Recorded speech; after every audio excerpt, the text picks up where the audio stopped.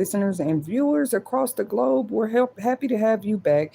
Happy to keep our weekathon of homelessness awareness topics coming to you straight, direct, and live from You Will Make It TV. I'm your favorite audio host, Miss Arthur Tetasheri Whitney, and today we're going to be talking about questions that matter. You know what I mean? Just another insightful topic like should cell phones be banned in public places? We're going to talk a little bit about why we should start looking at those realities, in my opinion, and how some schools have already gone this direction.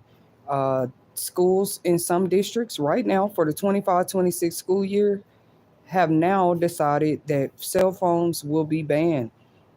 Not just in the classrooms, ladies and gentlemen, not just, from the whole property. Like, and what are our feelings about it? You know what I'm saying? Another thing we're going to look at is homelessness. We've been doing a weekathon for those that are just now tuning in, not knowing what we had going on at You Will Make It TV. What we've been doing is dedicating our live segment discussion topics to the homelessness community, raising awareness about homelessness. Okay, so some people can say, "Oh, what a fine time! It's because of what's going on in the news." Anybody that knows me know that homelessness has been a very real topic, whether I had a home or not in my life. It's something I like to talk about, like just awareness, like listen to survival stories, listen to what people been through, what caused them to go there. You know what I mean? At this channel, we are not just following the lead of trends when we come here and talk about homelessness. No, we are not. I just have to say this for the record. Trying to get clout or trying to look like we're suddenly humanitarians. No, anybody knows anything I've ever dedicated my time to when it comes to spreading awareness of homelessness. It's just not new. I hope I can find I'm gonna have to find some stuff for y'all here and post it right here at You Will Make It TV. Not that I have anything to prove, but I think it was what 2018, the last homeless coalition meeting I actually got to speak at. Isn't that exciting?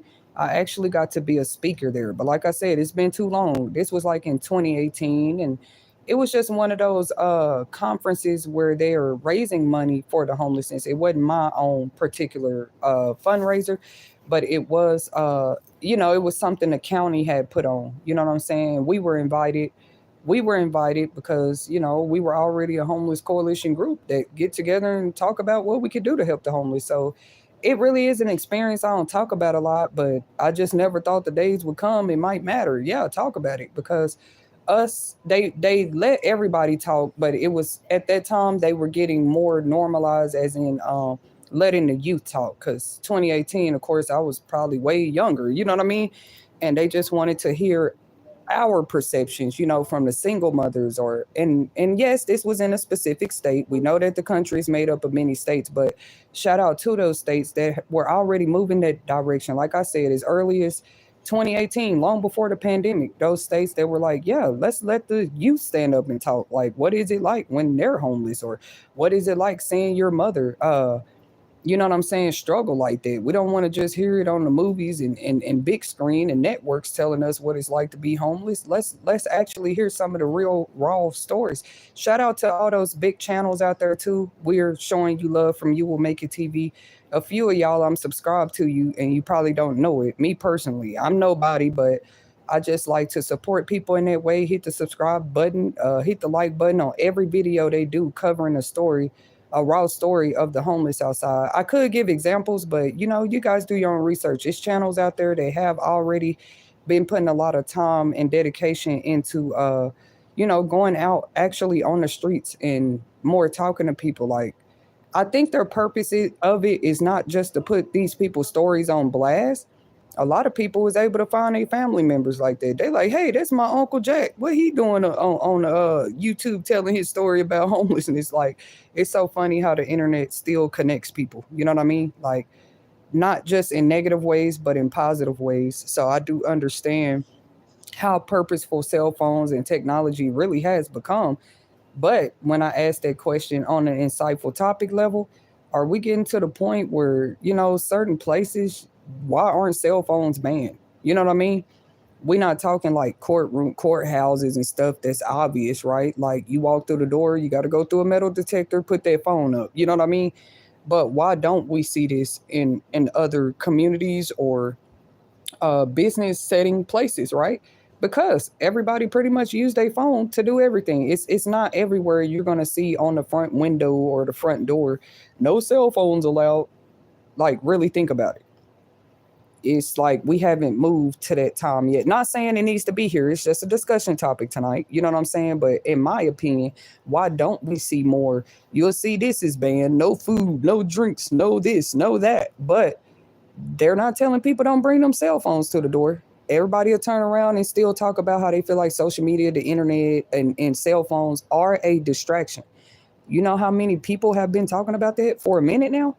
They just seem to be a distraction. Even on a mental health level, people pretty much find phones distractions. They'll call it a distraction before a lifeline, a whole lifeline. Like we know how a phone or messenger or text messages and email can be a lifeline, but really before phones, how did people communicate? Going back to that.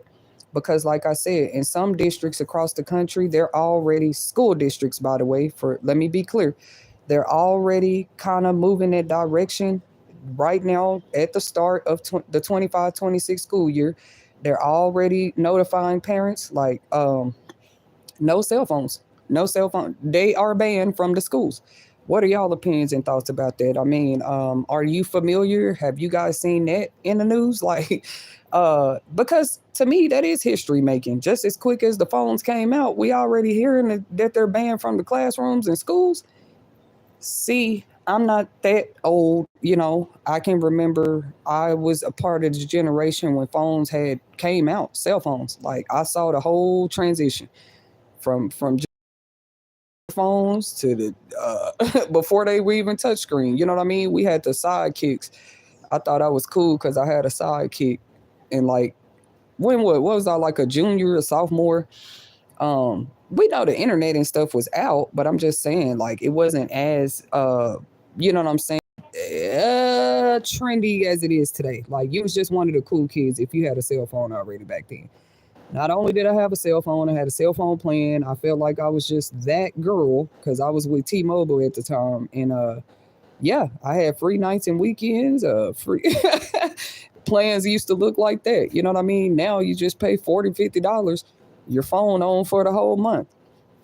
$40-$50, you got unlimited data, unlimited talking text. I saw the whole transition. This is why we every speaker and every voice matter, but why not talk to people? Why not hear from people that like, hey, you are a selected speaker. We think you would be great for this topic. Even when people don't tell me, that's why when they come to me, I come bring them anyway. I think I'm a good candidate for the topic because I seen phones from when it was just a flip phone to now. Me and anybody else that witnessed it, we are the ones should be really giving our opinions. Like, what do you think? What do you think about what we saw this come to? Like, literally, as of today's date, as of this hour, how do you feel like cell phones have affected society? Okay.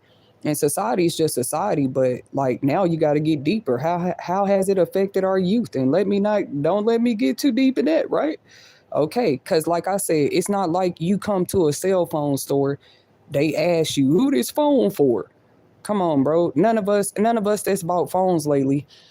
I noticed that. If you just say, oh, I need a plan for a family of five, you just buy five phones and they let you go on about your business. Okay. Or let me give another example. You come in, get two phones, they just expect it's for you and your partner. Maybe you got a husband or wife somewhere. Maybe it's for your girlfriend. You buy one phone, they just assume it's for you. So pretty much what I'm saying is it's easy access in our nation as of now. And we do really still want to be responsible with such freedom because not every country is even easily accessible like that. Like you just gonna find a T-Mobile or AT&T down the street, a Walmart Family Mobile Center. You think in some of these countries they could just go get easily access? I know that places are more modernized than we think. I'm not saying that, but I'm saying our access in America. I know people talking about it's a church on every corner in the hood, but have we noticed that it's also a phone service store? You feel me?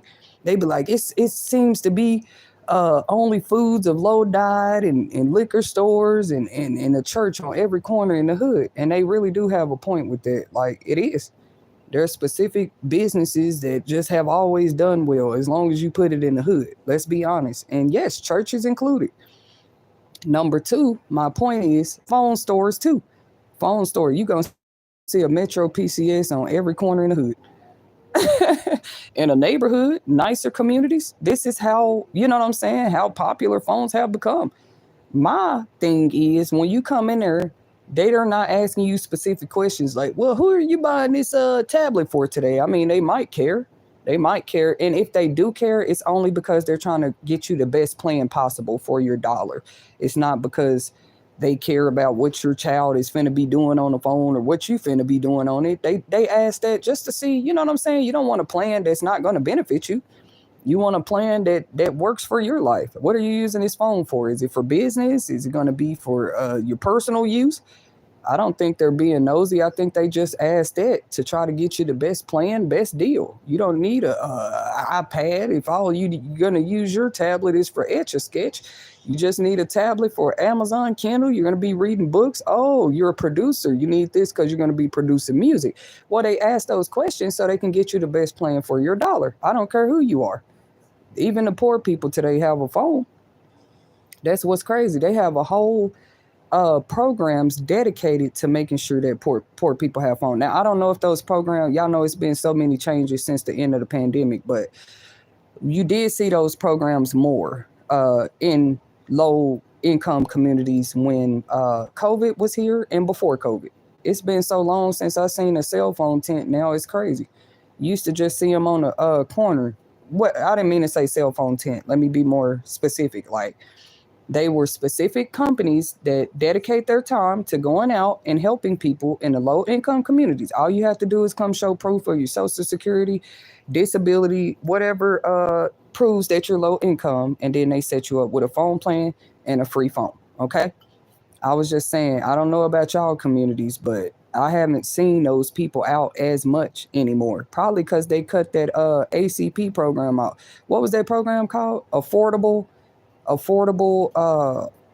Y'all can help me. It's some kind of program they had where you could get a discount on your Wi-Fi, data, minutes, and all of that.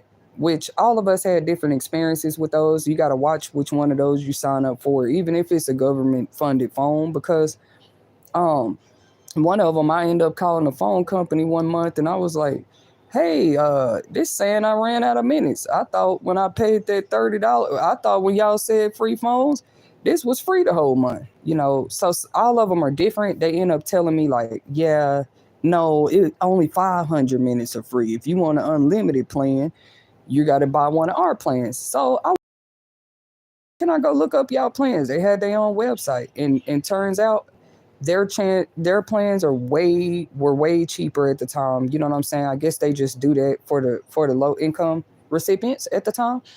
And you know, you could get something like an unlimited plan for $15 versus Cricket, AT&T, or somebody where you paying $60, $75 a month, depending on how many lines you got for the family. So I always thought that was interesting. I remember every part of this. I mean, if phones had just came out when I was in high school, they didn't have those phone tents talking about government phones. If you get food stamps, Medicaid, or any type of government benefits, you could come get a phone. They didn't have it yet. You didn't have a phone back then unless you paid for it. You feel me? And yes, some of us teenagers, I don't care if they don't want to tell the story. Some of us teenagers, young people, we already had phones, baby. In eighth, ninth grade, seventh grade.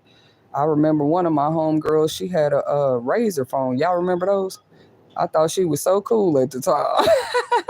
You know, I went home like, Mom, I have to have one of those. It's just crazy though, seeing that kind of influence at school, because you already know when you go home, y'all might be more low income. You talking about, Mom, I want a Razor phone. I mean, the phone by itself back then was probably $400. That's how it is when something is brand new on the market. You feel me?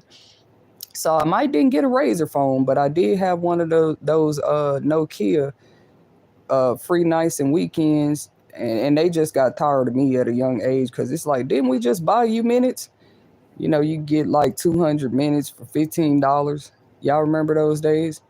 We're gonna have fun over here with our discussion topic here at You Will Make It TV tonight. But this is a weekathon of dedicated homeless awareness topics right here at You Will Make It TV. If you missed any of our previous ones from earlier this week, please feel free to tune in to previously recorded segments just like these. You just go to my live section. We're covering the ups and downs of homelessness this week. Yes, we are at You Will Make It TV, and off this channel we're constantly learning new ways, because it's like we got to get creative. That was already happening, bro. Like, now will people listen to me? I've never heard of people having to get creative just to help the homeless, bro. But it's not the first time I've spoken on it. Like, slowlier and slowlier, you saw more bans on the homeless communities than you did in actual society. Like, what? Why would you want to go put bans on people that's barely making it? Like, me, I'm still trying to wrap my head around it personally as an American. Like, even during the Great Depression, you had homeless people. Homelessness is not new in American history. It's just not. It was just less prevalent, like we've been talking about all week. And we talked about why, probably. And literally, you can see this. Like, as soon as family units fell apart, you know what I'm saying? Like, family units wasn't the same. More women had independence. More dads want to go be free and do what they want to do. And then what do you have now? Generations of kids raising themselves, and nobody want to take accountability. Not yet, anyway. Like, when we going to have them real people stand up and say, you know what? She's right. More of us, more closer after the 80s, more kids were raising themselves because they parents working long hours. And I'm not going to blame it on the long hours, but if you got mom and dad going to work, who the hell's at home with the kids? You feel me? Oh, now we're just trusting the Boys and Girls Club and after school programs, maybe the neighbors down the street. But how are you able to just know your child life like you say you know it, and most of your life is 70, 80 hours at work, literally a week, because we know the average work week is 40 hours a week, okay? But ask people how many hours they work these days. Ain't nobody working just no 40 hours no more. It might be some, depending on how much you get paid. But most people are having to really pull strings, really pull a leg and an arm together just to get the basic necessity needs paid. That's why I've been advocating on my channel. People better start paying attention to their bills. Now, those constant bills that you know it's a set price every month, I'm not talking about those. I'm talking about those fluctuating bills. That's what I'm saying. Like, cell phones and Wi-Fi companies, all them be wanting you to be stupid these days. We literally cannot afford to be stupid. That's what we cannot afford to do. You want us to afford our bills, but not be able to, be able to afford to be stupid. Make it make sense. Actually look at your bill analysis the next time the light bill come through. A lot of people been noticing it. Like, why is it such a fluctuation every time? If it was $126 last month, why the hell would it be $480 next month? The seasons ain't changed or nothing yet. It's still the summertime. Shout out to because I've actually have the privilege to work with electricity companies. Not saying I know everything, y'all. I'm just saying, like, I was a licensed electricity agent. That just means, like, you help people switch their lights if they need to, switch companies, save $1 or $2, sit there, take some time with them, compare their bills, what they're paying now versus what they would pay if they switched to whoever you were working for. So I just want to take a second to shout out to Reliant Energy, Ambient Energy, all these different companies maybe in my past. A lot of people don't know that it took steps for me to become an entrepreneur.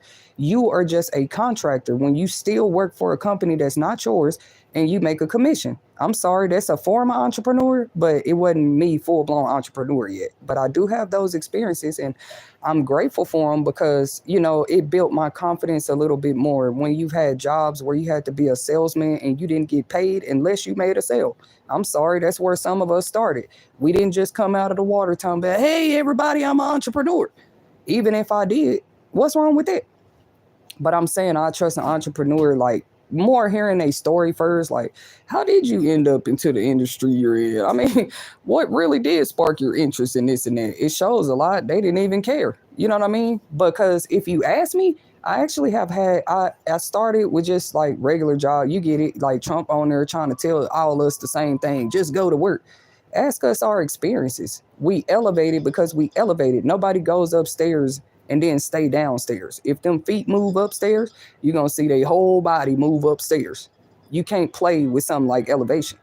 There were steps some of us had to climb up. And I mean, from homelessness positions, from homelessness pits. And they want to erase those stories all of a sudden. I ain't gonna say erase them, but I don't know. Don't be even make it look like a little bit. You trying to bury those stories.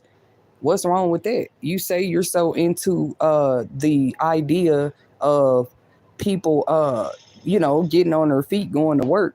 I noticed that too. America's always loved people going to work. But do they have a problem with people elevating? Because that's a whole big problem. Who the hell takes steps and just to stay on the same step? That's what I'm asking. You done took all these other baby steps that they told you to take, right?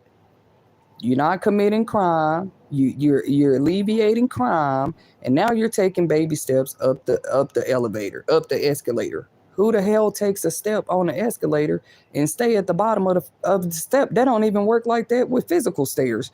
If you climb or hike a mountain, eventually you're going to be at a higher elevation.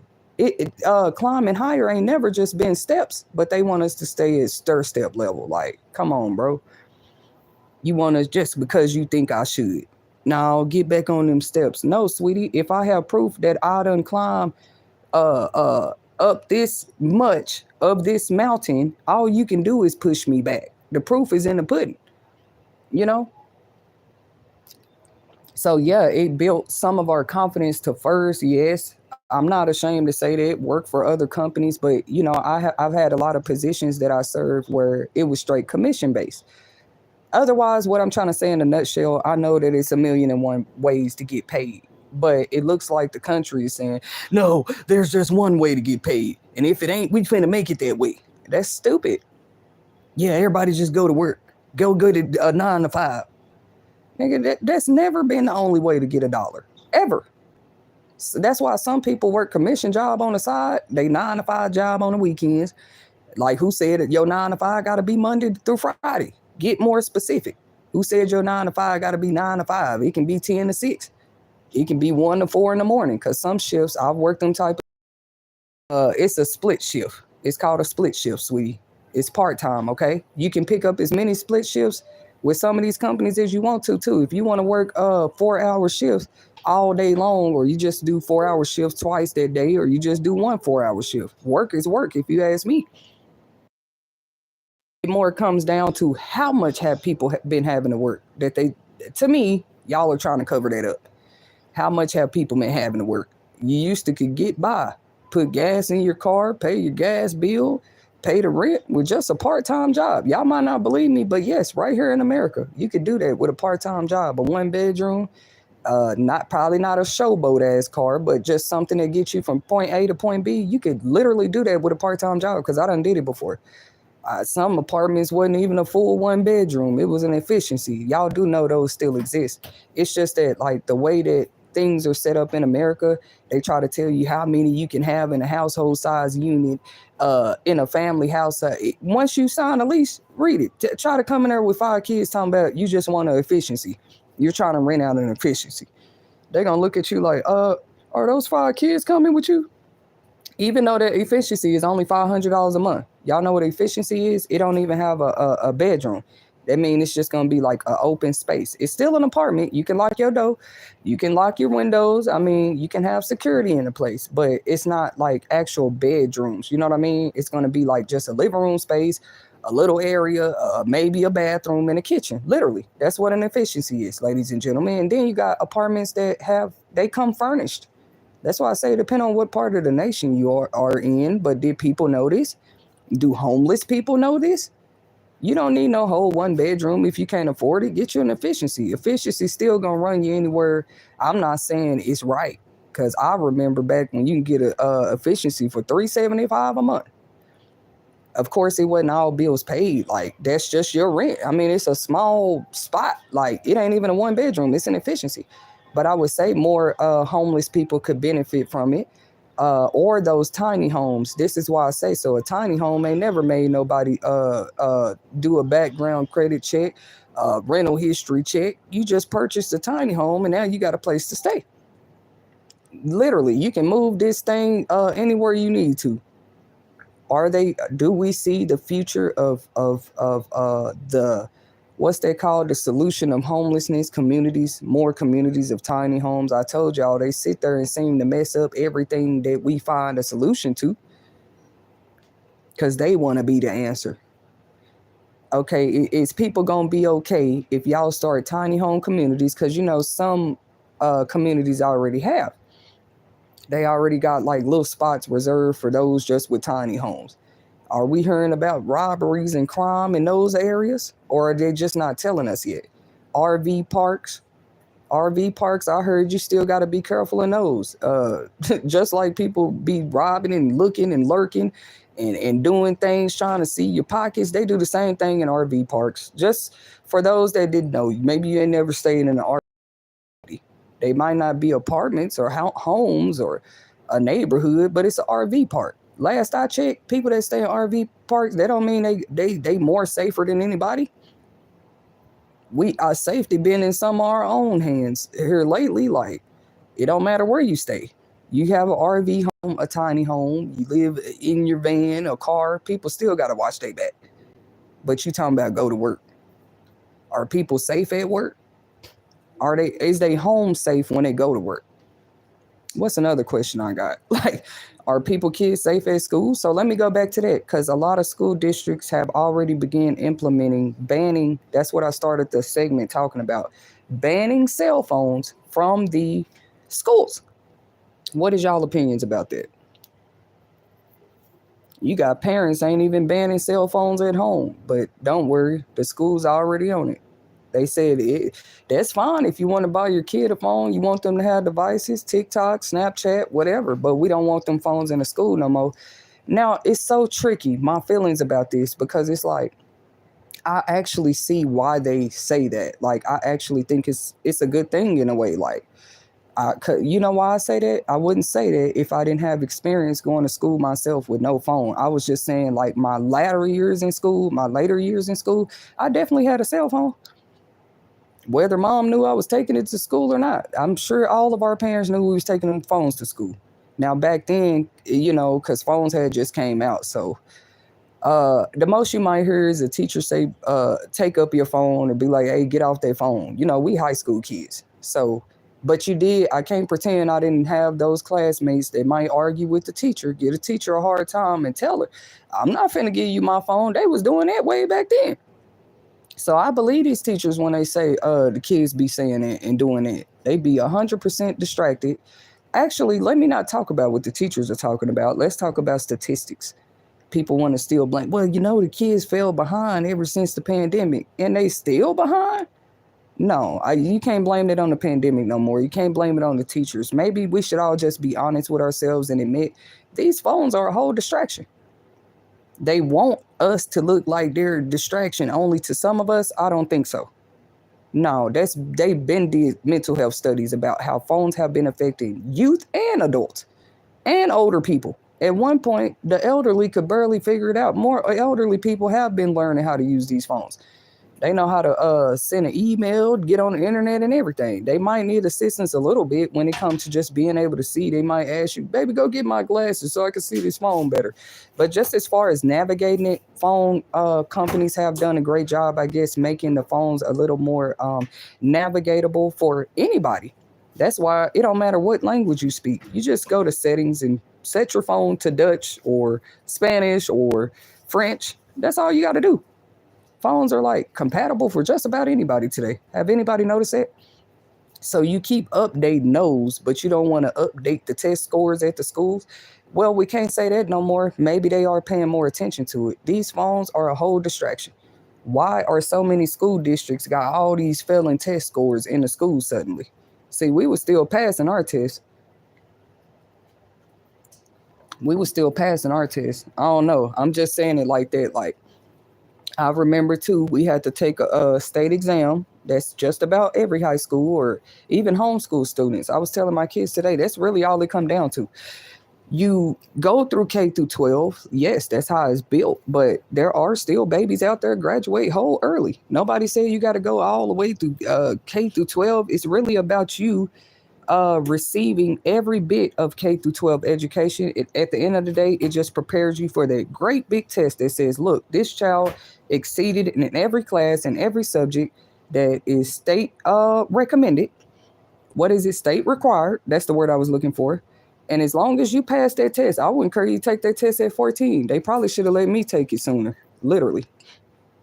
I wouldn't say at 14, probably like by my sophomore year, I probably was ready for that STAR test. But see, they keep us on levels. Like, no, you got to go to 11th grade and 12th grade. Okay, so I went.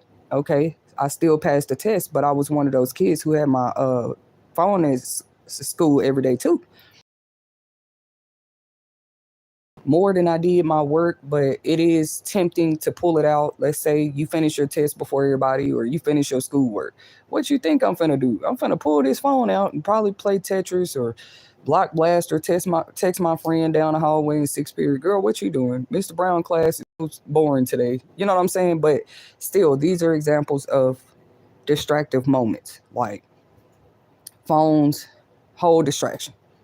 See, there have been centers or programs that will tell you beforehand, not the schools. This is new with the schools, but there were other programs and like stuff, you know what I'm saying? I allow my kids to attend that they'll tell you at the beginning, you sign a contract. Hey, we recommend that the kids do not bring devices here. But it wasn't because they were distracted. They would say it was because they are not going to be responsible if their device come up missing, stolen, or broken. I can just imagine what people that work with kids been going through. Every time somebody break their phone or it come up missing, now the teacher got the parents coming up there talking about who stole my child phone? My child said it was in his locker. My child said she left it on the desk. My child said she left her phone in the cafeteria. I'm here to find my child phone. Just notice that's a whole distraction. Literally. Now the teacher and principal and them got to stop what they doing. And okay, let's try to figure out, let's run the cameras and see who stole your one child phone. You don't care about the other kids in that moment. All you know is you paid $800 for that iPhone 16 and you just came up to the school. You get them parents to come to the school to see what happened with a phone, can't you? But they say they can barely get parents on the phone when they trying to call them talking about, hey, Jack is kind of falling behind in English, or hey, you need to come to this meeting and see woo, woo, woo. One thing about me though, I know I'm not a perfect parent by far. Like, who is? But when it came to the meetings and conferences, I bet you they have record of me always showing up. I'm not one of those where I can come up here and just fuss you out because her phone is missing, but I can't come and attend orientation or meet the teacher night. You see what I'm saying? I might not been one of those that could like come eat lunch with them all the time and all that too. That's what I'm saying. And people think that don't matter. You got us working hard and long hours. Who has time to come eat lunch with their child anymore? I'm not gonna be mad at them. I probably understand why. That don't mean that child parent is non-existent. We ain't never seen that child parents come up here and eat with them.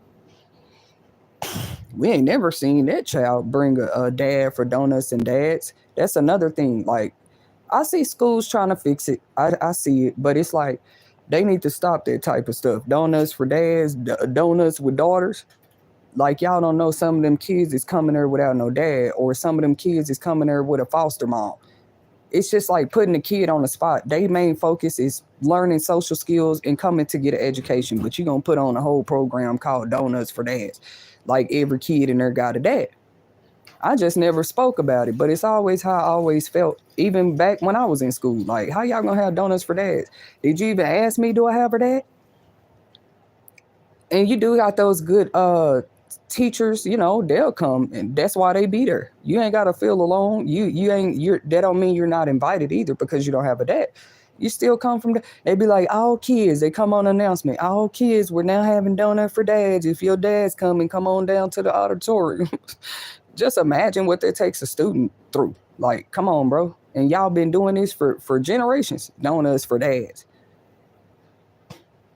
Ain't nothing wrong with it. You know what I'm saying? But it is wrong. Okay, so when are you going to have events for oh, we're doing dance for the homeless kids, or this right here is just reserved for the disabled today, a pizza party.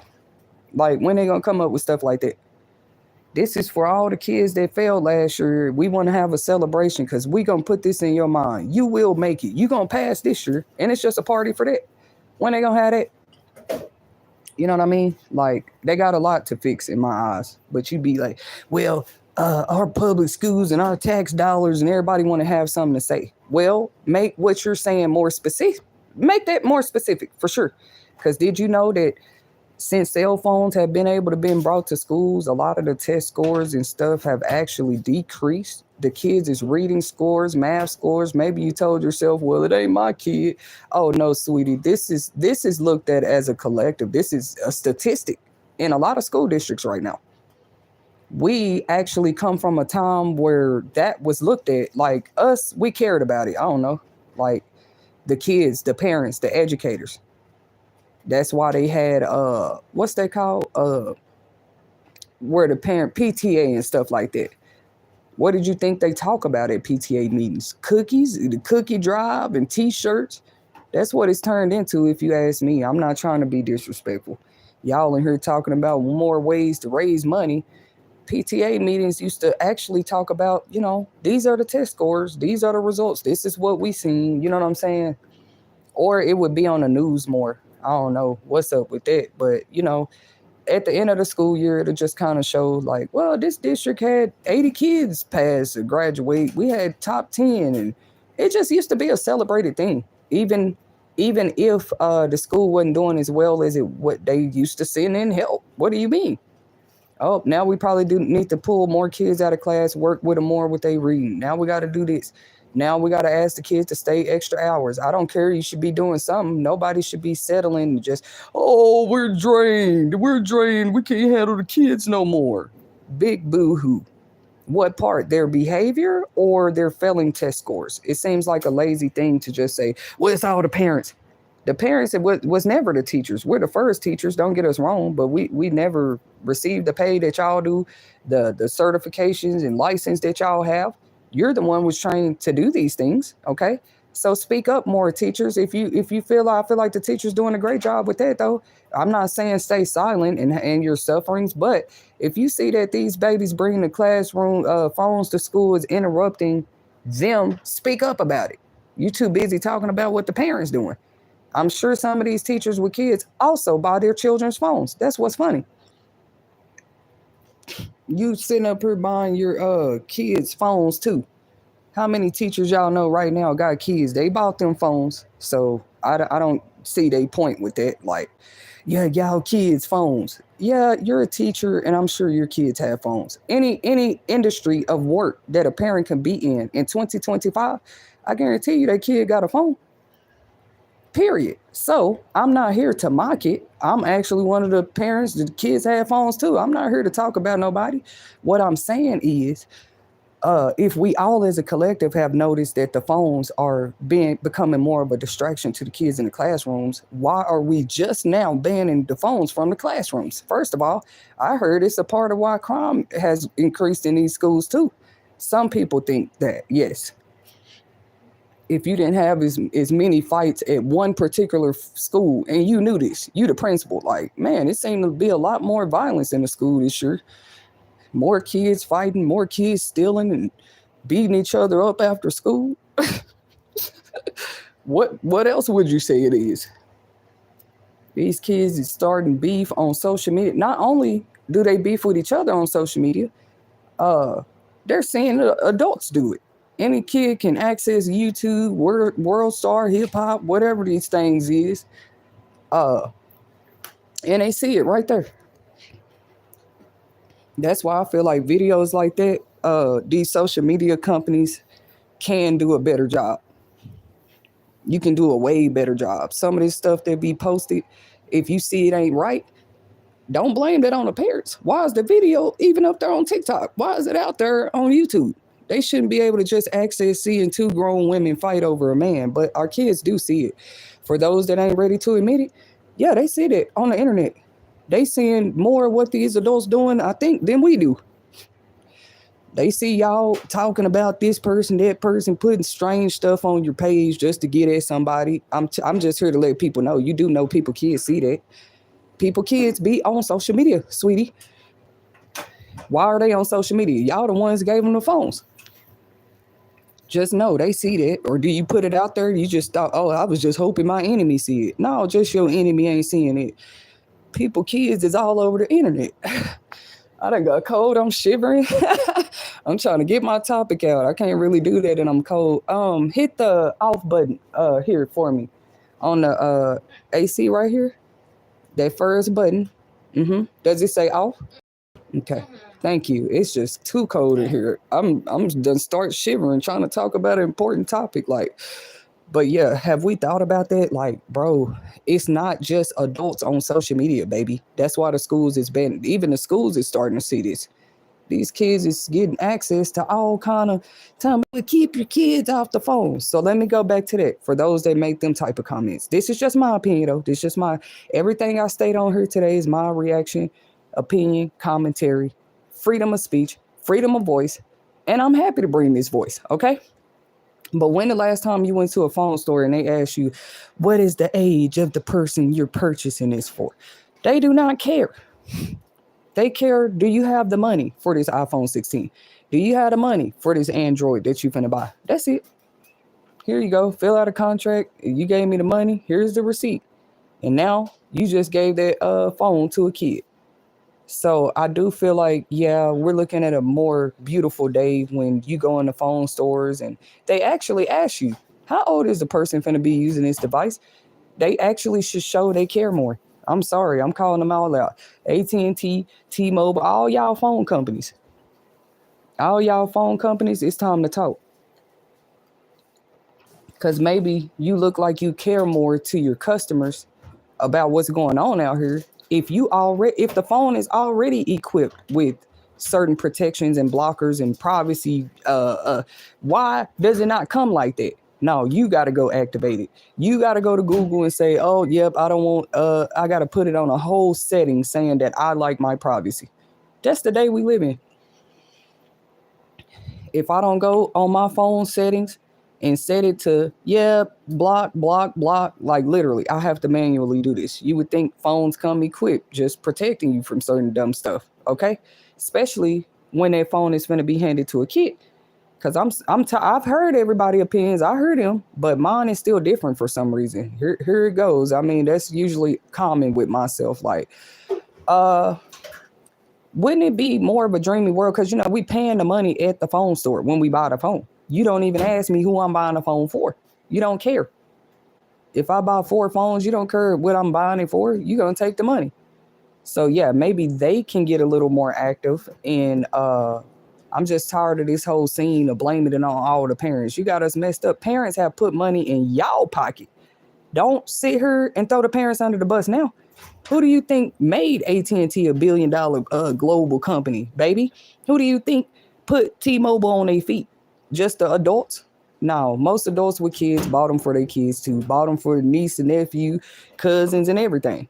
Y'all wouldn't be who y'all are if we didn't come in there and buy the phones. I think it is worth thinking about what more can we be doing as companies, though, to make our customers feel like, yeah, we do care about your kids. We care about your kids. We care about your youth.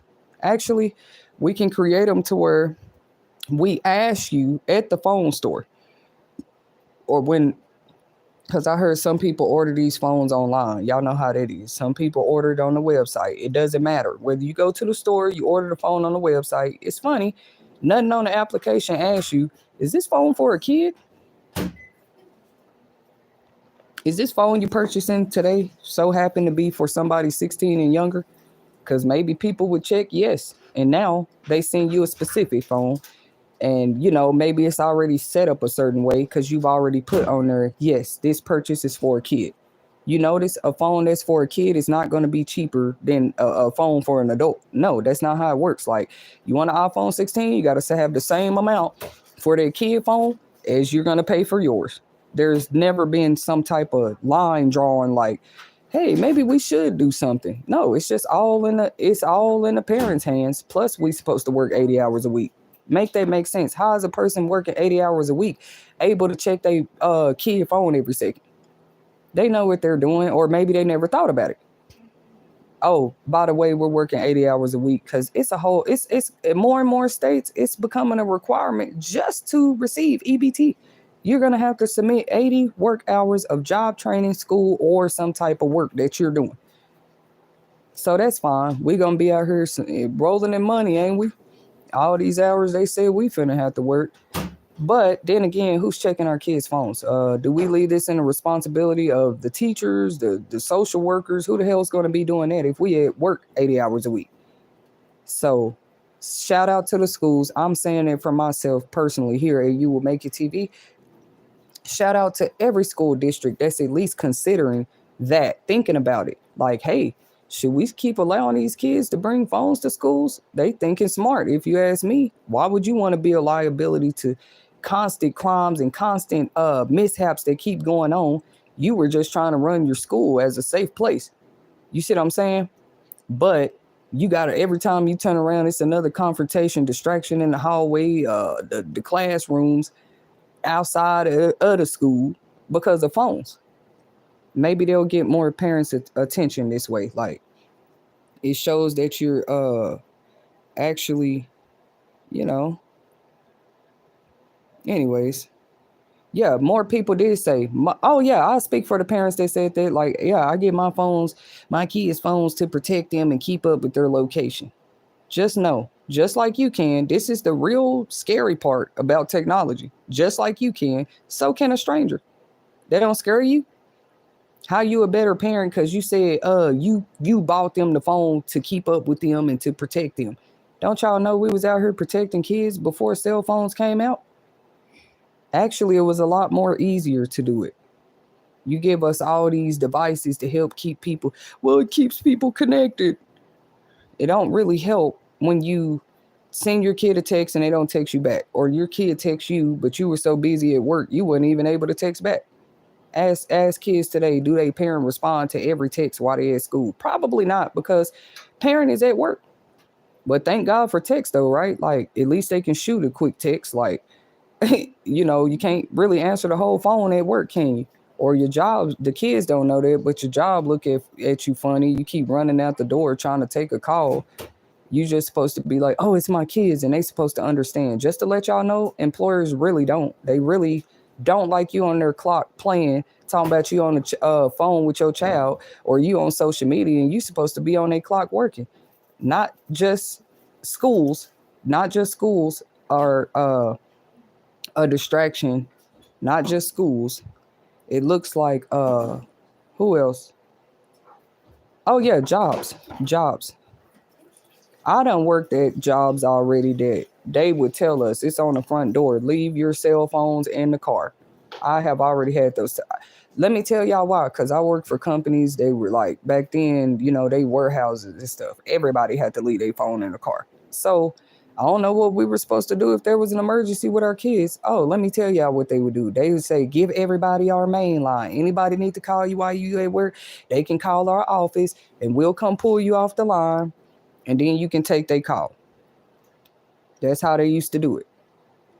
And we didn't see our phones until lunch break at some of the jobs I've worked.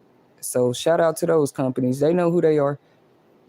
Just with certain type of industrial work and in the warehouses, you just can't. They say that's a real bad thing for you to be distracted with a phone with some of these machinery and some of these warehouses and what we was doing in there. They weren't finna take the risk for you just because you want to check a text message or check something on your Facebook. Come on, bro. More and more people are doing this at work. I never thought I would see a time, bro. Like, let me get my words out. I never thought I would see a time that mostly when I scroll through social media now, that's why I don't be on there that much no more. It's just not real to me no more. Like, it ain't even fun. People took the fun out of it. Everybody on social media in their work clothes. Tell me I'm lying. I see that, and I can't pretend I don't. Everybody taking pictures at work. What they trying to prove? That you're on social media at work? Ever since that one black teacher got fired, that I covered a podcast segment on that story. at the time. But yeah, y'all remember that story? That black teacher got fired. I wonder, did he ever get his job back? They made sure he got fired. Because some parents came up there and complained, like, oh, he did a TikTok video and our kids were in the background of his video. Literally, that's how they felt. Not saying they wrong. I mean, that's their kids. If that made you feel odd and you wanted to go to the school and get on their ass about it, I can't say nothing about that. But everybody saw it on the news. The man got fired for letting some students braid his hair. I think it was the end of the year when it happened. That's what was crazy about it. I'm not saying it's right. I'm just saying he got whole fired over that. At least put on leave.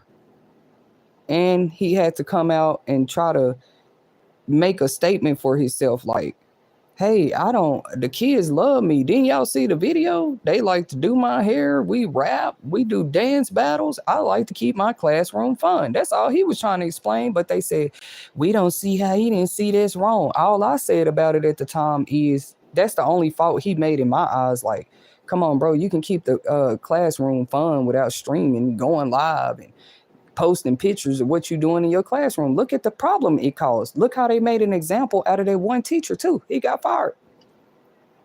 They said, sir, well, we think the parents are right. After our investigation, we feel like you shouldn't have had the kids on phone. Why was they even braiding your hair? I mean, we don't think it's inappropriate, but look at what the parents are saying. Talking about they shouldn't have been in that man's hair, and it's their whole teacher. Ask some of these kids. Maybe some of these relationships, people do find it.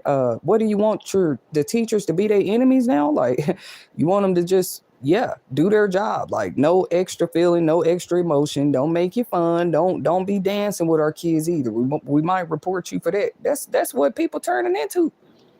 I appreciate the teachers I had in life that kept the classroom fun. It's just that they were able to. There was no TikTok for people to go run and be stupid and call CPS and stupid stuff about everything.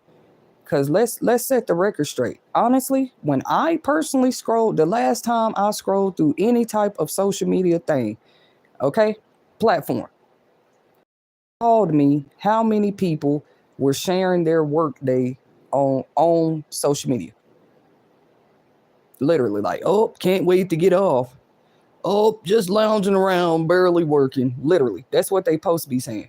And if people don't believe me, I'll start going to screenshot this stuff. So it ain't about me being a stalker or caring about your life. It's that if I have to prove a point, I can. Go to your own social media. You can go in there while I'm live right now. You're going to see a whole bunch of people that took pictures at work today. It's stupid. Like, what makes that cool anymore? I don't want to be on social media like that no more. If I only get clout and a like and a heart if I'm in some work clothes at work. I mean, come on, bro. I should be able to just take a picture smiling at the park like I do. One of the last pictures I shared, I was doing it. I wasn't in no work. It seemed like that shifts people gears just to see you. Hey, me and my family are fishing. Look at us. Yeah, that's not going to get a like. You're not at work. And they expected us. Let me not go there. You expect me to care? I know why you're not hitting the like button. I don't have on my button down you used to seeing me in, my tie on, my big fancy glasses showing I'm at a work desk. And I'm just trying to show people what they look like. So you're going to put a whole bunch of likes and hearts and, oh, you're so blessed. Only when I got a job, baby, I know I'm blessed in and out the workplace. And I know how to create opportunities for myself. And I know how to I still seem pretty photogenic to me. Last time I took a picture, I still, whether I'm in work clothes or not. But I have seen society slowly turn into this. Like, only in America, bro, everybody got to show a picture of them at work in a hard hat. Talking about, yeah, it's real hot today. So, Facebook says what's on your mind. That's the point of the post. And that's what crossed your mind, to put a picture of you in a work hat. Don't you work in construction? Ain't that dangerous? Put your phone up. Don't nobody, we can see you when you get off, bro. We'll see you when you get off. Dang, do a post on the weekends. We don't want to see your work clothes every week. We know you have a job, bro. Dang. Or you got those people too, because it was a trend. Don't get me wrong. I remember. I've been here since social media first came out. That's why I'm a good candidate for this topic. I remember it actually used to be cool. So don't think I'm hating on nobody. It used to be cool. I used to do it too. They'd be like, oh, start first job today. So yeah, it's 2025 now. Like, who's still doing it? Uh, Starting my first shift. Let's see how it goes. Literally posting this on social media, bro. Literally. Like, do jobs know y'all doing it? Why you sitting around laughing at somebody that you think ain't got one, huh? A person who can create opportunities for themselves. Uh, when do they ever not have a job? They can create an opportunity for you. You just ain't trying to find out. It's other people like me too. You know what I mean? But we kind of sit back and just reserved and watch. They said, who paying you to do that? Maybe God Almighty. Maybe. Who paying you to watch what social media has been doing to society? That's the thing. Nobody. You can call it volunteer work if you want. Somebody needs to be looking at it. Why it seem like everybody only posting pictures at work now? Like, come on, bro. I'd rather see you with pictures with your family at the park, out fishing and camping. That's what I want to see if I get back on social media. What you mean? I got a whole reason, but you think I'm just supposed to be on there sharing enough where you can come sabotage? Or I want people to be careful on social media, and I'm happy to see schools banning these phones from the public setting. Thank you. Not every district. Don't go back and try to quote me and say I said every school doing it. Not yet, sweetie. Not yet. Not yet. But do know there's a good 10 to 20 districts have already implemented this in the new school year right now. You know how a lot of our kids starting school this month? Make sure you ask them, are the kids allowed to bring phones?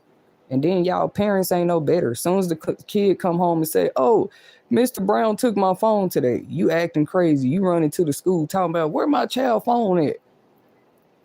Come on, bro. Like with some of the situations, if I come up there, it ain't just about like, oh, where my child phone at? Yeah, we finna have a long talk. You know, of course you took it for a reason. So I want to talk to you as an adult. What you take my child phone for? Did she have it out while you were teaching? Because other than that, you wouldn't even knew she brought it to school today. She had to have it out. Okay, so you tell, okay, I understand. Now can I have my daughter's phone back? Because y'all, some schools actually are already making the parents pay. That's how bad it is. Yeah, you can get it back for $10. That's called a fine. That's called a fine. FINE, right? I promise to God, some of y'all know what I'm talking about, but it's some school districts. It caused quite the stir. I will be honest. I thought it was funny at the time, but they was like, since when did schools tell the parent they got to pay a fine to get their child phone back? I heard some of the parents was acting crazy about that too. Y'all not near ready for some of the changes that is coming, but brace yourselves. Brace yourselves. Okay. Now, the only time we got to bring stuff and it was okay to show it was during show and tell. And who the hell is bringing a phone for show and tell? Here, y'all, this is my TikTok. We had career day, normal stuff, career day. What do you want to be when you grow up? Do y'all still have that at these schools? Career day. Because it was something I took pride in. And some of the stuff we stood up there and said we want to be, did we become that? Don't think I'm not thinking about it. Not just on a personal level, actually seeing the world for what it is. You want to tell people to dream big and become what they want to when they grow up. Well, let us do that. Let us do that, even if it's in an entrepreneurial level, because that's something else y'all don't preach about a lot at these schools. Some of these kids know they can start their own business. They 10 years old. Just know in this household, my kids know that. And ain't nothing wrong with teaching them that at home. Because are you going to tell them that at school? Yeah, you telling them the sky's the limit and they can become what they want to, but that's only if you're talking about an astronaut, a police officer, a doctor, right? Why you not telling them that, oh, sweetie, the sky's the limit. You can start your own business. Maybe that's why they don't want me as a teacher up there. I don't know, because they already know. I'm going to be telling the kids that. I'm going to be encouraging them in that way.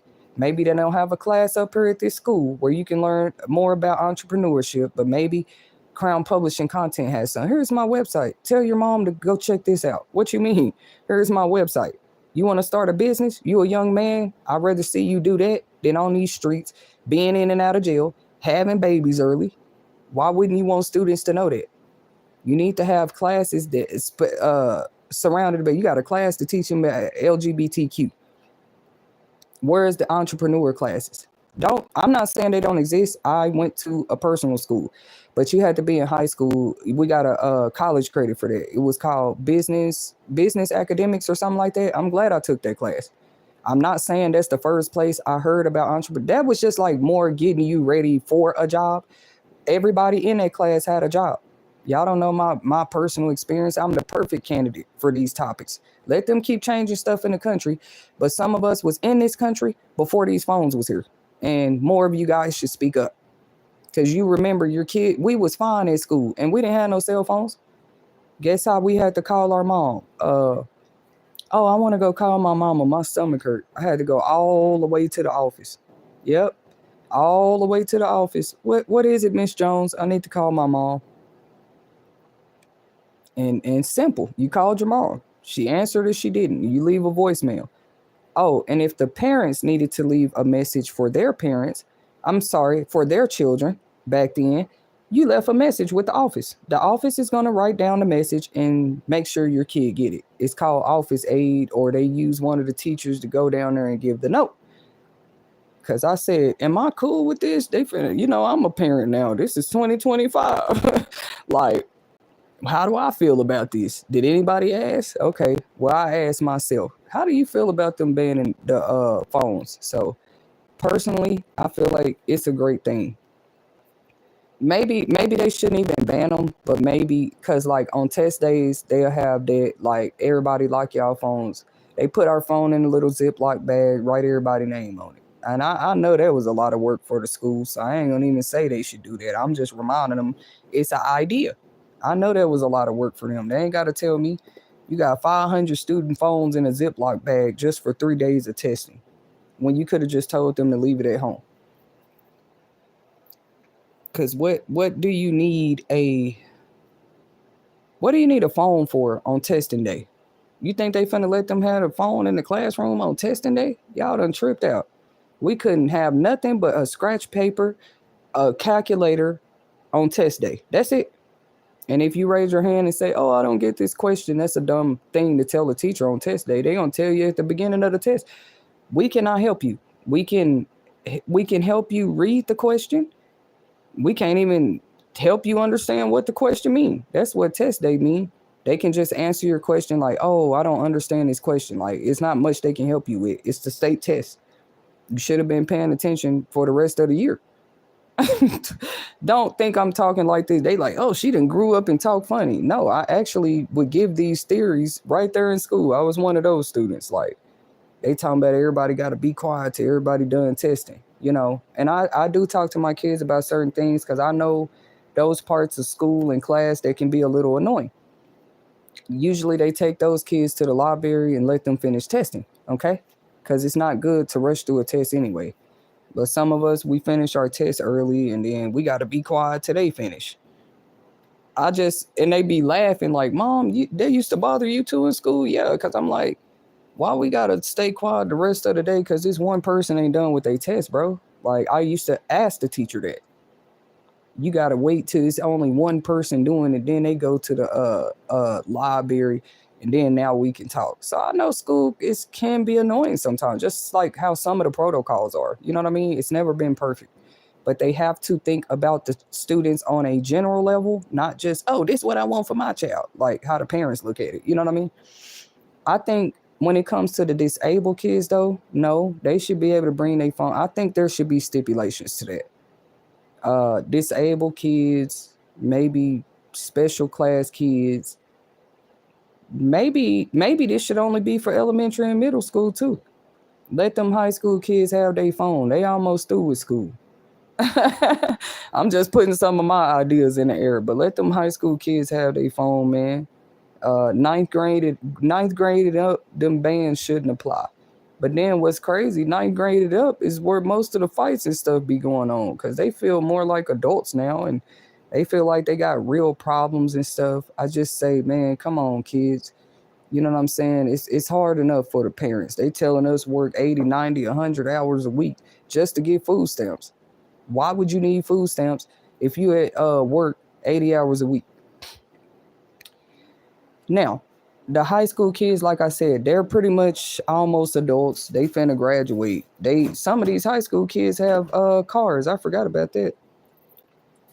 They already driving. They got a driver's license. It depends, because some teens can be more independent than others. And shout out to the parents out there, like me, like you actually do advocate for independence. You just got to still guide them at that age. Like, you're not that independent. You can't do everything you think you can do yet, but that don't mean I'm trying to take away from you being an independent person. Like, the more you train your teen actually and show them, yeah, it's okay to make your own decisions, to, you know what I'm saying, pick what you want for your life. Why wouldn't I want my kid or any other kid to know that? That's a great age to start. That, you know how it is, they start feeling that way anyway. But yeah, be independent, but it be so many ducks out here lurking. You be independent, but I'm never gonna leave you too alone, because, like, look what's out here. See, it used to be okay to encourage our teens and young people to be independent. That's why we were selling candy at 5 and 7 years old, already hustling. Hustling. What you mean? Ain't nothing wrong with that. Washing cars, mowing lawns, selling sodas on the side, doing lemonade stands. That's called, you're embracing that child's independence. What you mean?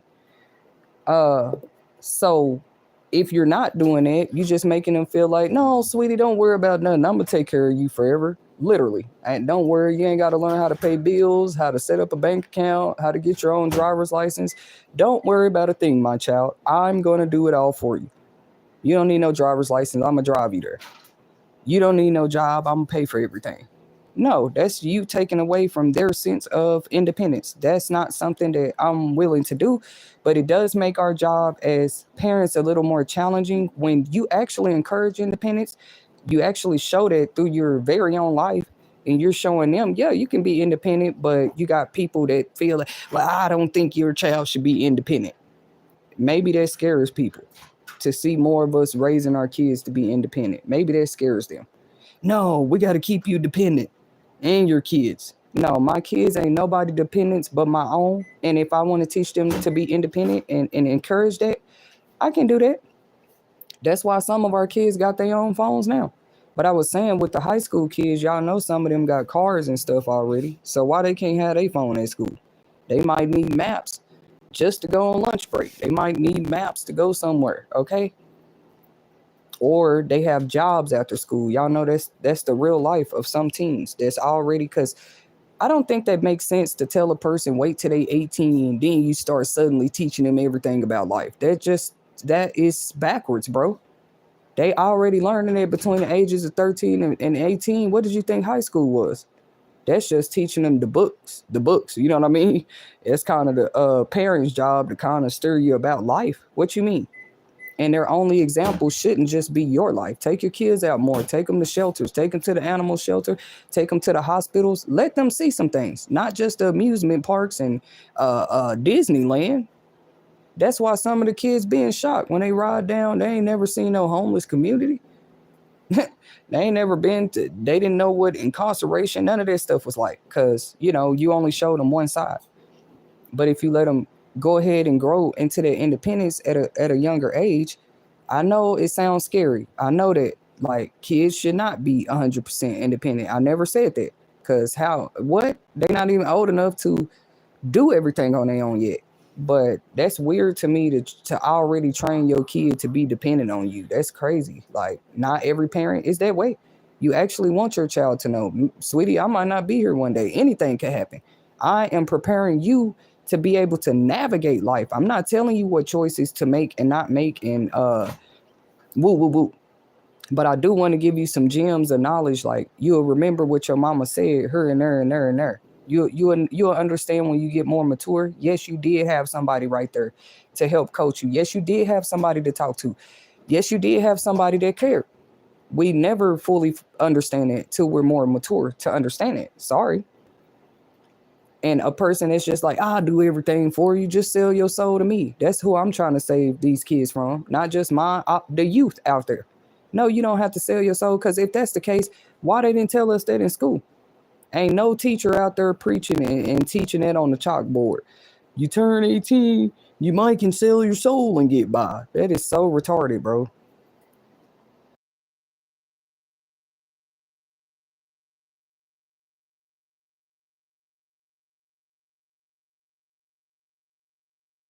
Crazy. Oh, I'm seeing this one. I'm reading this comment. Oh, okay. So we just avoid those type of comments. I think people just be bored. We are here talking about the future of schools, so a place some of you guys have already graduated from. Maybe you didn't, but we have plans for ours in this generation to graduate and know their options long before they graduate. Their options in life, their options and what ways to go and not go. You know. But to me, the high school kids should be able to keep their phones because, like, you're almost an adult. Let them bring their phones to school. Maybe that band part should only be for the middle school and elementary school kids. They too young anyway for somebody to be all plugged in their business while they at school. If it ain't their mama, if it ain't their parent, what a person need to know what you doing at school for on TikTok. And the parent don't know because they at work. Once again, whether work is for yourself or work is for another, you at work. How you know what your kid doing on TikTok at school? You feel me? So I'm actually one of those that's happy to see these schools actually looking at it more. Like, yep, she might. I'm not saying they looking at it because of me. They been seeing it. They work there. Like seeing people beef over social media, seeing people bring weapons to school and joining gangs and cliques right there at the school. Where do you think they recruit them from? Right around the schools. It's an easier pool of students. That's like any place where a lot of kids reside. We got to think about that. Do they need the phones up there? You can better keep track of them that way. I guarantee you. If ain't nobody got no phones, you know where they all at. You know what they all doing. You know that they there with you until their parents come and pick them up. What you mean? And if they parent need to check on them, they call their place and check on their kid. If their kid want to call their parent, now I would say that if let's say they ban the school, they ban the phones out the school or whatever. I would say it need to be like stipulations, like how these parents sign a contract too. And I would say that contract should include something along the lines of my child will have a right to call me when they want to call me. Don't let my child come home talking about you told them they couldn't call me, but you was okay banning the phones. That's the only time I would say that's a little fishy. A little fishy. That's fishy as hell. No adult should be telling a child they can't call their parent. You quick to say they shouldn't have the phones at school. Even back when I was in school, if I need to call my parent, they let me go to the office and call my parent. You got some silly people out there though today. What do you need to call your mom for? No, see, I'm not gonna sign and align to any contract where you telling me they phones banned, but when my child is behind the scenes asking you, can she call me? You talking about she's being a disruption to class. No, sweetie. Now that you finna ban the phones, every student that asks to call their mama, we better not hear no stories that you told them no. Period. Because you say it's such a distraction for them to have them. I think teachers are tired of that. As soon as they get pissed off or something, these kids already texting their parents at the school. I'm kind of glad some of them kids had phones. When those school shootings was going on, we should have been glad. How do you think the parents found out their kids was in danger? Them kids had phones. That's crazy, bro. Like, what we supposed to do? Wait on the email from the school saying there's been an emergency? Them kids was texting their parents, Mom, come get me. They scared. They terrified. So it really is a hard thing to look at. You know, it's not like you saying, are we cool with it?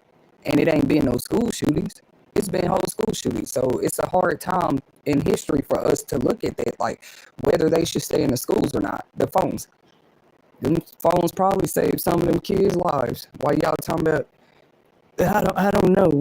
What about them days when school shootings happen? Yeah, baby, a kid gonna hurry up and text their parent. They not finna keep their life in your hands. You wasn't even able to make sure the shooter didn't come in. What?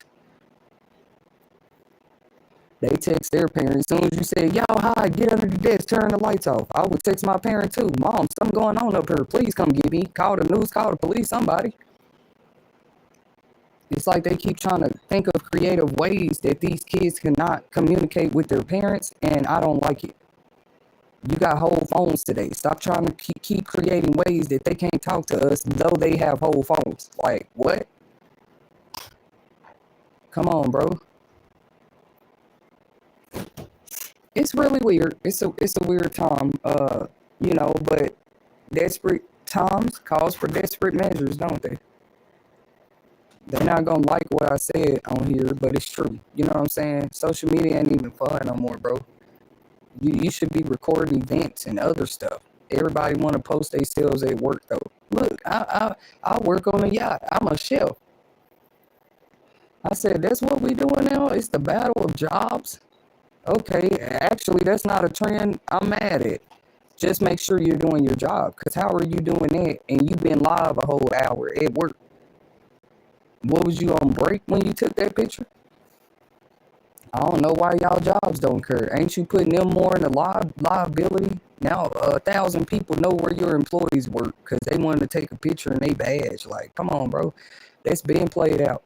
We was young when we were doing it. Just to let y'all know, we was young. Like when social media came out, for us 25, let me see, 30 to age 40 right now. We were teenagers when these phones and social media came out. If you're not between the ages of 30 and 40, I'm not talking to you. If you between the ages of 30 to 40, you just like me, where you was a whole teen. You was a kid yourself when this stuff came out. Literally, not that long ago. So, of course, trends come every time something new come out. It's a trend. What everybody doing. And back then, that's when it was cool. You know what I'm saying? That's because you're young. If you are over 21, still posting, looking for hand claps because you got a job, something is wrong with you.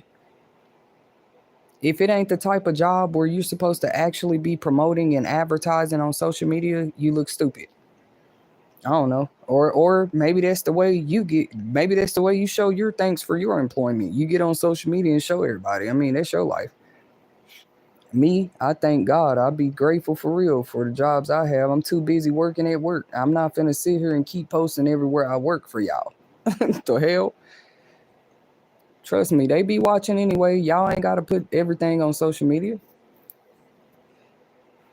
Like something like a daycare teacher to me. Maybe I should be more specific with certain careers. Like you're a whole pilot. You trying to take a picture before you go fly the plane. Like and now people know you're in the air. Like, come on, bro. Some of this has got to be dangerous. I'm thinking I'm on a safe flight, right? But the pilot done just post a picture uh that he's finna fly to Hawaii. I didn't want whole social media knowing I'm finna go to Hawaii, but thank you, Mr. Pilot. You know what I'm saying? It's crazy. They got to take accountability on the levels of stuff we've been seeing. Like, bro, you can't compare yourself to what we was doing 10 and 15 years ago on social media, bro. Clearly, times have changed just in the past 10 years. You trying to do what we was doing 10 years on social media. Go ahead, play it all the way out. You're not bothering me none. Like, bro, we was doing that years ago. Who's still doing that? If you don't have a job where you actually promoting and advertise, like it's a part of your job. Like me, when I was selling cable, it was a part of my job to get on social media. Hey, I can get you a cable deal. Just inbox me. That's different. Actually, you're supposed to do that with your job. Let people know you out here selling cable. What you mean? Some of y'all just on there free advertisement for the job. Like no promotion or advertising at all. You just want us to see you in your uniform. I'm sorry. Everything I did, I bet I can back up like, oh, I took a picture in it. This was promoting this or this was advertising it. Or I took my picture before the fuck I'm at work. If it mean that much to me, you ain't finna always see me at work doing it. Like that's just weird, bro. Like how much clout do people need? Your family didn't tell you good job because you still on your family know where you work at, but you still got to post yourself on social media in your work clothes. Like who is you trying to prove what to? That's what show you people real motives, bro. If you already married and so happy with your life, right?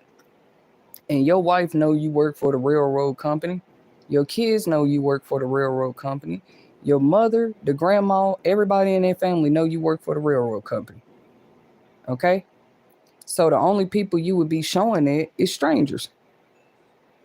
And if you ask me, these men and women know what they doing. That's a part of the I guess dating advertisement. They not just gonna inbox you and say, "Hey, can I have your number no more?" Or, "Hey, I think you're a beautiful lady." The lady's making sure you see that they have a job. Well, at least if you pick me, I have money. The men too. Look, I'm inboxing you. I'm giving you a heart and a like. But look, you see me in my work clothes. See, if you let me take you on a date, I got money, and that's what we supposed to. What? Like, oh, okay, you're a grown person. I thought you have some money. Shit, who's out here living without money? You're gonna be homeless as hell. Homeless with nothing out there. And that's supposed to be a whole reason that I inbox you back. And it shows you have a wife. As long as your wife know you have a job, good job, sir. Cause I'm sure she wouldn't be with you. Come on, bro. Um, so like really who is people trying to show that to? That's my point. In my teens or when they are old enough to work, I'm already gonna be teaching them about that. Like, do not be up there at McDonald's, at Dairy Queen, trying to take pictures for Snapchat at work. It's just not. No, we don't need that kind of attention. That job is for your personal gain, for your personal, you know what I'm saying, for what you saving for and what you want to do for your life. All of us ain't finna be teaching our kids to do that. Y'all bringing old trends to a new day. That's why it look played out, or I don't know what to call it. Like, bro, when social media first came out, the people in my age group, we was 17 and up. You should only see that with young people. Like, look, my son just got a job at Whataburger. Okay, we all gonna give you likes and say congratulations. That's great. Your team just got a job. But did you ask your team, do they want your whole social media friends to know that? Oh, no, honey, I was just proud of him. Well, that's a little selfish. You were proud of him, so you want to advertise. He ain't even start living his life yet. You already want everybody to know your son working at Whataburger. Come on, bro. Like, well, it's called social media. It shouldn't be that social. It's for being social. Like, why? When did becoming social mean telling all your damn business? I can be social with people. That's why they don't like me. That don't mean you're finna get what business you want out of me. We can talk about the sky, the weather, a whole lot of other stuff. That has nothing to do with my life. Social skills. That's what real social skills look like. If to me, since when did I can only be social with that person if they telling me they business? Then there will be nothing to comment on. You know what I'm saying? If I don't post a picture at all, there's nothing for you to comment on. You know what I'm saying? That's why I can post a picture and not care who don't comment, who don't like it, because I didn't post it for you. And then I shouldn't be posting all this. Look, my daughter just started this. My daughter doing that. My brother just did that. And we wondering why it's so much crime, so much hate. I remember when social media first came out, like I said, that was a trend. Like, we made that a trend. I'm gonna go ahead and take the credit. We made that a trend, bro. Like, to pretty much congratulate and celebrate your life on social media. Yeah, us, the 30 through 40-year-olds who was teens when it first came out. We got that popping. Yeah, now entertainers and everybody use social media. That's what we noticed. I thought that was just for the common people when Facebook first came out, Twitter, all kind of level of people have these accounts now. That's what we need to pay attention to. What I remember, it was just like basic people like us that had it. We made that a trend. Like, and when we did it, I'm speaking for the collective when I say this, it was more like we was really celebrating. Like, oh, look, we taking a picture at this party. We taking a picture outside. Look, I just got my hair done. Stuff like that is understandable. Like, look, y'all like my new hairstyle? Come on, bro. Now people on here like, look, I work at the railroad station. Me and my son. Like, bro, you sure you wanted to put in the uniforms, in your badge, the badge showing and everything? That was just something we was on back then. It's just crazy to like sit back and watch people still try to make that cool. Like, yeah, look what we doing. And then get mad if it didn't affect you the way they think. That's why it ain't gonna affect us. Like, bro, we was doing it first. And we didn't do it just all at work. Y'all do it. Y'all be literally on the job, sitting there. I don't understand that, bro. Like, cause if you doing that, how is you doing your job? That 10 minutes, I'm sure could have went to the company because that's what they paying you for. That 10 minutes you just used to make that long post at work. And y'all wondering why all this beef and crime is everywhere. Cause that's where it starts on the internet, on social media. That's how people like it. You can't say one thing on social media to piss somebody off these days without you having to see somebody about it in real life. Like, come on, bro. They want to remind you now. Yeah, I saw what you said. They want to remind you what you said on your own social media, your own internet page, bro. Like I can't beat you to referencing my own self. I can quote my own self. I ain't never needed help doing it. I can repeat what I said.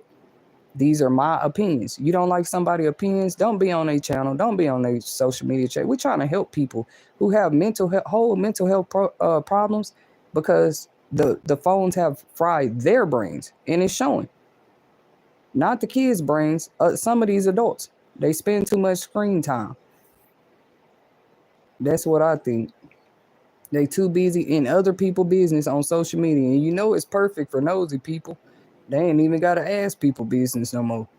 All they gotta do is log in and scroll. They not asking y'all business no more when they can just check for you on social media. Then you asking people why they ain't got social medias no more. Stop creating lies, bro. Like all of us didn't get banned. The ones that got banned, they told you. Even Donald Trump himself, he got banned a few times from Twitter. What you mean? It depends on what you're doing. What you said that offended somebody. That's all they doing is playing the ban game. I want that channel banned. I want that page banned. Why? Because of your emotions? Because you don't, a person who cannot handle their emotions, you think they need a phone in their hand reading 10,000 comments a day? Do you? They just reading comments. Heated. They heated as hell. And like, come on, bro. That's the internet. Get your ass off of there. You can't handle opinion. You're not even mature enough, but you want to tell the kid, watch what the kids do on there. And you adults still on the whole internet beefing. You got me messed up. You're not finna drag me into that crazy stuff. Mm-mm. Tell me about maybe she'll see this picture. Maybe she'll see this post. Maybe she'll see this comment. That's the thing. I don't even be on it like that no more. I done already made my judgment about it. Because there are real mental health studies that show that. I'm sorry. That show what phones are made of, how they're created, how they're manufactured. That means it comes with radiation, all kind of stuff that affect the mind that we don't think about every day. Screen time, what does it do to your eyes? What it do to your vision? If you on the screen too much, are you getting much sleep? And we're not finna look at no one I mean, they been saying this about phones and devices, bro. I just like, no, let's keep the topic popular then. Now we're in 2025. Now look how much worse people are. It's affecting their mental health, their emotions, everything. Don't let your husband, a boyfriend, like another girl picture. Y'all don't know how many couples be in the house secretly arguing every night over stupid social media, bro. Oh, I saw some man message you. Okay. You literally saying it with your mouth. You saw him message me. Okay, what's the problem? Messenger is a part of social media. Y'all with unhealthy, toxic people that can't even handle the opinions of others, arguing with them every night. You can't even be social right on social media without somebody thinking you cheating or played them or what. So yeah, me personally, I can live without it. I promise you I can. I can be the real me off the internet, bro. Y'all get on here and become avatars. Not me. I'm sorry. I ain't never put no avatar picture. Everything I was doing, that's my real picture.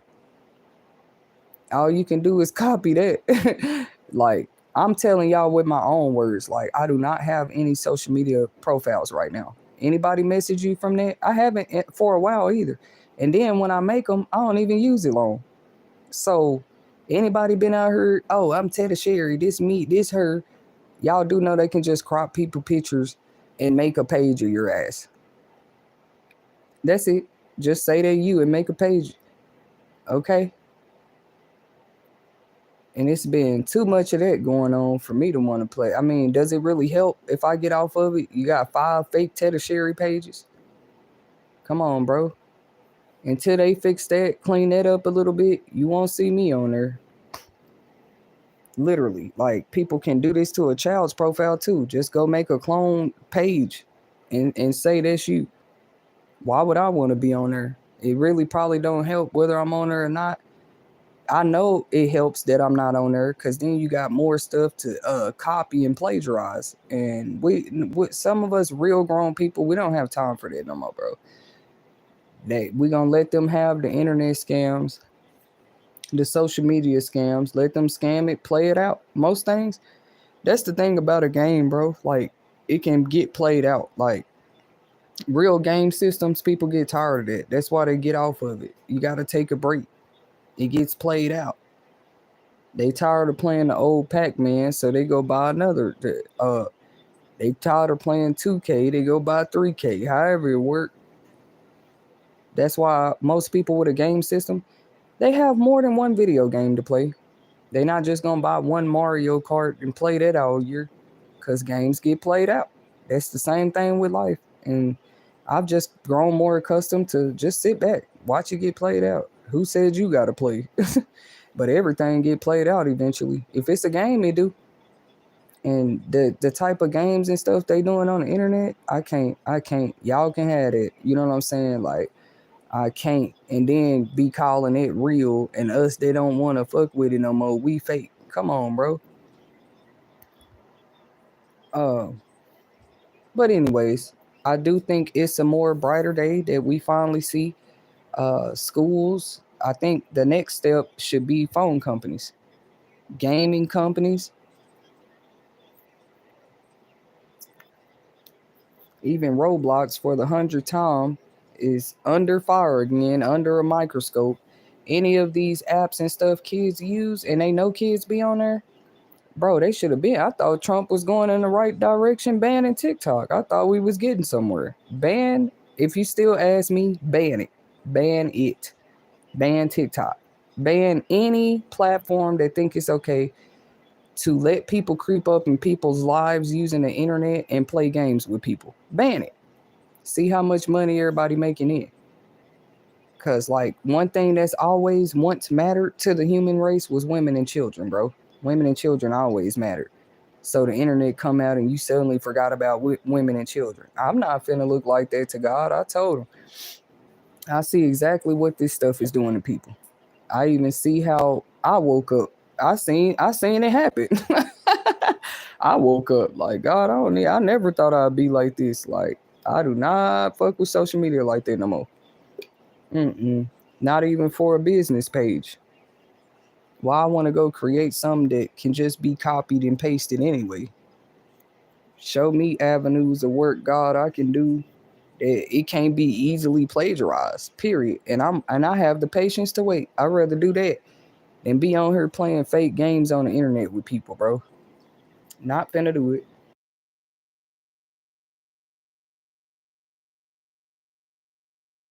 Y'all heard what I said. Roblox is under fire again. It ain't the first time. I just feel like I hope they take it serious eventually. Some companies and stuff feel like they so big, like you can't stop us and what we. Come on, bro. It becomes so obvious. You need to be looked into. Nothing but kids use your platform. Ain't nothing wrong. You know how businesses have inspections, apartment complexes, businesses, food establishments. Yeah, when y'all gonna start doing inspections on some of these social media platforms? You feel me? I'll be back to social media when I see it's a whole lot more safer. Fuck, y'all need to be doing inspections on the internet. Is a business, ain't it? Google's a business. Microsoft, everybody, they businesses, ain't they? Don't just go inspections at food places and daycares, places that we've always known inspections have to be done yearly. With these internet companies, I think we need 3 or 4 yearly inspections. See, just check in on them, see what they doing, see what they've been allowing people to post. You know what I'm saying? See what they yeah, it's time. It's time, bro. Y'all a company, you're not exempt from being looked into. Not, anything that's dealing with children, you're not exempt from being investigation is investigation, but an inspection, that's just checking in to see like okay, is everything up to par? Is everything safe here? You say kids use your platform. You've been making all this money, ain't you? Kids use your platform, you can be inspected. You so quick to make it kid friendly, talking about it's kid friendly this, kid friendly that. Shout out to YouTube though. They really do have a separate thing called YouTube Kids. None of our kids have to be on straight YouTube. Maybe some parents don't know that, but they have a whole nother separate I'm just using YouTube for an example. I actually commend them for that. You know what I'm saying? My little 2-year-old shouldn't be on regular YouTube. She be on YouTube Kids, where she can't access nothing but stuff for kids when she's on YouTube Kids. So it's like a love and hate relationship a little bit I have with YouTube right now personally.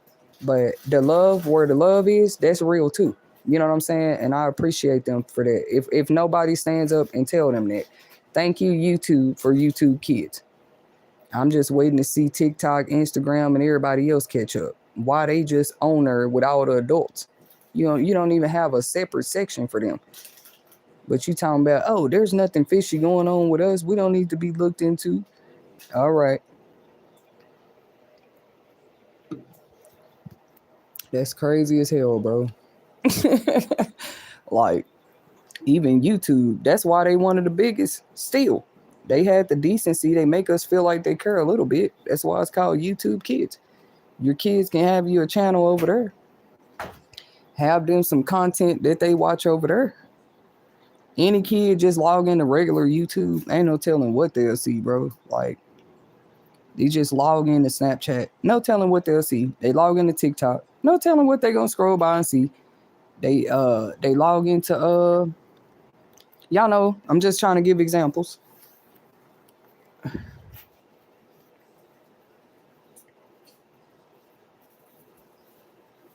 You know, I'm just saying, bro.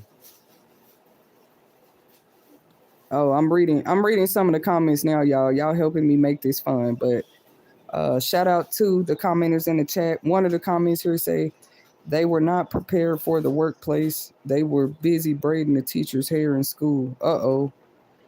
Yeah, well, you see, y'all, I said I agree, make the classroom fun. Like, what are you saying? You want the kids to just be scared of the teachers when they go there? Ain't nothing wrong with them letting them do a TikTok dance, a friendly show, a talent show. Y'all remember them days? Back in my day, we was too busy getting ready for the talent show. Y'all don't have talent shows no more? Me and my friends get together talking about what dance we gonna do. You know, the talent show for next Friday is we signing up. I mean, the only time that was recorded or something is if your parents came to the talent show and recorded it. And it just makes me think right now, like, I wonder, do they have some of that footage we did at the talent show? Because I'm not lying. I forgot. Oh, I didn't even participate, y'all. I was more the MC. That's just know that speaker part of me. It's obviously been affluent for a very long time. Like, even in school, they literally said, yeah, everybody thought I was a good choice too. Like, I was the pretty much the MC of the talent show. Like, so I didn't end up doing it, but I was up there. Like, all right, our next act is the one and only. Like, I just been known to be that hype man. What y'all mean? Anyways, I miss school in that way. Like, just the authenticity in it. You know what I'm saying? We had pep rallies. We had pep rallies with no we had cell phones, but I'm just saying, like, you think we was posting the pep rallies, putting them on TikTok and stuff? I ain't mad at nobody, but y'all just be recording people and other people is there. How you know they want to be on the internet? I don't know. Like, no respect at all. That's cool. If you're gonna bring your phone to the football game, record the players and stuff. Leave everybody out. Leave everybody else out of it. I'm still preaching it here. You will make it TV. Some pictures I do, I had to delete because I noticed, especially if I was gonna post it, like, dang, it was somebody in the background. These be whole strangers. At least I thought I have enough respect and decency. Like, I could post that somewhere and somebody be like, oh, that's my uncle in the background type shit. I don't want to put anybody in those type of emergency situations. I'm going ahead and read some more comments from the chat. She said they can do advanced math but need their phone to play Call of Duty. Uh-oh. She said they can't do advanced math but need their phone to play Call of Duty. Uh the next comment, if you live in a ghetto, entrepreneurship is usually beyond people that live in a ghetto. I should know. I lived in a project for 8 years. I'm just reading the comments, y'all. No, I don't need your personal experience. Maybe you're a drug dealer. You see how they look at us though?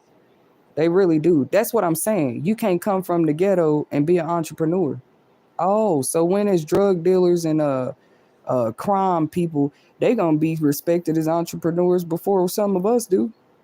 So shout out to the person that left that comment. You know what I'm saying? I do want you to know it's very well possible to come from the bottom and become an entrepreneur. Just go read the Louis Vuitton story, and then y'all catch up. This man started this business during the Great Depression, and we've talked about it on many streams here. If you don't know when the time period of the Great Depression was in the United States, well, go research it. It was kind of like what we're looking at with the economy today. It wasn't called the Great Depression because it was a small deal, trust me.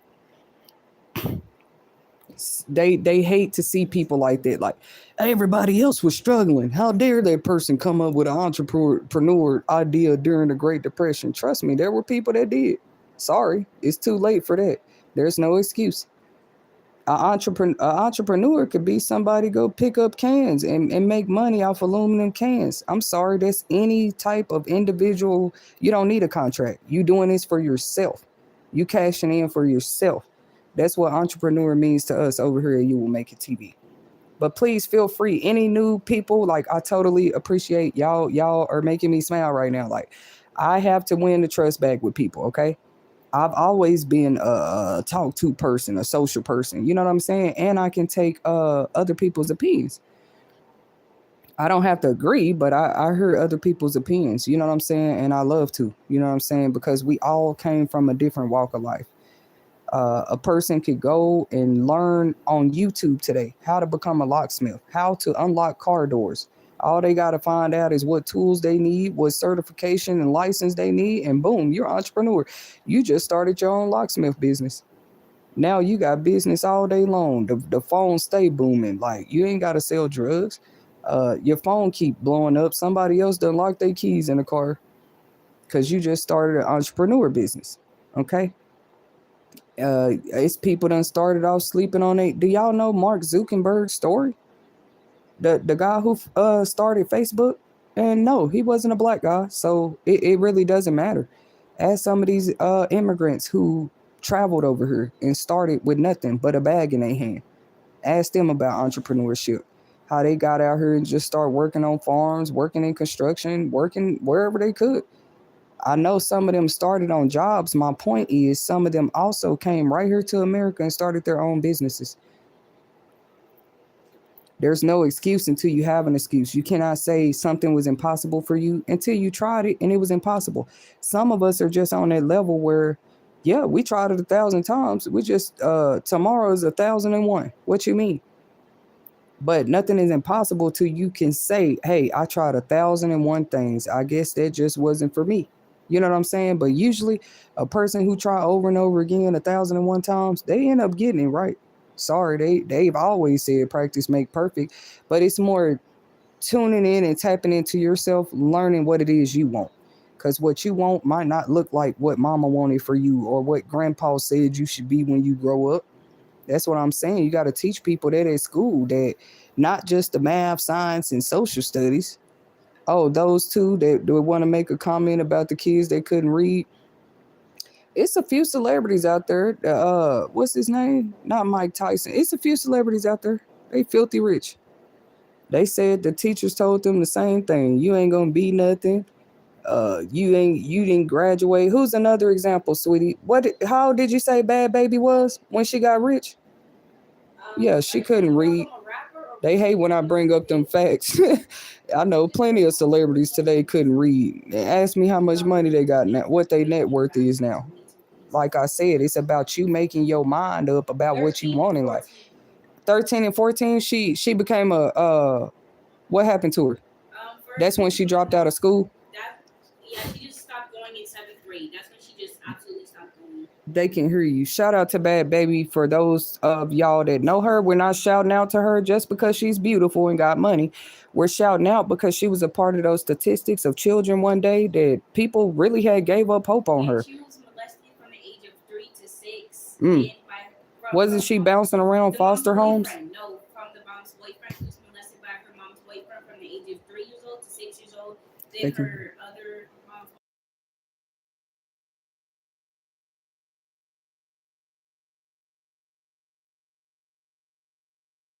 So keep talking. I mean, it is hard when you start your life in a. She started in a foster home, didn't she? Or if you start off with parents, like some of them, they don't even be listening to these celebrity stories. It's just like, I'm gonna worship you. You got a lot of money. Did you even listen to their story? Go ahead, sweetie. Bad Baby. So she was transitioning from different homes. No, I said she was just molested by her mom's boyfriend. So a few of them. Those type of situations. 6 years old, then to 13 to 14 years old, then. So technically, she just been raped her whole entire life. Like, but did she make a name for herself? Yeah. She started a YouTube channel, right? Yes. She probably not YouTube, but she started what, on TikTok? No. It's been so many people change their life. Oh yeah, Dr. Phil. That's where she first got her little bit of. Yeah, because her mom couldn't afford a therapist supposedly or something like that, so they set up a show for Dr. Phil. Yep. Just to let y'all know, none of us is doing too bad to go on Dr. Phil either. Just call them. It's a lot of TV shows still helping people. Oprah, just go research how many lives she changed. Some of us, it don't matter. You're not stopping us with baby steps, talking about we finna be stuck in the hood. If I gotta go on Dr. Phil, who else? Caremio, with some of my problems, trust me, there are people that will listen, and they're bigger than the news. The news is cool, but you know why people want to see you on the news on a tragedy before they see you on Dr. Phil. He really do help families, bro. Like, they don't just be on stage talking about their life and business. Do y'all be hearing him at the end of the show? He'd be like, oh, y'all, for real. He'd be like, oh, we finna help you with a new house. Not, I don't know why, like, not all of them, but like, depending on what you came on there for, I don't know what y'all thought Dr. Phil was. I'm gonna have to go look it up for people. He has actually helped turn families around, turn their whole life around. If they wanted the help. If they wanted you think he's ruined families? No, I would say, like, at least he tried to help. Any family, shout out to y'all. If you ever went on Dr. Phil, Oprah, Caremio, Caromo. Oh, Steve Wilkos. Don't forget that show. People talking about ain't no help. You're being a disrespect to those people and what they do. I just have not chose personally to take my stories on there. My experiences. I really would be a good guest, especially for Dr. Phil. He gonna be like, what's going on with you? I don't even know where to start, Dr. Phil. And I think that's a problem. It'd be like adults. Like, this one girl came on there because she couldn't stop eating. Or that one girl that was on there, she was like, everywhere I go, people say my 5-year-old is. We actually should start doing them together, but maybe in the future. No, but she was like, everywhere I go, people call my 5-year-old obese. This was literally on Dr. Phil, bro. This wasn't about you struggling, you don't have no money, a man beating on you, you're in a crime, nothing. Literally. Her problem was people call her 5-year-old obese. Literally. And she had to go all the way on TV just to get help. Because anywhere else she looked for help, they just talking about your kid. That child too big. That child stealing diapers at 5 years old, stuff like that. They had to go to Dr. Phil because ain't nobody listening to them. Literally, why you couldn't just go to the doctor or to the child's school? There's no help for that. Some of the stuff that some people go through. Maury, I don't know if he was helping people. He definitely helped people find their baby dads, but I don't know if he just helped people as far as like, yeah, well, we're going to help y'all with housing and get you a car. That's more Dr. Phil and Oprah, you know? But a person that's determined, you don't know where all their options ain't exhausted. And then on a community level, every state is different. I know that. So every state offers different communal resources. I was just like, that's crazy to see the president come in the first year just talking about all these resources going to get cut funding, all the stuff that's ever been known to help people when he didn't. That's crazy, bro. Like some of these fundings that you're cutting, that's why you can't cut everything. They was never getting their funding from you to begin with. And it's just sad. Like, so you could have came in your first year like, yeah, benefits for you, yeah, job programs. Like I was cool with what Obama did when he started the program for the youth so they could get, I forgot the name of it, I need to go look it up. He came in his first term doing stuff like that, like literally not cutting funding. What he did is gave budget funding. He gave funding. Let me repeat this one more time. Obama gave funding to the workforce for the youth. Okay. So pretty much they was just like, yeah, if you complete a job work program, here's a free gift card for them. Here, we're gonna help them with their resume, whatever. But he has been known to do that. I know ain't nobody perfect, but Obama really did do that. Like it was more like funding directly to, I didn't say food stamps, literally to the work programs. That's not something I've heard on the news about Trump yet. Like, bro, when are you gonna do a budget and put it in there for the workforce? There's a workforce in every state. What they call it, workforce solutions. You said you want people to go to work. Now, why would you sit there and cut the funding for child care, schools, PBS, anything that surrounds education, anything that surrounds things that were helping children? I just didn't understand why you would do that. You could have went and cut funding to some of these phone companies and uh internet companies that just let kids be on there. I ain't talking about YouTube. YouTube has YouTube Kids that kids can get on. But all these other ones, you can use funding to really look in there and see what they've been doing. How about that? If you see that people being on social media more, drop their test scores. The test scores that ain't concerning to you, brother. I ain't heard you get up there on the news yet talking about the test scores of the country. You ain't gonna talk about that, are you? What? How have the schools been doing? Full of crime, full of shootings, full of. Come on, bro. What did I say on my stream last night? It sure seems to be a lot of crime in places that we've never heard of it before. Just a little something I noticed. We always heard of crime in poverty-stricken communities. It's almost became normalized. Like every time you watch the news, something else done happen in the hood. Pretty much. Everybody was used to seeing that. But now it's like you see stories about something happen at daycares, some done happen at a school, some done happen at a shelter. Like since when, bro? I'm sorry, I'm speaking up about since when? Since when, though? Since when, bro? Places that were specifically aimed at providing safety, protection, and security for children and women. Suddenly, crime surrounding them make it make sense. Suddenly, like, oh yeah, the daycares are dangerous. The after school programs are dangerous. Let's cut them off. The shelters are dangerous. Like, since when, bro? Who is out here believing this stuff? Crime should just never exist. I've never heard a crime this high in a school ever. It's just weird. You heard of basic stuff, school fights. Even Spider-Man had a fight at school. Literally, they show you on TV because they wanted the movie to look realistic. He was in high school.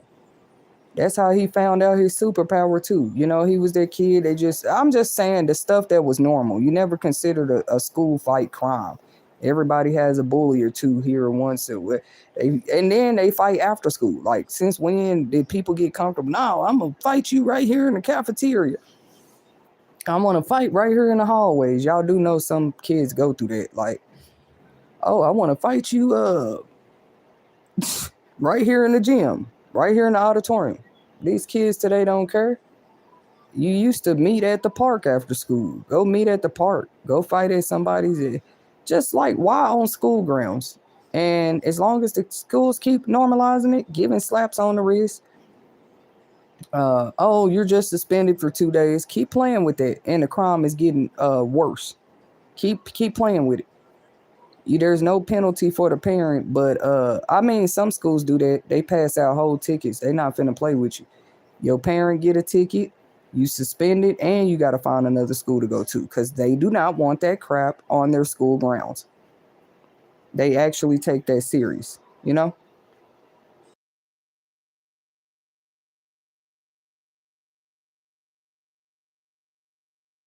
What the fuck? What? The spider.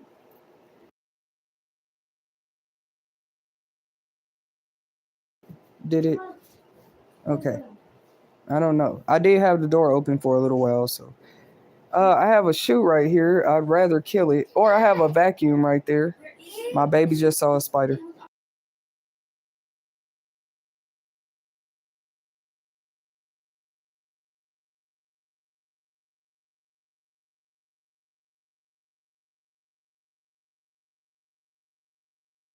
Ain't that mysterious, guys? Literally, while I was talking about this, a spider just, I don't know where he came from. But where did you see it? Under the teddy bear. How big was it? You know, we don't do spiders. They want me to be Spider-Man so bad. Hey, didn't I just talk about Spider-Man? He was in the hallway, and that's where he learned his strength. But it's just unheard of, like, crimes in some of these places we've been seeing on the news. And that makes sense.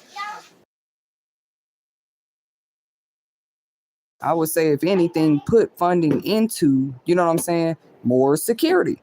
The word security, do we know what that means anymore? Safety, security. Do we know what that means in America anymore? We're not even talking about rights and laws yet. Safety and security. Now people are left to fend for themselves. You know, if you're not in a, if you don't have anything to protect yourself, I don't know what to tell you, because more of the safety and security is more left on us. You want to be as secure as possible, you might want to get off the internet. Huh? Morgan, where's the other one? Yeah, they left the safety and security more in our hands. It's crazy, bro. Like, some of these places, it's just like we shouldn't have to ask. Like, I think I seen a TikTok recently. People was fighting at the food stamp office. Literally. Talk about crime. I don't know what they was fighting about or what they were fighting over. Because, you know, if you just wait in line, you're all going to get your benefits. So what is there to fight about at a place like that? You feel me? I never in my life thought I would see whole security guards and police at a food stamp office, because that was going on before Trump was back president. I can tell y'all that right now. They've been already added security and police in Medicaid offices, social security offices. Like, for what though? Yeah, these days you gotta have people in there.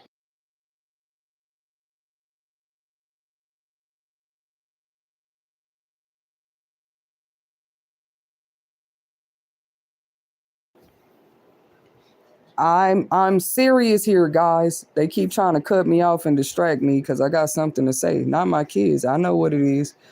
What I said is, since when did you see crime in places like the grocery store? It's crazy, bro. You might see a whole person have a brawl at Walmart these days, and not in the parking lot, right there in the store. No public decency whatsoever. Number two, you might see a fight at the food stamp office. I haven't personally witnessed that, but I did see the video that was circulating around, and it went viral. I think it was in Chicago, or it was somewhere. Either way, I don't care where it was. That's embarrassing to see in this country when I saw it. Like, how much worse can it get? And you still think you're covering up and putting a narrative on a certain people.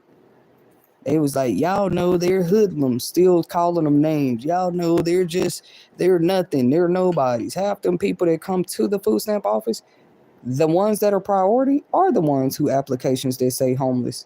Y'all think this still the 80s and 90s? You don't have to have an address to get food stamps. You just have to have some place where you can receive mail, last I checked. Because yeah, if they get any return mail from you, that's the whole reason to cut off your benefits. They just gonna assume that you didn't need them. You didn't think it was important enough to keep us updated with your phone number and address. We're gonna cut them off. That's how that works.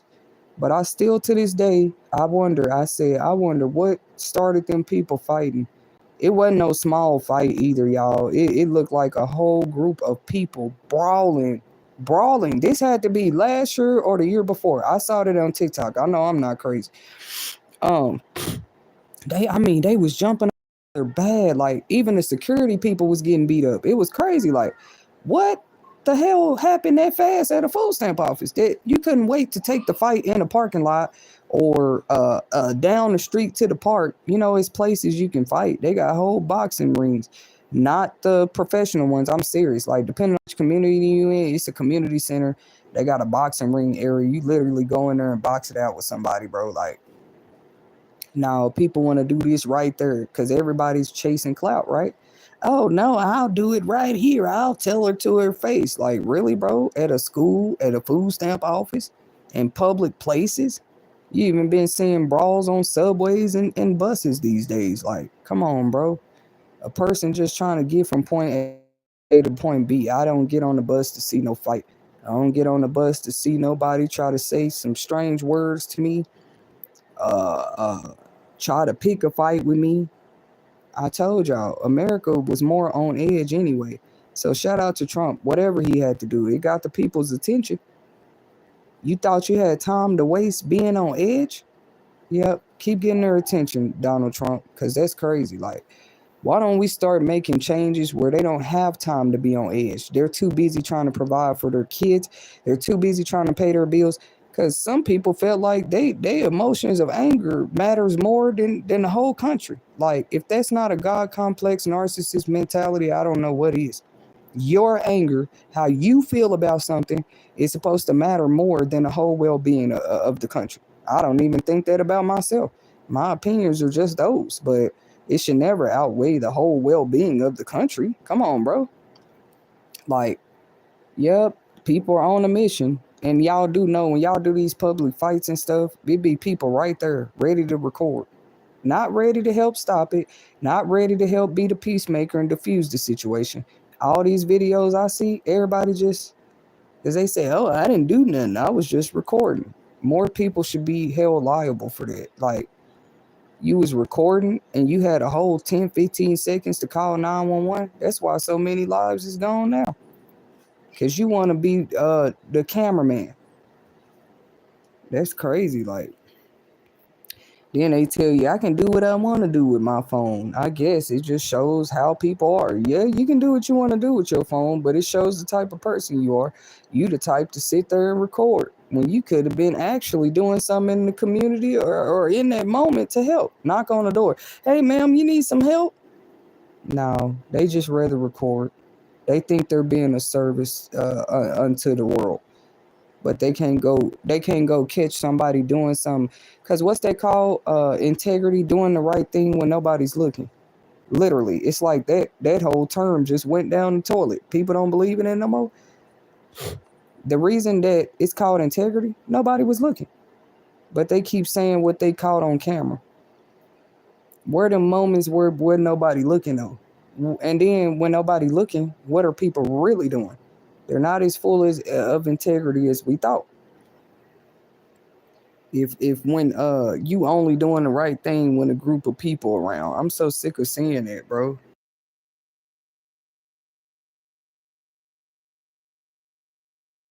It's like saying, I hate to put it in this definition. Let me see, like Humpty Dumpty or something. You know what I'm saying? Everybody know Humpty Dumpty fell off the wall. And it's like just see a person come years later trying to tell everybody Humpty Dumpty didn't fall out off the wall. Like, what are you talking about? We all know Humpty Dumpty had a great fall. Like, what are you talking about, bro? And if Humpty Dumpty can have a great fall and all the king's horses and all the king's men couldn't put them back together again, who do people think they are? Oh, well, sweetie, that was an egg. That's a horrible correlation. No, think about it. It's a whole, I'm sure, nursery rhyme for a reason.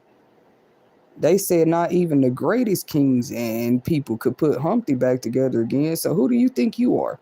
Who do you think you are? Who do everybody think they is? You gonna sit there and tear apart your own land over one or two people, a group of people you don't like, and then complain about the changes in the land? Like, what, we were supposed to all let it fall apart for you? Or you? Or you? It's called we the people for a person, not you the person or just them. It says we the people. Y'all trying to make people regret adding who they added to the Constitution of we the people. They worked very hard to get on that Constitution, to get rights, to get just to be a part of society the way we are today. That's why it hurts my feelings, bro. Like, do y'all know what people went through to for us to have constitutional rights and freedom of speech and stuff like that? Especially if you were a black person. I'm just being honest. This country went through a whole lot just for black people to be able to do anything they do today. That's why I don't care who posting what, try to make a person jealous, act out of spite. They don't think deep enough. You know what I'm saying? Like, you can't trigger me with no little bitty social media stuff. And I know what black people had to go through just for us to be what we are today. I've been actually disappointed. It seemed like it's a million viral videos of black people fighting each other. Black people showing what? Dominating one another? That's crazy, bro. Like, so if you overpower one another, who's left? Who's left? You know what I'm saying? Who's left to stand?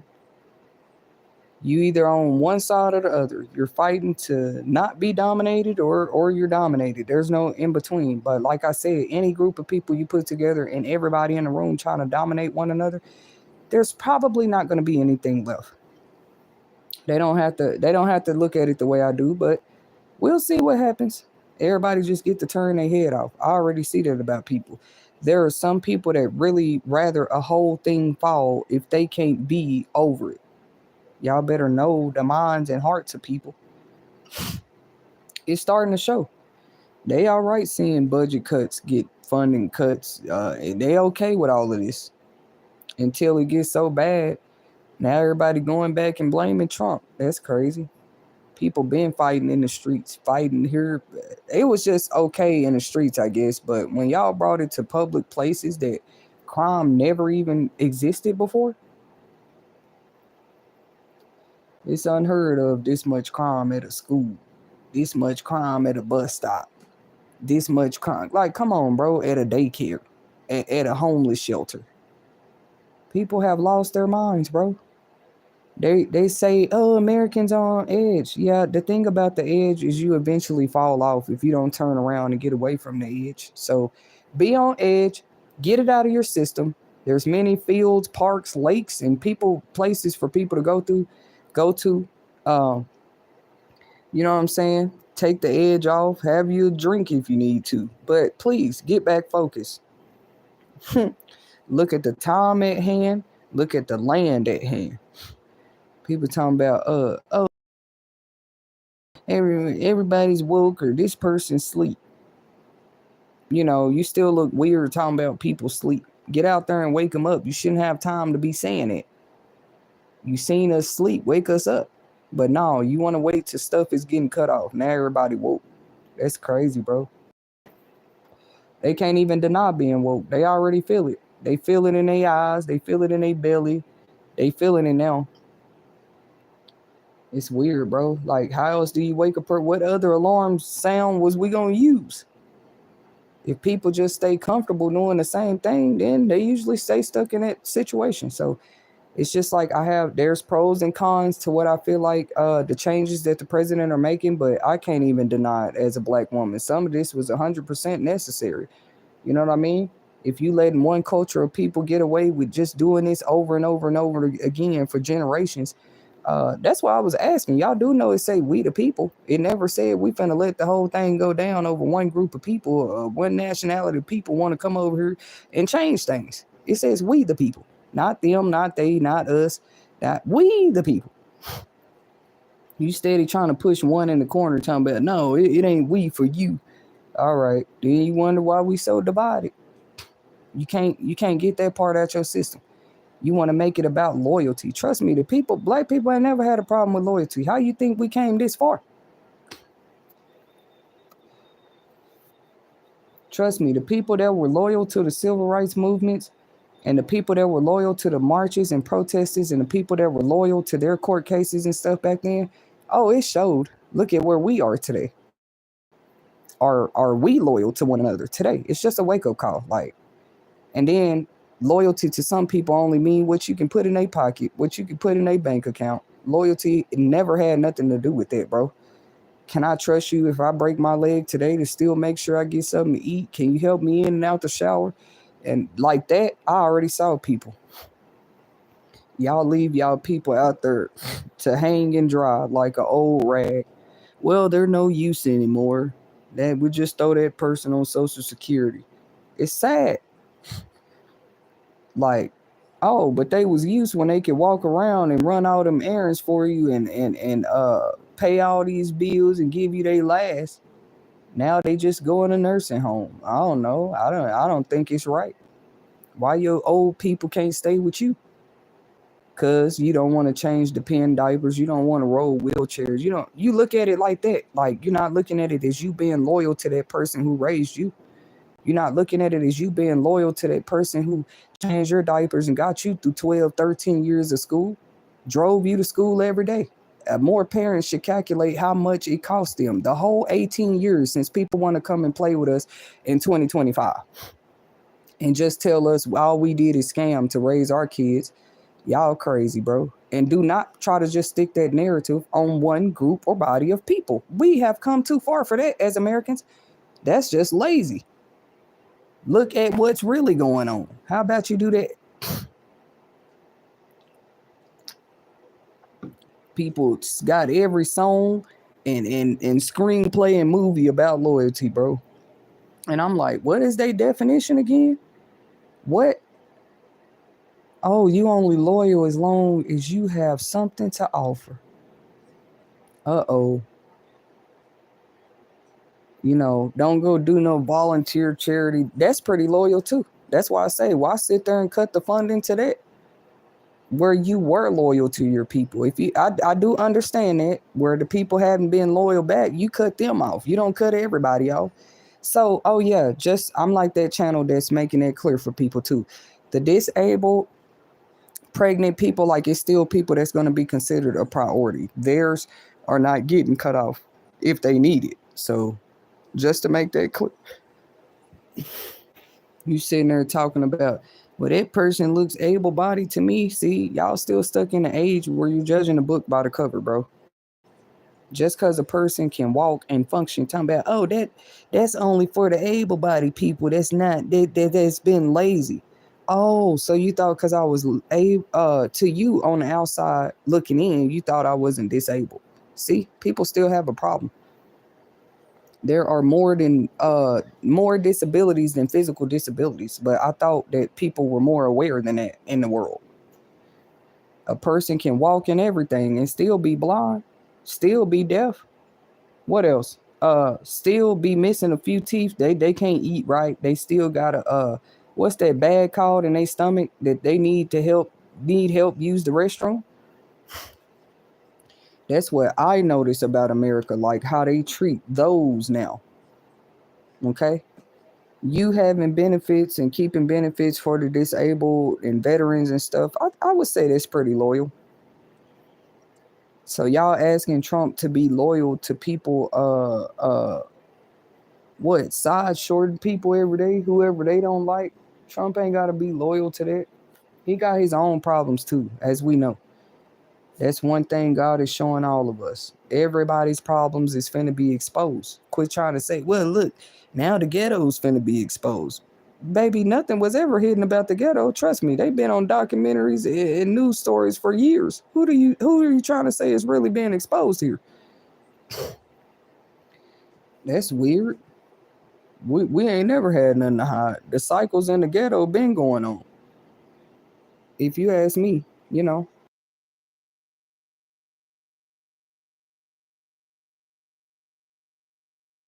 Like I said, it just seemed like every generation they get a little more creative with how they kept these cycles going on.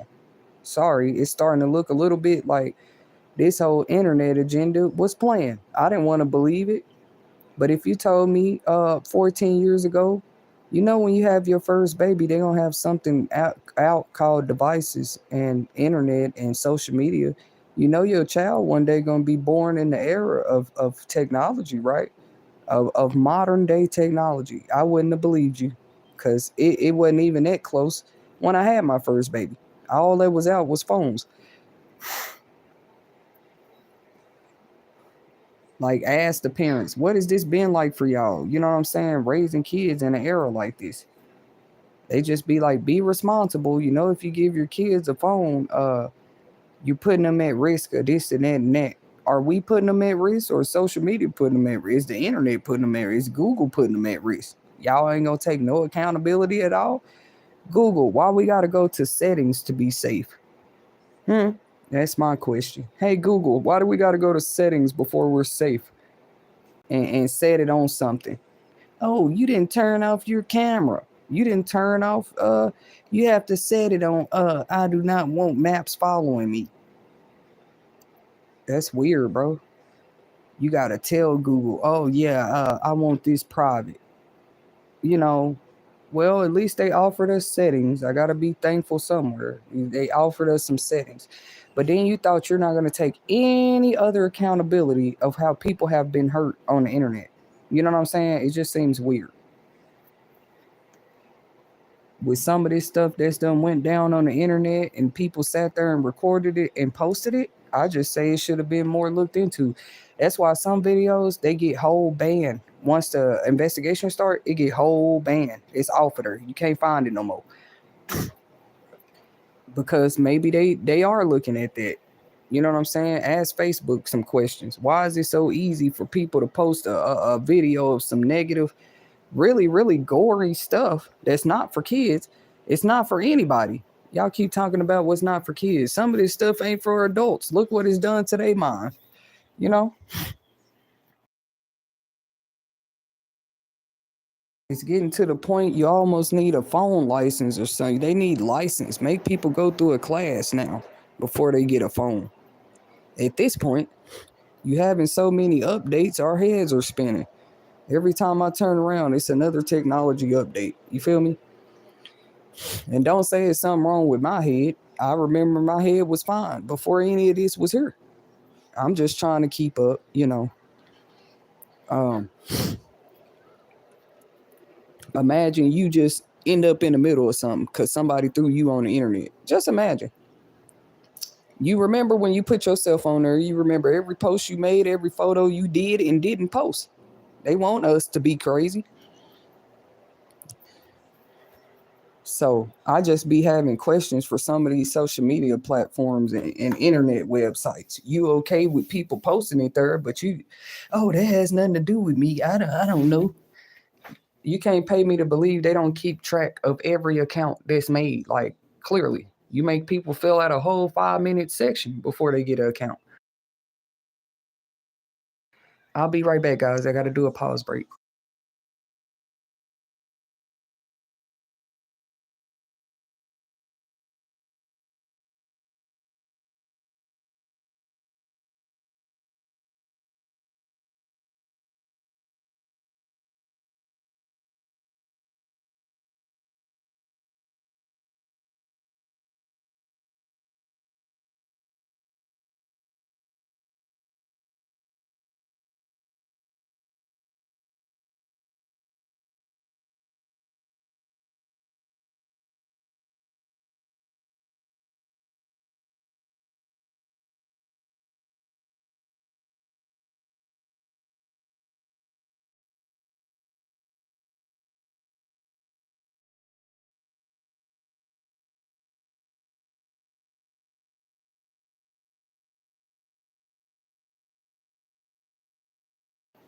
I'm back, y'all. I knew this wouldn't be a popular topic, so what? It's a real one, and they always do this. It's not popular when you talk about it, but I told y'all, people rather see stuff crash and burn before a solution is made. Me, I see it, and God sees it.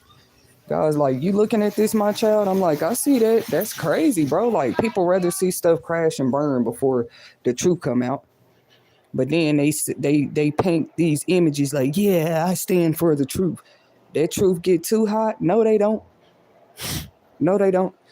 I'd rather be somewhere where it was said I was silent before it said I didn't stand for the truth.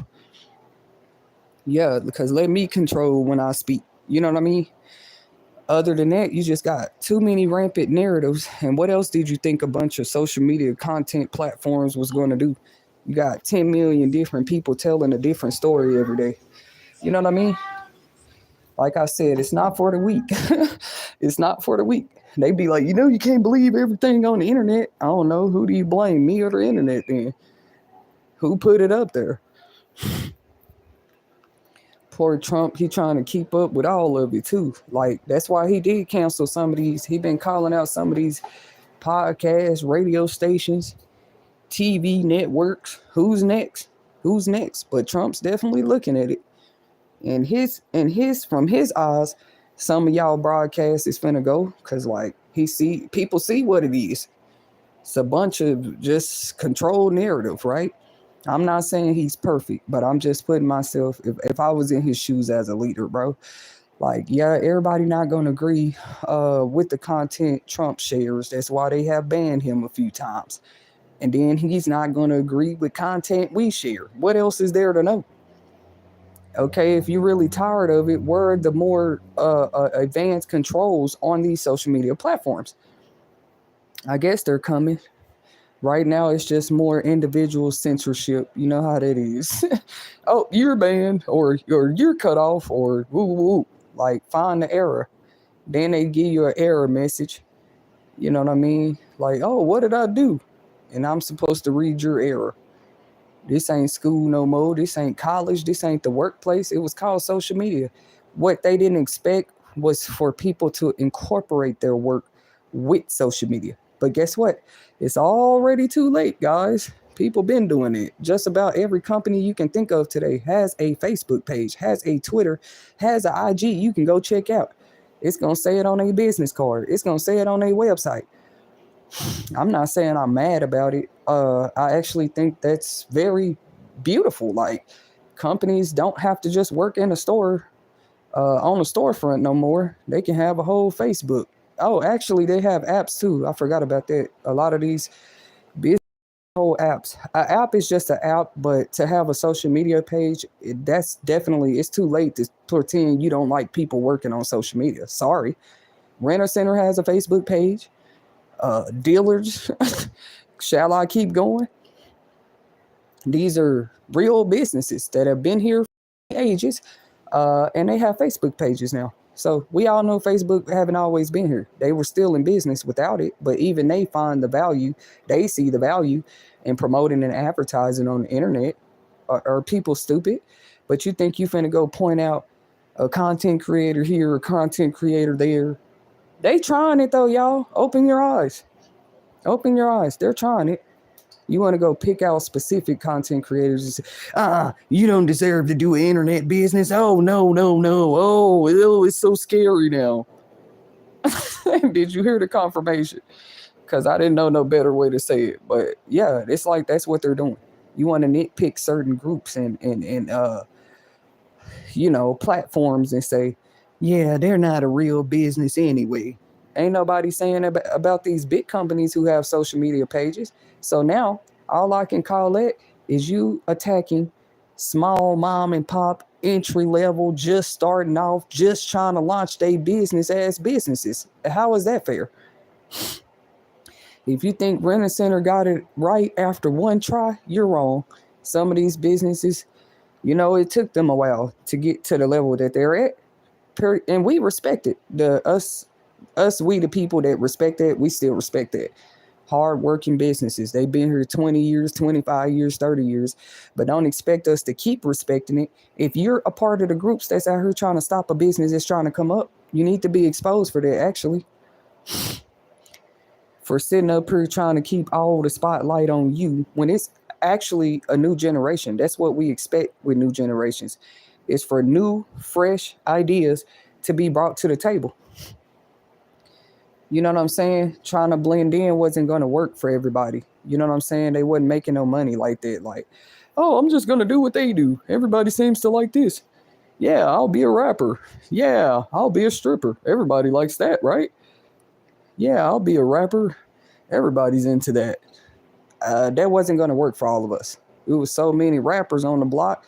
Nobody heard my mixtape. What you mean? So you get into some other business. Like, well, I like this. I enjoy this. I like to sit down and write a poem, a quote. And then you go, that ain't no real internet business. Make it make sense, bro. So many big businesses have TikToks and Facebooks. You are not finna play with me like that. Who ain't no real business? Who can't prove that they have invested in business cards? I don't know how many times. Literally, so many times I can laugh at stupid comments because I know I have the receipts. You know what I mean? You can make them on your own really these days and print it from a printer. They're called business cards. I done had digital business cards, physical, and didn't nobody ask. But I'm here to speak for more of the low income. It don't take a lot of money. I've been wanting to talk about that. They said some people is a scam because they saw them start a business. You know what year it is? It's 2025. You can start a business with $50 if you want to. And trust me, they're going to check every nick and crevice. Like, how the hell did you just do that? Like, it's impossible. Well, sit down and talk to me like an adult, and I might show you. Leave my businesses alone where I was trying to show people how to do it. You know what I mean?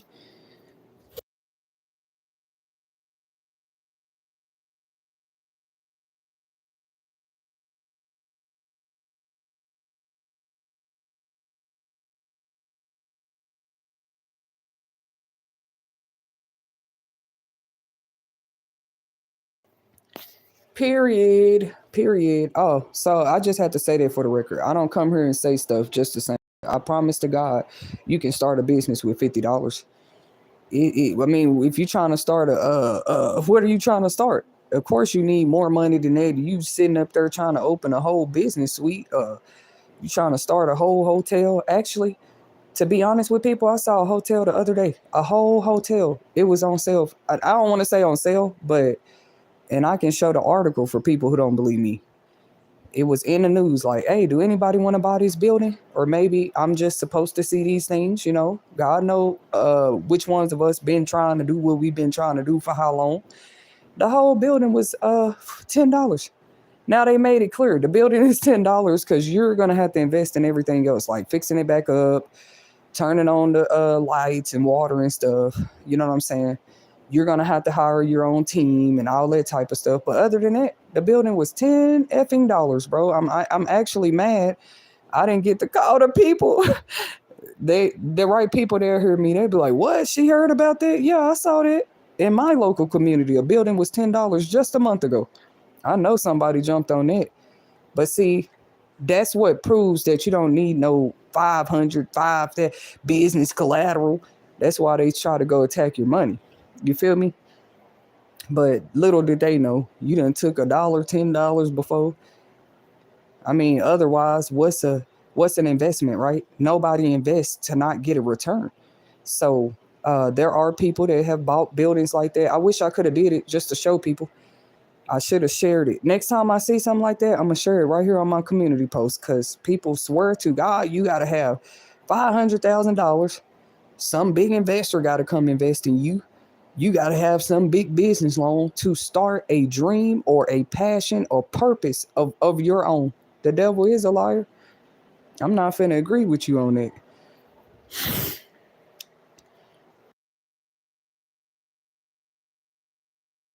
I saw a coupon just the other day. It said, buy 2 bottles of Tide, get 2 free. I can't make this up. So they see you come out the store with 4 bottles of Tide and they trying to calculate your pockets. You don't even know I just used the coupon. That's how I got 4 of them. I bought 2. They had a sale. You mad at me? Because I'm low income and you don't know how I did that?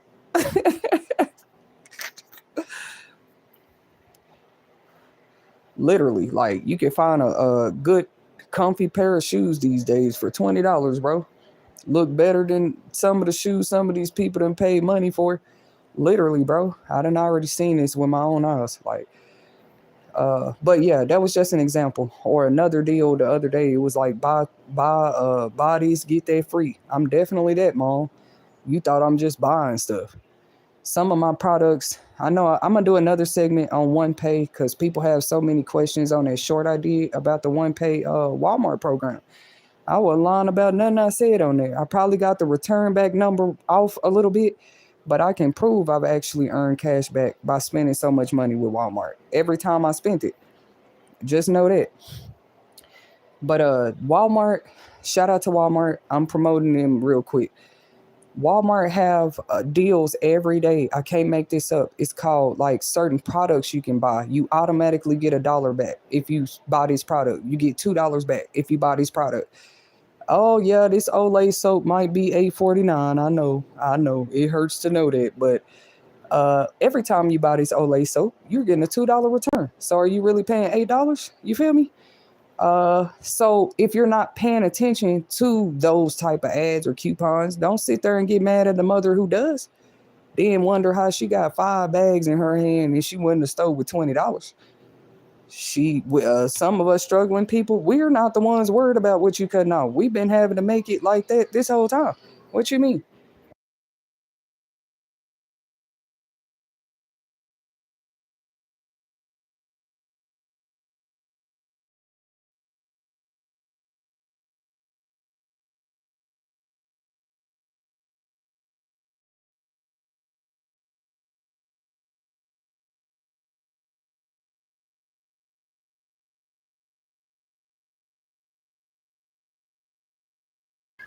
I'm back. I had to do another pause break real quick, but it looks like I've been on here 2 hours. I might go one more hour, but yeah, my channel not gonna be for everybody. This is You Will Make It TV, okay? I don't have to get on here and lie about anything. Yes, you can buy 2 things of Tide. Tide is gonna get all the stains you can think of out of anything you clean with. Put it in the washer, and you got 2 Tides. I was just saying, I might have did that recently. 2 things of Tide or Gain, and you gain 2 more for free. It don't hurt people to start thinking like this. That's what I wanted to bring up too. This other article, I was gonna do it in a separate topic because it just seemed like this a whole nother deal. But speaking of Walmart, all of their employees, since the new updates about tariffs and taxes, I didn't know whether to laugh or cry or how to feel about it because I'm not a Walmart employee, but everybody know I support Walmart. Like, I'm sorry if I never supported them before. Ever since the pandemic, I just support them. I'm sorry. I might have to meet the CEO one day. I have so many great things to tell him when it comes to some of your customers actually pay attention to your business acumen. He goes shake my hand like, wow, Miss Whitney, that's great. No, like seriously, bro. Like you have to have a serious business acumen mind for some of the deals I've seen you lay on the table. And through the periods of time you did it, like clearly they could have gave up like everybody else through the pandemic and just say, oh well, Walmart might not make it. No, Walmart has gotten through them themselves, them as a company. They are a strong company. And if I ever meet the CEO, I have some great things to tell him. Just like some points I'm gonna point out that he gonna know I've been paying attention.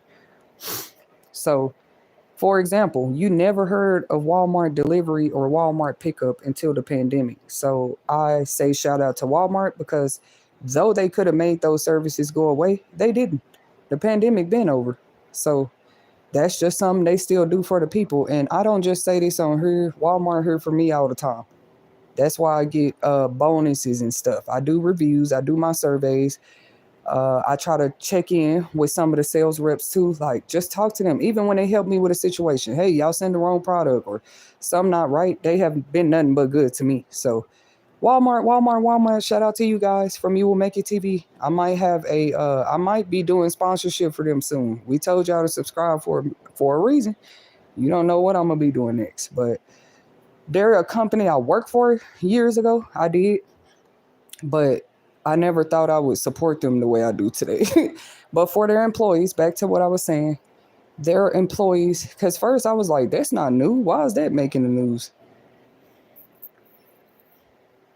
What's making the news is that their employees are now going to end up, if you're a Walmart employee, please confirm if you saw what I saw or if it's true, or if you're a Walmart employee, feel free to comment in the comments even after I post this. But what I saw is that y'all are going to be getting a increase in discounts. And I'm bringing it up on my channel today because I guarantee you there's going to be more grocery stores doing this. This is really, really history making right now, literally. They are doing it. I said, well, I used to work for Walmart. We always got a employee discount. So they're going to get a bonus on top of the employee discount that they already get. I think that's beautiful because the article said they're already thinking ahead. Like, how you going to have people there to work for you if they barely eating at home? Walmart said, if anything, I mean, they help the customers, but it's their employees that matter to them first. Because come on, who are you without the employees or the customers?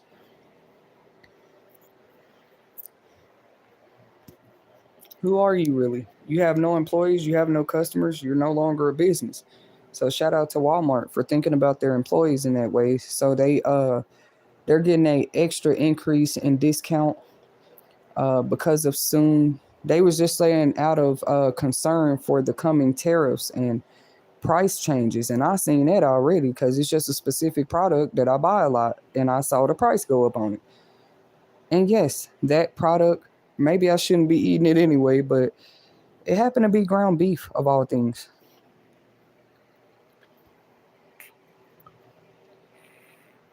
I promise y'all, this ground beef I buy is the same price. It's been the same price for a second until 2 weeks ago. So you can sit around and wait if you want to and see the prices go up on food. Everybody's been given enough warnings that this was going to happen, like that this would be the repercussion of, because everything have a cause and effect. But they've been telling y'all that, like, if tariffs, all this stuff start, food is going to be higher, right? Oh, they still laughing at us, thinking it's a joke right now. They just look at me. I don't know what they look at me as. Like, did you hear about it? Why are you worried about me, sis or bro? I've been making it through some shit for years. Okay, but yes, I'm keeping up with history, making news too. That's crazy. Like I said, if you ever been a Walmart employee before, any food store, any food industry, usually that comes with your employment, a whole discount. Some places you get a whole free meal every day. Period. I wouldn't notice had I not worked in the food industry before. You just get a free discount, or you get so they're going to increase the discount for their employees so they can. They don't want them to be at work hungry. I don't care. Walmart's not hiding it. Like, yeah, we see these tariffs coming. We're gonna go ahead. They could increase their pay, so I don't know. I guess that's coming too. Like, how you gonna make food and everything rise in prices, but you never increase the pay? I'm just slowly, patiently waiting to see that news. What's funny is who are we gonna see running to work then?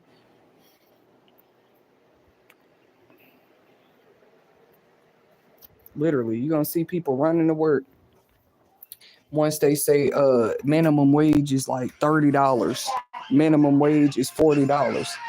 Minimum wage is now $50 an hour. I know it sounds crazy to people, but how much would minimum wage have to be then? You just impose tariffs, everything finna go up.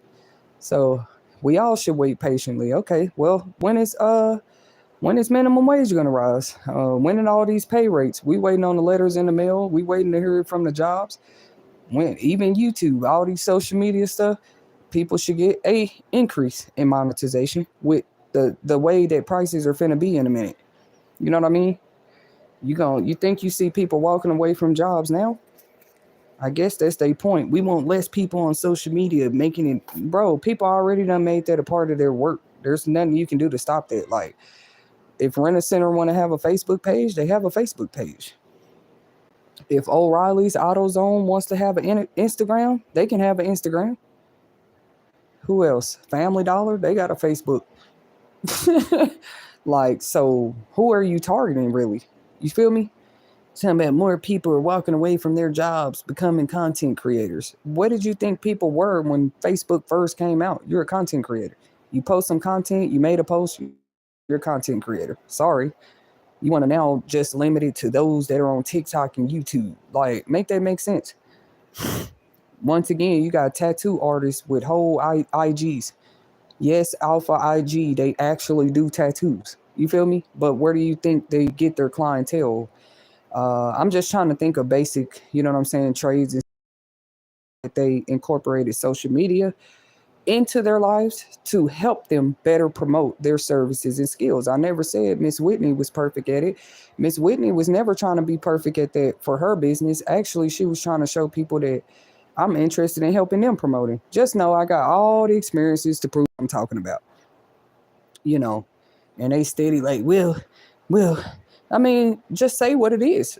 You don't want to see people outshine you with a better business on social media or any type of content creation that just might steal the shine from the old way of society's way of doing things. It's too late. How you gonna try to? Oops, we didn't know the internet was gonna do that. What, lower test scores, distract people from their normal daily lives? Now you didn't know that was gonna happen. Disconnect people from their families. You didn't know social media was gonna do that. Oh, oops, we didn't know. It's too late to say oops. I was just wondering, are we going to see pay increases in the near future with the imposed tariffs and the prices raising on everything? We've been asking for wage increases for years. Maybe this is a reason. Maybe finally they'll find enough reason to do that. And I mean, that needs to be imposed quick. Call all these companies and tell them you need to pay your employees more. See if they're still in business. It's like the way things have been done, you can just see it ain't fair. So you can't even feel bad about like what it's turning into, what it might be in a minute. Like anybody that sat back and was cool with one area staying impoverished while another rises, you can expect to see some crazy stuff in a minute. How you gonna afford a loaf of bread when a loaf of bread is $13 in a minute? Some people say bread too high now, and they just paying $5. Um, Shout out to Great Value. I can't say it enough. We love you guys. We never said your food was the best diet to choose from, but guess what? You can stretch a dollar with it. Great Value products and Dollar Tree products. So that I said Dollar Tree finna be in business like a mother. I know Dollar Tree always been in business, but just watch, y'all. Watch what I tell you. Dollar Tree finna be selling off the shelves in a minute. Those that were like, no, I don't buy my groceries from Dollar Tree. I never eat a banana pudding from Dollar Tree products. I don't pay them type of people no mind because it's like, let you get hungry enough. You human just like I am. You're human just like a homeless person is right now. It's gonna be crazy, y'all. We might even see celebrities running the Dollar Tree in a minute. Bread finna be so high. And I'm sick of it. They still trying to like stuff always got to get severe before there's an announcement that some celebrity is helping in a local community. We know they donate and do charities and stuff, but then again, we all know that tax write-offs come with that stuff. No, let's really see who chips in, how, all that type of stuff in a minute. And you don't have to worry about the drugs anymore. Trump got a great solution to that. How you gonna have money for some damn drugs and bread is $13? Okay. Beer. I think I saw that on one article. Liquor is already them tariffs. Liquor is one of them. Y'all thought all the liquor was made here in America. You got it wrong. Nope, that was another imported good. Some of these liquors.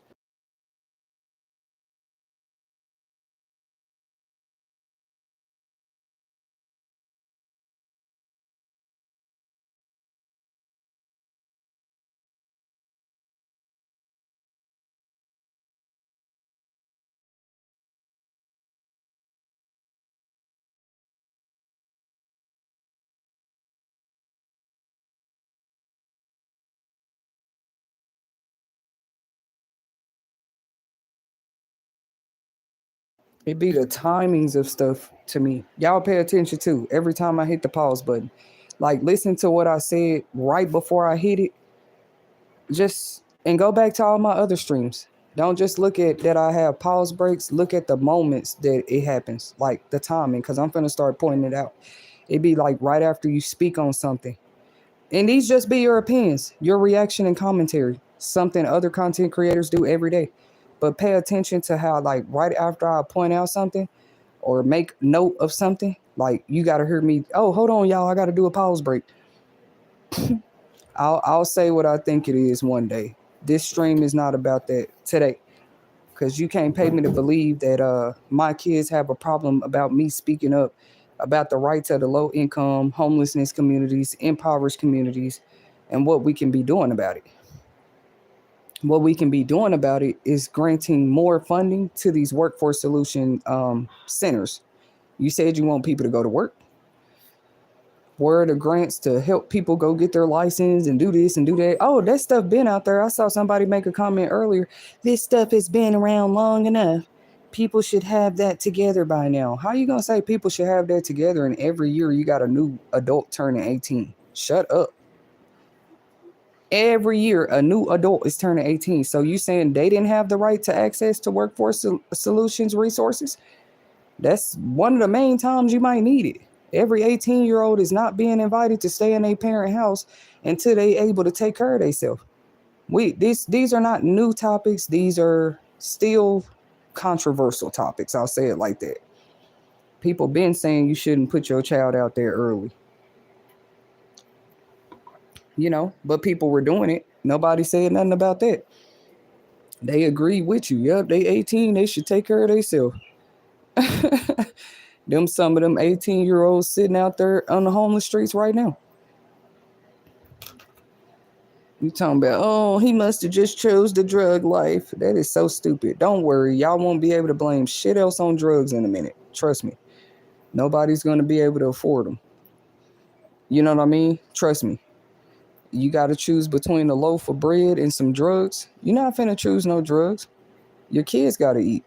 And this is why you working. Because I'm like, once again, when do y'all plan on increasing wages for people?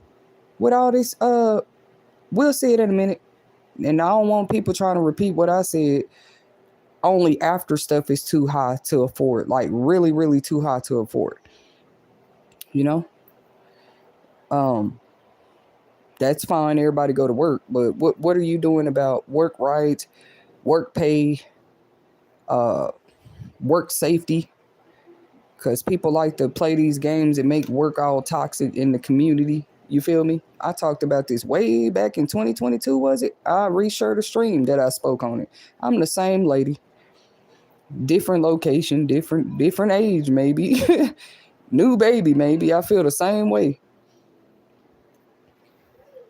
You're saying, oh, work is not dangerous if you have a toxic work community. How? If it's affecting people's mental health, if it's affecting their pay rate, people stealing out their check at work, you don't think that matters? You just gonna tell them to go back to work? Well, hopefully the next company is better than the last, right? That's stupid. Or maybe they should switch industries, which I'm sick of that too. Like you steady pushing out of a person out of this career field, that career field, that career field. Like you control what their career should be. Then you want them to look crazy. Well, that person done switched career fields 5 times in the past year. I would say that's crazy too. Look more into it. Did that person switch career fields 5 times because they wanted to? Or they're just that talented where they can do that because everybody can't? Or were they forced to? That's crazy. You got all these people been putting in work complaints, work right complaints too, that they not talking about on the news yet. How you got this many people having a problem at work? Why don't y'all show the statistics more? I don't know. I just feel like the statistics be lying sometimes too. Like, oh yeah, jobs have increased. People returning to work has increased since the pandemic. Really? So why has the homelessness encampment grown? Come on, bro. If people making all this money and so happy like they showed us at their jobs on social media, why are their family members on the street? They making this to where you can only afford your family. Watch. You know how y'all able to text uncle, auntie, cousin, sister, brother for $5? All that's finna end. Every single individual will only be able to afford themselves in a minute. Watch.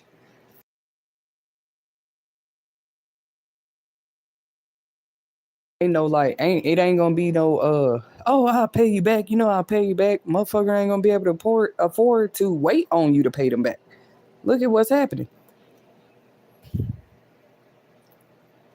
It's crazy, bro. They steady making it like, no, it's just what this person don't deserve. I think it's what people deserve, but y'all was holding them back from. And now you want to just make it like, well, look, now we're all struggling because of one person. How, bro? A person that ain't never had that touch the type of money some of y'all done touch? You can't pay me to believe that. But yeah, I don't know. Is that going to become illegal? You notice they made all these mobile banking apps. Just when they want you to think too fast, just start thinking in reverse. I don't know. But notice they created these mobile banking apps. We were doing fine with just banks and cash and checks. Okay. They created these same things. If you chose to get on there and use it, now it's being used against you. Same thing with social media. It's like some of this look like a whole trap. So I'm not going to be interested in the next big thing on the internet. The direction I'm going, I'm not gonna be interested in every big thing you start. Like recently, they was like, yeah, it's a new trending app called the T app. Like, I don't care. I went to go check it out. I ain't gonna lie. I never made a profile to like check it out. But I was like, really? They ain't got it? They ain't caught on yet? All of these apps is a trap. It can be used as one. Be careful what you're doing on them. Oh, it's a secret app where we talk about people. Y'all gonna find creative ways to defame people. Where's the apps that's congratulating people? That's showing people committing acts of integrity every day. Not no damn T app. Teacher of the Award apps. Teacher of the Year Award apps. Mom of the Year Award apps. You feel me? Single father apps. Just apps that actually show the good light of humans. You can't, I don't know, is that staged or what? Like, let's create everything we can to paint somebody in a bad light. Like, is it really that deep? Yeah, well, we needed some way to expose y'all men's. How about you just the old fashioned way? Women would just come to women. Men would just come to men if they have a problem. We didn't have to go to no internet and, oh, I'm going to go do some funny shit. You know what I mean?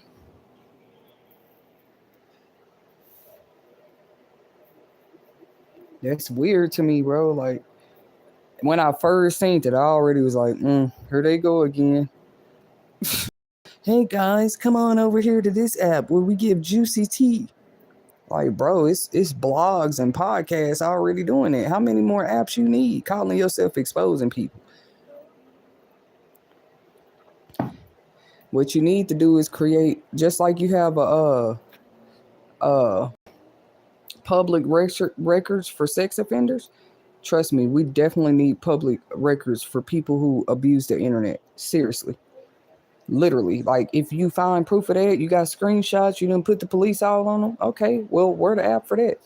Like, hey, don't accept a friend request from this profile. If it say this name, this what this person doing. Don't respond to this username. Actually make it look like you're trying to protect people on the internet. But no, you don't have an app like that yet that shows the good things that people are doing. Even Quora and Reddit has become negative. It used to be a place you go find answers, and I even got on there recently. The people was arguing. I'm like, damn, on Quora, because it had been like years since since I don't know, it's just since I like set up on Quora. I don't know. I've outgrown. I'm not saying I'm better than Quora or Reddit. I've just outgrown it. Like, I don't run into that. Like, oh my god, I didn't see an answer. That's different. Like, it depends on what it is, because that is gonna have a thread specifically for the question you asked. Okay. But like I said, I feel like there needs to be a public profile for internet abusers, just like you have for pedophiles or sex offenders, whatever you call them. You know what I'm saying? You need a public record for a lot of stuff people been out here doing. That's crazy, but you letting them go create apps where they can go expose somebody else's household. It's a lot of that going on. But when everybody's sleeping in tents because they can't afford their rent, whose household can you expose then? Number two, are you gonna be able to afford your phone bill? They're gonna make stuff so high people can't afford their phones no more. I feel like I don't know. I just have a weird feeling something is very set up about this. Cause the day you just switch off everybody's phones, the world gonna go in a panic frenzy, bro. Like the Wi-Fi just go out, nobody's connection, all the towers ain't working. That's what concerns me. How people gonna act? Now they ain't able to see an update on YouTube. They ain't able to see an update on this platform, that platform. People got too accustomed to that. Like, oh, I'll just keep up with this person through social media. They won't even know I'm watching them. That shit is weird as hell. I don't care how normalized you try to make that. And anybody condoning it and jumping on the train of that, I don't know. It's like, where your mind too? You just want to be one of the crowd, the audience. Well, stay in the crowd. You know what I'm saying? But don't expect all of us to find the same things funny. Period. So I asked this question. I don't know. But with so much chaos and stuff going on, maybe more places than schools should ban phones in public places. Leave it in your car. You're doing so well. Leave it in the car. What you need it in here in your job for? What you need the phone in here in the mall for? Make them leave it outside. You want to do a TikTok dance and shop at the same damn time? I don't know. Uh, I'm just saying it's not a bad idea. Once upon a time, you couldn't come in a place without a mask on. So what's so hard about people leaving their phones in the car? Leave it at home. It look like you got to force people out of their screen time. They want to be on the road. They traveling. They on the they're safe. It's crazy, bro. Like stuff that ain't even supposed to get caught on camera gets caught on camera now. So I definitely feel like I don't have to be a spiritual person to say that, oh, yeah, I noticed a shift in the country, a great shift. People have they willing to pay a phone bill every night. I mean, every day. I'm sorry, every month because they have agendas to keep up with. They have lives to keep up with. You know what I'm saying? Is it even for the text talk and data anymore? Phones was about text talk and data. Now I would say if you have a business, that's excusable. You're doing more with your phone. Trust me, I understand that. But these people out here, they ain't got a business. They just trying to look as busy as people with businesses. And then say it's the people with businesses that's doing it. No, no, no, no, no. Everybody is not using a business for some type of cover up, sweetie. Some of us, the business saved our goddamn lives. It's like I gotta tell it how it is. You know what I mean? And that if they not ready to receive the truth about how some people's business plans and business choices change their lives, that's them. Come on, sit up here, mama. Up here. Let me get your blanket. Come on. Come on. That's what it come down to. You can't keep a person stuck in no cycle and they done learned how to do business. Come on, bro. Even if business is picking up cans outside every day, they not asking you for shit. But you wanna put a label on what's entrepreneurship and not. These people are stupid, bro. That's crazy. Once again, for the record, to me, you didn't need a phone back then either to be an entrepreneur. To go to door to door and say, "Can I mow your lawn today?" I bet you came home $100 richer than you left though. You know, I'm sure 30, 40 years ago was better because your bills didn't include Wi-Fi and data and a phone bill. You only paid your house bill. I mean, your house phone bill. That's all you had. Of course, you had more money in your pocket. Come on, bro. Wi-Fi plans alone might run you $40 a month. That ain't even your phone bill yet.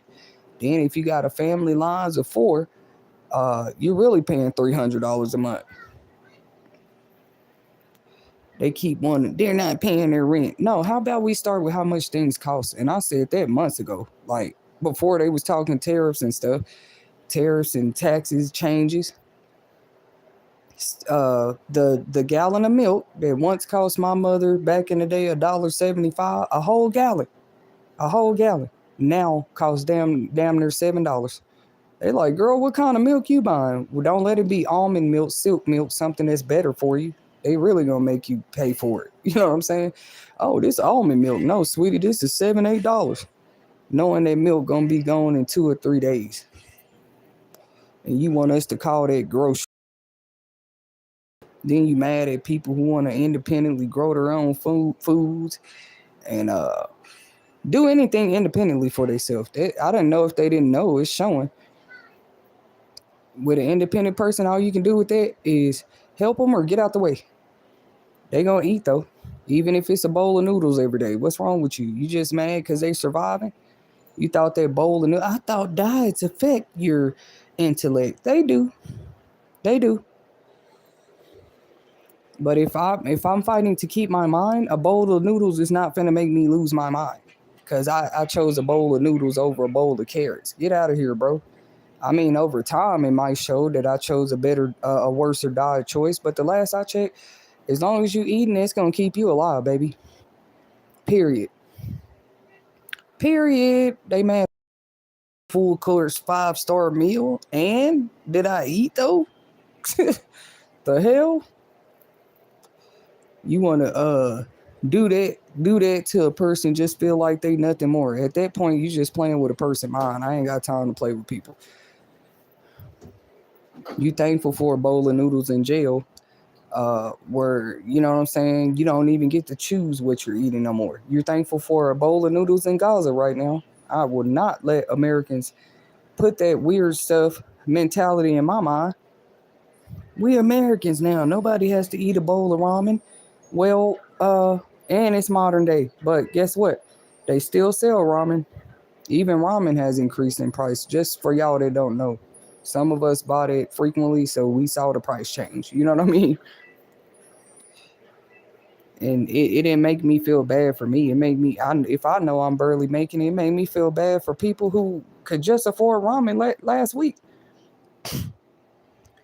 Every time I turn around, the prices of food done changed again. One item. Yeah, the ham and cheese I like to eat on my sandwich. The ham and cheese that it's made like that. Y'all know what I'm talking about. It already come with the cheese in it. Some of us bought it just to keep from buying the cheese. Ain't no shame in our game over here. You will make your TV. So I would think that's smart. It's like they do still make you pay for the cheese though. That one sandwich meat right there is damn near $5 just because it come with cheese in the meat. I just been laughing at some things lately, man. It's so crazy that what else do? You laugh? What they want us to go cry? Make us denounce the name of America suddenly because ham and cheese cost more? Something I once pledged allegiance to? I'm just finna give up on it now because ham and cheese cost more. I don't think so.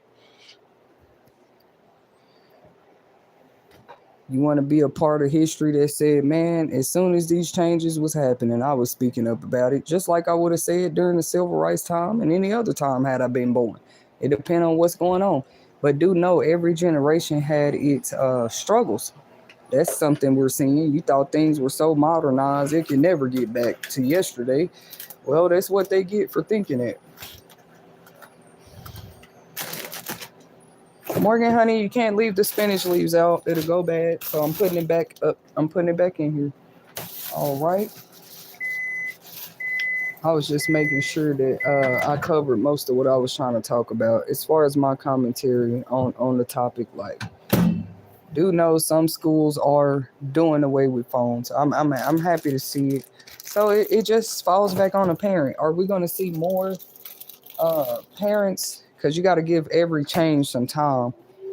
But I'm interested to see that. Like, how is this going to work out? I mean, are the kids still going to get through a successful school year? Or the grades going to go up a little bit? Every change takes some time, okay? They be like, oh, you had a change. Why we don't see no improvement? That's the only thing can happen with change. Improvement or decline, okay? It's called trial and error. The thing is, we the American people are the ones that's actually I don't know, what are we, the test trials? Okay, let's change this. How does that affect the people? Let's change that. How does that affect the people? It's crazy, bro. Really crazy. And I don't want to wait till things are much, much worse to they like, oh, well, what do you think about it? I'm saying it now. That's crazy, bro. Some of us just don't fear not fearing struggle don't mean that you enjoy struggling. Let's correct that. That's crazy. You wonder why people in the hood don't budge or nothing when they hear gunshots. They're probably accustomed to it. Somebody that's not accustomed to it, they're the ones ducking and dodging and like, oh, what's going on? With every environment change, there's going to need to be adjustments, right? Nobody just adjusts to certain environment overnight. And then if you're talking to a person that's used to living in multiple different environments, how you gonna break them? That's weird. They done stayed amidst the high class, the low class, the middle class. If you're talking to me, I done been amidst them all. So what else is there to say? You just kind of watching, history make itself again, just with this new generation. And I watched them slowly sit back and it was sad, try to blame the young generation about what every thing that's going on. I don't like it. I don't know. I don't like the feeling of it. I don't like the vibe of it a little bit.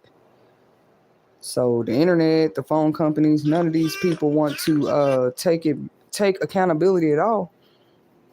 And that's crazy to me. Here, boo boo. Here. Come on.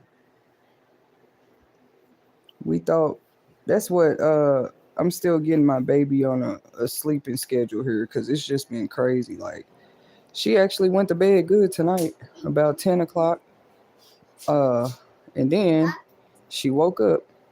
Come on, mama. Here. Here, was that the one you're doing? Here.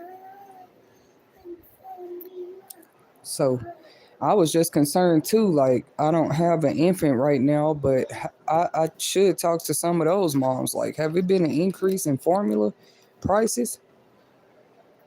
Now they're not going to think we so crazy when we were saying years ago. Some people hold breastfed just to save money, even though they knew they could just go buy infant meal, We're going to see more people breastfeeding, or people might as well go ahead and prepare. Like, if I could still produce milk, I'd be freezing it right now, preparing for what I would just say all the moms that can right now, it's not a bad idea. Just go ahead and produce anyways, like pump the milk, freeze it. You never know when the country gonna need it again. Y'all remember when there was a shortage in formula recently? There was a whole shortage in formula not that long ago, So I actually encourage any moms, if you can still pump and freeze it, you might make you a whole lot of money, even if it's 2 years down the line. I think that breast milk can be preserved for a very long time. Talk about pulling together as a country. Are we willing to do it? You know what I mean? Like, cause like now or never type of deal. Um, But yeah, like pull together and start putting up this milk and stuff for these babies in the future, because I don't think those are gonna stop coming. Come here, mama. What's the issue? Well, bring it here. Let me help you out. Bring it here. Bring it here. What happened? Let me see. Oh. Oh, okay. What? You need help? Still play right now, Mom. What? I'm trying to help you. 1 minute. Okay, I'll give you 1 minute. 5 minutes. Okay. Un momento. No, Mom. Can you say un momento? No. Un momento. 1, 2, 3. 3 what? 3, 1, 6, 2. You want to play school this late at night? Fine. Go get your books. Bring me those books. Bring me that book. Where's your letter K book? Come on, we're going to read a story. Y'all remember I was talking about starting bedtime stories with Boo? It'd be so many signs and symbols around me, like, hey, right now, right now, right now. Yeah, my baby still like to read. Okay, good job. Good job. Um, Let me read the comments. Okay, so it say you think black people should be I don't know what kind of question this is, but I'm gonna read it for the from the chat real quick. It say you think black people should be able to use the self checkout section in grocery stores. Okay, let me try to think up my personal decision here. I done already seen. My daughter said no. She's more honest than I am. I'm actually trying to give an answer. Think about it first. Why you say no? Because. My daughter says no. They should not be able to use the check. Why? Why not? Because no, I don't know why. Black people are people like everybody else. But yeah, they're the ones who like to advertise the stupid stuff that they do. So I don't know. I don't know how I'm gonna respond to that question, because it's one thing to do stupid stuff, but just sit there and record yourself, not somebody else recording you, not somebody else recording you, like literally you recording you, like, yeah, I'm doing this prank. I can see it's okay for a prank, but they actually be doing stupid stuff at the self checkout. That's my honest answer. And it ain't just black people either. I love how they kind of spun it that way, but I have seen all kind of stories on TikTok. People of all races doing stupid stuff at self checkouts. Just know me, I've always been an honest woman at self checkout. That's why you don't see me with much right now. Not even in my home. I'm a real minimalist today. Like, if it ain't what we need, I really don't. And then they'll still try to say, you don't need that. Like, look how minimal I'm already living. Don't tell me what I don't need. I'm very humble. You know what I mean? Talking about you don't need this and that. Let me come in your house and see what you don't need. Trust me, I'll probably be able to help you out. That's weird. Come here. We're not starting that. Tell me what I need, and I'm already living a minimalist life on a basic income. Tell me what I don't need to buy. That's people problem though. You go tell people that's overspending for real. You know what I mean? Maybe a household of two parents. With this one, with one over here, you don't tell us what we don't need. If my daughter says she want a $12 diary, we're gonna buy it. That's another thing, bro. I'm gonna do a whole nother topic on that. You know what I'm saying? Like, there's just everybody talking about it, but they just really, it's a whole war on privacy right now. And once upon a time, I asked people, why do you think it's called a diary?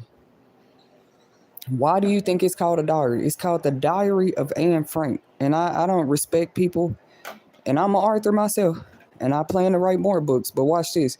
I do not respect people who take somebody's diary and publish it as a book. I don't like that, bro. I don't like it. Because you're like, well, that person's gone. It helped us to contribute to history. Maybe we'll be back sometime soon, y'all, right here on You Will Make It TV. And we can kind of look at it, because I read the book. Because I don't want people taking my opinions and running and turning into other stuff. But I really feel like that. Like, I feel like when I would read the Diary of Anne Frank, I didn't feel right. Like, why are y'all reading, bro? Oh, it's history. You saw enough. At the concentration camps, they had plenty of pictures and everything of what them people was going through. Yeah, to me, it's invasion of privacy right there. That wasn't history. We actually could have probably. I'm not trying to disrespect the book. I'm not disrespecting what her family went through. I'm not. But I don't care. Like, it's been times I'm going through stuff in life. Let me find out somebody read my diary. It's just disrespectful. Why is it called a diary then? Why diary companies still making millions of dollars? And you want to tell people maybe you should get a diary. I've had many of them. What happened with them? I think they tell some of us that just to see our secrets. They don't care no more. If they not looking in your phone, they damn sure want their diary. You feel me? It's just stupid to me. Like, that's why, just so y'all didn't know, I brought it up for a reason. They have diaries with actual safe locks on it. All y'all need to know, the next ones me and my kids have, move. we're getting that kind. And I'm gonna tell you right now, it's like $24, but people want to tell you what you're overspending. I'm sorry, to you it's overspending if I go spend $30 on a diary. Yeah. But did you know it have a safety lock on this bitch? Or am I investing my money? Like, am I investing it really? If I get a diary, you can just, cause you know those ones, those ones with the cheap ass key and lock to it. I don't like those because you can just easily pick the lock. Or if you lose the lock, if you literally lose the lock and you have the key, what does that help you? I don't know. I don't call that paranoia. Just think about it. Like, if you wanted it to just be an open journal, it would have been written in a journal. I'm sure back then, during those times, they did not have these advanced diaries that you could put a lock on.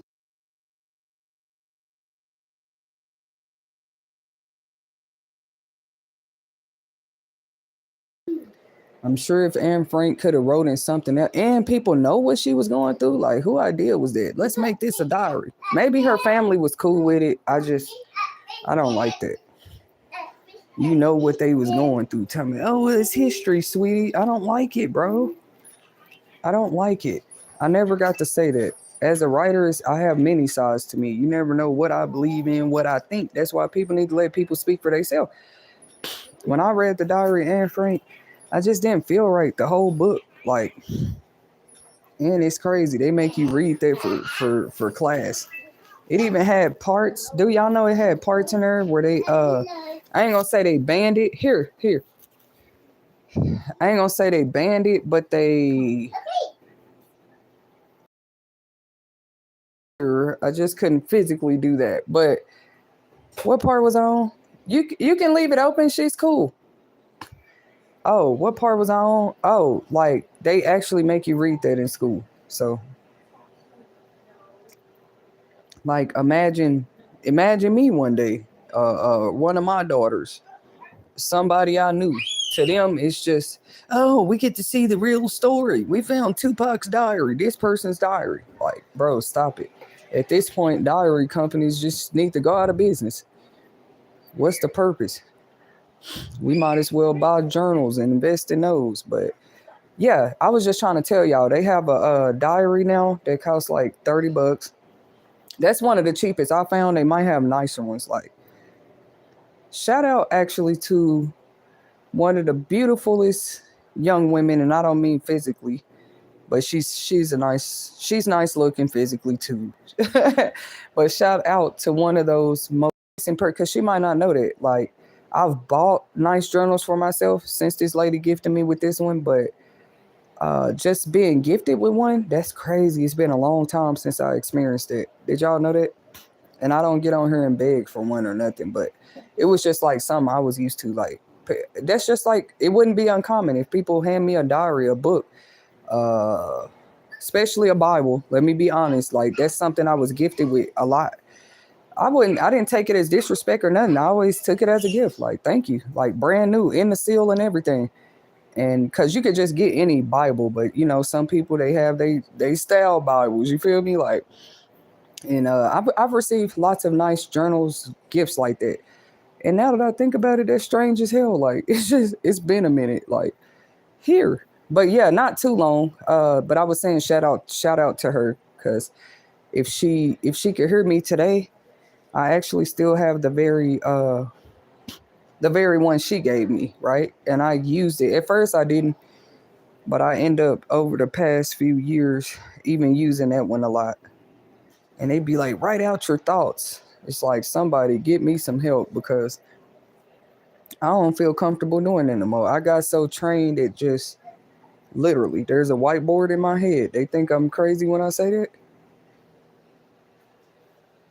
We don't find out how you actually test it. You feel me? So it's like, I'm just done right now investing in whiteboards, journals, anything like that, really.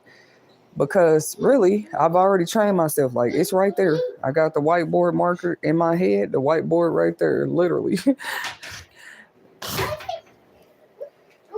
I don't know why people would find it weird that they didn't know how powerful the mind was just because you tried to keep the mind in a certain place. If the mind is powerful enough for you to keep it in a certain place, why would you feel like it can't expand? Like, I mean, come on, bro. That ain't really fair.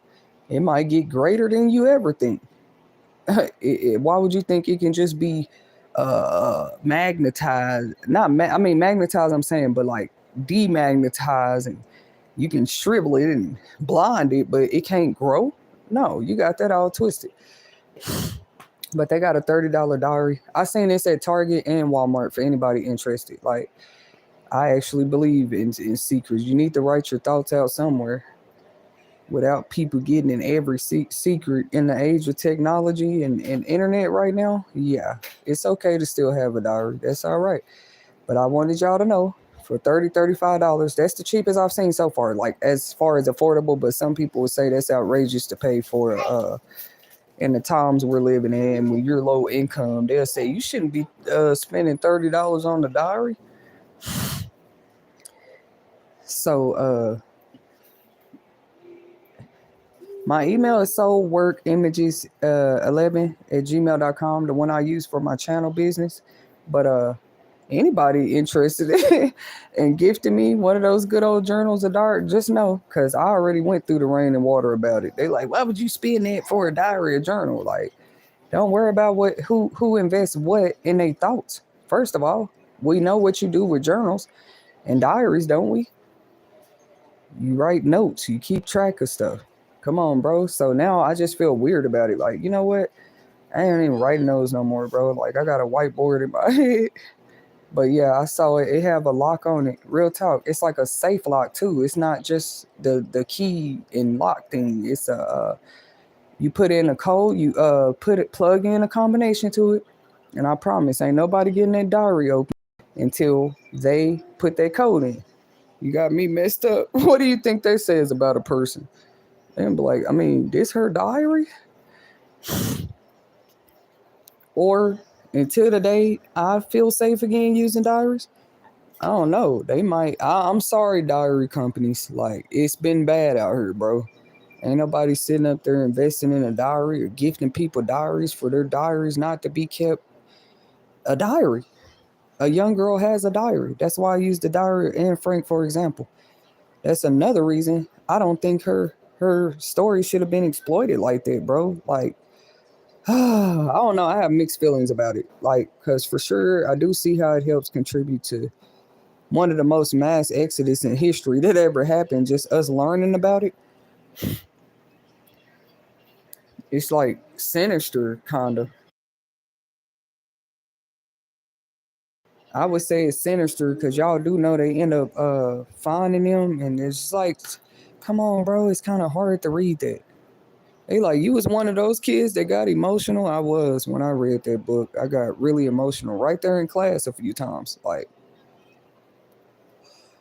feeling like when I read a book, I'm gonna put myself in them people's shoes. God know that. So it was really interesting when I started reading the Bible. Sorry. That's just how I internalized it personally. Like, whew, dang, this must have been hard to be this person, or I couldn't imagine going through that. You really did have those thoughts to yourself. Like,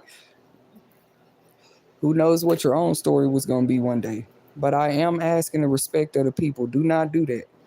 Ain't no telling what journals and stuff they done found of me out here. Do not wait till I'm gone and talking about this, the diary of Tetasheri. I'm asking the world. I didn't get much about anything. I never asked for too much. But please don't do that. Don't do that, okay? Do not do that. Talking about the diary of Tetasheri. Anybody could have wrote that. First of all, y'all better make sure it was really my handwriting that they published something like that. You should be able to read a few paragraphs and be able to tell if I wrote that.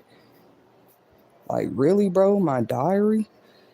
I might go on my own little research about that. I don't want people to feel fearful. Let's talk. Maybe that's the goal of modern day Earth and future Earth, is actually for us to be more open. Has anybody ever thought about that? It's the whole big secrecy, don't tell I don't know. I can't get with it. Like, nobody else feels that.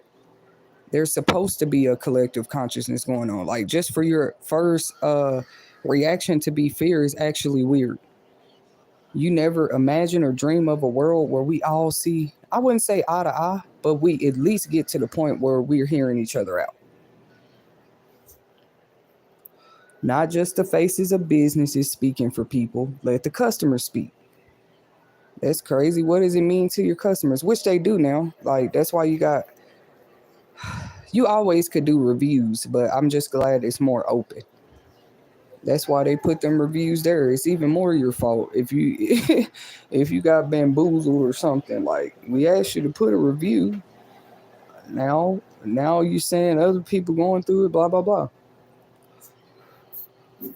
I just thought about something too. Do y'all think that people be targeted over reviews? Y'all probably like, duh, Tetasheri, that's why you leave them anonymous.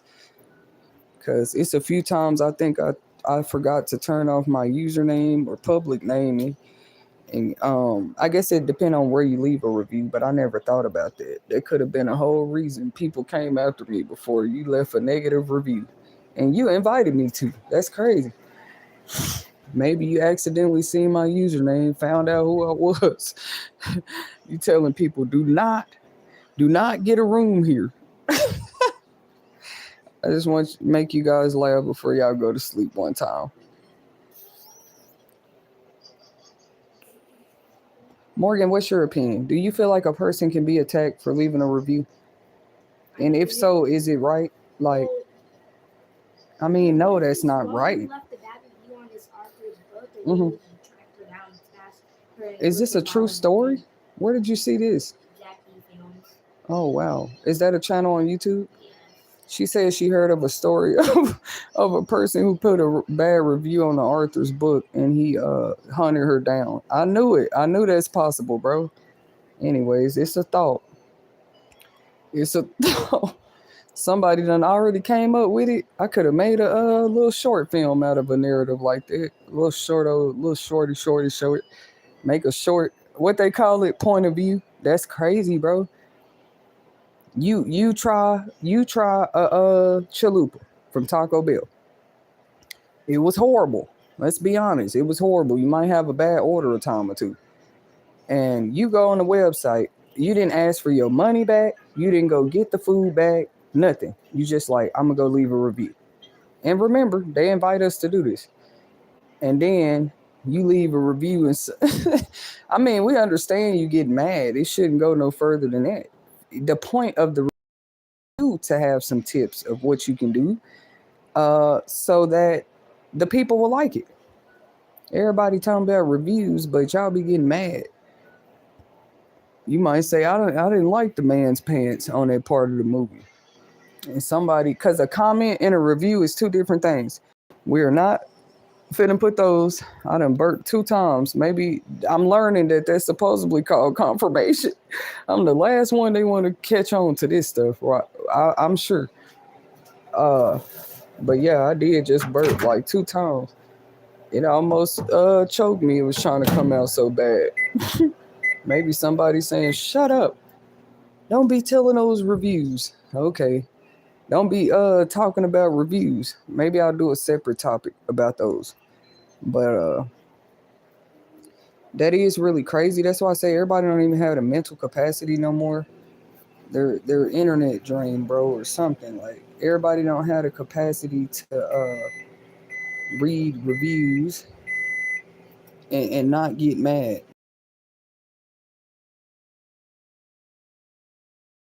Get mad at a review. I didn't ask you to comment, you know what I mean? But I would always appreciate it. I mean, even if your love is dirty love, do you know me? You get mad like she didn't even respond. Like, bro, you're gonna have to catch up. You 2 centuries behind, bro. Love, at least you commented. I might not like your comment. I might look, it was some type of love. You put the energy into typing out something to me. Thank you. And people don't know what to do with it. Like, I don't know, bro. Like, that's why I say I was like that. Like, dang, y'all 2 centuries behind. Let me try to grab people. I had all these people in my arms. I had some tied to me. some, and a dump truck for the other ones. I just want to make sure everybody come, no matter how we got to drag them. And it just seems like some people want to stay stuck back there, bro. Like, don't get me twisted. I love history too, but who's trying to stay stuck there, bro? That's why I said, why do people fear me talking like that? Why would you want to stay stuck in history? You're getting stuck. I'm not stuck because I'm moving forward. At any given time, you're stuck. I can study history with you, but if you try to tell me, let's do this just like Abe Lincoln did, I'm out of the conversation now. Like, what did you just say? Yeah, let's try this. Abe Lincoln did it. It worked for him. Bro, I'm not that type of person that I have to rely on that. I love history. I would love to read and hear all day about what Abe Lincoln did. Because I just been put to the test. I guess they thought, I don't know what they thought I was. If they've been calling me an alien, that's all wrong.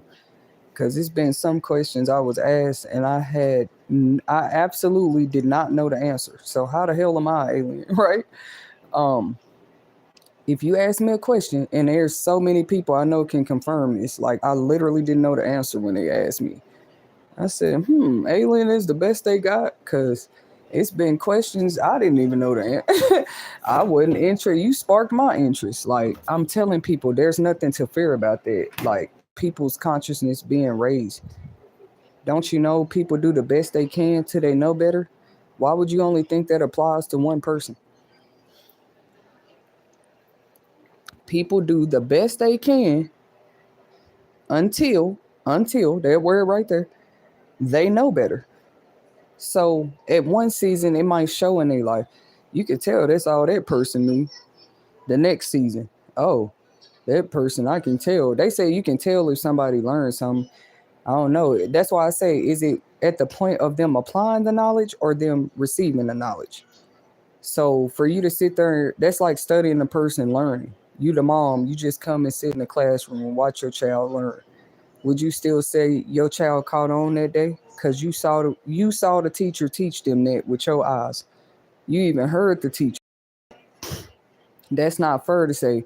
Now I know you learned your math today. I sat there and watched them teach you. See how people be thinking they know everything?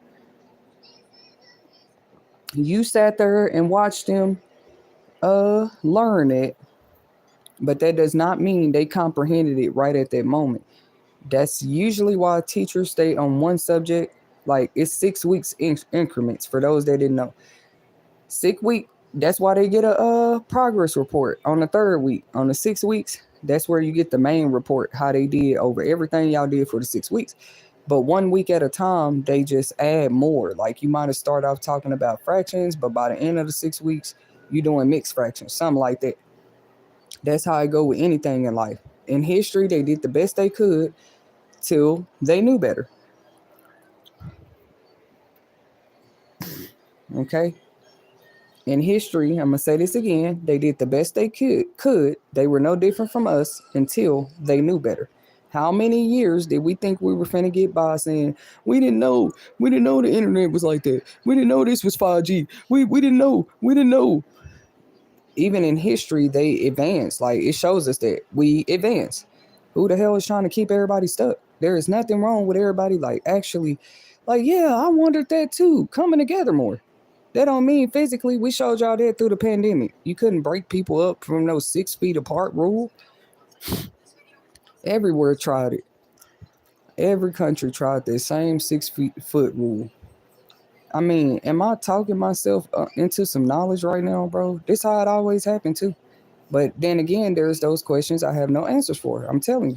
So anyways, I noticed that everybody in the world practiced the same thing. Well, they practice the 6 feet rule. Let's see how that works over here in Australia. Let's try it in China. Let's try it in Russia. Let's try it in Antarctica, everywhere. All of us going to be 6 feet apart. I ain't speaking on the mask right now because that's not what this about. Mask, that wasn't telling people to stay apart. That's just like, that's what's crazy about it. People already had a mask on, but I'm not talking about the mask. The 6 feet apart part is crazy because that's literally a whole implement of keeping people apart if you wanted to. That's crazy, bro. Like, what if I want to give a person a hug? I was saying that during the pandemic. I had all kind of jokes, like, but I was serious too. What you gonna? I'm gonna get a ticket, man. People was crazy during. Try to hug somebody. It's crazy. Like probably, and you don't know them, and that stuff was spreading. Cause Morgan, I saw one news story. People got in a fight at Walmart because this man walked by him and sneezed. Literally, it was so funny, but it was sad too. Like, look at what people are turning into, huh? No, he didn't have his mask all the way up. So a little of the man's sneeze got on him. Do you think that man had the right to spaz out? Like just like, B, did you just sneeze on me? And he like, yep. Oh, I'm so sorry, sir. Sorry doesn't work for that. You sneeze on somebody during the pandemic, they ready to fight, bro. And they showed it already on TikTok. But other than that, I don't want to just see that. Like people offended, like don't sneeze on me, don't sit by me. That's what's wrong with people. And they all right with this. They like, yeah, this is better. This is just better for the people. What? Them being like weird to each other all the time?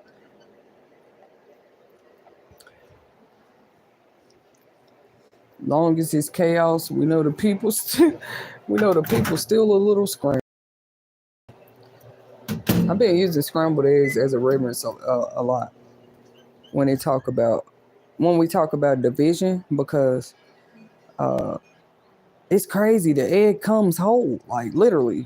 When you crack an egg, it come all together. That's why I use that analogy a lot about things that are divided. Because how do you take something so whole like an egg yolk and scramble it? How do people do that? They've been doing it. You could just make an omelet, something that keeps the egg whole. You sit there and you scramble it all up. That's how people been doing us in society. It's weird. And then they okay with this. They actually feel better as long as everything's scrambled up just because they like it scrambled. People don't even like eggs one way. But you want to make people one way? All right, I'm just going to sit back and watch. Let's see how this play out. Because, I mean, everybody don't even like their eggs scrambled, bro. Like, real talk. Some just eat it boiled. Or that's the thing about eggs. It's like a million ways to eat them. It's so many fish in the sea. They've been telling us that it's plenty of fish in the sea. Oh, okay. Why everybody after this certain kind then? Usually that's a sign of dun dun dun. Okay. Everybody after the goldfish. And it's like, how many fish in the sea? I'm tired of them with quotes that's been here. Maybe people just forgot. They said that for a reason. There's plenty of fish in the sea. People come right over there where the goldfish is. Like, should I get one? You know you like it. Pick you one up. My thing is, don't try to make everybody eat goldfish. Now you're forcing things on us. But I keep getting off topic. That's serious for me to talk about real quick. Like, I went blank for a minute. Oh yeah, there it is. It's worth talking about. Like, why do people fear? I don't want to say unity. I don't want to use words other people see because that's not justifying what I've been seeing in society. People fear what that like people raising their. I guess they've been calling it raising their frequency because the best way I can describe it is if you stay stuck in history, we'll never be more than history. You see? You just stand stuck in history. How do you become more than history? How do you become the future? And we just keep repeating history. Nobody's tired. I'm starting to feel like I ain't gonna say that, but I feel like I see that. Like we're just gonna keep repeating history, huh? Maybe every Earth before us tried the same thing, said the same thing everybody's saying, doing the same thing. And if we did it so right, why does it look so similar over and over and over again? You know, that's why I said with me, I'm gonna say it right now. Do not publish a book about my diary. Don't even do that, bro. Like they did Anne Frank. I don't like that, bro. See, I think about deeper things now. Was that really right? They like, who the hell thinks about that? Like, literally, bro, I'm gonna give myself credit. I thought about it. I got a crazy heart. Like, the level of things I be concerned about. Like, is that okay?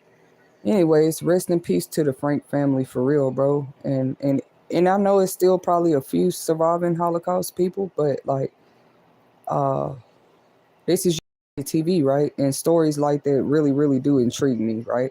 Just off of the internet, off of the internet, in real life. What you mean? I told y'all yesterday I met a homeless man before, and his son was a doctor, bro. And they like, shut up. It's okay. I'm telling y'all, people fear the truth. It's okay, bro. He wasn't even nobody I knew. I don't even remember the man's name or the doctor. It's okay, bro. Calm down. You're trying to stay stuck in history. It is. It's kind of unheard of. Like, why your son can't stay with you, bro? Like, why you can't stay with your son? Oh, he has a wife and kids now. And I was still like, huh? So, because he grew up and became a doctor and has a family, you're out here sleeping on a bus stop or park bench, don't know what you're going to eat tomorrow. That's why they don't tell people that. I'm a special kind. And I knew maybe the right moment would come in my life where maybe I repeat it. I repeat it. You know what I'm saying? That's not a story I tell every day.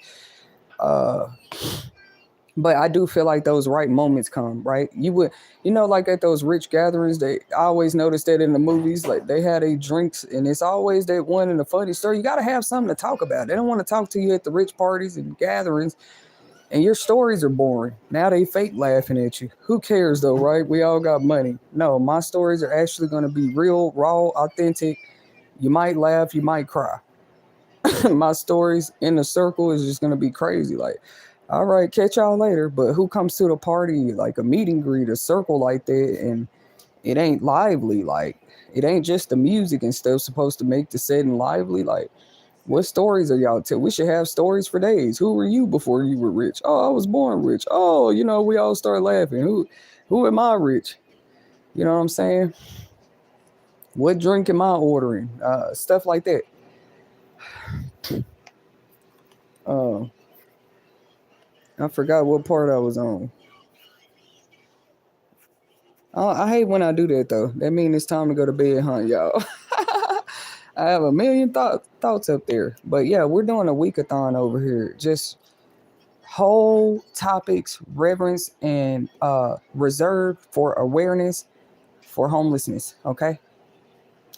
Because see, we already talked about that yesterday. Feel free to tune in to previously recorded segments. But there is homeless in every country. Okay. You cannot be cliche with something like that. It's a very vast arena of seriousness. Okay, homelessness in different countries look different. So I was like, who's reminded everybody of that? You see Gaza right now. I don't know why I keep using them for example, but it's bad, bro. So every bite I've taken lately, drink I've drinking lately, I'm so grateful, God. Like you ain't gotta say thank you no more. I know. It says give thanks, give Thanksgiving. I'm not saying that I'm trying to take from God's word, but have you ever even did that? Like, forget judging how humble a person is. I feel like sometimes God even tell me, okay, I heard you, and I'm still saying thank you, God, because I really do see so much. I do for a long time. And I'm like, God, all I know to do is like, thank you. I could be just drinking a sip of water one day. My mind go to thank you, God. You know what I mean? Maybe y'all don't understand. This is you will make it TV. Literally, bro. Like, thank you, God, for this creamer. Like, maybe I remember a day I couldn't afford saying, and they like coffee creamer. Yeah. If you sitting there with me at that moment, that's why I've been alone. I'm not finna hide myself no more. Like, I can be myself by myself though. I'm not gonna tell myself I'm crazy because I keep thanking God 10 times. Usually a person just say they grace and eat, but thanking God hours later for a piece of cake I ate earlier, like just different. Like every little bit. I thank God for things that people think I shouldn't thank Him for. So it's either I stop and explain myself every time, or you just hope there's somebody out there that understand. Like, why I gotta explain my thanks? Something is wrong with people. Why would you tell thank you God for this circumstance? Oh, you think I'm thanking God just for the circumstance. That makes sense. That makes sense, I guess. I'm never just thanking God for the circumstance. It's probably something he's showing me through the circumstance that I'm telling him thank you for. Maybe it's keeping me through the circumstance. Maybe it's teaching me through the circumstance. Maybe he even showed me a glimpse of the other side of the circumstance. But you cannot control my perception of the circumstance. You can only do that for so long. If I really believe God is all in all in control of my life, you can only control like how I see my circumstances for so long. If that's not a testimony for somebody, I don't know. But maybe somebody needs to hear that. People can only control your perception to your circumstance for so long. Didn't I just say history didn't know better until history knew better? What do you mean? We wouldn't see advancements if history stayed stuck there. I don't want to see people do that. I really do have a good heart. I don't know how to explain what I'm trying to say, but you don't stay stuck there. I know it's a beautiful place. History is beautiful. We all love history. I'm not saying don't go visit. Ain't nothing wrong with visiting history. They think they just need to tell me that. Everybody needs to hear that.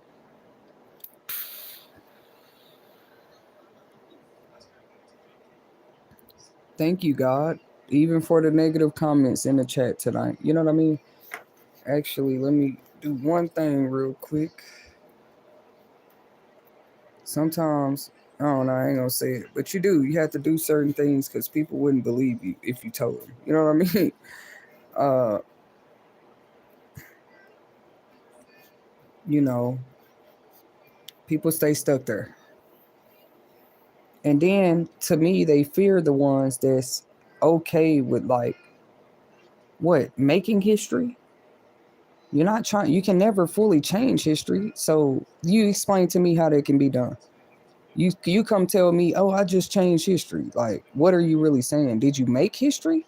You can't change something that's already history. You maybe could have researched it, found out something new, found something else new about it tomorrow. You keep going because you wasn't heard in. But how can you change history? Oh, I just changed history. What did you do? Go through a time capsule? That's what I'm gonna ask you. You can make history, and as much as people want to be the person in those shoes, like what are they doing to make history? Literally, bro. And why do we fear it? Because somebody's trying to keep us stuck.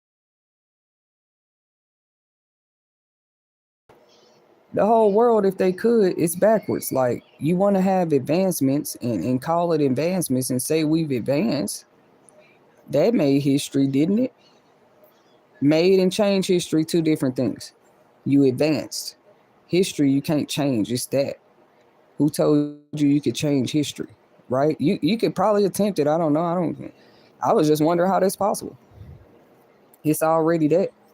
All we can do is keep digging up what happened. That's it.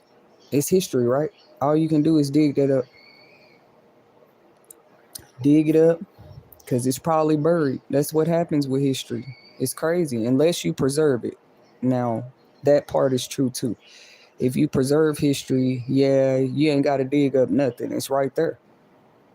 And maybe some of us have done it the best we could in ways that you wouldn't imagine, just preserving history, but not in a way to where uh, I just want to stay stuck there. I don't think that's what even history would want us to do. You get what I'm saying? If history could talk, I might write a poem called that. It's just the things that I think of sometimes. But if history could talk, tell me you wouldn't read a poem like that. If history could speak, what should I call it? You know what I mean?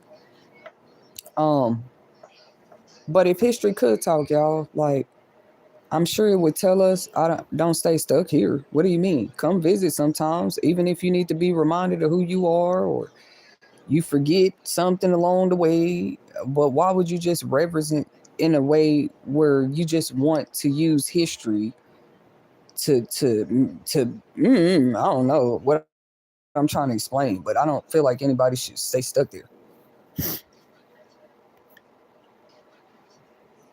It's crazy, bro.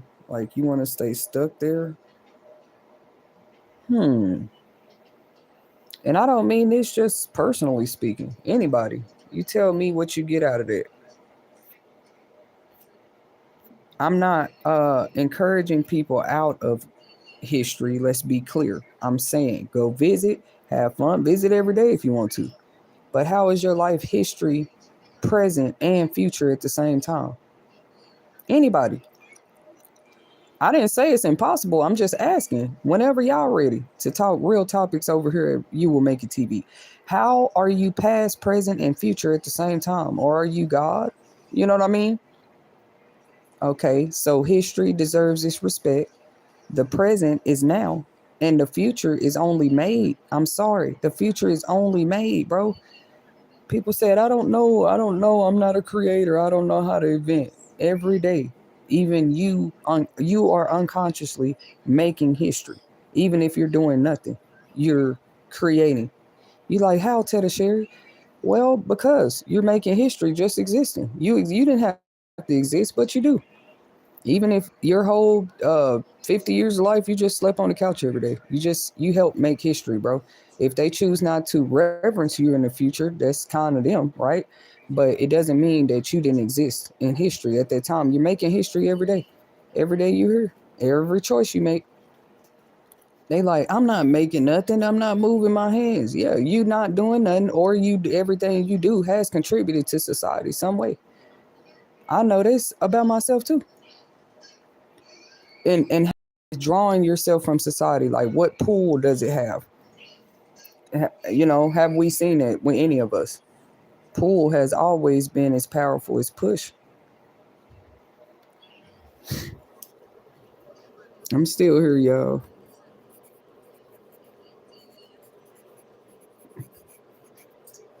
That's just what it is. That's just what it is, y'all. People fear making history, if you ask me. I'm just here to challenge things. They know I'm the challenger, bro. Not the car either. Just the challenger. They don't mean people love challengers. What you mean? I don't know. Y'all put y'all comments in the chat. I've never had a challenger, but people say they had a challenger. We wasn't talking about the car. Cause like if I know a challenger myself, why would I fear being a challenger? Or why would I fear somebody challenging me?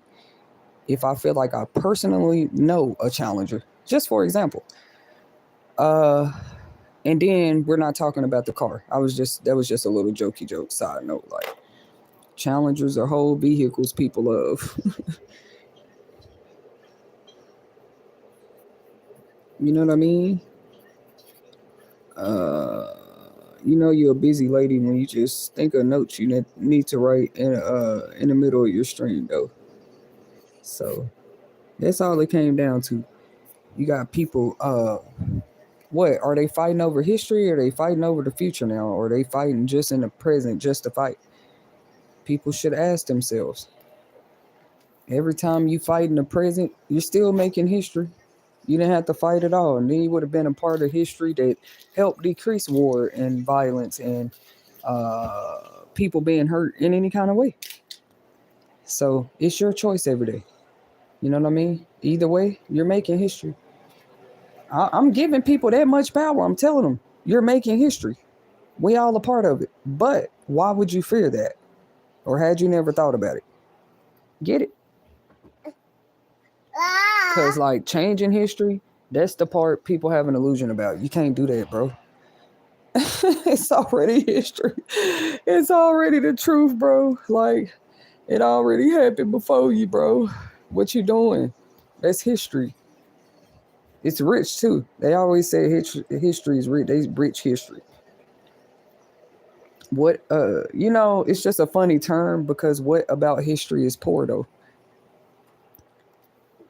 No. Here, sit down. Here. Thank you. Thank you. Here. Let me help you. For real, y'all, they call it rich history. But what part of history is poor? Hold on, mama. It's rich history because you'll never get it again. Anything that rare, it's rich history. It'll never happen again. It's meant to be what it is, bro. Like history would tell us, if history could talk, history would say, man, y'all do something new. I bet it would. I'm speaking for it. History would say, man, don't stay stuck on us. What are y'all doing? We had our time. We watching y'all today. What are y'all doing? That's what history would say. Do your own thing. You done came back and checked on us so much, we starting to get concerned. Y'all the ones with computers and internet and what else? Y'all have everything modern. Why you turning around looking at us? We history. We did our thing. Don't get it twisted. We did our thing. That's history. But look at you guys this time. Or you gonna be so focused on what we did in history, you don't even live out what you were supposed to do. That's why me personally, I don't know, like with my personal history, it's nothing wrong with visiting it. Anytime you need the reverence to it, in my opinion. I didn't know there was a crime. Um, with world history, anything, they act like they have a problem about what you go look up in life. You know what I mean? Even if you don't tell people what you go look up. Look up. You know what I mean? Look up. But like, how does ever what you go reverence to in history bother somebody else? It's a lot of inconsistencies I've been seeing. Are we past, present, and future at the same time? Have people been traveling in time capsules and I don't know about it? Because I have questions. You know what I mean? You are you God? You're the history. You're the who though? When you can't, I haven't seen enough people let history go in a way where they're still fighting to make history every day, right? So you do have like those that make posts about people that do great things. I didn't say that didn't exist. I was just saying it should definitely be more prevalent than all this negative stuff we see. Because I'm pretty sure there are people still out there making history. Like it, it depends on what type of content you tune into. I understand it. You feel me? Because I have seen content where it's like, boy, graduates at 14 with 3 degrees. Literally, those stories are out there. Did he just make history? No, he's just the 20th kid to do it this year. It might be a small number of them, but see, they're out there. Company blesses a man with car who was walking 20 miles to work every day. I done seen them type of stories. I don't know who they thought they was talking to. I already done seen them type of story. They was true stories too. And the company the whole time had been saving money to get him a car. It made me cry. Like it happened to a whole other person when I seen that on that I didn't see on YouTube. I saw that one on Facebook back in the day, but oh yeah, I was on fire for God at the time too. That story definitely moved me. Like, and I know what it's like to walk. So I'm looking at his reaction in the video on Facebook. You know what I'm saying? Like, bro was so surprised. Like, they say he had a family. I think he was a single father or something like that. Shout out to that guy, however he's doing today. More blessings to you, brother. And some of us did see that. That's what's up, man. Like that people can come together like that and help somebody if they want to, you know. But it's not just about helping them. Like you never know. That's what that story was. I guess the purpose of teaching us for real, because they didn't have to share it.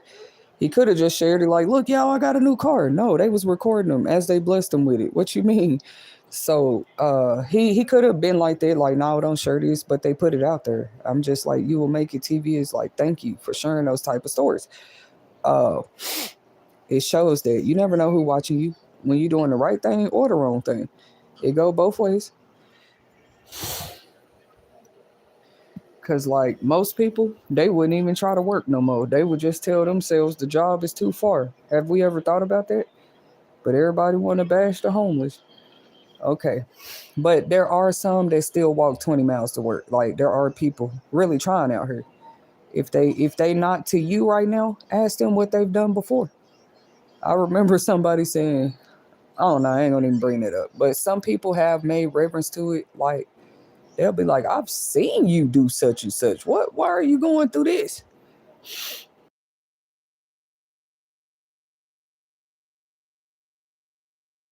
That's pretty much how the person said it. I actually wasn't alone. They like, I seen you do this, and I know what you can do, type of deal. Like, so it's words like that that took me far. Anytime I need to think about it, like, just know a time or two a person done told you, like, send you a whole picture of yourself. Remember who you are, like a Mufasa moment, like, or they tell you, uh, do the best you can. You know what I'm saying? I don't know. It's like they try to remind you of yourself. Forget, scratch that. What I said, do the best you can. It's more reverence to what they know you can do. That's a whole nother level of encouragement. You feel me? Like you know, and they know. They saw you in action. Then you be trying to tell them that was then. I'm trying to do this or that now, right? Every time you run into a person, that's a good person to be around. Like every time you run into them, I thought you was doing this last time I saw you. No, I'm doing this now. I'm trying to work on this or that. That's a little more than an opportunist. That's definitely evidence of growth in a person, like mentally too, because how's every time I see you, you already on another train of doing something. You ain't even gotta, like, girl, if anything, doubt me right now. That's fine, doubt me. You know what I mean? Like, it is gonna be that one day though, boy. They run into me and it's like, they probably won't. Who knows how it's gonna happen? But just know, all them ideas. Every time you ran into me, I had a new one, a new one, a new one, a new one. I ain't stopping till I get there. That's the funny thing about it. They can tell you what's impossible, but call you lazy when you homeless. I just want to preach before I get off of here one time. You know what I'm saying? Because how is that cool? Y'all feel me? How is that cool, bro? Like, every time you say, I don't think you can do that. That's impossible. As a matter of fact, I ain't going to support you.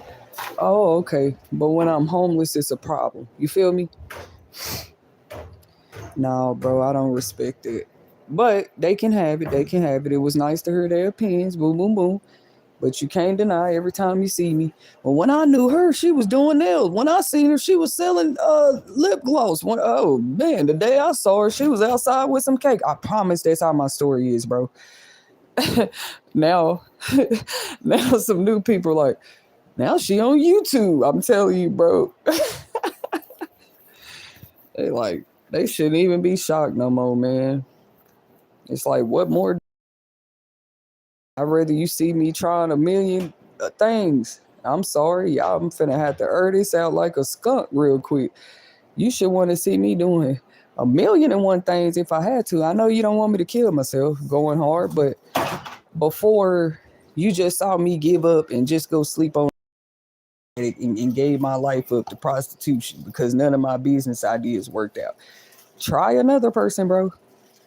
Try another person. Mm-mm. No, ma'am, no, sir.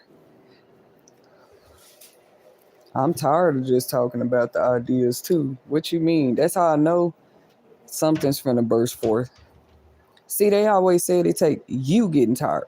This is you will make your TV. They said it takes you getting tired, not the people around you tired of you, not this and that and them.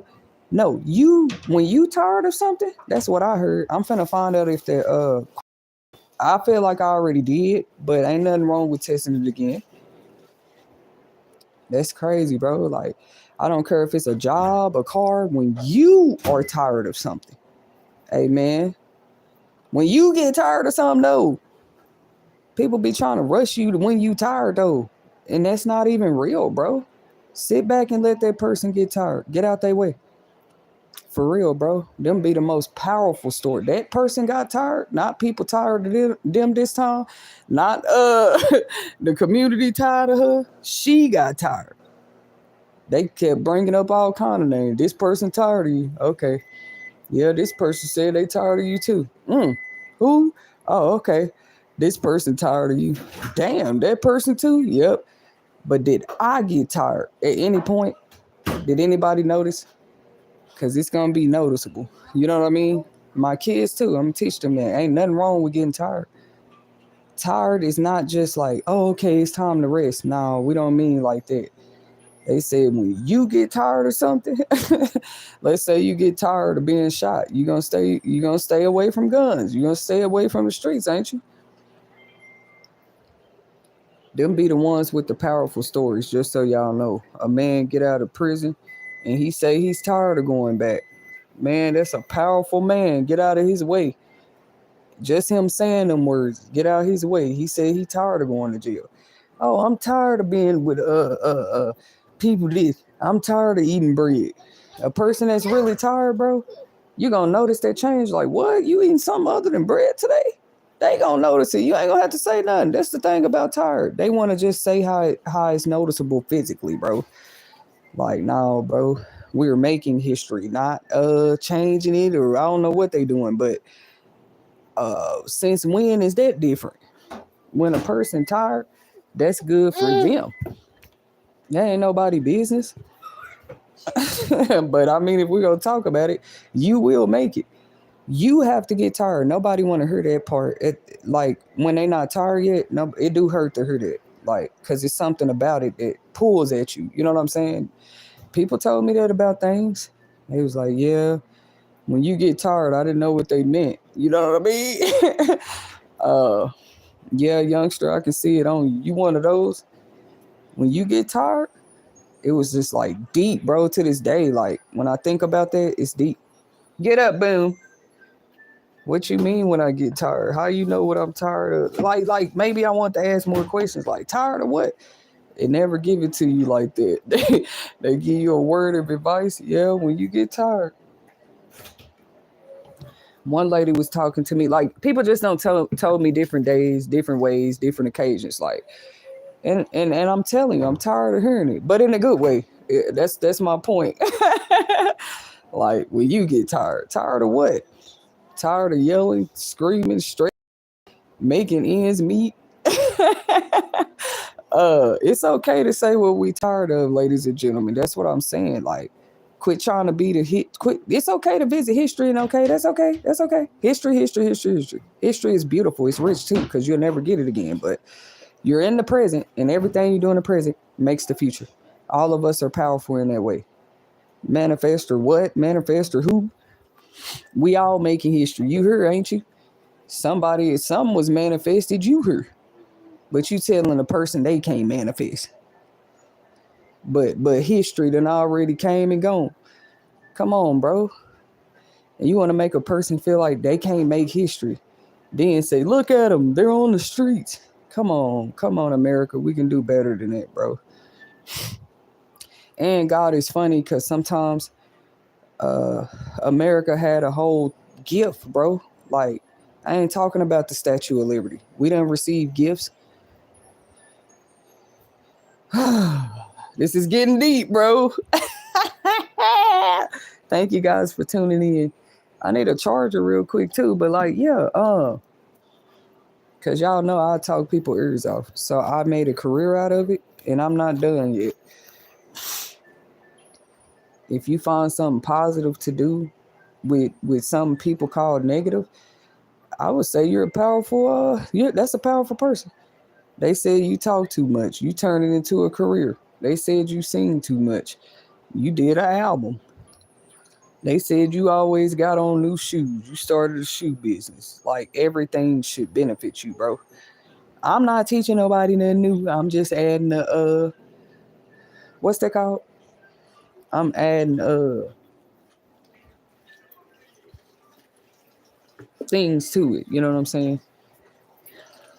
But wouldn't you say a person is safer in a home than outside, homeless? I think we all would agree.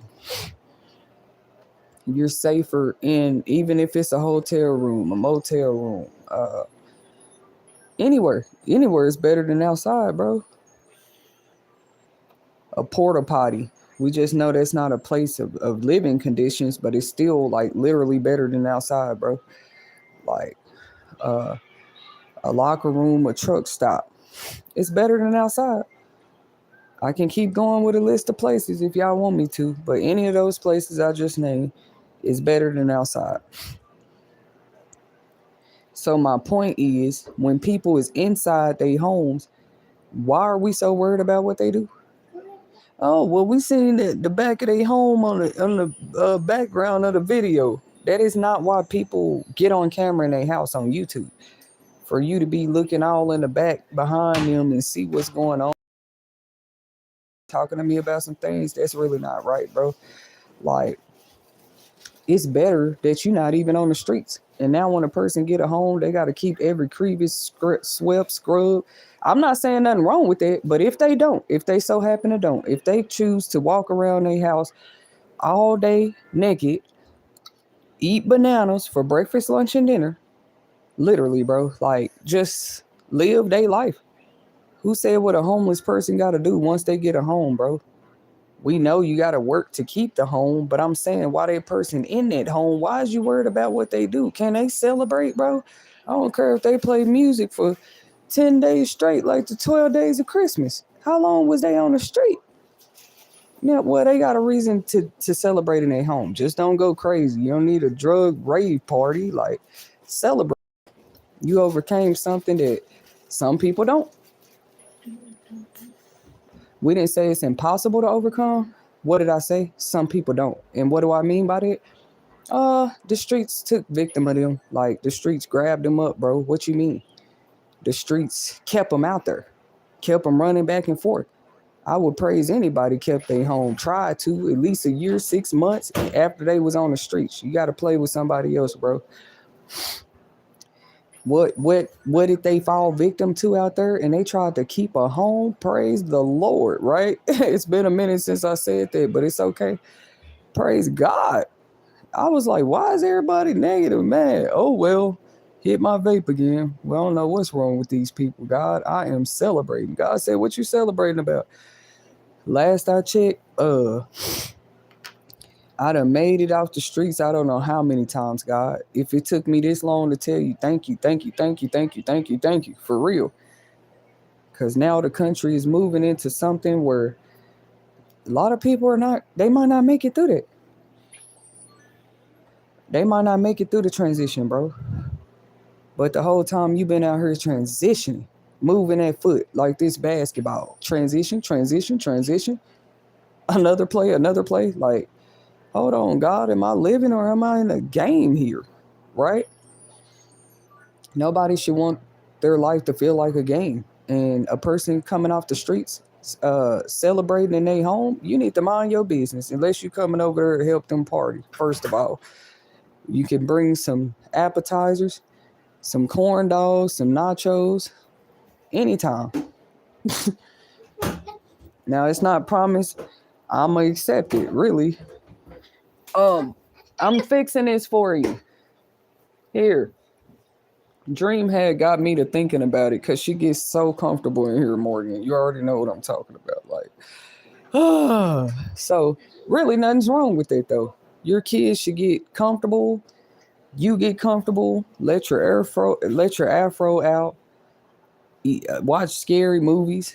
I'm asking y'all, what is the proper thing to do when you come out of homelessness?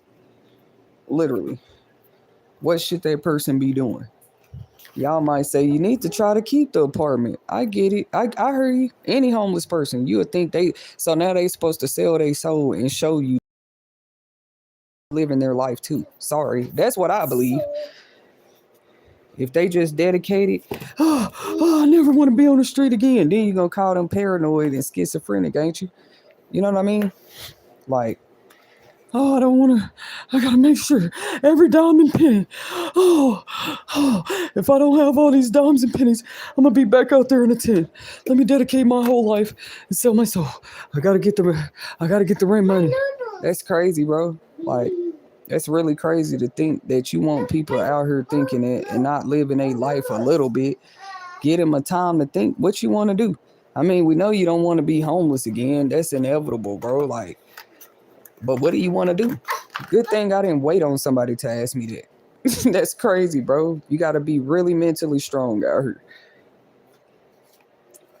I found myself having interviews with myself with my journal and pen. What do I want to do, man? My first 2 weeks. All right. Next thing you know, it's distraction, the wind blowing, thunderstorm. It's hell raining outside. Like, what is all of this? All I'm trying to see is what I want to do. I made it off the streets. That's all. Do any? I ain't gonna. Does anybody care? Well, anyways, the homeless that's out there, I care. Like, maybe I should start a. That'll make me happy to start something like that, because I always think about what I can do for them while they homeless. But that moving into your place is a very, very big deal, ain't it? I forgot about that, bro. It really is. They might need new, like, start them off with a cleaning kit or something that might help them. Because I would say a whole living room suit, a bed. Yeah, maybe we could provide them with mattresses. I mean, that's a big deal, bro. If nobody celebrate with you, what you would make your TV finna start, Will. Come over there. It's called a housewarming. Somebody you can trust. You ain't got to know us, me and my team. Did you just come off the street and got you an apartment, a house? Not hotel, motel rooms ain't gonna count. Like, that's still a place to stay, but I would want to help those that, like, they just got them a place. What you mean? Like, who knows what they had to go through? I just told y'all about that one man story who, nope.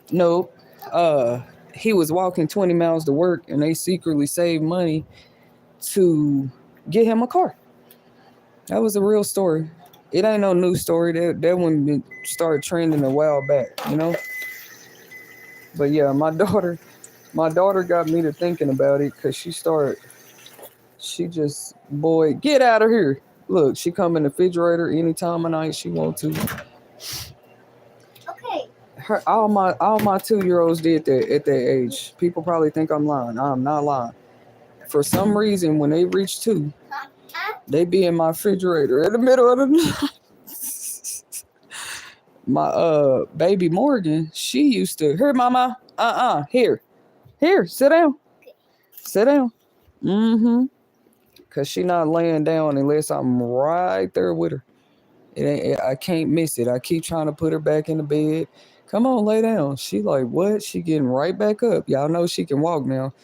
She can walk. She running miles. Like, she get right up. Mama, I'm coming. Okay, but all my 2-year-olds, when they turn 2, though, it's just crazy. Morgan, she used to, for out of all things in the refrigerator, she would take eggs.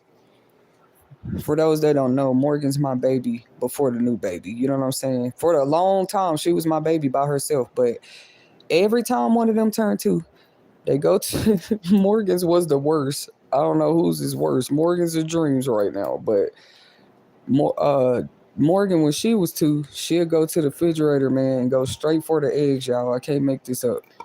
I mean, eggs probably wasn't as much as they were now. Y'all know how that is. But it still used to piss me off, because, like, eggs are so hard to clean up. Of all foods, eggs, it's just nasty to clean up, bro. Plus, you're wasting the eggs. It's like, she'll run in there at any moment, too. Just crack them open on the floor. No, I remember I used to just take eggs and then just sit on them thinking they would hatch. Oh, she said she would sit on them as well and wish they would hatch. And then as she got older, it never got better. Like, it just switched, like, what she was doing with the eggs. Like, I found them. I think I found them in a room or somewhere. And I'm like, Morgan, why do I keep finding eggs in the rooms? You know what I mean? They wasn't even cracked. Now she's a little older, right? She's at this age, she like 6 or 7. Yeah, that was the age that I did that. She like 6 or 7 years old. Now she's an animal lover. I just been through it all with being a girl mom, for real. Like, I'm like, Morgan, why am I finding eggs in your closet? She said, Mommy, I was trying to, I wanted the duck. It's like, I couldn't even be mad, but the baby had been doing it for so long. Like, I kept finding them, and every time I would ask, like, who the hell is bringing eggs back here? They not cooked, y'all, or nothing. They not boiled, just like eggs, right? Straight out the refrigerator. And I'm like, why do I keep finding eggs back here? Because you're a mom, you're going to go to the kids' room sometimes or whatever. Especially at that age. They was little. And this baby always had eggs somewhere. Well, she finally admitted it was her. She just like, Mommy, I just wanted to help the ducks hatch, right? She's 10 now. She'll be 11 soon. But I remember all that. And now her baby sister here, come here, sit down. She do the same thing, like go in the refrigerator anytime. Hers is worse. Mm-mm. She go in at any moment. I would say she can run around comfortable like that. Leave her alone. I was just talking about that on the channel. Morgan, not right now. But is it not true? When you have a home, you should be able to be comfortable in there. I don't care, bro. I do not care, really. Like, come on, bro. And their story not like anybody. How did I get in here? How did I get in the last place? How I get the last place I had? Who paid for it? How I get the last place? Who paid for it, right? But then every circumstance could have been different too. And it's like, if the circumstance was that person just moved out of somebody else's house or they came off the street, like homelessness, you got that person messed up. They can be comfortable in their house. You just mad because what? They made it out of that situation? Because I don't see what else that could be, bro. Like, what? Like, well, I want you to have turmoil the whole time you there. I don't think so, Satan. That's crazy, bro. and everybody talking about homelessness right. I want to feel blessed every day I'm in my home, any home. If it's a shack, if it's a hotel room, if it's a 2-bedroom apartment, 1-bedroom apartment, you got me and my kids messed up. We first should feel entitled to that place. We first should be able to walk through the door with the key, and then us first. You feel me? Us first. Cause you paying that money. When they demand that money, guess who they expect to pay it? The leaseholder. That's after your homelessness. People not talking about that though. Miss a payment if you want to. You gonna hear about it. They gonna make you hear about it as if you don't know. I'm serious, bro. Miss a payment if you want to. But you the expert on what a person is when they homeless and how they became homeless, right? Okay. Now you the expert when they get their home and you just study them. I think, what? She's been there 2 weeks now. Shouldn't she be cleaning her stove? I thought they should fix up the porch a little bit. That's all you can do. She's not organized her closet yet. She's been there 6 months. Her closet should be organized and color coordinated. Did she say she's an Arthur? I mean, what do you do to make the people happy, bro? When you wasn't satisfied when I was homeless either. You said I shouldn't be out there with kids, didn't you? One person actually said, I don't see how you can have your kids out here. Nigga, you act like I'm in a tent on the sidewalk with a sleeping bag under a tree. Now, when you see me like that, they like, no matter what we tell this person, she find light in it. Like, for real, bro. Like, when you see me like that, because praise God, I ain't never had to sleep in my car either. Some people actually are going through that right now. Dream, sit over here. Get over here. I gave her this one. No. Come here. Here. Here. I thought you were eating. Eat it. Yes. Sit down and eat. Sit down. She doing it all tonight. Where's my I found it. Y'all get my point though. It's like a person not satisfied when you homeless. I know what the homeless go through, bro. I'm not saying I know everybody's story, but I mean, baby, they finna take advantage of the whole time you homeless out there. They gonna try to. You can't tell me you just run into good people every day while you homeless, bro. Literally. So everybody you meet while you homeless, they make that make sense to me. But you want a person to be down on their luck when they get the home? You're not gonna play those games with everybody, bro. That's crazy. I feel like that person, if they celebrating, if they even have a whole day where they play nothing but church music and you the neighbor and you gotta hear it, that's too bad. Do you know what that person just went through? You better go in there and go to sleep. Go take you a ride, because maybe you got a car and that person don't. Go take you a ride. Let that person enjoy Jesus in their home where they have to pay rent. That's what I had a problem with. It's like you got to get down on the magnifying glasses and cameras because people on social media and videos, talking about what is their home like. Like nobody asked that about people with nice backgrounds and stuff on their channel. Ah,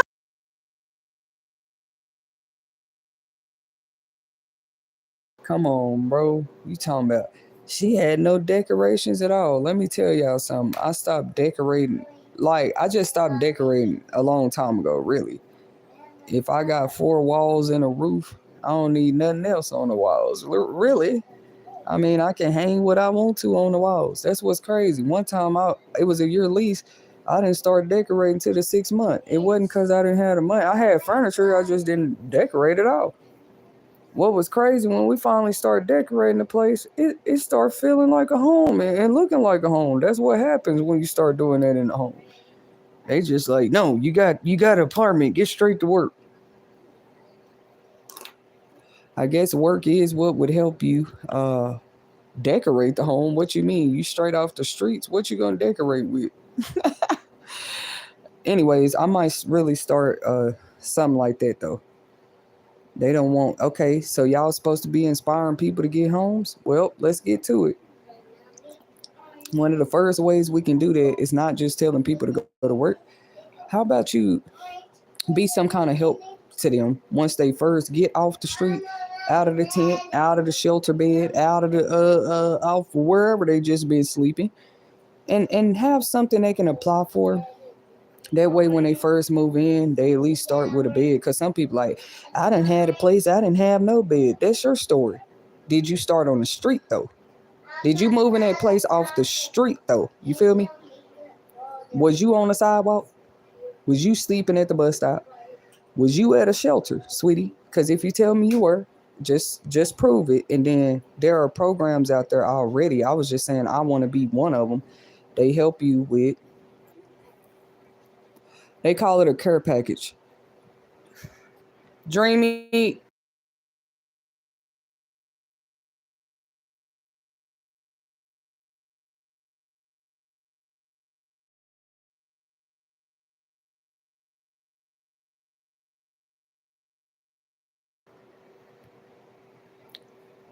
I don't know. I know they want to. So that means I'm telling the truth. When I told y'all, notice when y'all heard those pause breaks. You think I'm just hitting the mute button? Mm-mm. Just pay attention. I done hit the mute button. I need to start writing down every time I have to do it. Cause like to me, no. If I only stay with my kids, it ain't that much distraction going on. Like it just be different in here. One sleep, one up doing her schoolwork. What they want to know. One she up looking at her styles for school. What you mean? A family that survived homelessness might look different than you and your family. Cause how many steps set back were they just being homeless? Let's really talk about it. How many steps back? Not.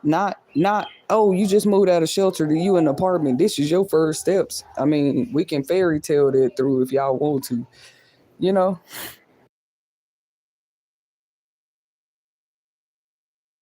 yeah. Like it's not a fairy tale, bro. Like some people actually went through that. Why would you sit there and control? I mean, compare a household that. What am I trying to say? Why would you compare a household that just came out of homelessness?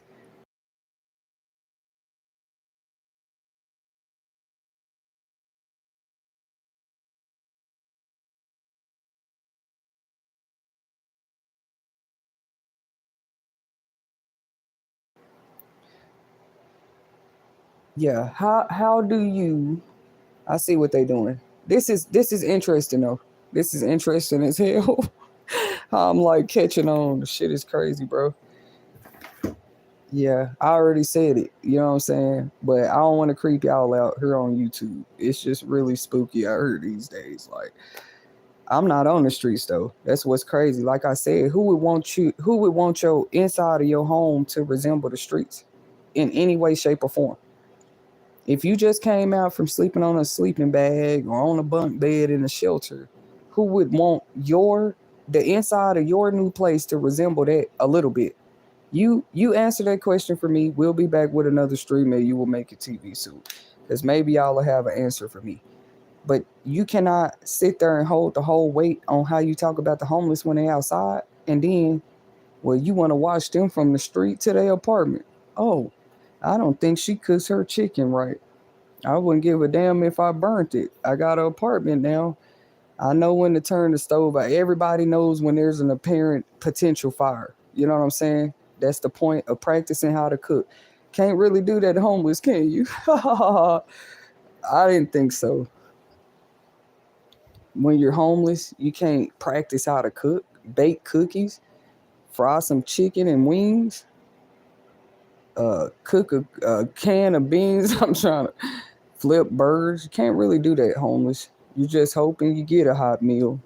I'm just reminding people they have so much to say about people that's homeless and who paying their rent and who need to be outside. Y'all better stop playing with God like that, bro. Literally, I don't know who it is, what country, who playing. It's been going on for too long. Didn't I just say we stuck in history, bro? Everybody's stuck there trying to hold the ones back. It's like, come on, we got to move forward. Next thing you know, it's a big 15-foot tidal wave coming and everybody running. And we all know you can't really outrun that big body of water. If you see a wave taller than the Eiffel Tower suddenly overpower the coastline, everybody in the wave of that tidal wave is going to get hit. That's just common sense. And why would you not think that still applies to life? When a wave is coming, everybody start running. It don't matter what color you're, how old you are. This is a big, huge tidal wave tsunami coming. You gonna stand there and get flooded out, or you gonna take off running? To me, that tidal wave is history. You done played in it so much, you wondering why it's catching up. Who told you to go dig up? Because like I said, preserved history is already there for you. And everything ain't meant to be touched. You probably been having all kind of grimy hands just touching all over history, bro. Hands that didn't even belong there. Or they didn't wash their hands after they finished touching it. But history is usually preserved for a reason. And to me, why would you just stay stuck there? That's like standing there and the tidal waves coming. I'm trying to tell people, you need to move forward. You will make it TV is saying. How else are you going to move forward and you're stuck standing in the same spot? And you trying to keep others staying there. Like, make that make sense, bro. He like, that comment was not needed. That comment is never needed about somebody's faith. They like, you that grateful? Yeah, y'all didn't know? That's crazy, bro. Like, you went from outside situations, on the side situations, you name it. Anything with side, I already been there. And then when you get back in line a little bit, you ain't even at the front of the line. You just not on the side no more. You not outside no more either. So you in line. You know what I mean? And it's like crazy. You seeing people literally try to bully and push you. It ain't even a food shortage yet or nothing. It's like what are we pushing and shoving for again? A piece of chicken? Hold on. We pushing and shoving for my blessings? That's weird, bro. Do not drag me in nothing like that because if it's my blessings, nobody would have to push and shove. That's the thing about it. If it's really mine, nobody would even have to do that, bro. So just imagine. Nobody should be pushing and shoving for the next person blessing. Because depending on who blessing you pushing and shoving for, you just gonna push and shove y'all ass right on down the hill like Humpty Dumpty, bro. Because like if you don't know me, people wouldn't have to push and shove to like get anything. Because I wouldn't want to hear that somebody got hurt like a damn Travis Scott concert trying to support me. That's dumb. That's crazy as hell. And the whole time your only narrative was you don't think a homeless person could build something. Like, what? That's weird. Ain't no telling what kind of gifts them people have out there. You know? Ain't no telling what all they can do. That's what's crazy. Do you keep them stuck in a cycle so long we never find out? And then who do you blame? Some blame the system, some blame the broken families. Cause they said they was telling people in DC, you can go stay with family, you go somewhere. This is what it's coming to, ladies and gentlemen. Like, they don't want to hear no more. I don't get along with my brother. I can't stand my sister. I can't live with my mama. We just alike.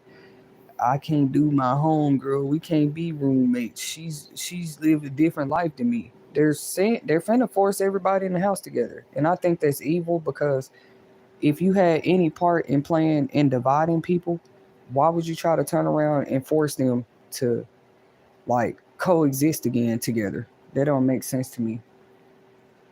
Now I gotta ask you why you divided them in the first place. Because now you're saying, well, we don't care where you go, as long as you ain't on the streets.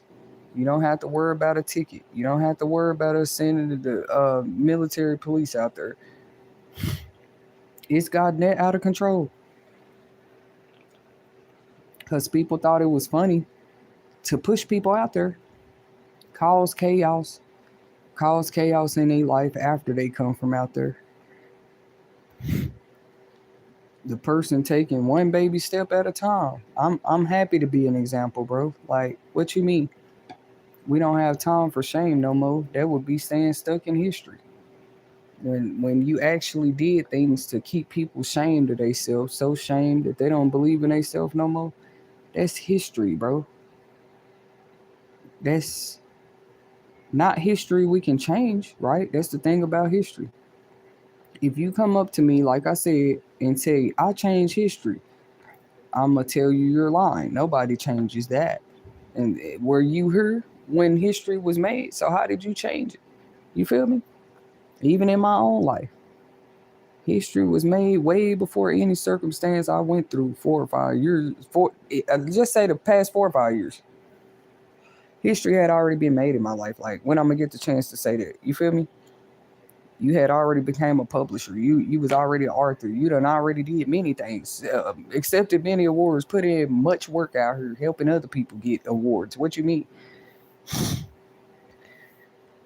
I told y'all, everything to do with the word side, outside, on the side.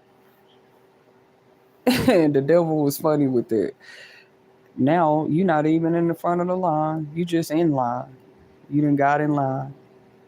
Now you see shoving and pushing. Like, well, damn, what we all in line for? Because I just got in line from outside. You see?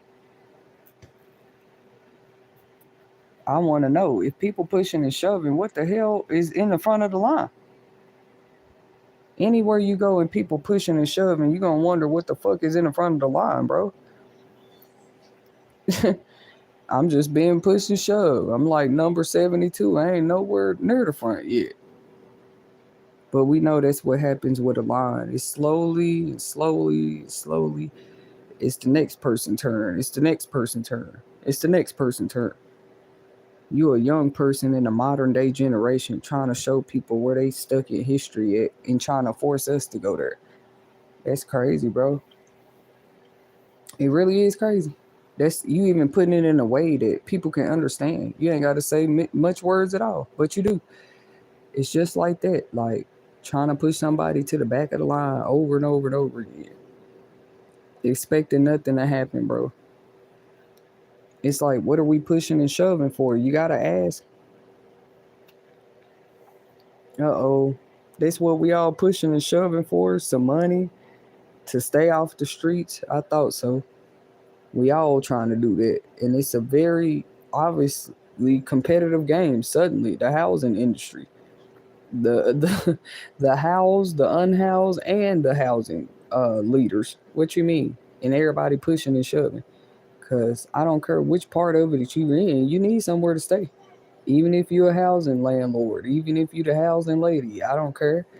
If you're the one that's in the house, you all three of y'all need somewhere to stay. Now, What's funny is all three of our rents might be different because we all three different levels of life. That's the only difference. What we pay, whether we own it or not, whether it's a mortgage or rent. That's the only difference I see. Who you get assistance. Everybody's sitting back in their bed sleeping well, knowing that assistance been cut off. Some of these people been sleeping too well for me, bro. Knowing that housing assistance, y'all saying there's something wrong with the people that's advocating for it. I'm scared of the people. They seem to be sleeping better. Like they just cut the lights off. Woo! Thank God we finally cut that housing assistance off. Like for the whole country, bro. I was just wondering, like, how the hell is some of y'all sleeping so well? Mm. How the hell, bro? I guess we're all different. We'll always all be different, and these type of circumstances show us how we're different. It's no more trying to prove it. They said something was wrong with me because I haven't been asleep. Look at all the different stuff is going on. Pay attention when I'm not asleep. It's probably something weird going on. I easily pick up on stuff, you know? And I was just wondering, who all in their house now they snuggled up even tighter. They feel even better at night. Whew, we finally did it, boys. No more type of housing assistance.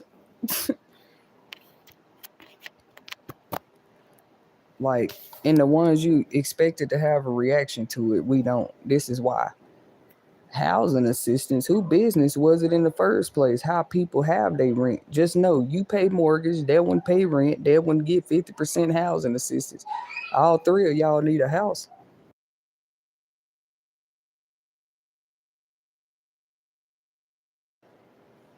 Am I tripping here? Even a dog house, his house, somebody got to pay for it.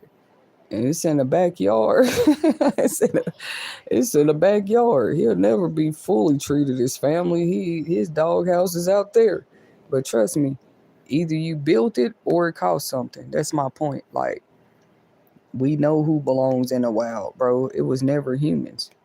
We just need to check ourselves. That's why it's the wild, and we have homes. That exposes that people was worried about the wrong thing. How are they paying their rent? How you pay your mortgage? You know, these questions can go both ways, bro. It really can. Did you ever think about that? Oh, well, I just work. You sure that's it? The mortgage is pretty expensive, I heard. You feel me? You can't miss a day at work because you live in paycheck to paycheck too. They forget we all in the same boat here. You might make a little more. What you make, you can even fall behind and still have some in the savings and probably be okay. These people that's just out here renters, they're the ones really living paycheck to paycheck. They just renters, bro. Like they're not even paying mortgage. They don't have no assets, nothing. You keep making it what you want to be. I know what they trying to do, bro. This is just crazy. Suddenly, you just gonna expose yourself like that. Your problem is with the poor, and they like, oh, surprise. Yep, we're here for y'all, poor people, and not in a way to help you no more. And you telling yourself stuff to justify it. Like, come on, bro. And you snuggled up, sleeping even better. Yeah, boys, we did it. No more housing assistance. Yep, let's see what these boys do without EBT. Maybe I shouldn't joke about it, but it's weird.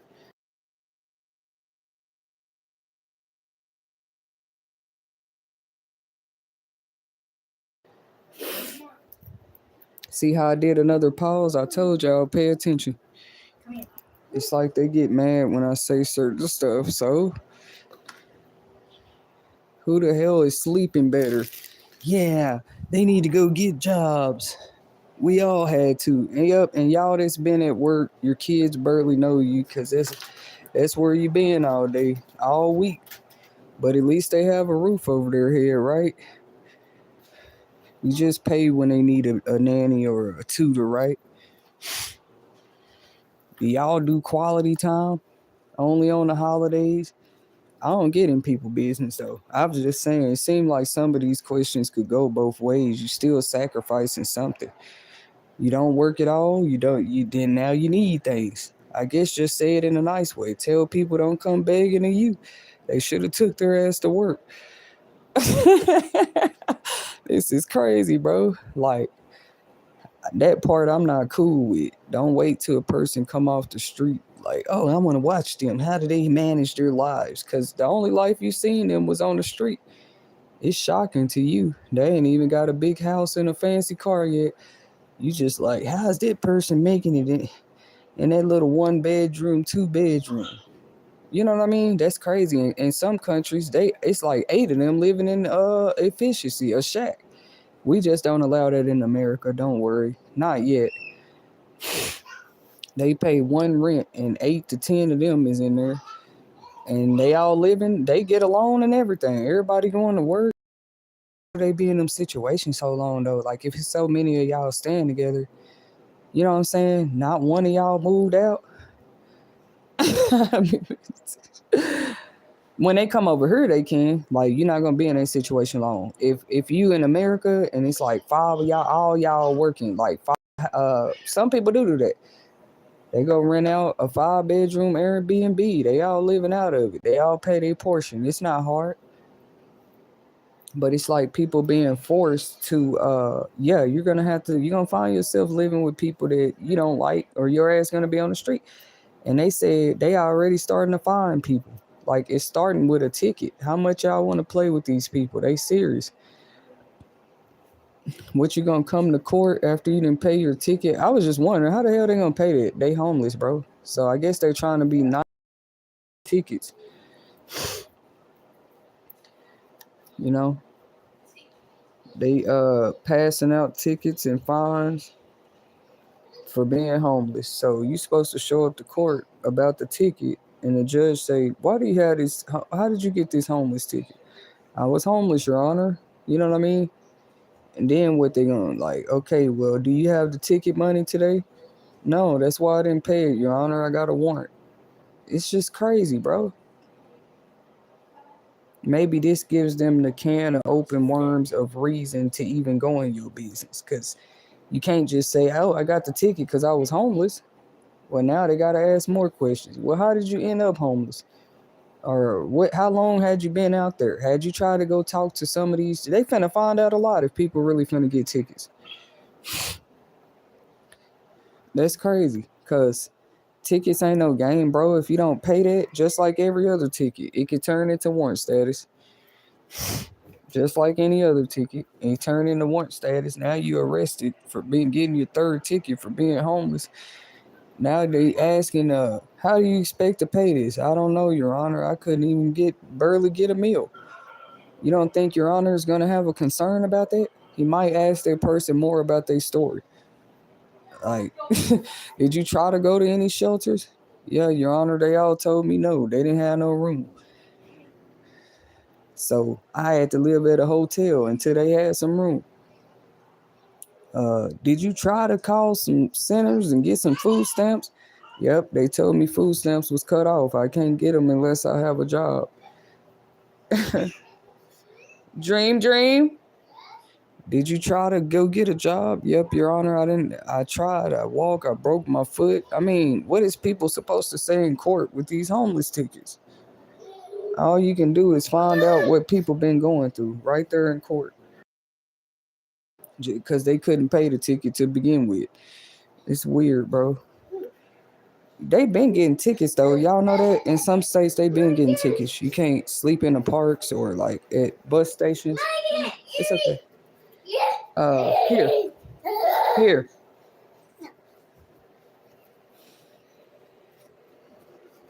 I'm finna warm my coffee back up. We're doing this all week long though. I usually come on here live in the evening. I didn't go out. I didn't know I would go this long tonight though. Like, so I must be passionate about what I'm talking about. It's crazy.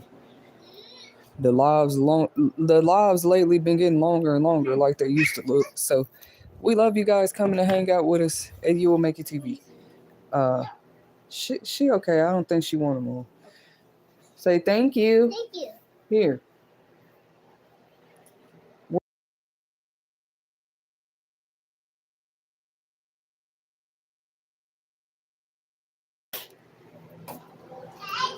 It's something I did see. They might start there with the cell phones too. Just it do say some districts are banning them. I know it.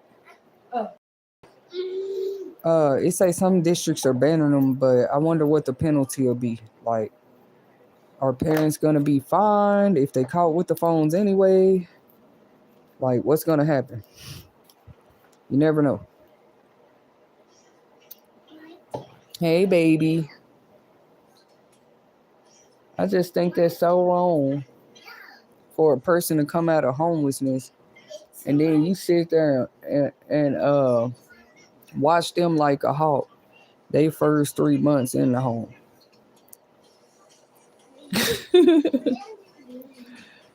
You want to know because you want to know more about them. Like who are these people, bro? Like, well, I saw her sleeping on a bunk bed at a shelter. I want to see how she lives as in a 2-bedroom home. Okay, what are you, scientists now? What kind of scientist are you? Are you the humanitarian kind? Are you those? Or are you human? Are you human still? You know what I mean? Because when the hell did every household look just alike? Anyway, especially after they just came from out of homelessness for a while. What was their home supposed to look like? Like you're grateful for it. I mean, have y'all not seen the movie? Not the movie, the show Hoarders. It's a real TLC. I said THC. It's a TLC network premiere. It's called Hoarders. They have to get people to come in there. This is what used to confuse me about that show though. Like, you got all this stuff all over your house. Clearly rent is not a problem for you.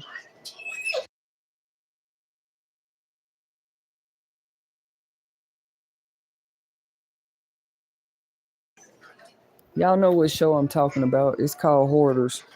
Okay, so they don't have a problem with rent. I never seen that on one episode that's the reason that they come to them people's house.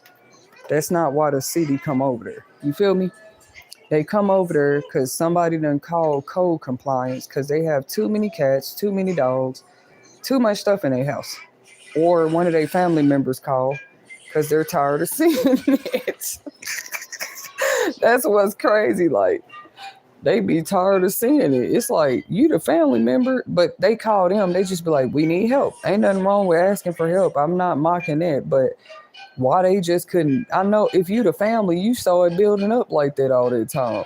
You know, hoarder stuff be having stuff from the front door, from the top of the ceiling to the floor. Like, it be bad, bro. Like, you can't get the bathroom door open. They always interview the person like, how have you been living like this?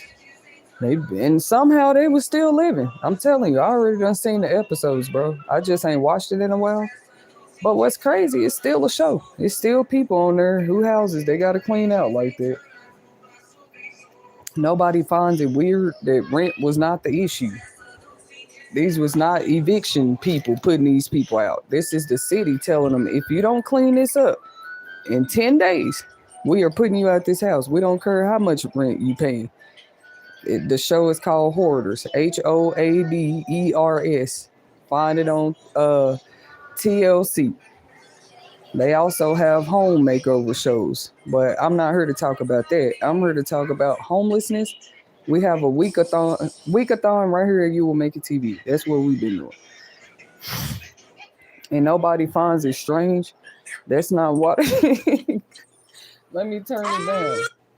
Let me turn it down. Uh-oh. Yeah. They do not be coming over for rent, bro. I'm tickling myself tonight with this because it's true. Them people didn't need help with rent. They need help moving out all this shit. It's done built up from the floor to the ceiling. Y'all ain't never watched that show?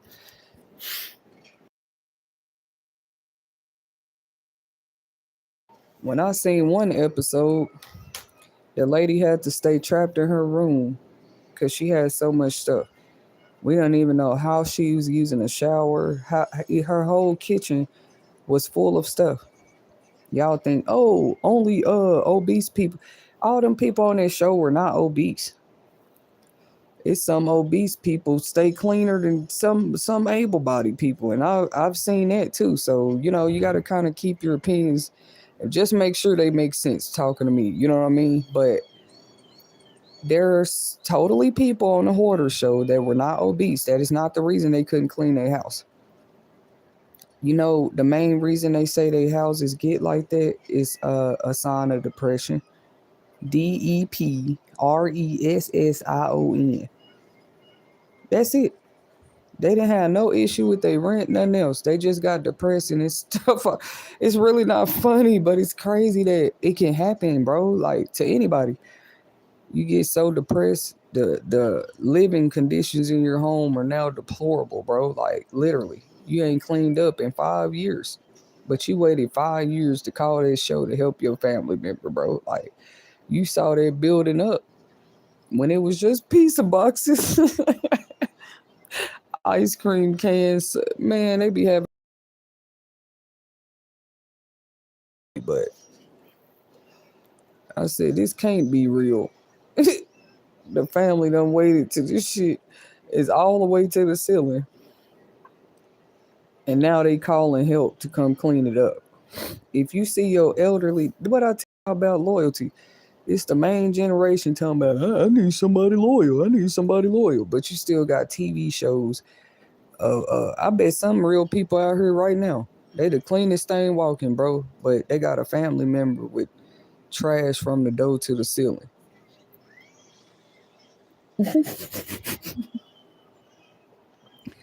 Because won't nobody come over there and help them clean up. I don't know what I was going through, but like at one point I had a whole lot of trash on my patio. Not like my back patio, not the one here, but I've had many porches. Y'all just know that. And I was just a type, like I might not always go to the dumpster. Like you a single mom, like I just put it on the balcony, bro. Like put it on the patio. Take all this shit out Friday. But I'm actually warning people, don't ever do that. Don't ever do that. I know y'all probably like, yeah, because it's a fire hazard. No, number two, if you wait all the way to Friday to take it all out, now how many bags? It's like I didn't stop and think about that part. Because if you miss one Friday, bro, just like with those trash bins, it's gonna build up. Next thing you know, it's ants.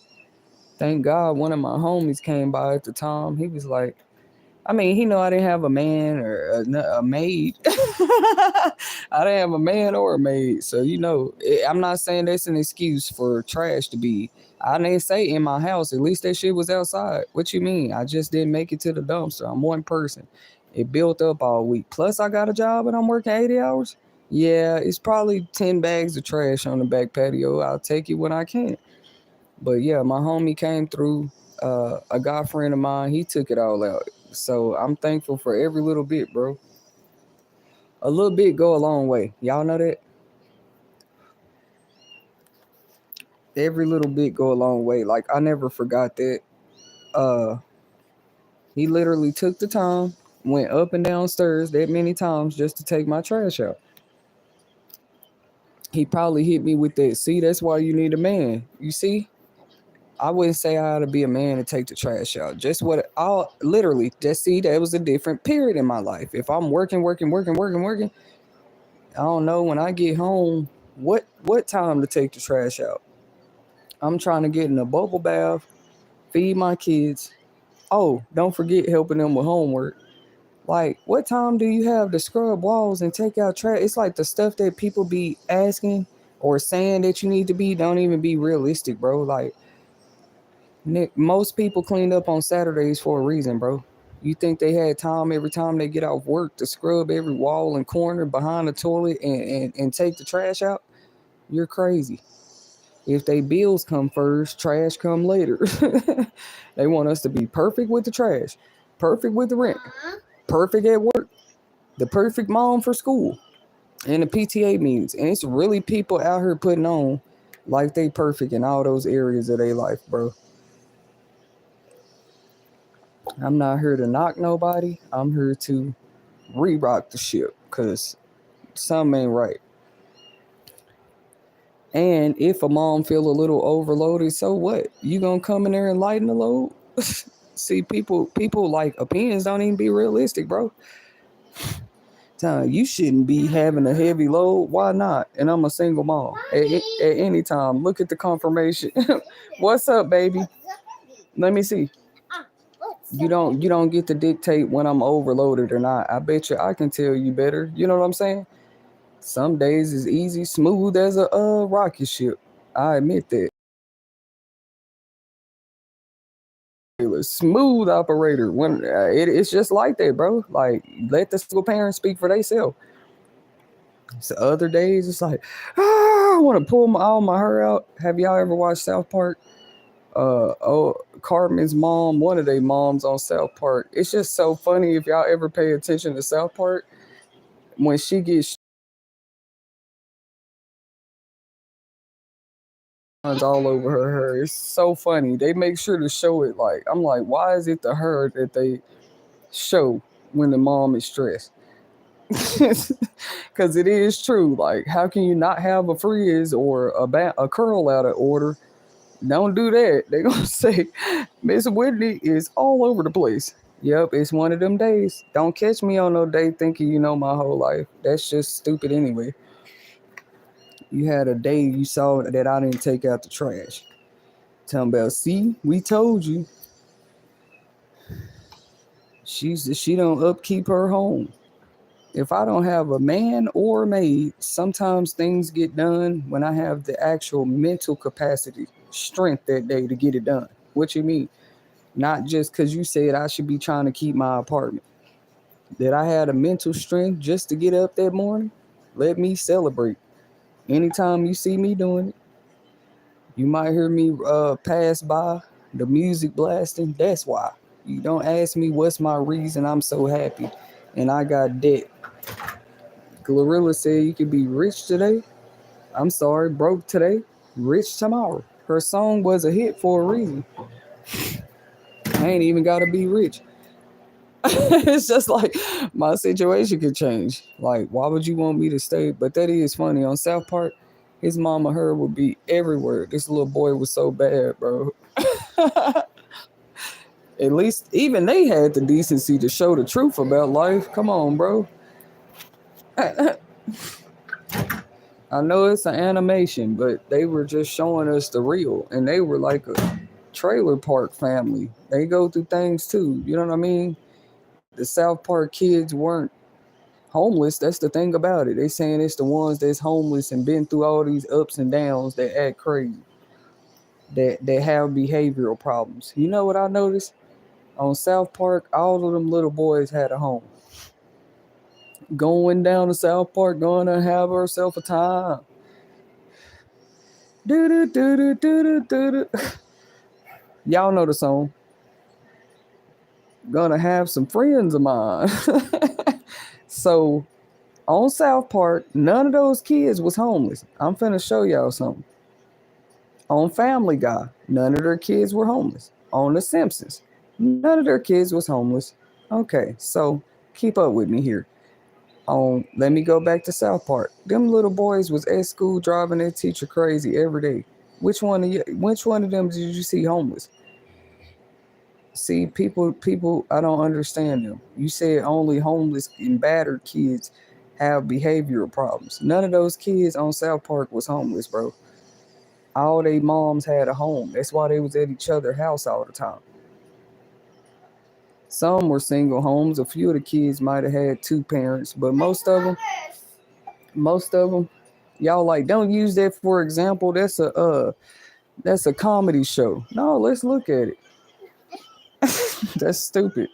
It's comedy because there's truth in jokes. The same thing with Family Guy, the same thing with The Simpsons. Okay, but I'm just here to debunk that lie. It's not only kids that have suffered. It's some kids that be able to tell they was such star students back in the day, bro.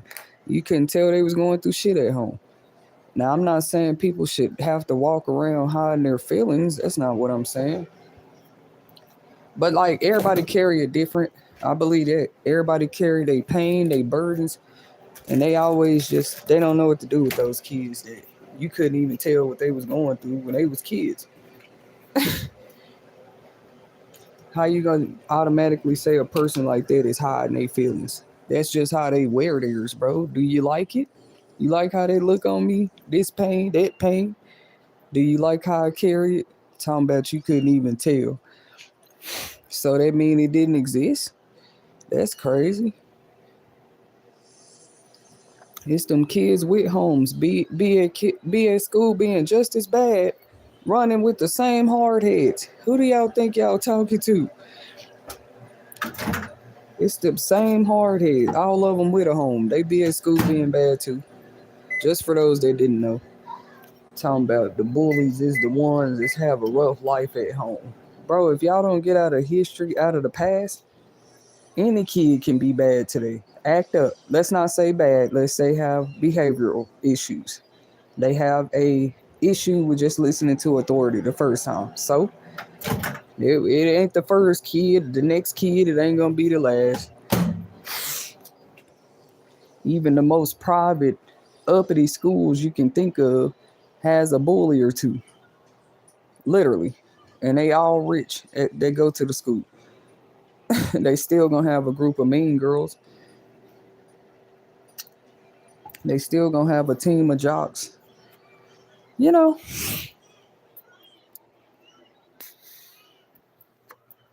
I think that's funny as hell, bro.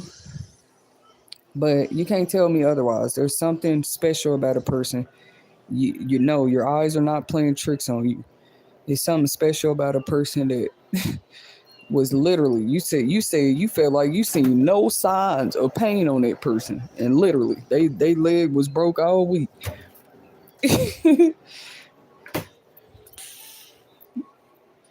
That's all it is. But I'm bringing it up for a reason. All this misjudgment, we're going to have to place it. Now we got to replace it because that misjudgment, is it causing people to be homeless when they don't have to be? Y'all even judge homeless people outside. Just judging them. You think you judging them and they on the streets is encouraging them to get their shit together? What a weird way to show it. What a weird way to show your encouragement. Yeah, we're encouraging y'all, get your own homes by being negative. Okay. And no, I'm not homeless. I'm still speaking up about it. Because I've been there too many times. I used to say too many. I've been there every time God wanted me to be. What you mean? Just maybe He seen these times coming. People's going to need help too. Like staying sane. They don't always need your money. They just need to stay sane. They even found out they don't need your money. Veterans, disabled, pregnant, they're always priorities when they're homeless. Did that woman have an infant in her hands? Oh yeah, she's welcome here, women and children. You know, some people still believe in the women and children. I was wondering what's wrong with everybody. But it's almost like maybe they are. Maybe they are still fighting for the women and children. The fight just done got that bad, bro. Cause like how can you not care about the women and children and care about them at the same time? No, really, I want to know how that's possible. How do you not care about the women and children and care about them at the same time?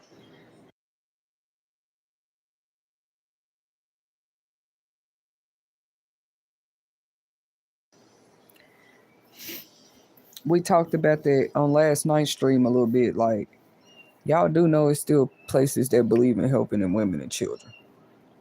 Not just churches either. Not just organizations and nonprofits either. Like real gold-hearted people that if you're a woman or a child to them, it don't matter. It don't matter if they called you a whore. It don't matter. It don't matter, bro. That's a woman to them. You know what I mean? That's a young lady. That's a female. You can't make him see nothing else or her see nothing else. Maybe that young lady remind her of her daughter. Let me keep going. Maybe your kids remind them of their grandkids. And you keep telling them, no, these ain't your grandkids. And they like, no, baby, I have grandkids your kids' age. when a person start a sentence like that with me, I already know it's finna get real. So I take a second to listen. You understand? I'm no higher. I don't care how far in elevation, spiritual elevation, mental, physical, financial. I'm never gonna be too busy to hear somebody else out. Period. Like, yeah, I have a daughter your age. People fucked me up when they told me that a time or two. Like, what? Where is this coming from? Like, slow down. Or whatever advice it was, they felt like I could take advantage of. And what's crazy, they felt like they couldn't tell their daughter. Y'all just step back and let God be God for a second with some of these homeless people. But we see your enforcement. You know what I mean? We see your enforcement. There's a higher power. There are people that have come said, like, I heard some crazy stories, bro. Like, I didn't even get to tell my daughter what I'm trying to tell you. Like, and they words ring in my heart today. What you mean? It's one step at a time to me. What's wrong with everybody else? Maybe her advice was slow down. Slow down. You move too fast. I took her advice too. If that woman can see me today, it's other people that think you strange.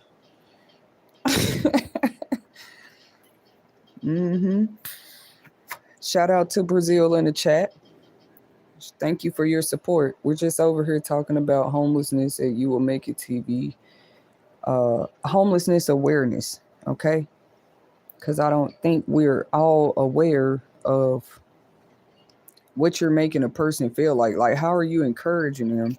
They're like, oh, get out of your feelings. Well, shows who's the narcissist. Because how you going to tell people they can't have feelings of what the streets took them through? You want me to hide them? I'll hide them. Now you saying I'm lying. I couldn't have been through nothing. I'm hiding my feelings. Now when I show my feelings, I'm crazy. I'm too out of control. How about you just leave people life alone? The less trauma, the better, I would say. I don't care who it is. The less trauma, the more of a chance that they might have. So this is my point. This is why I say the more prevention programs we can already start working on, the better.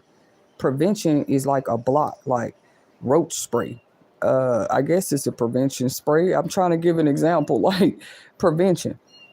If somebody need help with $400 that they rent, where are the prevention resources to make sure this person not losing a whole place having to set up a tent on the side of the road over $400? That's what I'm talking about. You could have a job and fall short behind $400.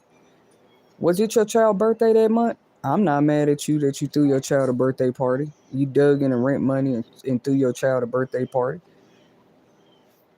Or your child just supposed to understand, no, sweetie, mommy don't have it for a birthday party this year. I know people spend way more than $400 on a birthday party. Trust me. I don't even know why I use 400 as an example, but like with me, I don't believe just because you're homeless or low income, your kids shouldn't have a birthday party because you think you need the rent. I'm sorry, bro. Like, but what I do think is that a person shouldn't lose their place if they come in there and tell the landlord, like, yeah, I know I'm short $300, but my daughter turned 7 and we was on the streets for 2 years before I moved in here. Just test them and ask them. You think they care? You had a birthday party for your child. Maybe y'all deserve to go on the streets because you should have gave it to us for rent. I would ask the tenant, what did y'all go do? I don't know. I know myself. What y'all go do for your child's birthday? I would care. That's beautiful. Did your child have a good time? Okay, I'm going to let you make it this time. You said it was your child's birthday. You didn't spend extra money on balloons and shit. I can understand. I might have a kid.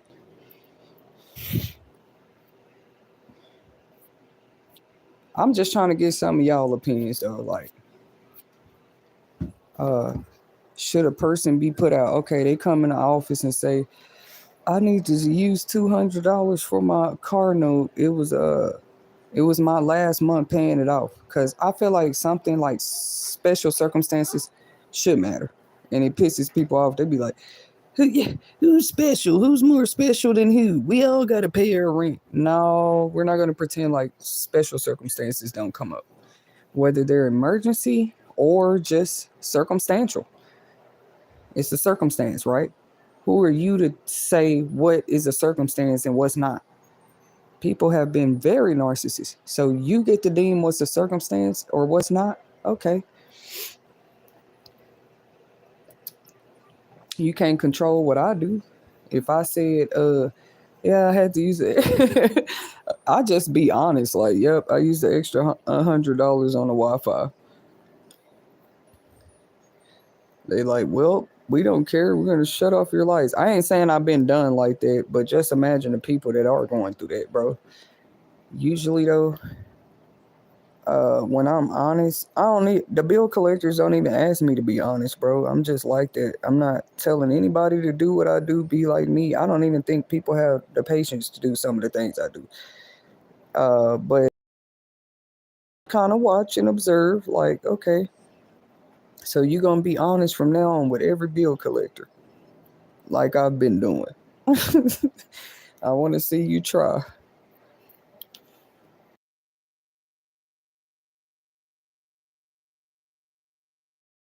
Because that tells you that people just look at that, oh, I can do that too. I'll just call the bill collector and say that I'm having a circumstance. If that's the case, you wouldn't need money to pay bills at all. You got a million people calling saying they struggling. That's the reason that's the reason they didn't pay their bills. Everybody sitting in the dark, no heat, no lights, no Wi-Fi. Because a million people start calling, trying to do the same thing, trying to give. Because they said what I was doing was just give excuses, right? Oh, okay. No, you just can't do what I do. I've been doing that for years. Being honest with the bill people, I've seen people pay bills all kind of ways though. Literally, literally, I've seen people pay bills all kind of ways, bro. Like you're not just gonna say, "Oh, f the homeless." Like, and some of the ways some of these folks got their homes ain't even right, bro. The world is crazy. The world is crazy. They got a whole mansion too. Who knows how they got it? They got 12 bedrooms in their house. I don't know what they trying to convince me. Like, look, you got to do something to get to the top. You gotta, you gotta be us to get this. Like, who created this? Or maybe I'm late to the party. You feel me? If I thought y'all said whatever our dreams is, we can go chase them and reach them, and the sky's the limit. What do you mean? Why they get to have a house over there in Beverly Hills? That's a bad example right now, but why? Now I'm over here. I'm supposed to feel less than and stay in my place because I have a 2 bedroom. If I want to drink the same margaritas that person on the hills drinks in the backyard of their pool, I can. It's the closest I'm gonna get to their life, ain't it? Unless I'm invited to one of the parties, which I don't want to be. I don't want to come to nobody mansion, bro. That's weird to say, right? Not if you're saying you go if you got your own, what you need to come visit somebody else mansion for? I'd be confused. All the celebrities be at each other houses. I just be a little puzzled. Like, yeah, look, I'm chilling with her. I'm chilling with him. Maybe they be at Airbnbs because I'm like, y'all just be in each other houses like that. But you telling us watch who we let in ours like this a game, bro. Everybody's always. That's another reason. Let's talk about that. People be just inviting folks over, letting people stay with them, trying to help decrease homelessness, and next thing they know, they been robbed, turned inside out. Try to come in there and tell the landlord, "Oh, I was just trying to help somebody. I was trying to get them a place to stay." While y'all saying we being funny, not helping people. Yeah, try to go tell your landlord that you yeah, they gonna say that's your fault. Who told you to let somebody stay with you? Who told you to be with that man? Who told you to be with that woman? We don't want to hear that. We still need the rent. But that is called domestic violence. There are renters' rights that people have to get brushed up on with what's coming in this country. Know your tenant rights.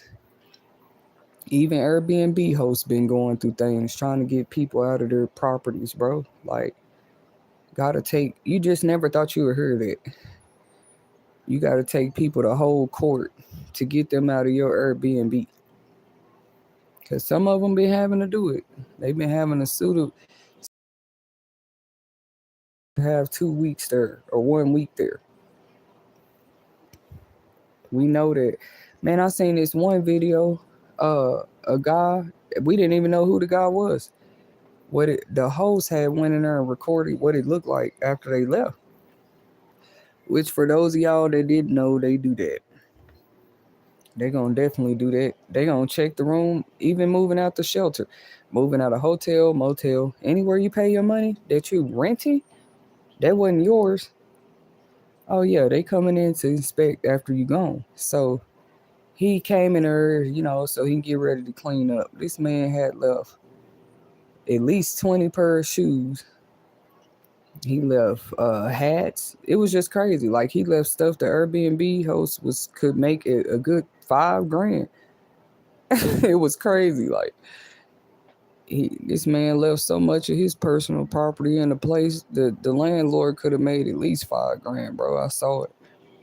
I said, who would just leave all their stuff in there and it's just an Airbnb? That way, you can tell they wasn't all their personal stuff. But damn, you need 12 pair of the same pair of shoes just for a week stay? They was all the same size too, like newly used and worn. That's crazy, but they say we wasteful, bro. I'm sure it's way more privileged people could be. I don't want it. Don't bring it to me, but I'm saying could be like distributing like that. Like, bro, you rather just leave 20 pair of J's at an Airbnb though. It's probably kids out there need school shoes right now. You want to go, I don't think it's the black people. Why somebody put that smart comment talking about, do you think black people should be able to use self-checkout? Back to that comment in the chat real quick. Like, what is that supposed to be? You know what I'm saying? I know every race of people be at self-checkout doing things they ain't supposed to be doing. Last I heard, they shutting those self-checkouts down, bringing the workers back. Y'all better catch up with the news. Most people been seeing those self-checkout. That's why the next time you go to the store and you see that, you know why. That's old as hell. Like, they been caught on to that. And I hate that it was ever people with kids doing it at self-checkout, because we know why somebody with kids would go through self-checkout. I couldn't tell you nothing about self-checkout, friend. Like, I use Walmart pickup or delivery. Pickup is you come in your own transportation and they put your items in the trunk. It's 100% free service. That's why people use it, because it's not free when they deliver it. You feel me? So somebody might see you without a car and think you doing worse than them, which they shouldn't be worried about in the first place. But the thing is, you might not have a car, but every time you pay a delivery fee, that's gas that could have went in your car if you had one. But instead, it goes in the driver's car. For those that didn't know, Uber Eats, DoorDash, all that come with a delivery fee. Okay, so does Walmart delivery. They just thought you getting groceries delivered. No, that's a delivery fee. Unless you're a Walmart Plus subscription customer. I am gonna do one segment particularly on things that I want to point out, like Walmart promos for people. It's a great time to do it. I don't know why I haven't yet, but I need to go ahead and join the chain of networking with Walmart here soon. As far as sponsorship, that's one place I'd be very, very happy to like, because they know the real Tetasheri. She's been like, I'm pretty much like family to them at this time. I ain't talking about the workers. I'm talking about the company. I think I even invested in some. Did I invest in Walmart stock? I can't remember right now. Even when I worked there, they was trying to encourage me to. So that's just another story. But it would be a great collab. You know what I'm saying? I just want to do a segment dedicated to Walmart promotions and Like a lot of people don't know, you can get a Walmart credit card, Walmart cashback card, Walmart. Yeah, they got so many things now. You know what I'm saying? That help people, literally. And they swear every time we find help, it's a scam. You know that's the devil. Oh, she's talking about Walmart debit cards, and I was never the one of the ones back in the day, getting caught up in them type of scams. I'm sorry. Anytime I got a debit card from Walmart, I have proof of my usage with it. Period. Period. Poo. I don't know if credit matters as much anymore these days, but it does. Even for somebody that's interested in renting, that's why people end up in like sublease contracts because everybody not even eligible to rent. Something wrong with their history or their background or something stupid. So they go get sublease contracts or they go work with somebody that'll work with them. Okay. And shout out to those in the world. We know it's not easy, but when I about Walmart programs to help you build your credit and stuff like that, people need to shut up. You don't know who might want to take advantage of that information. They gonna find out I ain't lying either. They have their credit cards and stuff and programs that they have with OnePay definitely report to your credit. And sometimes it's how fast you notice that credit start to build back up. You feel me? Like anybody can use any avenue to like just build their credit if they want to. Even Chime have a credit builder program now. Start where you have to get. It ain't like you just gotta go get a credit card no more. That didn't work for certain people. It didn't work out. You know what I'm saying? They put their deposit and everything, get the credit line. Maybe it didn't go well. But there are other companies that you can get prepaid card through that actually report to credit. I don't think that NetSpend is quite like that yet. Like it's a lot of them I can tell people about. But there are some that are doing it. We know Capital One is another one. Like just basic credit cards if somebody wanted to start somewhere and at least say they tried to work on their credit. You Will Make It TV is a channel where we will be bringing more of those type of promotional segments to help people. Just know it's not easy. Keep people like me in prayer because it's almost like y'all want to do what just because I'm trying to help people learn how they can build their credit or start from nothing. When it comes to that, starting from nothing to something and it being something to you, yeah, we can talk about that all day long over here and You Will Make It TV. That's the thing I'm trying to show people. Like, if people are so that into changing the homelessness statistics, why would they be mad about people finding help just so they can turn around and call every piece of help they find a scam? Now you're playing with companies. They're the ones offering it. If they ain't called you as the police and told you they got a scam going on with a person that got an account with them, then what is you worried about? That's weird. Trust me, they're going to report fraud and theft. Companies have always been known to do it. But you want to watch them and make sure they ain't doing it. Congratulations. We know why you're doing it. You know what I'm saying? It's just like I had to pray for people, bro. Like, none of them people have called you about me talking about I done ran up no credit card. You better go check somebody else. I can literally prove all the accounts how hard I've been working to build my credit over and over again. Like, what is y'all talking about? You know what I'm saying? Where all this money I'm supposed to have? Literally, where is it on me? Like, literally, on my clothes, in my hair. Where do you see it? You see gratefulness all over me, the favor of the Lord, something like that. Just cash dollar bills showing through my life like that. It's been a long time since people probably saw that like that, because I wasn't even that flashy. Even if I felt like I had a little money in my pocket, not just recently, like anytime. Like I'm one of them people out there trying to have the cleanest charger, the cleanest rims. I'm not saying nothing wrong with that. I would just say it's a little flashy. I've never been into that. those that know me know, like, I'd rather not have a spotlight. If anything, if I want to feel cute, I'm gonna do that. Who gonna stop me?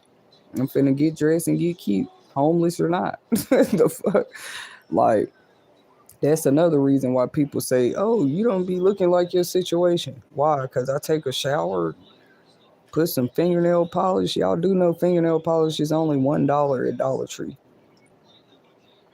$1, bro. They sell facial scrub, everything right there at Dollar Tree. I wish I could have visited more while I was in town. It's kind of further down away from me, but usually where I stay, it don't matter. Even the bougiest of neighborhoods I've been to have a Dollar Tree these days. It's just like a more nicer Dollar. It'd be like a bigger quality store or something, and they always have items that you wouldn't find at other Dollar Tree. Like, I've been inside the Dollar Trees, look like malls. I can't make this up. They done really elevated those stores, bro. Like, have like I wouldn't say like a mall, but like a TJ Maxx, like a big department store or something. I'm like, I thought this was just Dollar Tree. Y'all hear me reference Dollar Tree a lot here at You Will Make It TV. I told you I'm gonna end up with so many sponsorships. It ain't funny, because they just didn't know how much I knew about how they are helping people. Because I'm one of the families out here that appreciate it. That's why. To me, there's no such thing as too humble. If you call me too humble, I'm going to tell you to tell people to quit trying to humble me. Then, don't call me too humble. But I see how they help. Even people kind of tripped out when they add their tax, because everything was always $1 there. If you did have tax, I remember too. It was probably like 8 cents. I can't make this up. I need to go look back when it changed. Anytime you go to Dollar Tree, it's an 8 cent tax on everything. If I'm not mistaken, it was probably like 108, 115. I remember numbers. All right. So I even remember some past phone numbers I ain't had in 3 or 4 years. That's just how my mind worked. Like, I remember some numbers because maybe you had it that long, so you don't just forget the number. You knew who you was attached to and everything when you had the number. But you gotta just be you. You know what I'm saying? Like, I remember how much the taxes was on Dollar Tree items. It is a whole $1.25 now, when it used to be $1.07 or $1.18, something like that. I don't even think it was that. Probably like 115. Other now they have a $5 section. I mean, they just building the stores up. I'm not a hater, bro. I'm happy every time I see it. Wow, they got new products, more do-it-yourself items, more books out here, more facial products for the women. I don't care. Dollar Tree also helped me make money. Like, you can take stuff out of there, make stuff. For those that didn't know, talking about you need a whole lot of money to change your life. No, you do not. You go to Dollar Tree. Y'all ain't sure. This one man used to go to Dollar Tree and go to like 20 stores. He recorded himself doing it. You know what I'm saying? He get all these different books, right? And just resell the books. He had his reseller's permit. Don't worry. People be digging for that type of stuff. You try to show people a hustle like that on the internet, they got to find something wrong with it. Like, if somebody from that man for $5 and he bought it for $1, how is that your business? That's between him and that customer. It ain't drugs. It ain't sex. It ain't no weird stuff. That's my problem with people. You try to find an inconsistency in anything they find hope in. What word should I use? They probably like, about this and you ain't doing it. No, but I know it's a million and one hustles out there. I'm more paying attention to what was going on around me. If I had a little money, and I mean, not no money somebody gave me, no money I went and made a paycheck for. Like, what was happening around me when I was just getting money, like as an independent single black lady. Yeah, well, that's another topic for another time. What should be going on around you? Then you supposed to be a criminal. You go invest in a pistol to protect yourself out here. I don't know who wasn't educated, but if you a woman just out here hustling like that all the time, just so people, let me be clear, and you're a woman, okay? People are gonna think you got cash money on you all the time. They gonna know you lying. Like, You say you broke and straight, they know you lying. They just saw you make it. That's how it was for me out there. Like, and they seen the rate you was making it. So I was making this money. Woo, woo, woo. Like, if a person who they know ways to get it, and I mean legally, they still have to be careful because like today we have more tools than ever. You got the internet, you got your email, you got this, that, that, that. You don't know what all a person need to make money. Just know when you go to work, everything you need is at your desk. When you go to work, everything you need is in the Jack in the Box kitchen. When you go to work, everything you need is already at the warehouse. An entrepreneur, everything they need, they pay for it straight out their pocket. Literally, like anything they might need to contribute to their work, they pay for that. That's why you can't compare to that person. That's a whole different arena of work. Oh yeah, even if it's a commission job though, anything you need, they provide it. You might get a company car, a cell phone, a clipboard. They provide that. An entrepreneur, big difference. They provide that for themselves. So you had people hating on things on my journey. They didn't even understand, bro. You want to be jealous of this or that? Oh, you like this briefcase? Yeah, I had to invest in it for myself. You wasn't even trying to brag. Yeah, bro. This what coming off the homelessness streets can do for you. Like you got so tired of being hungry. Look at my hand. It's a briefcase in it. You can laugh, but I'm dead serious. Like I'm dead serious, bro. Uh that's crazy. Like you just wanted everybody to come off the streets deranged and can't think. They done forgot the trauma of homelessness must it just damage you to the core. It does not do that to everybody. It shouldn't do that to a young person anyway. You shouldn't want them to fall victim to drugs and violence and all the other scary stuff out there on the streets. I'm tired of people playing with this topic like it's a game. Like, um, homelessness does eat some people up and spit them out alive or dead. It's nothing to joke about. Some people literally lost their mind, bro, because they was trying to sleep in a car and go to work at the same time. People at work didn't know why that person seemed so irritated during second shift every day. It's because this person just got off at their first job. And uh, they had to come to this job and they got to sleep in their car when they get off. So watch how you treat people.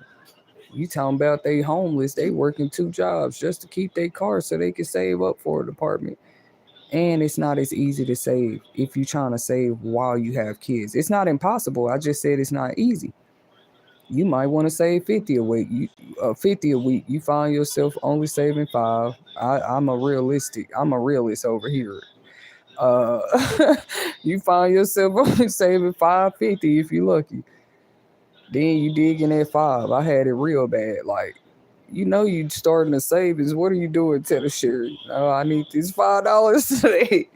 I ain't gonna lie. Some of us are very bad at saving. Is it that we're bad at saving, or it's serious, bro? Things cost more. I told y'all, milk used to be $2, bro. A whole gallon, you might pay $2.85. Milk ain't no $2.85 no more for a whole gallon. It depends on what brand you buying too. What kind of brand is you buying? You buying great value? You buying silk milk? What kind of milk is you buying? His milk is like $5 now. Y'all like this lady mad? I'm not mad. I'm aware. I'm aware it wasn't always like that. You know, I'm aware that I can make other recipes too out of powdered milk, evaporated milk. I'm aware if it come down to it, like not being able to afford a gallon of milk at the store, it's not gonna kill everybody. They know how to take a can of carnation and mix it up right. Probably add a little sugar. Now I wouldn't eat it with cereal. The kids could if they wanted to, if I had to, but they would still have milk. They just probably wouldn't like the taste of that. Like, cause even me as a kid, I'm not finna eat that kind of milk with my cereal. Like, It just wouldn't taste the same. But as far as recipes, like if I still need to bake a cake, some cornbread, anything with milk, some mashed potatoes, some macaroni, I can make me some milk at home. Not everybody can say that.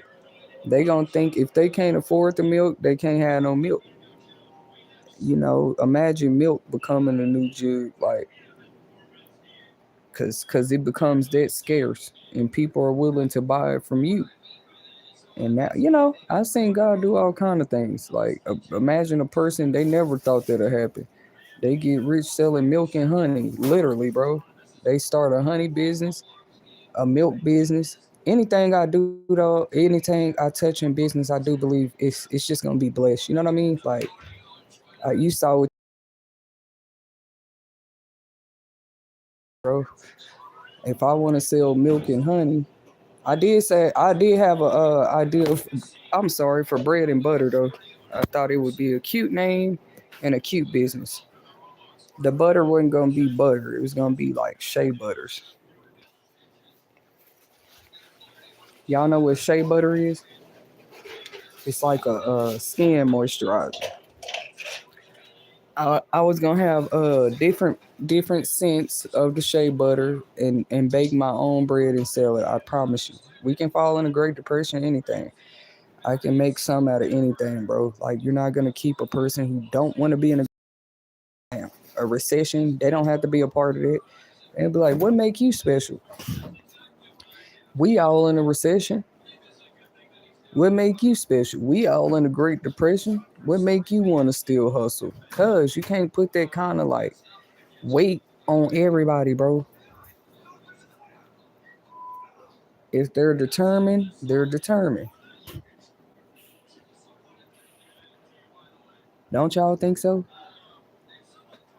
Yeah. If a person really wants to, they say, well, there's a will, there's a way. Like, you can start a bread business right now. You need some yeast, some salt, some water, some flour probably, and now you got a bread business. Oh yeah, you need some plastic wrap. What you gonna wrap your bread with? Some saran wrap. Get you. The most you might have to invest in is some packaging. And now you just started a bread business, right? But they told me I need $1 million to change my life, bro. They wanted me to really believe that. Like I said, sometimes you just sitting back chilling, like you made it to that level. Like, what? But you got a negative bank account, but you know what you can do too. So who's broke? Who's broke? I wouldn't care if I had to start I can't copy Kool-Aid, but start me a juice business. Hey, I'm selling boxes of juice.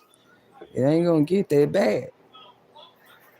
They might look at me funny. Boxes of juice? Well, let me see what you got. I've always been supported, long as I'm trying. What are y'all trying to make the homeless feel like? If I should go sell socks, I'm telling you, anything, it's gonna be blessed. So all we gotta do is more encourage one another. Like, some, they just trying to do their dreams. Is it just because they want to see if it can happen? They want it to be a game to us. A dream is they call some dreams dreams, but they say another thing about dreams, and it's that they come true. Don't they say that? They be like, dreams do come true. Well, get out of my way. My dream could be whatever I said it was yesterday. It changed tomorrow. I told y'all, people feel like every time they run into me, I'm doing something. Girl, what are you doing now? That's crazy. The first answer is still living my life. You want to waste your life chasing dreams? Yep. You know what they say, some come true. Don't play with me. Why mine can't? I gotta have the right mindset. You feel me? I can't let the negative outweigh that every day. I would say that's better than laying up somewhere depressed. You somewhere trying to put a plan together for your dreams. At least hear the dream out. It might be a dream that help everybody. You feel me? They won't even hear your dream out because they telling you that's fairy tales and unicorns and stuff.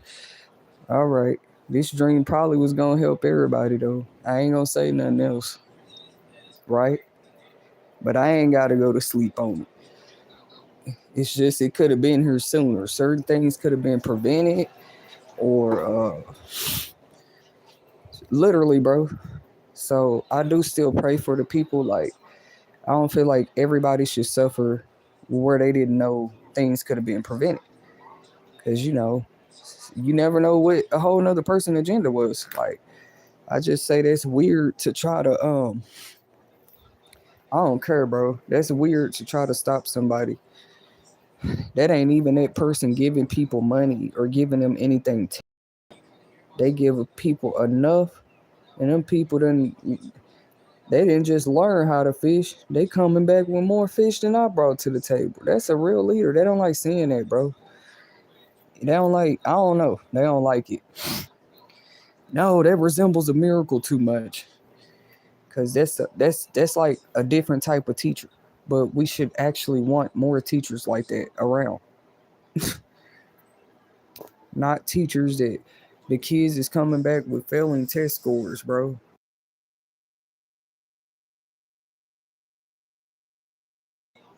We ain't never been scared of falling behind, being delayed a little bit, tripped up a little bit. How can you be scared of that? That comes with the struggle. That's why people say they feel like every time, it's a quote they say, I feel like every time I go 10 steps forward, I'm pushed 5 steps back. It's a whole quote that says that, you know, why do you think what would make a person feel like that? That gotta hurt. You was better off taking those steps at all, you would think. But you took 10 steps forward, you was pushed 5 back. Now you only need 5 to move forward.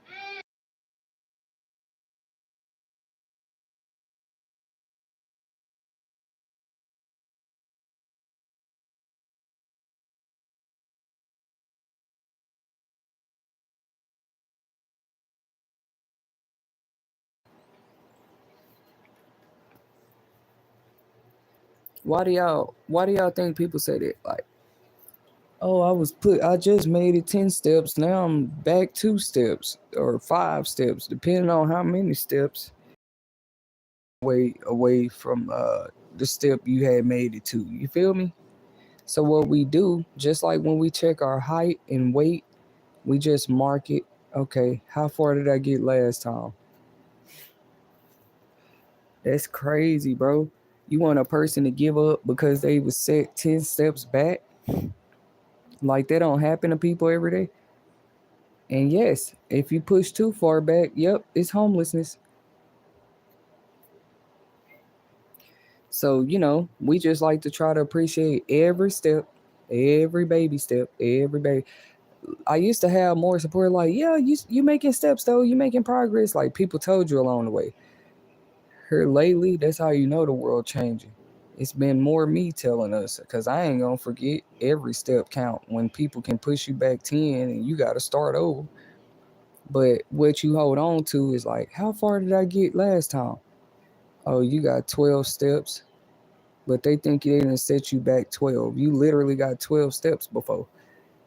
This time I might just hop over 12 now because I done already took the steps.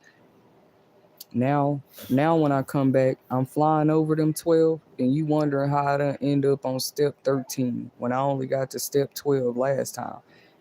And I got there quicker. Like, bro, I was 12 steps ahead when you stopped me. Why would you think I'm finna go through 12 steps again? I'm finna leap over these. I might fly over them. Cause see, when you pushed me back, I found out I had wings. But had you not pushed me back, I would have just been slowly or walking up there, taking me longer to get there. So thank you for pushing me back. Now this time I'm flying over these 12. And then when I get to this 13th step, I'ma hop the rest of them. I might run up them because I ain't trying to be pulled back 10 steps no more. That means I was stepping. If I was running, how much further I'm running back then? You know what I'm saying? You gonna try to pull me back and I'm running? Or maybe it would be harder to like do that. Thank you. Okay.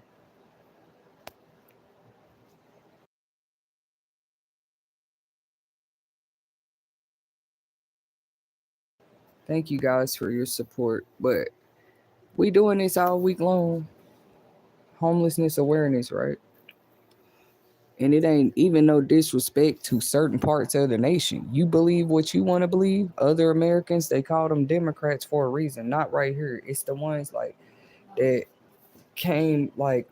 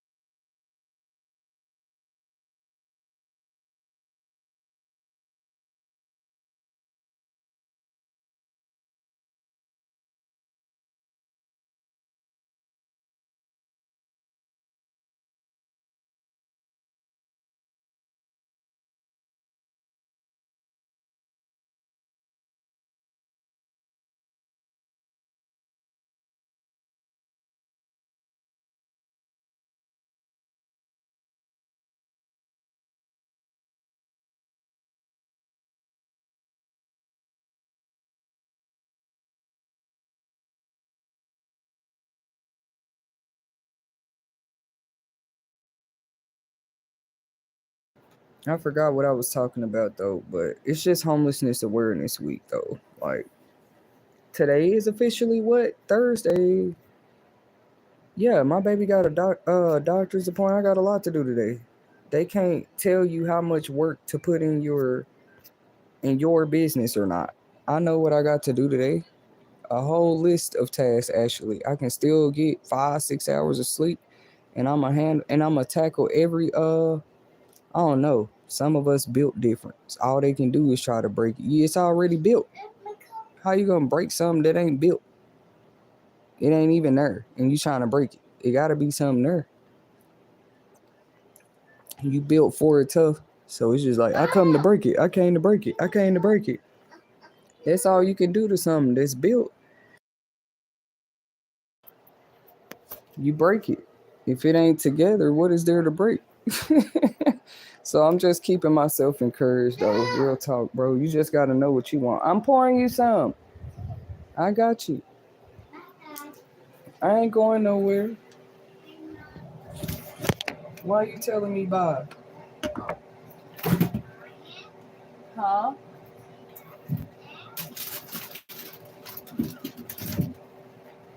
I'm telling people you can do anything you want to do. Like, y'all wouldn't believe I have a task of things to do today. This would make me feel like I'm living though. If I get too bored, trust me, I'm gonna create some work. I'm gonna think of something that I need to get done. For real, bro. So every bit of my rest has always been intentional. Every bit of my work has always been intentional. Every bit of my pit stops I couldn't say have always been intentional. That's what we was talking about, where anybody can feel like that, like, oh, I was just at 10 steps back. Dang, I had just made it 5 steps forward.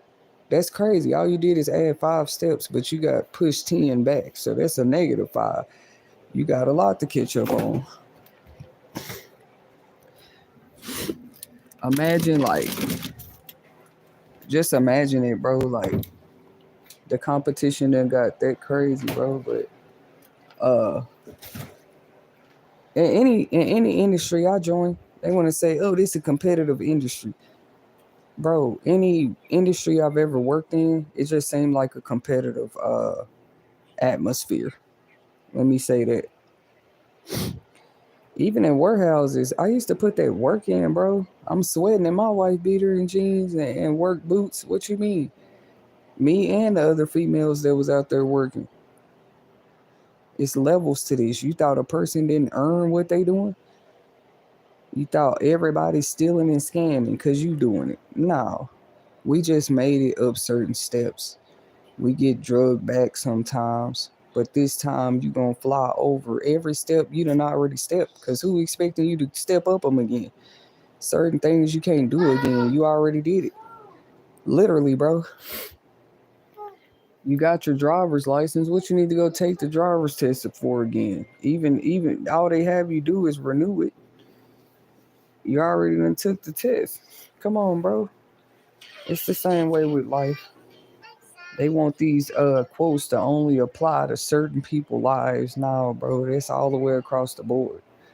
If I done already did something, why would I go back 10 steps and do it again? Unless a person wanted me to. That don't even make sense. You made it 10 steps.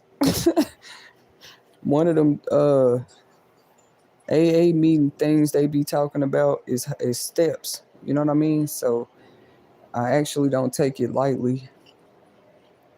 So it's like, if you know you pushed a person back 10 steps, why would you get offended when you see them fly back? They didn't even step this time. They flew there. You just wasted their whole time, bro. You just set them back 10 steps. Now you mad they flying? Now you mad they ran up them this time? That's crazy, bro. All you can do is keep trying to push the person down the steps. It's just unheard of for somebody to get up and surpass you coming back up them. Because who told you to knock that person down? It was enough room at the top for everybody. Sometimes I wonder though. They talking about it's enough money for everybody. That can't be true. It can't be true.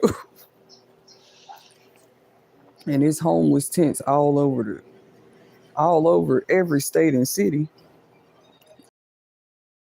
The homeless just been getting by. You talking about it's enough money out here for all of us. Y'all need to stop robbing people. Y'all need to find a better quote to tell these criminals or something, bro, because that ain't it.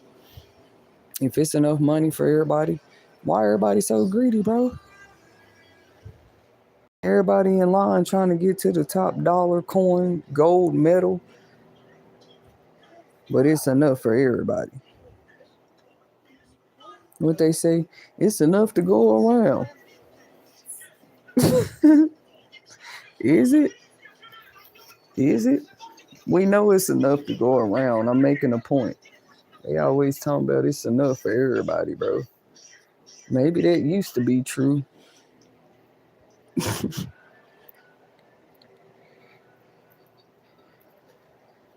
I'm still going, y'all. I'm still hanging with my viewers here.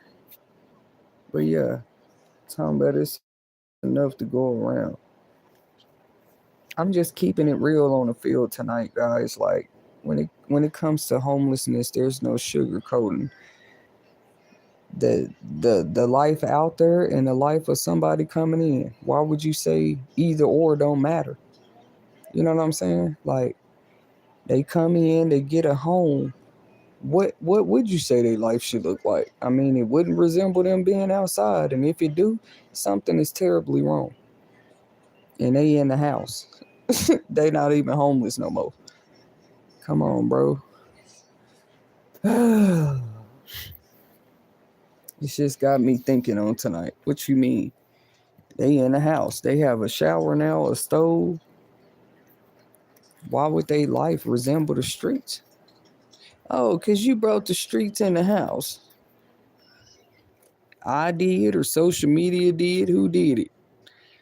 The neighbors did. Who brought the streets in my house after I had already left the streets? I told the streets goodbye. They see me sometimes. I know they do. So I think the streets be mad. Like, damn, even the streets love you, bro. Like, you want me to come back? No, bro. It's like I love you. Do you understand that type of love? I love you, but I said no. I'm gone, bro. I'd rather make 100 pit stops before I'm stuck on the streets.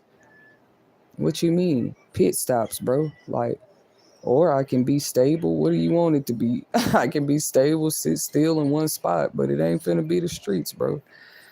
Like, that ain't even saying you better than nobody. What did I say at the beginning of the stream? When you get tired of something, who gonna stop you? You tired of taking cold showers. You tired of eating bologna sandwiches. You tired of being put on the side and last and forgotten about, whatever they want to call it. That's fine. They tired. That's what shows you how they treating you. But is you tired? Nobody ever said you got to be tired of certain people. I might be tired of how certain people live their lives. I mean, what does it really matter? That's their life. That's crazy. I might be tired of seeing homeless people outside too, but I actually mean it when I say it. I'm really tired of seeing it. Like, but y'all saying it's plenty of money for everybody. It's jobs. Everybody can be at a job. Well, let us keep creating them too. Those of us that was trying to do that, let us do that. Of course, one company has never employed the whole world. Y'all weird. Name the company. Name the company. One McDonald's can only employ about. Actually, I've been seeing more. I really have. I've been seeing more companies literally laying people off, bro. Like laying them off, firing them. People don't even know why they got sent home. Talking about we doing budget cuts, and I know they'd be starting tension because it's like, well, you let Mary go, but you chose Steve. Well, Steve got more experience. He's been with us. But Mary, she might just be the small town janitor. But what are we going to do without her? You feel like she's a better cut than Steve? Like, come on, bro. Steve got the knowledge, but is he going to clean the floors like Mary did? You feel me?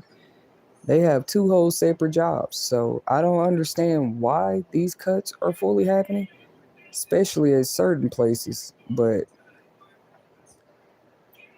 they're already happening. I was just wondering, where is these people going to get a new job, bro? But you talking about everybody quitting and becoming content creators. All right, if that's what you say. Yeah, they're getting lazy. They all just want to be on content. They didn't start saying that type of stupid stuff to some of us were up here. Is anybody noticing? So many. I never seen a time where so many content creators were under attack. People taking their 9 to 5 frustrations out on us. Because how you know some of these content creators don't have other things that they do? They like, we only seen arrests. Even if that's the other thing I do, more people should get some. You know how restless it is out there on the streets? You don't really get to shut your eyes good because, like, anything could be happening. Literally. I'm very commend and pat myself on the back. All the rest I get, knowing what's going on in the environments in the world every night I go to sleep. It take a lot. I don't use sleeping aids or nothing either. I want to make sure I'm good and tired when I go to sleep. I don't know, everybody different. Like, they be trying to dig in your skin and tell you no, robot, go this way. Don't think about that. Who's schizophrenic? People will tell you that out in the open, like literally, literally try to tell you how to live. I know with me, I think it's my youthful look. Like, you just look young. People have a natural habit. It's just natural. They can't help it. I really forgive people more than they know. Like, I really don't take it in a bad way, but I have bad days. So some days it's not even good for you to do. Even if I'm used to it, it could be something I'm used to people doing. Like, it's just if you do it on a certain day, expect to hear it. Even if I tell you nicely, I told you. I'm just like everybody else. Like, you caught me on a bad day or what? It seemed like on my good days, I catch people on their bad day. I don't know. See, you can't always get it right. It's like people don't just have day or bad day signs on their shirt. Maybe we should start doing that. That'll help. If crime is getting that damn bad, who's having a bad day? Like that. You know what I'm saying? I was wondering, like, who's sitting around encouraging all of this toxicity too? Me and God, we talk about it. Like, in the world, I ain't nobody. It ain't no question I can't ask God. He gonna get mad and tell me don't ask those things. No. I said, God, who is sitting back? It seemed like somebody actually encouraging this. Like, maybe thank God the day Tetasheri tapped in and started praying. Real talk, because trust me, the devil would have rather been doing other things. You feel me? That's why I feel like some people prayers are powerful, because God and the devil know, and the people that know them know. If they were doing anything else outside of dedicating their time to actually praying about real things that's been affecting countries, people, bodies of people for a long time, like who chooses to do that? They could go be selfish and greedy with everybody else and not care about anything. I know that. I know it every day. But I wouldn't be being me, bro. Like, notice how no matter what I'm going through, I go back to the same beliefs. I don't think that's coincidence at all. You could try to tell me my beliefs ain't working. I feel like they bring me peace. Great peace, bro. Like when I couldn't find it in nothing else. My beliefs. So it's really all about perception too. You can make it look like, oh, her belief, look, y'all, that ain't popular. Look, her beliefs got her sitting over there in the homeless ditch. Man, ask them homeless people how blessed they was when I was over there in the community. Just ask them. I don't even want to talk about it. You ask them. Find the groups, find the witnesses. Okay, find them and ask them how they felt when I was out there. Literally, I didn't have no pocket full of money, but it might have seemed like that to them. Like that young lady seemed blessed. She was so blessed we thought it was a joke. Like, what is you doing out here? I told you sometimes you in real whole situations, but you're taken as a joke, bro. I got mad when I looked at it that way, yes. But you can it is all about perception, like I just said. What, boom? Oh, that's a kitten. See, it's crazy. It's crazy. I never just, if a lady really got on a business suit, tell me she just had a flat tire, she looked like she made 60K a year. Still, what's wrong with helping that lady? I had a flat tire, please, ma'am. I just need $5. I promise. Look at me. I mean, I promise I got it. I'm a bless your socks, ma'am, if you give me $5 right now just to get some gas in my gas can. And she didn't say how much yet, but she clearly has on a $20,000 suit. She makes 60K a year. She got her pension, everything set up.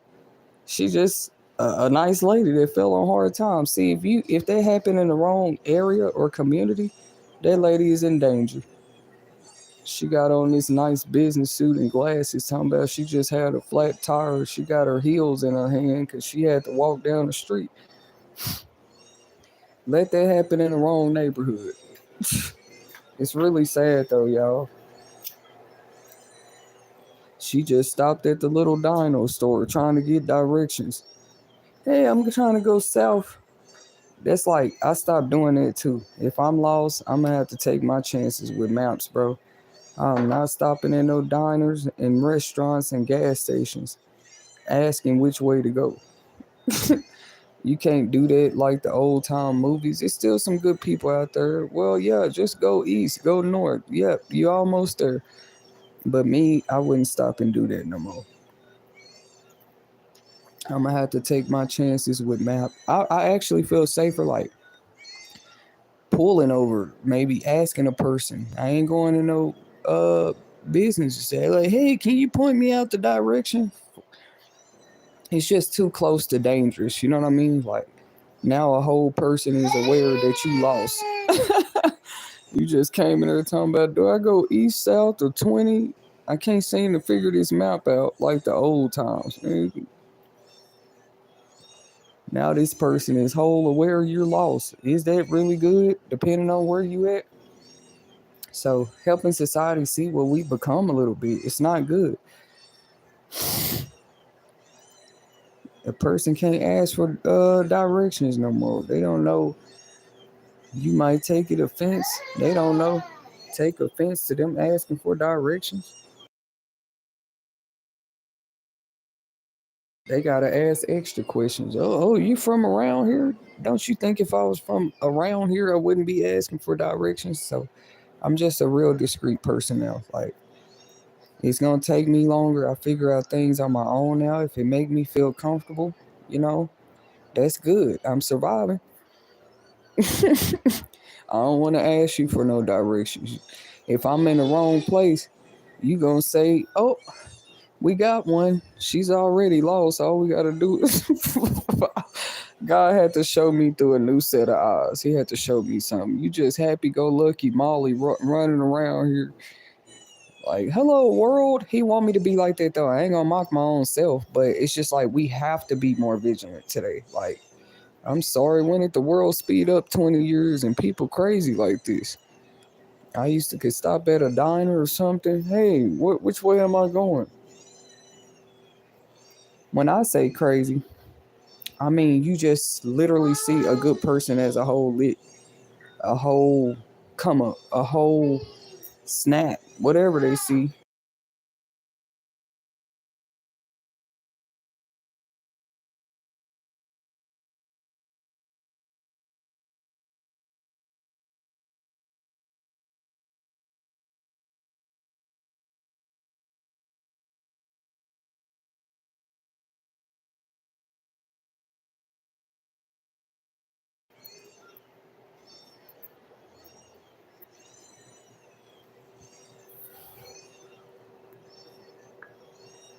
Sometimes these topics though don't get popular till it's just bad for everybody, bro. I promise. Just remember I said that on this stream. They like, what? We seen her having a glass of wine lately. We ain't seen her do that in years. Like, bro, pay attention. Pay attention too, because it's like certain things. A whole person' life can be a whole symbol to you. Did that make sense? To you, that's just a homeless person, but it should be a reflection of what can happen to anybody. If you look at people lives too, with just more than your bare naked eyes, put your glasses on. God be talking to so many of us through other people's lives, bro. It ain't even funny. You just sitting back, ha ha he, that person life. And it's crazy. They a whole reflection. That's what he choose to use that person to be. He might have choose the next person to be a prophet, the next person to be a servant, the next person. Just know anywhere God, the devil have people in place lined up as soldiers. God, people 9 times out of 10 already there. That's what's funny. They always look out of place. They always look out of place, bro. He always send them somewhere. God, people ain't got no business. He don't just send anybody now though. That's what's crazy. How do you blend in, but you don't blend in at the same time? They said, well, that's a chameleon there. That's a chameleon. Transformations are real, but so is camouflage. What you mean? They want to talk about transformations and butterflies. Only that, the caterpillars and transformations. That's beautiful and everything, but what about the creatures in the world that camouflage? It's they know they they know they ain't a wolf. The wolf know they ain't a wolf. That's crazy. It's the first sheep. You done seen wolves carrying on their back, actually. Ain't the world ready to see something new? It's crazy, bro. I'm just trying to drag whoever want to come along. They like, is that a sheep riding on 10 wolves' back? And you better not try to touch her. These wolves, we don't know what their story is. We gotta hear their story. This ain't what wolves do. And this sheep ain't even scared. She just on their back. It's crazy. They leading her where you need to go, little sheep. Go that way. We almost there. And along the way, I like these type of things. They like, well, why we can't just satisfy them with what we been having? That's not enough for some people. A true thrill seeker to me is somebody who's willing to trust God, not somebody jumping out of airplane from 10,000 feet altitude, climbing up the highest mountain, or jumping in the deepest ocean. I believe in thrill seekers. I'm being funny. I'm making a point. A true thrill seeker is somebody willing to trust God. I promise. At any given moment, in any given environment, in any given money in a bank. Because I said, maybe you can't mock people. Maybe they just don't know how to do it. Literally, start where you are. They was like, the Bible said, come as you are. That means come to God as you are, bro. He didn't say you got to go put on a nice wig. Brush your teeth to come to him. I know I'm going to step on some toes with that one. Quit smoking first, then I'll talk to you, Tetasheri.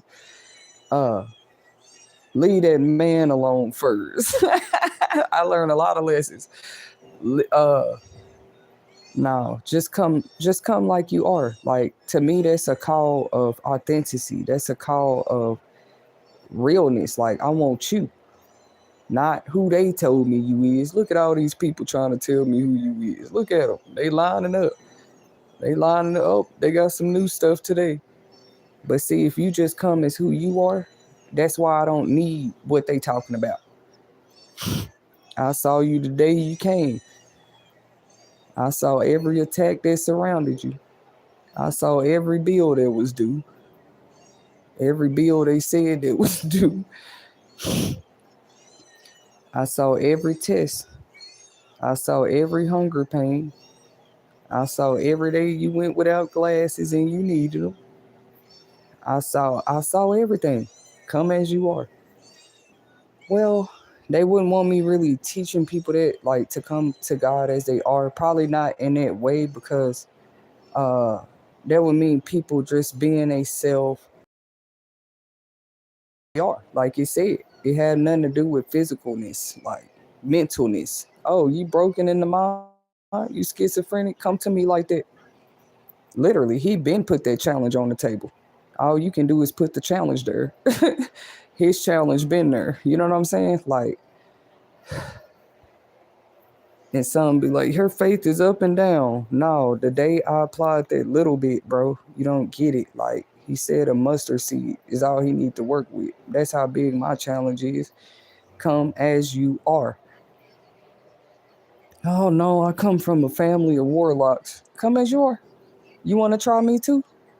But you ain't trying me in the ways that people do. I respect you, Tetasheri.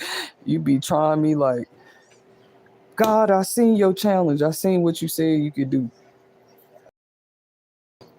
And I think they feel like they teach you that come as you are is a one-time, I came to God at 14. This is how I was. I came to church in my crypt clothes. This how I was. And my blood bandana. This how I was with my tattoos. And that's beautiful. I'm not here to knock nobody's testimony. What I'm saying is, okay, keep up with me. When he said come as you are, I don't think that's a one-time.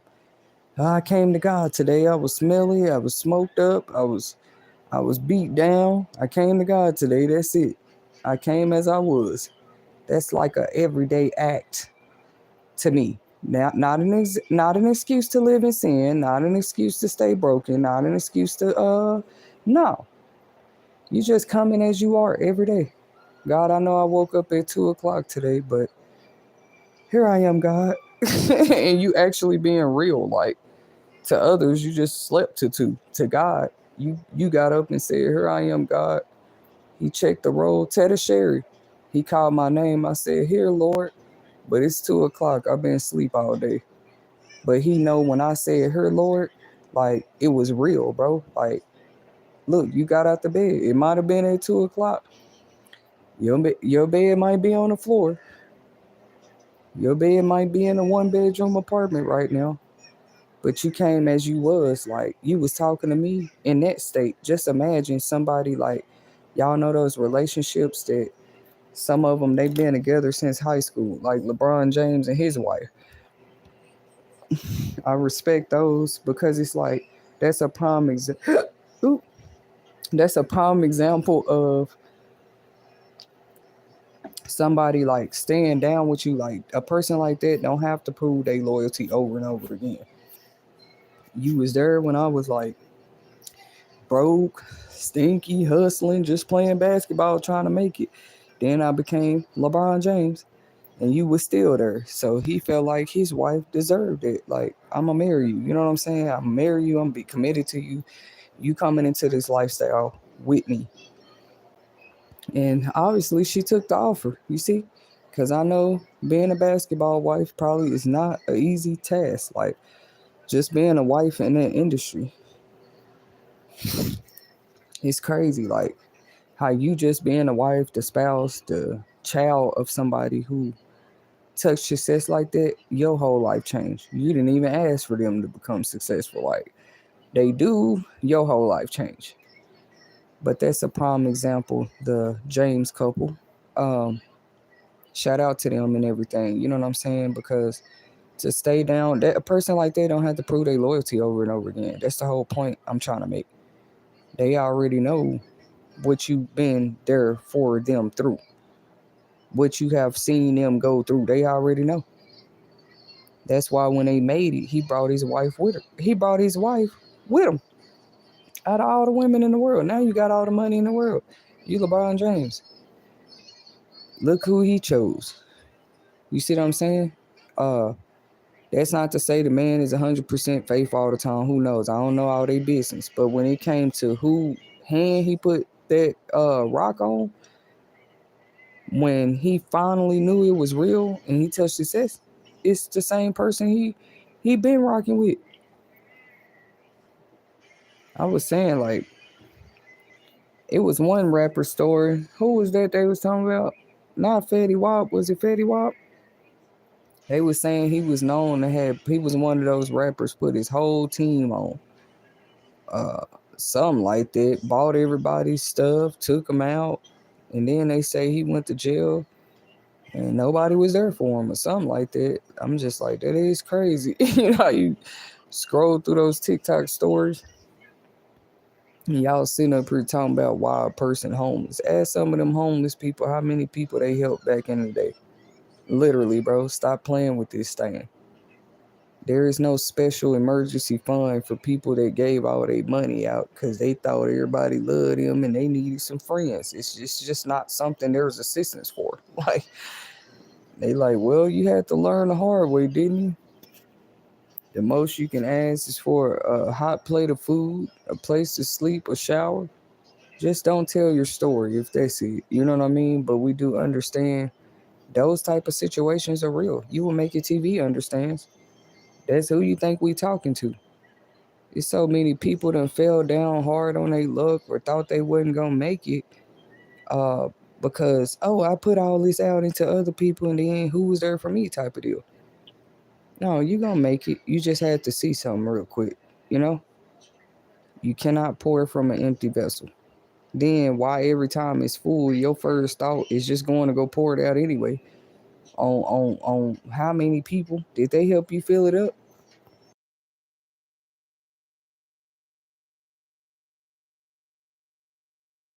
God can't be out here telling people I help to lift heavy burdens, and He actually don't do that. That's why through what to you seems like a heavy burden to a person, they skating through it like they on ice, just skating. Because why would His words say that I take heavy burdens, I give you rest, and then you still ain't getting no rest? I do believe there's certain things that can prevent that. Why everybody try to make everything spiritual? Like, yeah, you know the wicked don't get no rest. Well, that's funny. I went to the therapist. They said that's also other things that could, you're not trying to take away from to be wicked because I ain't getting no rest. The therapist said it could be a plethora of other things. You feel me? Like number one, do you feel safe? Do you have an alarm when you go to sleep? Wake up. What are some tips you practice before you go to sleep? Have you tried meditation music? This, that, that. Like some people come a long way. You worried about where they stay, but they just grateful to be getting rest. That's crazy, bro. You don't know how much a person have had on their plate before. Literally, not one individual you talking to. You gonna keep it about ethics and integrity and constitutional rights, then do that. But just slapping your narratives on people, that's old, bro. It's old and it ain't gonna work for everybody because you're not telling the truth about everybody. What? It's like these days, you tell a person you ain't gonna get no rest, they automatically think, well, it must be some evil going on. y'all can't use the scripture on me that I done already taught on before. It's like you can. We all need the word. Don't get me wrong, but it's like I promise I was one of the first ones. That scripture been in about in the new generation. I was reminding people of this way back in like 2015, 2016, bro. And I didn't write it, but it does say that there will be no rest for the wicked. It never says a specific time or who the wicked is or what. And how y'all know God was talking about physical rest, bro? Like, you don't know what he meant when he said rest. We all finna find out, though. They just thought it meant sleep. So you playing with people's sleep, right? Or sleep patterns or whatever you want to call it. But maybe his definition of rest was totally different, but you can find out because he wasn't playing when he said there is no rest for the wicked. You just thought he meant getting in the bed with pillows and blankets and that type of rest. There's also another scripture that says, lay not wait, O wicked man, against the dwellings of the righteous. What is a dwelling? Well, that's a home. That's where a person dwells, lay their head, pay their bills, cook their meals, take their showers, right? That scripture say, lay not wait. To lay wait is like to just sit there waiting. That's crazy. Like, it's very real. And the Bible talked about it long before today. But you talking about why is so many people homeless? The real question is why is so people lying wait against the dwellings of the righteous, spoiling his resting place when the Bible literally said don't do that. I think that's in the book of Proverbs or Psalms. I can't make this up. It's like a command. Other than that, you can just pretend God didn't say it, pretend you don't believe in him, but maybe it meant something. He already warned, don't do that. What do you think it would cause? Homelessness, right? You lie and wait every day. You know, like animal predators do that. Literally, bro. They lie wait. To lie wait means to sit there and patiently wait on something. Some of us are patiently waiting on the Lord, but then you got people on another side patiently waiting to see something happen to you, something negative. And they patiently waiting. You hear me?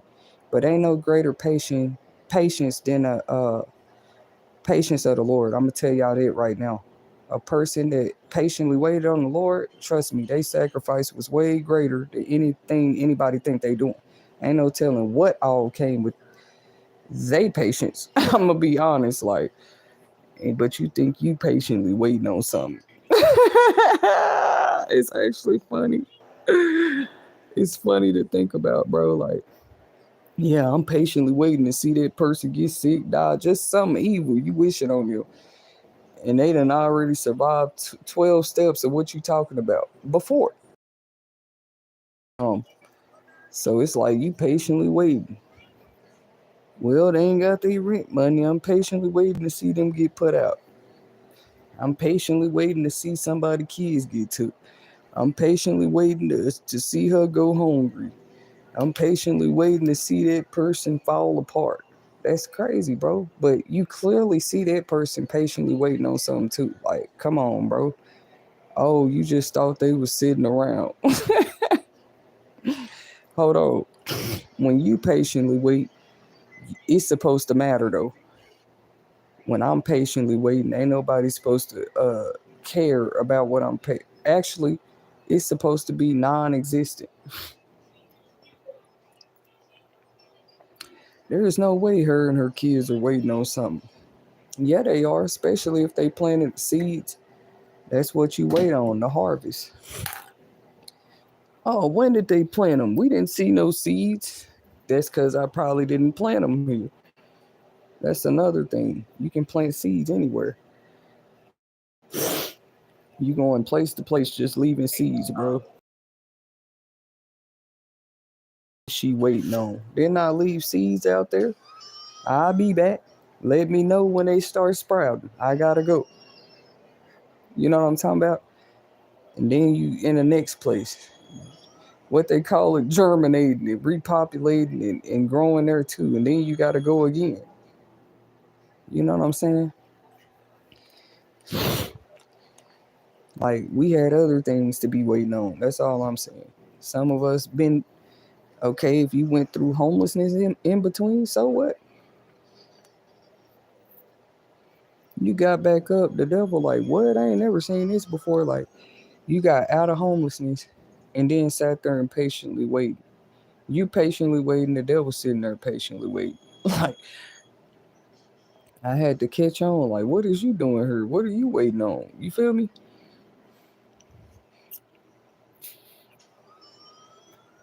Y'all better look at some of y'all lives. Like, it's just helping people to see that though. Like, you can want all the good you think you want on your life and speak that over yourself and all of that. And you patiently waiting. Another person patiently waiting on something totally opposite for you. You know what I mean? It's a scary thought, but it's not a thought it's a thought of awareness. You feel me? We just thought homelessness was on the other side of not having a paycheck, but that's a part of it too. People must have knew God. God must have knew people is like that, bro. Like way in the scripture, it talked about it. I can't make this up, bro. Y'all want to talk about homelessness? Yeah, God talked. Really, Arthur Tetasheri, where God say that at? Yeah, he said, lay not wait, O wicked man, against the dwellings of the righteous. What do you think a dwelling is? That's somewhere you stay, you sleep, you trust, okay? Lay not wait. Who is he talking to? The only thing that lays wait and wait on something is a predator. Like a python. They say it don't just eat its prey, it's be sitting there watching it for a minute, bro. It's still a creepy feeling just talking about it. Like, and it's really the prey's job. The prey just has a better chance of probably not becoming dinner. Noticing not only the direction that predator is laying wait, the angle is looking at it from, all it. You might even do better pretending you don't see it, but you say you see it over there. Crazy. Like, how else do you defeat a predator? That's the way they prey on they prey. Prey.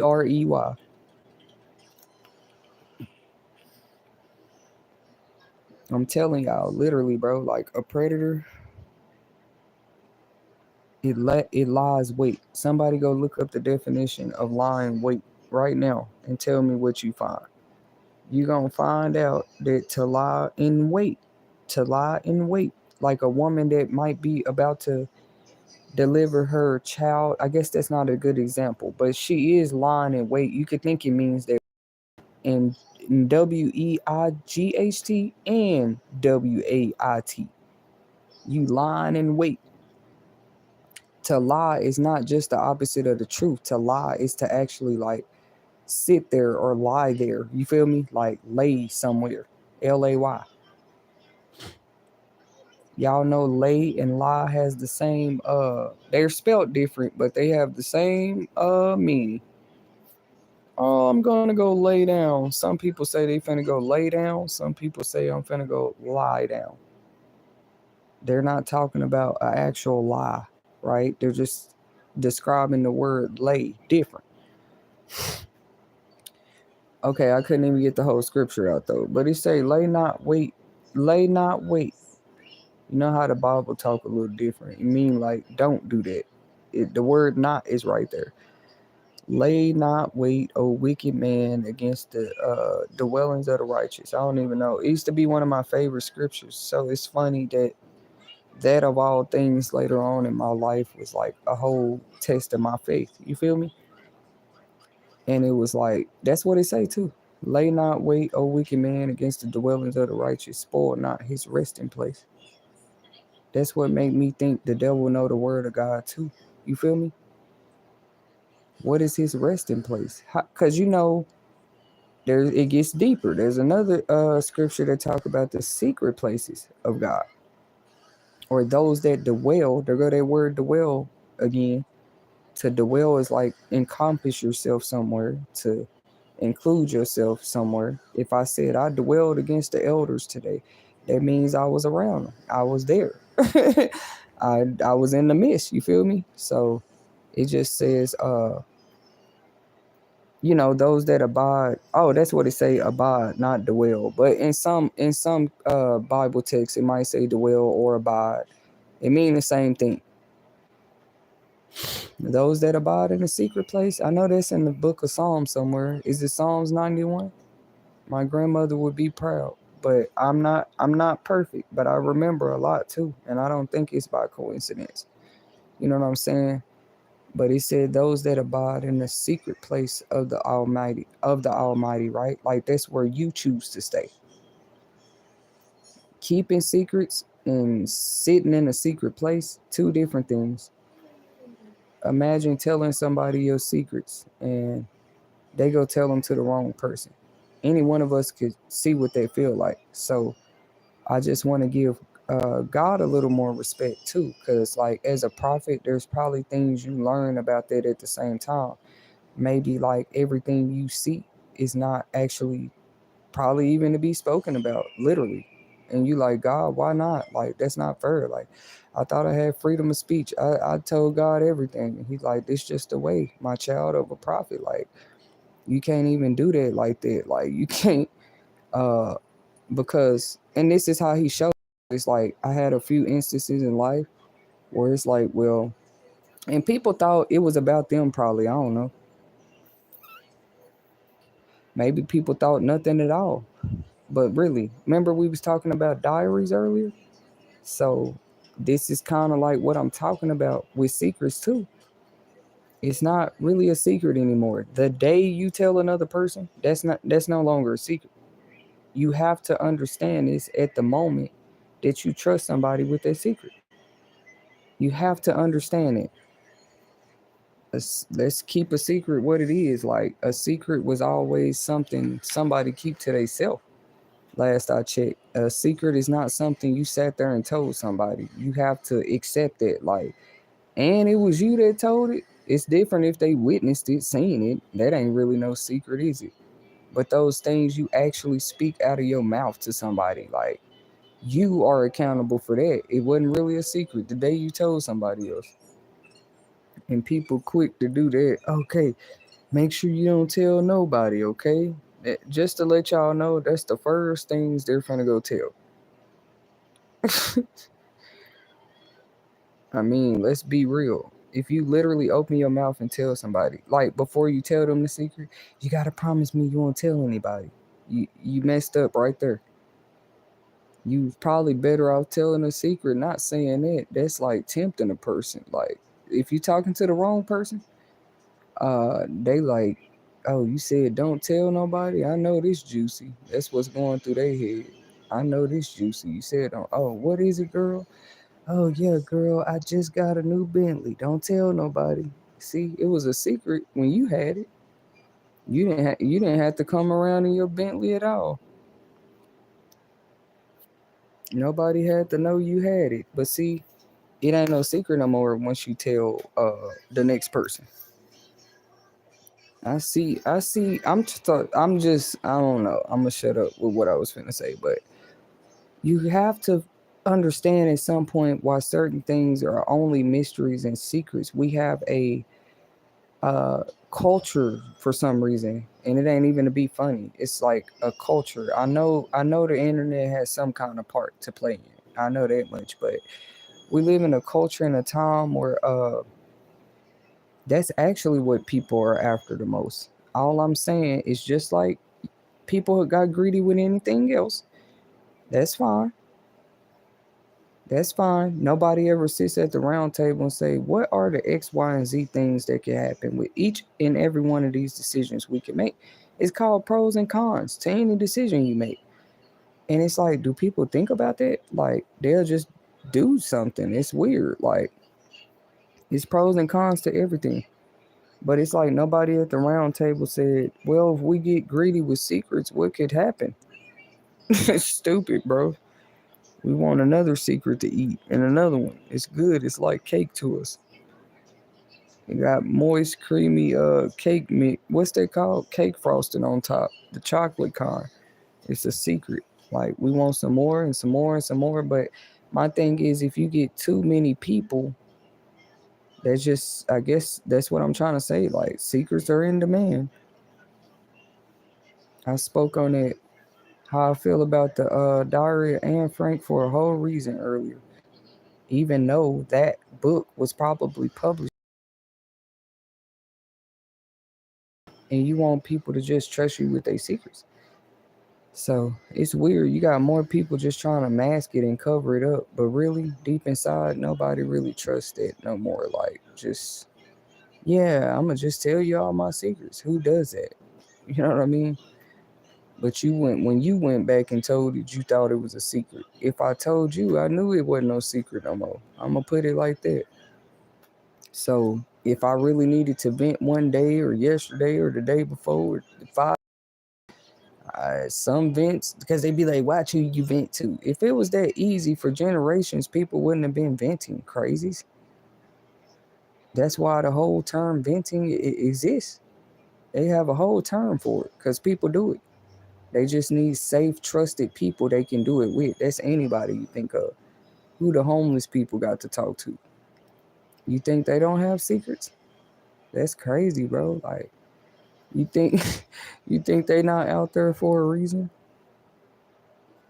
It's a secret because ain't nobody asked them, but it ain't a secret to them. That's what's crazy. They life, they story keep on going, keep on going, keep on going. Just watch The Pursuit of Happiness. Just watch it. Take a second and watch that movie this weekend. Watch it again. All Americans need to watch it. The man whose story that was about, he was an American. Just know that. He was definitely a real person, and he was an American. That's what's funny. But anyways, people don't ask your story every single day of your homelessness. Then they act like they're somebody special when they do. You know what I'm saying? People need to be humble, bro. Like, yeah, what are you going through out here? Be respectful. Don't just come with cameras and microphones all in their face, bro. I was gonna ask some of these channels, do y'all even pay them or give them something to eat or anything after they do those on these channels getting views? We respect the ones that actually be out there giving them stuff. They show it right on camera. They show it right on camera, bro. They just go walk up and bless a person. The person think it's a burger in the bag. They open it up to like 500 ones. I always think that's special. You know what I'm saying? Actually, when I've made charitable sacrifices in that way, I'll talk about my personal experience. I always got tremendously blessed. Like, I feel like certain stuff is a blessing that no matter what other try no what other I'm sorry, no matter what other avenue you try to make something budge. And I mean, you could have tried for 3, 4, 5 years. You hear me? No matter what you physically did, whether you dialed a phone number, whether you did this, whether you did that, no matter what you tried to do, it wouldn't budge. That situation wouldn't budge. And you talking about we don't recognize a blessing or a miracle? Okay. So then some finally budge. You know that's God. Or was it just that person's persistence and suddenly something happened? You know what I mean? You got a lot of conspiracy theorists out there. Like, I mean, listen to the person. They said they tried everything. It wouldn't budge, bro. Like, we got 10 men to try to push that boulder. That we tried 20. I called everybody. They don't be wanting to believe you. Oh, so you just it's how why else the person end up homeless? Come on, bro. Anybody. You think they didn't try everything they could have exhausted to try? Oh, then they seen a miracle and you want them to be confused about what a miracle is too, though. It's all about perception. If I walk into a dungeon looking at it as a miracle, but you say, no, that's a dungeon, it's scary, don't go in there. I don't know. I guess it would confuse you because I just walk in there. And actually, you came back the next day, I done decorated the place and everything. But you said it's a dungeon, but I didn't have nowhere to go. You feel me? It's crazy, bro. You gonna say you don't have nowhere to go when you won't just settle for anything. That too. Is that who we gonna see fall homeless? All those that don't fall in line. Don't fall in line, you fall homeless. Cause what's the line? What does all the line consist of? I take a second to actually look at it. What are people going through at work? Like I already said. What are people going through when they're working for themselves? Like I already said. An entrepreneur ain't no company sending you anything, sweetie. You invest in all of that. That's why I smile when I have my briefcase. After the day before, I had a wild afro, sweatpants. Then the next day, I put on a pencil skirt, business. Get back. That's not an act. That's not a costume. When you sat there and invested in it to grow your business yourself would become a crime, especially after you've been on the streets. You been on, I'm just saying streets. I ain't being specific, but we all know what the streets mean. You were either homeless or you was out there in the street some kind of way. How is that a crime that that person started investing in themselves, bro? What, boo boo? Ever. And you know, if you don't keep a website servicer paid, now when people go click on it, it says 404 error not found. So you didn't have to keep starting over, keep starting over. I guess people thought it was free to start a website. It was free of your time to sit there and build the website. Last I checked, website links help people to learn more about your business. Am I wrong or right here, guys? That's what websites do. Like, it'll say, check out our something. Go to www. Y'all know what a website is. You weren't on here talking so much and showing your face so much and trying to fish for clients. What do you mean? The website right there on your card. You got 4 kids, cool, but this is why you hand your cards out. What mom with 4 kids with her all the time got time to spare 30 minutes and tell each one of these new potential clients about her business? So it's a new age, it's a new day. We do it different. What I do now, after 10 seconds of talking to you, you're going to know more about my business, literally. Like, here's the card, go to my website. You know, you find anything that interests you, give me a call. I got to go. Look, I'm a mom on the go. And they respect it. And I don't know what the devil think he run, bro, because that's all it is. It got to be, bro. Like, you mad at people respecting how I do what I do because I have to do it that way? That's crazy, bro. But I ain't asking nobody to help me do it another way. Not yet. Because clearly, you know, you can move at a faster speed. I don't care who you at. You don't have little ones with you running back and forth, back and forth. You want that person life to be so blocked. Don't try to give him a business card. Don't try to talk to that lady. Keep moving. You go to the store, back home. They trying to militarize. What the uh one year we were out trick or treating, and I thought about it later. I'm such a hustler, like, because when you're an entrepreneur, you promoting and advertising yourself 24/7. If you do your job right, you're gonna actually build up a regular clientele too. That's with any business. Last I checked, you're gonna build up regular customers, regular clientele. You're gonna get word of mouth. They do not want to see me on their level, bro. And it's funny, like, you just ain't nothing wrong with that person. People out there don't want to see that. Like, it really hurt their soul, bro. Like, and I'm still trying to understand it. Like, why that today I don't need but 10 seconds of a person time. My website right there on the card, the IG, whatever the person need. I don't have to stand here and talk to you no more for like Chris Garner had to do in The Pursuit of Happiness, trying to convince people to buy his medical scanners. I respect his story. It's just like today we have access to more, to where my story doesn't have to be his story. But I respect his story. That's why I reverence it a lot on You Will Make It TV. His name is Chris Garner. Go check his story out. Don't just watch the movie, The Pursuit of Happiness. Read about the real man, for real. Read about his story. Y'all mad because he already made it. So this is You Will Make It. That's crazy. He stayed in subways, shelters. You see that one part funny. He would get, because he had to see what it's like if you make it to the shelter too late, bro. It's really sad. Yeah, I said it's funny, but it's sad.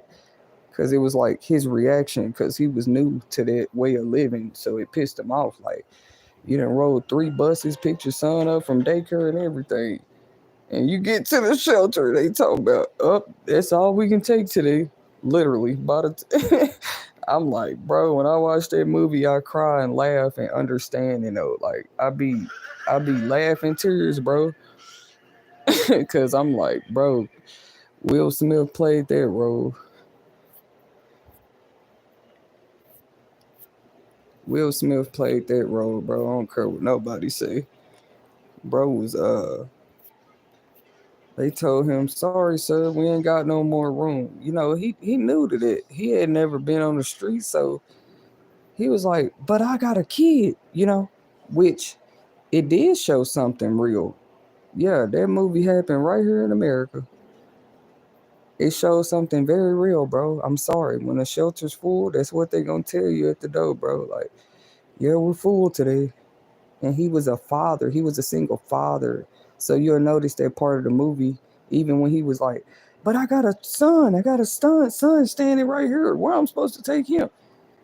They didn't care. They said, I'm sorry, sir. Come back tomorrow. Be in line earlier. See, that would mean he got to cut more time at work just to get a place at the shelter. That's how they had it set up. And he was trying to earn a whole internship position. Something that could have changed him and his son's life. That's how it be, bro. But y'all say y'all trying to help the homeless. You literally would turn somebody away over the littlest. No, that's our rules. That's why we feel like it's set up at this point.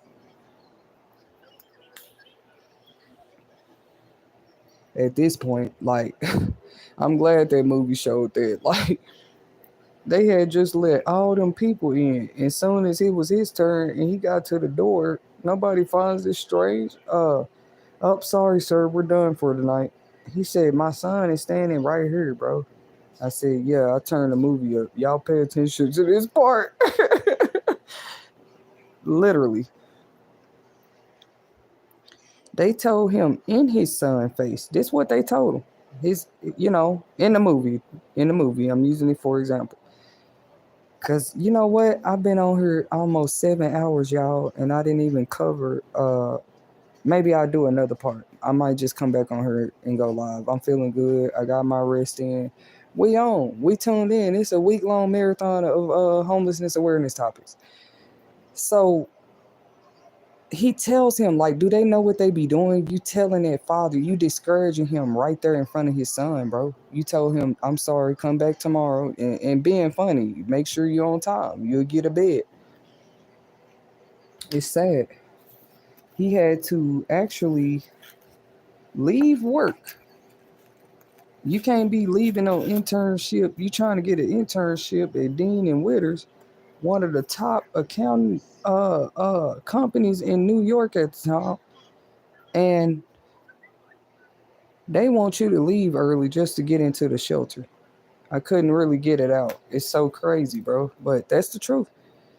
Just showing that side of the system a little bit. But they can quickly say you out there because you want to be, you're not trying to do nothing. Thank you, God, for keeping your hands on people that's actually out there trying. You know what I'm saying? I say thank you for them because maybe you too weak to pray in that situation. Sometimes you feel so broke down, you ain't got no choice. So you got to thank God for being broke down sometimes because them be them prayers that change your life too. Because he just wanted to make sure it was real. Like when I strip everything from you, when I strip everybody from you, literally, when I do it, I'm God. You gonna notice I did it because it's gonna seem strange. Like everybody at the same time, one at a time. I took this person, I took that person, because I want your heart. I want you to come real. Like, how am I getting to know you with all this surrounding you? They did say God is a jealous God. You feel me? It's okay for the devil to get jealous, but they didn't mean it in that way about God. Like, they was just saying, like, God is a jealous God. If he got to strip things, strip you all the way down so he can get you all to himself. Now, it's you and me. And it's crazy. Like, people didn't even want to let you do that alone. Like, No, I want to see you in your relationship with God in secret. Like, you sure you want to see that? This is I've been saying some things for some years. You sure you want to watch me up close? Okay, come on. Come on. So you can see if I was lying on all them phone calls, video chats, in person. I wasn't lying. All right. Well, now we got an understanding. It's like, who's still mad, bro? If God want to strip you down to nothing, he wanted you, it's a prayer he needed you to utter out, and it needed to be from your heart. So, because how can it says, ask and you shall receive, not just I'm going to throw it out there. Here lately, they've been beating people down. Y'all know that's very real. That's another thing that lead people to homelessness. But let me go back. They call themselves beating people down with certain scriptures. But don't forget, none of them I brought up tonight. Lay not wicked man against the dwellings of the righteous, spoil not his resting place. You can tell what is a person resting place.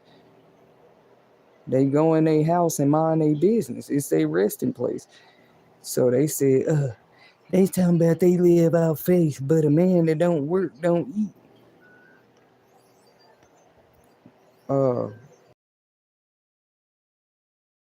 And you shall receive. Make all the scriptures make sense. Don't try to pull no one out of your pocket out on me. Yeah, it said a man that don't work don't eat, but didn't it say ask and you shall receive? I'm still asking something. I promise it say ask and you shall receive, but you only want me to know the scripture that says go to work or I don't eat. That means I can ask God for a great job. You just said if I don't work, I don't eat. You just mad because I thought about it and I actually applied those scriptures to my life. If I can ask and receive, why would I just ask for any job I can take? Let me ask and let me test God for myself. And then you go into jobs that you picking on your own and they ain't treating you right. I'd rather apply that scripture right now. Ask and I shall receive. Knock and the door shall be open. You have not because you ask not. They keep trying to make God look like he's somebody was just trying to have people on the slave fields working and working and working and unhappy and stressed and depressed and worried. I don't know what they worried about, but people worried now. Are they going to make it to work okay? They going to make it home safely? Because there are some establishments that get whole robbed. Like people don't make it back home from work sometimes. It depends on what they do. I want people to respect that and remember that. You know what I'm saying? Don't just be disrespectful talking about go to work, you don't work, you don't eat. The Bible said that, but it also says ask and you shall receive. That's like you don't, oh, that's lazy. What you calling God lazy then? Call it what it is. You mad at God, somebody knock and the door shall be open and they believed him and they ain't stopped knocking yet. You already know what the next step finna be. Really, you just want to control the door that person knocking on. If he didn't tell them to knock on your door, that's what's crazy. He didn't say go knock on your neighbor door and you shall receive, did he? God didn't say that. I'm still here, guys. Cause somebody gonna benefit off this stream one day, you know. Uh, Notice that the next time somebody tell you that, usually they're being funny. If you're gonna talk about faith, there is a whole lot of scriptures that talk about faith outside of the one that says a man that don't work don't eat.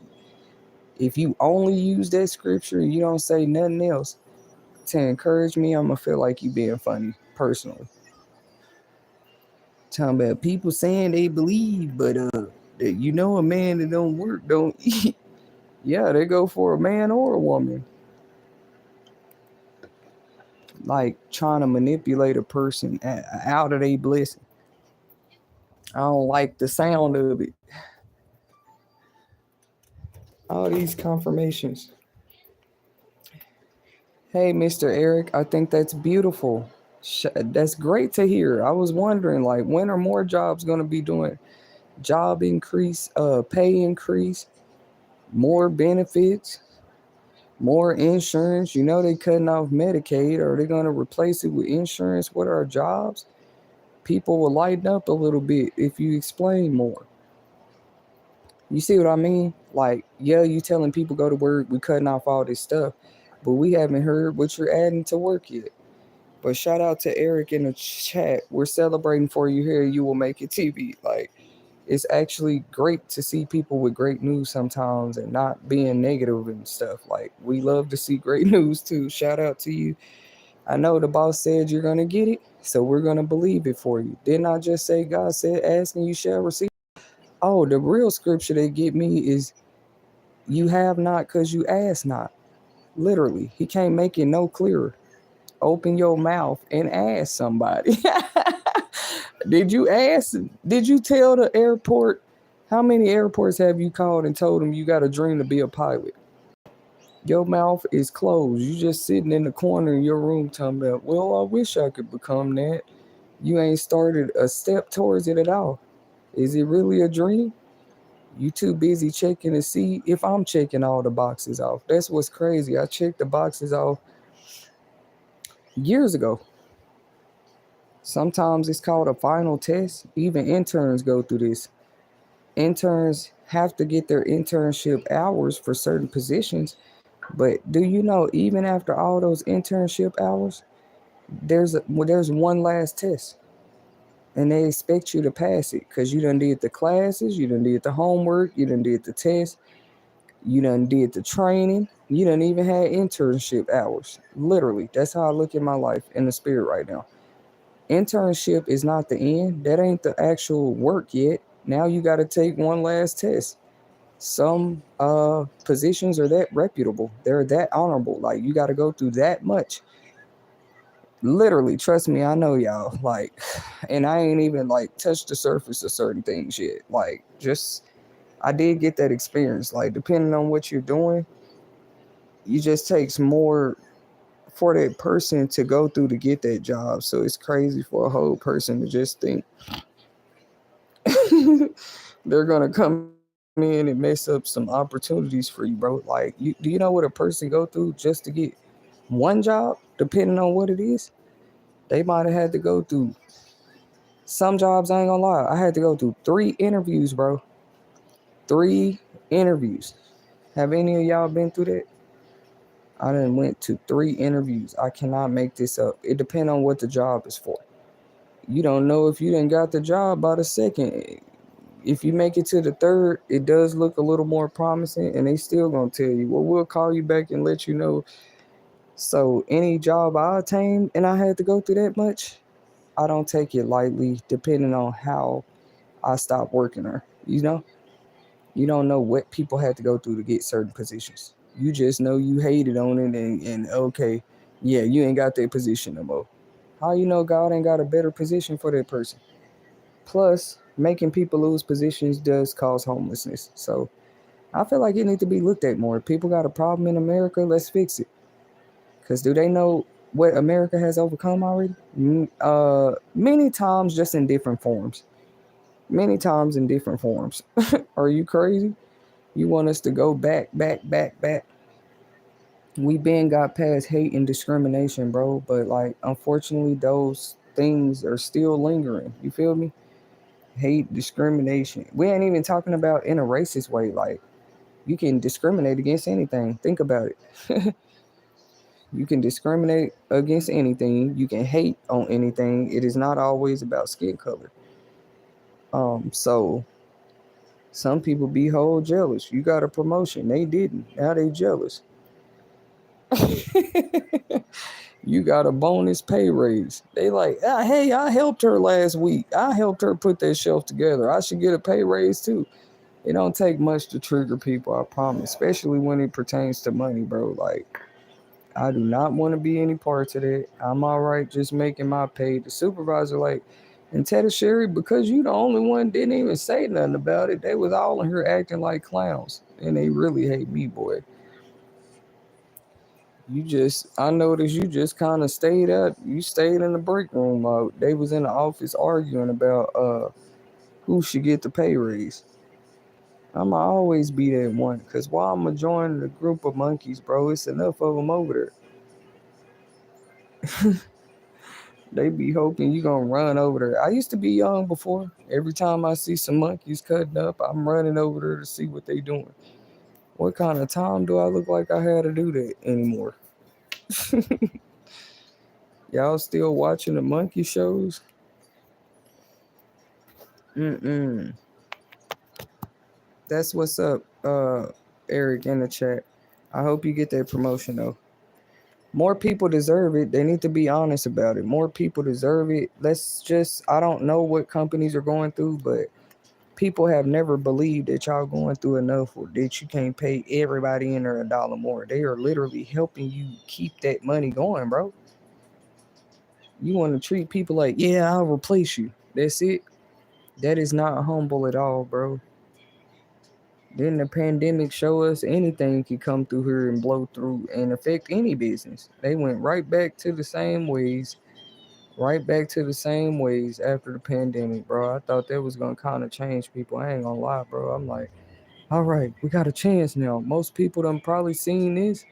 They seen what life can do to any of us, right? I thought I had hope. Like, surely people gonna be a little different after this pandemic blow over.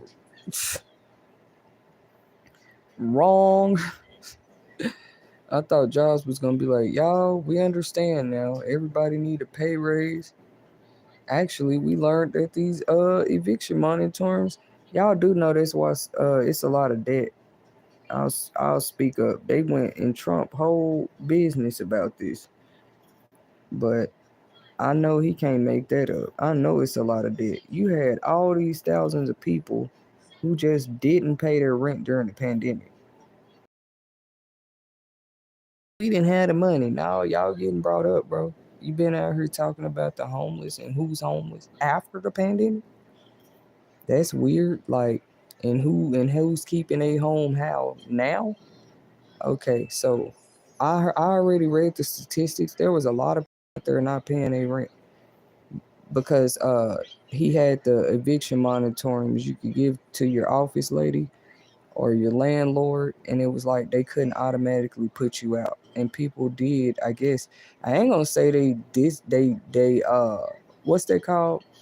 Like they disrespected it on purpose. I don't know, but it is very well much showing that a lot of people didn't pay their rent. They didn't pay their mortgage. I don't know if it was for RV homes and stuff like that, but and do know there were people homeless during the pandemic too. That's crazy. Imagine what they were going through. You got to be homeless.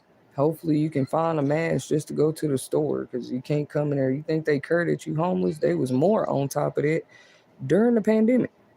You can't be homeless and come here without a mask. They did not care, bro. So they're doing the best they can to keep masks and hand sanitizer. And they was the first ones in lines to probably get the immunizations because you're outside. I would have. What you mean?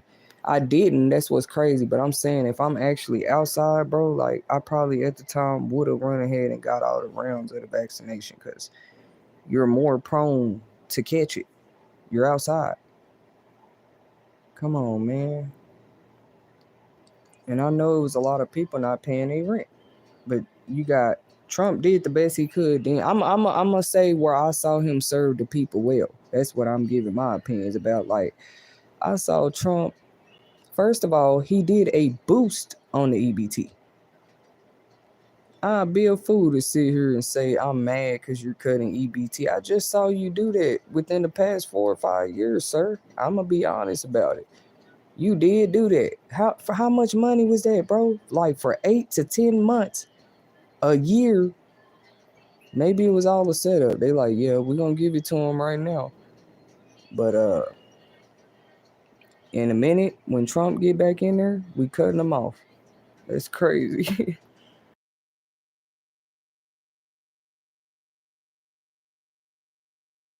Do y'all think that's what they did? Cut him on then because they knew they was gonna cut him off now? I never thought about it.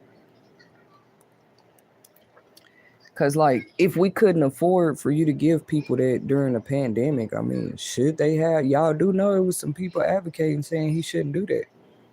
Just a lot of things he was doing to help the people. Like they was like, why is he giving out stimulus check? I promise to God, it was people mad about that, bro. I know I'm not tripping. I remember like there was some times when the discussion came up, most people were excited. Did you get your stimulus check yet? No, I didn't get mine. Did you get yours? Yeah, I got my 2,700. Cause you know you probably got more if you had kids. I don't know why people was just like, oh my God, Trump is so cool. I mean, I do understand, but they was just like really praising him at the time. Like, bro, it's a national emergency. What do you expect a country to do? Yeah, we're gonna have stimulus checks. Like, yeah, you have extra EBT. Like, it was so sad to learn that people took advantage in the most negative ways possible of help that you're trying to give people during. Bro, nobody got put. I mean, I heard some landlords did not take those. It didn't matter if you bought that eviction moratorium. They didn't have to accept it. There was also a time like where y'all think some of this new, it's not. It was already being reported that some landlords were like turning away Section 8 vouchers or any type of voucher that revolved around housing. Y'all didn't hear that? Yeah, some of the landlords been declining those vouchers as a form of payment. They don't have to have a reason either. It depends on what state you're in, because I don't want to talk generally for every state. But depending on what state you're in, they cut off. I'm sorry, the landlords did not have to uh accept your voucher. That ain't even an eviction moratorium form. That was straight Section 8 vouchers. They been doing it, bro. People been said that's a problem. That they just felt like HUD should not allow landlords to decline vouchers. It was a whole big topic during the pandemic and before the pandemic. I'm just saying. It just mattered more because, you know, it was a time people actually needed their homes when it came to their health and safety. So it was just really interesting. I don't think that's changed yet. They can still decline your voucher. That's not new. Why would we didn't think it was a problem when they cut the vouchers or when they cut the funding for the vouchers? No, no, no, no, no. They had already started doing something else, which is like, no, we don't have to accept y'all's vouchers anymore. We don't want to. We're not accepting your vouchers. We don't have to. Oh, and they'll give you a list of reasons. And that part hurt to her too. They'd be like, tenants just leave it all trashed up. We end up having to pay uh thousands and thousands of dollars to restore these places because you give it to them. They lived there for 5 years. And I heard them out on that. I promise I do. But it's like, so you gonna sit there and say everybody who received a Section 8 voucher house was like that when they moved out, bro? Like, that ain't even right, bro. I know a lot of people personally moved their furniture out and fixed up the place before they left. That's weird as hell to try to say everybody that ever received Section 8 had left it trashed up. I know for sure that's a lie, bro. Not saying because I ever received Section 8. I know people that had it, bro. They did not leave the place trashed up like that. If you are saying it, this is my real response to that. Maybe they never figured it out before, but I'm telling them, open your mind. Open, literally. Who say that? Open your mind, Ricky, Rick and Morty. I didn't even mean to say that, but it made me feel like that. Like, open your mind, bro. If you really want us to believe for 30, 40 years since Section 8 been out, every tenant that stayed in a house was all damaged and nasty and messed up when they moved out. Uh, so that would mean your program wasn't successful. How you gonna blame that on the people? Uh, if you weren't able to find out why people were leaving their homes like that, you just settled for it. Oh, they're nasty people. They're trash. They're pigs. They're hood rats. They're thugs. That's why it was left dirtied up. If that's all you left it at, you're not finna blame that on me. But you're still wrong. You're still wrong, bro. Like, uh, did a was a person able to? Well, it really ain't no excuse for them. I ain't never had Section 8, bro. You getting whole help. I see what they're talking about. You getting whole help with the rent, because I think they only pay when the people that get that or that was getting it, they only pay a percentage of the rent. They never was responsible for paying the whole thing. Now you can graduate to those parts of the program, and if you're gonna talk about Section 8, you got to know what you're talking about. They have parts of it where you can graduate, and it actually turns into like home ownership program, or they can help you build a home. A whole lot of stuff Section 8 had implemented over the years. Literally, they had been add like other parts that like help them save their money or help them own a home. If you just thought that they were paying people rent and putting people out because they were leaving it nasty, you're wrong. Some people actually graduated because you can just research what I'm talking about. Section 8 like had levels to their program. Like, let's say you make it the whole 5 years. They say after the first year you could transfer to another state and all of that. That's a part of it too. And then after certain years, let's just say you work the program and you do it successfully for 5 years, they help you pay a percentage, you saved up some money. Like I'm telling you, the program didn't never end right there, bro. They keep helping you if you want the help. Like, okay, you done saved all this money, it's been 5 years, we helped you pay the rent, we saw you keep a job. It is people that like got through that program like that. That's why it's kind of offensive to say, oh no, they all ended up like this and tore up the property, so we don't think they deserve it. Like, bro, that's lazy as hell to say that when they have whole other levels to Section 8, bro. They have whole other levels. Like, I'm telling y'all, you if you finish it for 5 years, they have another part. It's up to you if you join it, but they just have like they even have graduations for the clients. Okay. And this is me talking about it. A lady that never, nigger, you're not gonna find no records of me ever having y'all. I'm sorry, my real part come out sometimes, like how I talk sometimes when I get really passionate about something. But I'm serious. Like, you will never find a record that I personally had. I was ever approved for Section 8. Maybe like came up on a list or something like that, but actually just like I actually got approved. That's what's crazy. Since I've been a mother, why they saying it's been here for plenty of years? I had to say something to those that are out there commenting that on their opinion. Yes, it's been out here so many years. They say it's been out here so long. They should have took advantage of it while it was here. How when a person could be on the list for 7 years? That's how long the lists were. Some people never ever ever either they didn't come up on the list, they never came up on the list, because this is why they start doing this new thing like called a lottery, where they kind of like bingo, where you turn the balls like every year. If you don't reapply, that's how some of these programs has started doing, you know what I'm saying? If you don't apply, your name just go off the list. You see what I'm saying? They been start doing it. People thought it was like you just on the list for 5 to 7 years. It ain't like that. No, it hadn't been like that in a long time. But that part is true too. Like, just because you applied didn't mean you just got Section 8. We looked at you as a miracle or a blessing. Where I'm from, if you came up on the list, we celebrated with you. That is a big deal. Now, to the uppities, they'll say, "Oh, why are you celebrating about getting Section 8? If it's a single mother or something, I'll celebrate with her. I understand exactly how that could help her and her child change their life. Literally change their life, not just give them a temporary place to stay."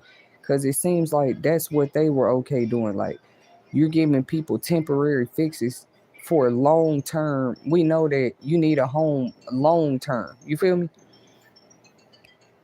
Literally. Like, I don't know. I'm not saying the program was ever perfect. I kind of see where the inconsistencies were. You can never give a short term plan for a long term arrangement. What you mean? Now, Section 8 is just known to have been a more long term program. That's why I say they can't pay me to believe that program didn't help change people's life, bro. I'm gonna go find the stories personally. Like, how did you change your life once you got that help with somebody helping you pay a percentage of your rent for a whole 5 years straight? You see, not no 1 year, not no 3 months. Everybody hasn't had a privilege to experience this. So how can you say, oh, everybody's had plenty of time? They had plenty of time to get their shit together as long as food stamps and Section 8 was here. How, when you have a new generation coming up like every year somebody is turning 18, bro, literally. Every year another young mother is having a baby, but y'all turning a blind eye to why young mothers are having babies. You just want to, oh, some young boy at the school got her pregnant. Every mother ain't finna think that anyway. We're gonna check everything. If some of these teens get pregnant, you think you playing a game, bro. Like, we're checking everybody. Y'all been getting away with that for too many generations, talking about, oh, some young boy just got my daughter pregnant at school. How you know that? You didn't even know your daughter was having sex. So how you know it was just some kid her age? So young boys just at the high schools getting girls pregnant. We know that's been going on. I mean, yeah, how did so many young babies get here? But that's not gonna make sense for too much longer, bro. Like, come on, bro. They don't tell people to watch their kids for no reason, bro. Seriously. You don't stop watching them when they teens. You just never stop watching them, really. But you just want them to be okay. And I said that a long time ago. Like, how is it that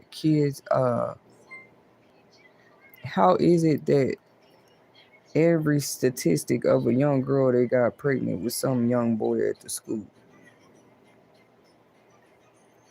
I don't think so. That's why they need to check every young girl that come in there, check all avenues, which they probably already been doing a good job with it. But I would just check every girl that come in the emergency room pregnant and she under 17 like that, 18 like that.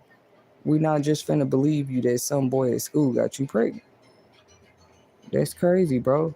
Like, I'm sure sometimes that is the case, but you check every avenue. I'm sorry. Uh-uh. That ain't even making sense no more, bro. That's another reason people be out there homeless too. People be lying, trying to cover up their quote unquote mistakes. Yeah, that's pretty much a mistake. If you grown and you got a teen pregnant, that's a big mistake. All the choices you had, you want to tell single mothers what choices they had? Make sure they had them. Make sure they had them. You know what I'm saying? People just, they put their mouth in certain arenas, but then you supposed to be quiet. That's been going on for too long. Everybody just like, that's why the young girls be probably scared to tell their moms they pregnant. Every young girl, that's never been an easy thing to tell. I know my first baby, I had graduated and I was still scared to tell I was still I was still scared to tell the family. I don't know what I was going through. But they definitely had a talk with me about that. Like, why is you scared? Like, I'm gonna be the same, I'm gonna give the same love to my girls. What you mean? I didn't come from no family where I had to be scared. I mean, it shows a little respect, I guess. Like, you didn't just come in there like, hey, yo, throwing a party, talking about I'm pregnant. It was just more like you had to wait till you was ready to tell everybody. And to this day, it matters to me, the first person I told. Like, once again, young girls how to have somebody they trust. What you mean? They never fully telling their parent everything. Not at them ages. Like, if you want to know the truth, they best friend know, or somebody close they talk to. If you really trying to find out, they ain't gonna tell you all the time. I mean, that is the idea parent relationship with their child, but they just might not be that. Some of them don't say nothing till it's noticeable. They ain't gonna say nothing at all. The mama like, what the hell your stomach look like? Or you look like you gaining weight, or whatever it is. A mother do know their child. Period. trying to convince my kids I can see in their eyes when something ain't right. They didn't believe me yet, y'all. We was talking about it earlier. They was like, in our eyes. I said, yeah. That's the only way I can tell them right now of something I've been trying to describe to them. But it's like all at the same time. They felt me. I feel like they felt me. But I'm just like, I don't know how to tell y'all this, but a mother can see it in her. She can see it in your eye. Even if you try to come in the house like everything okay and somebody just bullied you outside. I said, would you believe me if I told you I can see that in your eyes, like when you lying to me, even if I don't force it, or like maybe kids don't want to just, y'all think that's easy for them to say like, yeah, I'm being bullied at school. I'm being bullied outside. Some girl keep taking my lunch. Since when did kids speak up about being bullied? That's why people usually never find out. Let's be real about it. A bully has never just openly. Some of them do it. Some of them don't care. They doing it in front of the whole school. Everybody know he finna take your lunch. And that's what's crazy. Nobody ever stops the bully either. You have those special kids in school, where it's like, give him his lunch back. They just volunteer helping. But really, it's not the kids' jobs, is it? But maybe it will show you raised your kid well, that instead of joining the bullying crew, kid being bullied, or they chose to step in the middle and put that bully in their place. You got more kids doing it than adults will, I promise. Kids stepping up, younger people gotta tell people that they going too far. You feel me? Like, that's not cool, because they not there for that. They shouldn't have to go to school and break up fights, bro. Like, tell your child to stop being a bully to another child. They really shouldn't have to do that. Like, literally intervene. But I'm just saying, it's like, it's rare, but it happens. But I don't know, I just feel like it's a natural sense. Anybody, I don't care how long, I don't know if people didn't know, but that whole mothers connection, mothers feel their kids thing is very real. I'm not saying the fathers don't, but mothers, it's something about that umbilical cord, that connection y'all had, for sure.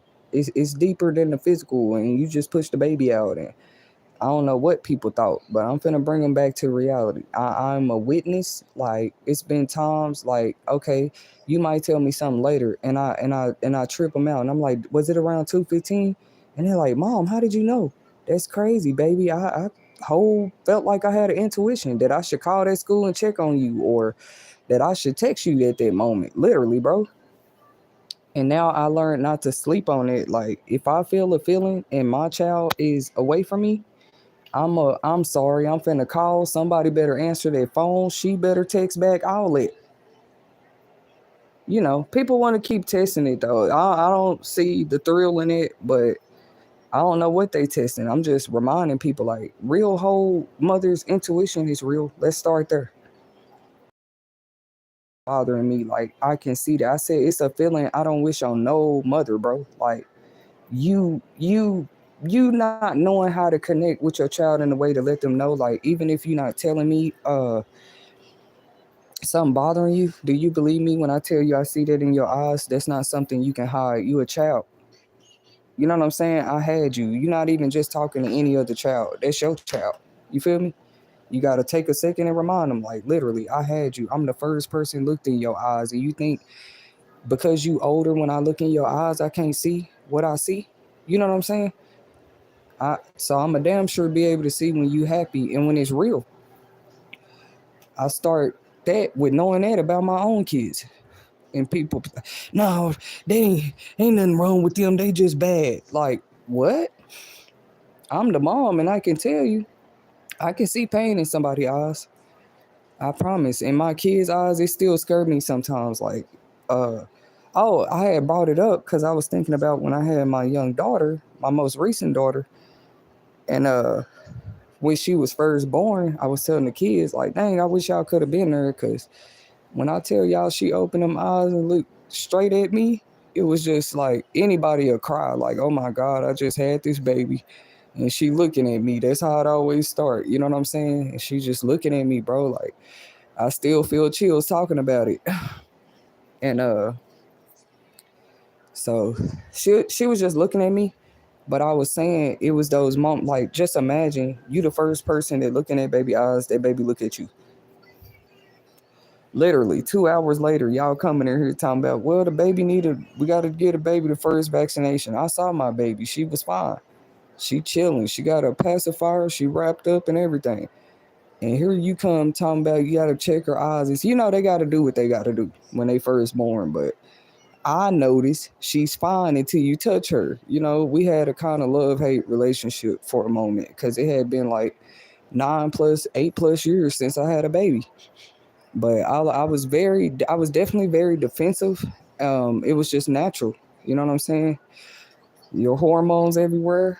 But even though I'm hurting, I want her to be okay. And you literally went through this 4 times, like giving birth. It's the natural feelings that come with it. So what I noticed, she's fine until you stick her with this needle. The same baby eyes that just opened her eyes and looked at me when she came out. I felt every feeling of it. You just stick her, now she's screaming, now she's crying. You know what I'm saying? And it's like she would meet me with her eyes, like I was trying to explain to them that feeling, like, mama, tell them to stop. Like she was already talking to me with her eyes. I promise. Maybe I should share these stories. They raw stories, but they say you being messy telling your story. You always been known to testify.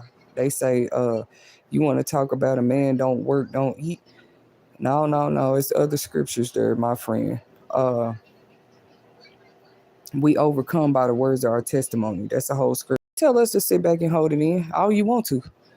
But then don't ask why people running around here seeming out of order, out of place. They don't know what's going on and they got to hold everything in. That's not cool, bro. The Bible itself say we overcome by the words of our testimonies. Period. If you didn't want my testimony to be what my testimony is, why did some of the things happen the way they happen, right? So I don't question it. I don't need nobody else to question it, but I don't need no help trying to shut me down when I'm trying to tell the testimony. That's crazy. But so yeah, that's just how I felt. Like you looking at me with the same eyes, and them eyes trusted me when you first came out the womb, like that. Them eyes looked at me first, not your teachers, not your nobody, your mama. You know what I'm saying? You got to bring them back to life. Even your little baby sister. This just happened. She was looking at me, but it was them same eyes when she was in pain though, and I didn't like that from day one. You know what I'm saying? You just had them, you love them, like you fell in love the first day. How you gonna make me hate somebody like that? You can. It's nothing they can ever do. All you can do is show me the depths of heights and lows of love. That's it. With certain people, because of how y'all bond was built, because of the type of things your bond was built through. That's what you mean when you tell people you can't make me hate nobody. You know what I'm saying? You don't know how our bond was formed, how long that bond was, what came with that bond, you see? So yeah, like if I see your first blink, I witness your first blink of your eyes. I witness your first tear. And I'm telling them, y'all, my baby first tear wasn't until they start messing with her. Talking about we gotta check her ears and mouth and eyes. They had to make sure she okay. She crying, I'm already giving her that finger. I'm right here, baby. Mommy's right here. They ain't doing nothing. I don't see them. you know. And them moments hurted you and nick you too, where it's like I can't see everything they doing, but I'm still close to her. But she's so young, she can't understand. So shout out to the NICU parents of the world. If you have any experience with it, you know what I'm saying? I just didn't know what that world was like for parents until I went through it. But the NICU parents, they're very strong. They're some of the same ones with students in school today. So NICU babies do they do pull through. They do make it. They grow up. They become successful. Nobody have a NICU baby to try to see their baby later on the street somewhere. Period. Sleeping in the homeless shelters, sleeping, going through God knows what. And they already was a NICU baby. You can't tell me a baby like that ain't special. Like Uh, so I was just saying, do anybody know that feeling? Like the same eyes that looked at you in joy when they first came out. Now, 2 hours later, they looking at you in pain because the doctor's sticking them with something, and they gotta check their eyes and all this. The baby looking at me like, "Hey, woman, these people doing to me?" I was saying it traumatized me a little bit. Like I don't like how they handle mothers trying to boss them around when the baby first come out. I don't like that, bro. It probably traumatized some of us. That ain't no game. Like the mother has to say so. As soon as that baby come out, I knew I should have stuck to my first mind when I had them all. Tell them right there in the hospital. No, no, no, no, no. You don't control everything. You can ask me, sign this consent, sign that consent. That's all you can really do. I done had the baby. You did your part. That's how they starting to make us feel. You did your part. Give me time to process. Everything just happened. I just had a baby. I'm full of medication. Do not wait till I'm full of medication to come here asking me what I should sign. Knowing I know what's going on because I'm full of medication. I just had the baby. Give me time for it to wear off. Give me time to come to my awareness and consciousness. Right? They kind of rush that on the mom. Soon as the baby come out, they already want you to sign papers and do this and do that. Bro, if y'all don't step back and let that woman go to sleep, let her gain her consciousness and awareness back. But I respect mothers though, because I already know, like, bro, you not getting no sleep. So the day that baby come out, my baby too now. I'm still barely getting sleep, but we love the kids. And it's like, you just don't get no sleep. You might get an hour or two, maybe 4 or 5 hours after you had that baby. After that, it's paperwork, it's ball game time. Like, we trying to get you up and out of here. Then y'all go home and it just don't stop. We all know that. Like, they have to get a certain age before they just sleep in or feel comfortable sleeping in their beds or sleeping at home. And then we sit back as the parents and we watch them grow up, because I'm finna speak for the parents. Because that part I didn't cover. I'm going to just do a part two. I know I done went on for a while tonight, but that's really new. I saw that a school, and it said Florida school districts. Is what it said. Florida school districts. I'll just come back with a part two about this one. It said that they're having an eviction crisis. The school year just started. Eviction crisis means more than one home. Way more than one home if it's a crisis. We're not trying to put Florida on the spot. Actually, I send my love and condolences to the families out there from You Will Make It TV. But we are watching, we are paying attention as these things change in different communities and this fast. So what the report said is that school districts out there uh, have already seen a decline in attendance due to eviction crisis. Literally, that's not good, bro. Like, so the kid was there yesterday, and they're not there the rest of the week. You don't see them for a while because their family's homeless. Actually, obviously, the schools care. They're making a fuss about it already. Like, those are kids. Those are not illegal immigrants either. They're American citizens at this point. And why would they be? Why are so many of them don't have a stable enough place just to show up to school? That's not good. Mm-mm. I'm gonna ask again. How does something turn into so big of a crisis? It said a crisis, y'all. Crisis. That means none of the landlords are trying to work with people like they used to. Obviously, something needs to be done. Well, the tenants with kids, something needs to be done about that. If eviction and homelessness is getting so bad that kids is not showing up to school, that's a effing issue, bro. Period. Don't ask me what the solution is. I didn't say I came up with it so quick, but you already have states reporting that it's happening, bro, and the school year just started. That's fine. You got the students you got in there, but them 10 or 20 after school that ain't got a home, that's okay. That they, like, what's really going on? Good morning to you guys. Anybody that might just be tuning in, coming in, joining us with our weekathon homelessness awareness topics over here. But yeah, that's crazy, bro. Like, y'all know that that's what in some states the McKinney veto just certain programs and laws and rights are there. That's why I'm like, how is something like that happening? Maybe they don't have that in Florida. I'm just trying to understand, is that only for certain school districts? Yeah, because what is the protocol like when a family first know they finna be homeless and a child is enrolled in school? What are they supposed to do? What are they supposed to do? Come to the school, tell you, hey, I'm homeless or I'm finna be homeless. I always thought schools should be made aware of that type of stuff. A person that's trying to hide their situation, they wouldn't come to the school and offer the information and say, hey, I'm homeless. It ain't like they coming to tell you or ask you for help. I would say it's good for the school to know. This my student go to your school. You sure gonna contact me if attendance fall under the water or they grades fall under the water, right? You gonna contact mom and dad about that. So when I come in here ahead of the game, when parents come in here ahead of the game saying, yeah, this is what my family is going through. You know what I'm saying? What is the protocol of the school?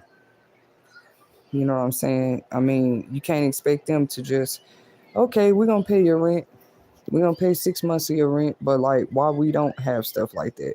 Especially if they whole enrolled. It ain't like the parent just living there now. You gonna say the parent ain't working?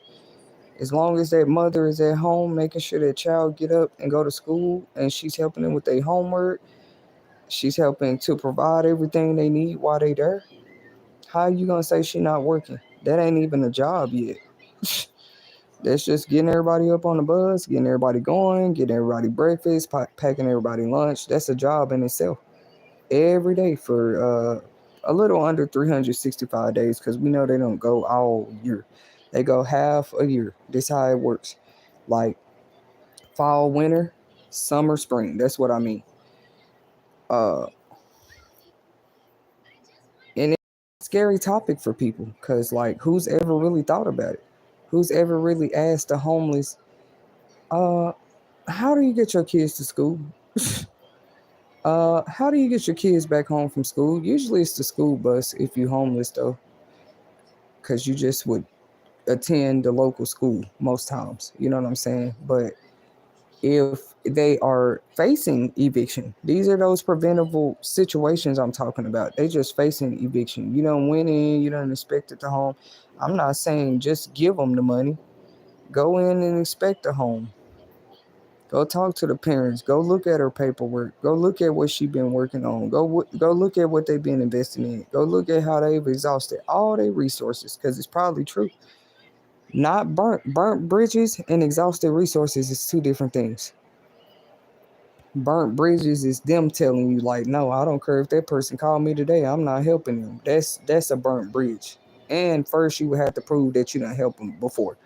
When it comes to organizations and stuff like that, family members, we know that can happen. Friends, we know that can happen. Like, oh, okay, that person burn a bridge with you.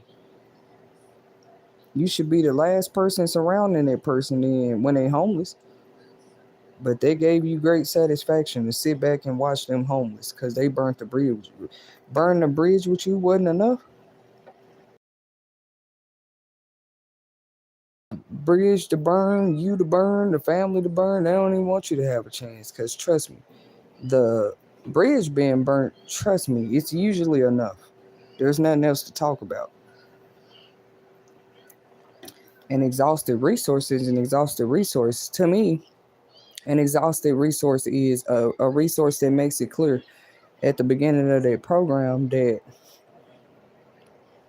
hey, this is only 1 year, like it's conditional. That's what an exhausted resource looks like. It was conditional when you went into it. You knew the agreement.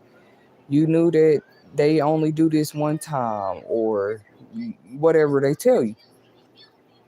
Okay, so when they say, why don't you go back to that place that helped you with a birth certificate? Like it's that easy, that would be an inexhausted resource. You already used your time. Like I said, there's like organizations that's been helping do stuff. All of them do different stuff. There might have been a place that help you pay for birth certificates type stuff. If you're a mother or a father, they will literally do a one-time payment voucher to help you. Actually, they don't give you the money at all. I don't know why they think all this assistance is them putting money in your hand. It's never been like that. They're going to put the funds directly to whatever they're assisting you with. It's never went like, oh, here's $2,000, pay your rent. Unless you win the money on the radio station. You know what I mean? Like, come on, bro. It's never been like that. What it has been like, though, is they actually put the funds, which is usually some type of cashier check or voucher, they pay it to the organization. Let's get that clear. Even Section 8, they've never been known to put the Section 8 money in a person's hand. That's just straight direct payment to the landlord or wherever they stand. People got that real twisted. Like, yeah, no more free money. It was, trust me, it was never free. It was very much so kept on record. When these caseworkers, that's a part of what they have to do, is log, LOG, every time they disperse a payment to that family, okay? So they definitely paying attention to who was on the lease, who stayed there, what were the ages, because they paying whole money, bro. Money. They paying whole pesos, bro, for a person to stay there. Do you think they do that to see people not thrive in their dwellings? I would say it's strange, or there's more to it. Cause why would you be willing to pay a whole person rent and they never end up thriving, and you want to keep that same narrative going? I'm just saying, it seems like it's something more than that going on. You literally help them pay the rent. Like, bro, you can't tell me there's no opportunities you can't create for yourself with that kind of help. You can't tell me that. They say, yeah, they was just getting the help, staying at home, smoking all day and hanging out and having parties. And bro, that can't be true. Y'all was doing inspections at these people's house once a month, wasn't you? That's crazy. So all these inspections, because I heard with Section 8, they used to have to get inspections. Like, they got to come over there and check your house. You never know when they was going to pop up. I heard it was just like having a probation officer. That's what I'm saying. You want anything government related to suddenly feel like prison, have at it. You don't want, because we chose to look at the positivity or the goodness in the help and live our lives the best we could. You thought because you seen somebody smiling on social media, happy with their family in a Section 8 house, they was trying to stunt on you. They were being flashy. They were being they were trying to showboat the whole time that she had a Section 8 house. That ain't something she got to tell you on the internet or on social media. Then you wanted an award for going to find out. This the type of people that's on the internet now. Oh yeah, it turns out that person on Section 8. Damn, did that make you feel better? You do know people have greatly changed their lives with that. If they knew what they was doing. Some people that graduated that program, like I said, there are different tiers, TIER. There are different tier plans that come with that. You know what I'm saying? Like, you graduated the program, they paid the rent. Now you got $5,000 saved up. Now they want to help you to get to own your first home. They even had something, I forgot the name of the program, y'all. What's the name of it? Not build a home. It's a real program though. Dang it, I can't think of the name of it. It's right there at the tip of my mind. Everybody heard about it. Then at the time they cutting ribbons talking about the grand opening. we're doing this now. Okay. Pretty much, yeah, it's helped people to transition into home ownership programs. I wish more people would come out and tell they now is the time we need to hear those stories. Cause baby, they are saying program. It was even I've been in whole work program. I just have a lot on my record to show. Period. It's too late in life to be like, no, that person didn't do all that. Yeah, they did. That's because and at the workforce programs, I'm so glad they made us do that. They made you sign a log. I really didn't understand why we always had to do that. Like it's just the workforce solution office. Like back then you had to sign a log walking through the door. You didn't just come in there and come sit on the computers and start working on a resume, looking for a job, printing papers, faxing papers, and talking, going to the work meetings. No, that's not how they went. When you first walked through the door of Workforce Solutions, if people remember, you had to sign a logbook.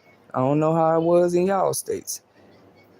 You have to sign in and you sign out and you do a time and a date. I'm very, very happy they kept it. I'm happy that they had set it up like that because who knew years later you had people just saying we wasn't trying to do nothing. Like, bro, I was at all those job readiness classes, job skills, career builder, you name it. I done already did it. And them logs gonna show it. They made us sign in when we come there. You didn't just jump on the computer. Sorry people thought that. You thought we okay? So it's a reason of me bringing it up. There were whole things they helped people with at the Workforce Solution Office. If you want to become a cake decorator, they had a class you could finish in 6 weeks. Like they would have the flyers on the bulletin boards. When you first walk through the door, they'll have flyers. Like they had something new going every month. Ain't no way I used to leave that place without a job. But see, when you where you from, you just a little more familiar with like all the research. Like you knew everywhere you can go because that just happened to be there. The state offered. That's not asking for assistance popping up at the Workforce Solutions office. But I used to be there so much. Some of the workers knew me. I ain't gonna say knew me like that, but they definitely knew who I was when I walked through the door. It had already got to that level. To this day, if I return and visit and just pop up at a workforce office, if they still open, I promise to God, y'all, if some of the same people still work there, they know who I am. I'm one of those they gonna tell you she was coming here since she was like 17 years old, 16 years old, bro. She's she one of them had a job literally at 15, bro. And what's crazy is still workforce solutions like all over places. I was just wondering. Now that ain't a place yet, thank God, because that wouldn't make sense. You start cutting funding to workforce solutions, we really know you playing. Because didn't you tell everybody need to go to work? Okay, so I was trying to describe to y'all the type of stuff they do. Like even your teens, your if you got young teens that's just starting off working and stuff, I mean, it's cool for them to go hang out, have fun, be teens, but it's places like that that were put in place for the community. So a teen can't stand before the judge and say they had no other options. Trust me, I was one of those teens. And so I know it's possible. I didn't have to stand before a judge as a teenager. At any given point in my early 20s, it happened probably a little later 20s, but just that being a reason why I fell victim to the streets was that would have been crazy, bro. They give you a whole bus pack. If you need it, back then you could just come to the desk like, I just got there. Sign in, sign your name and date, like I said, and the time. When you sign in and sign out, they was getting you ready for what work might be like. Like you might not be clocking in, but we want you to sign in. It's still like that to this day. It don't matter how old you are. If you just coming to use the computer for 10 minutes, you have to sign in. I just want to say thank you, Workforce Solutions, for setting it up that way. Because whoever thought that I would be the first one in line they trying to blame don't be trying to work. Come on, bro. If anything, I have totally elevated. I just don't mind talking about it. It don't have to make nobody feel bad. Like it's men that came up there and got their whole CDL license paid for, y'all. Their whole forklift license paid for. Their whole what else? Welder's license paid for. PAID. All they had to do is come in, show they have a family, right? They trying to work for their family. Things ain't working out. They love their wife. Talk to a case manager at the Workforce Solutions if you want to, and they see you trying. Where I'm from, ain't no way you didn't have a job. They did end up becoming more of a last resort, like because I got more resourceful, and that's what they would want. That's what the Workforce Solution kind of train you to do. That's like saying I went to them classes for no reason. No, I took my knowledge a way long way. We ain't done yet. I like what they do even back then. But what part was I on? So yeah, I'm being serious about that. Tell them what you're trying to do. Like they'll log you in the system, your social security number, all that. Thank you a million times, Workforce Solutions. I mean it.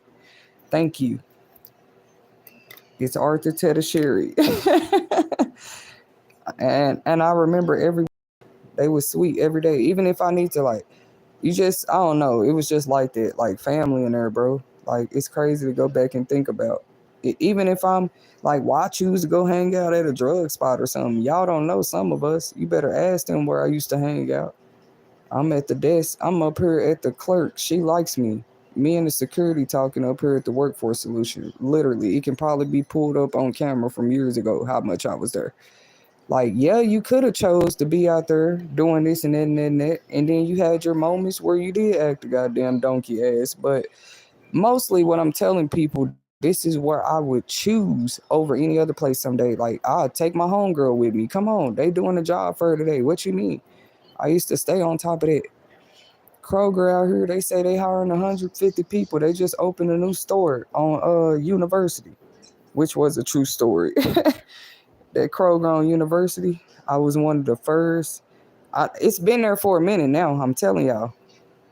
Don't worry about where I'm talking about. If you from around my parts, where I was from, it's a whole most towns that got a street called University. I noticed it. University Drive, University Avenue, University Street.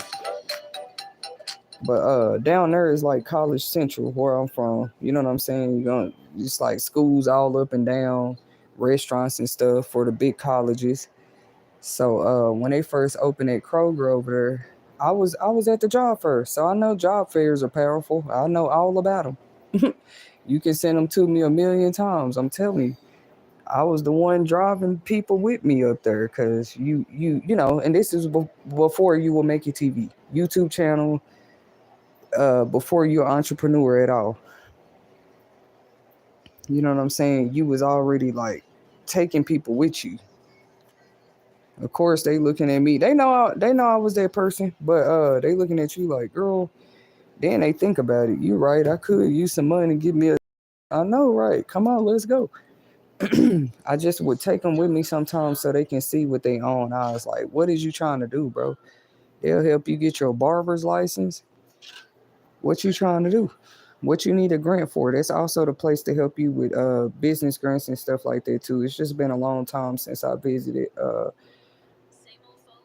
It definitely the one in my hometown. You know what I'm saying?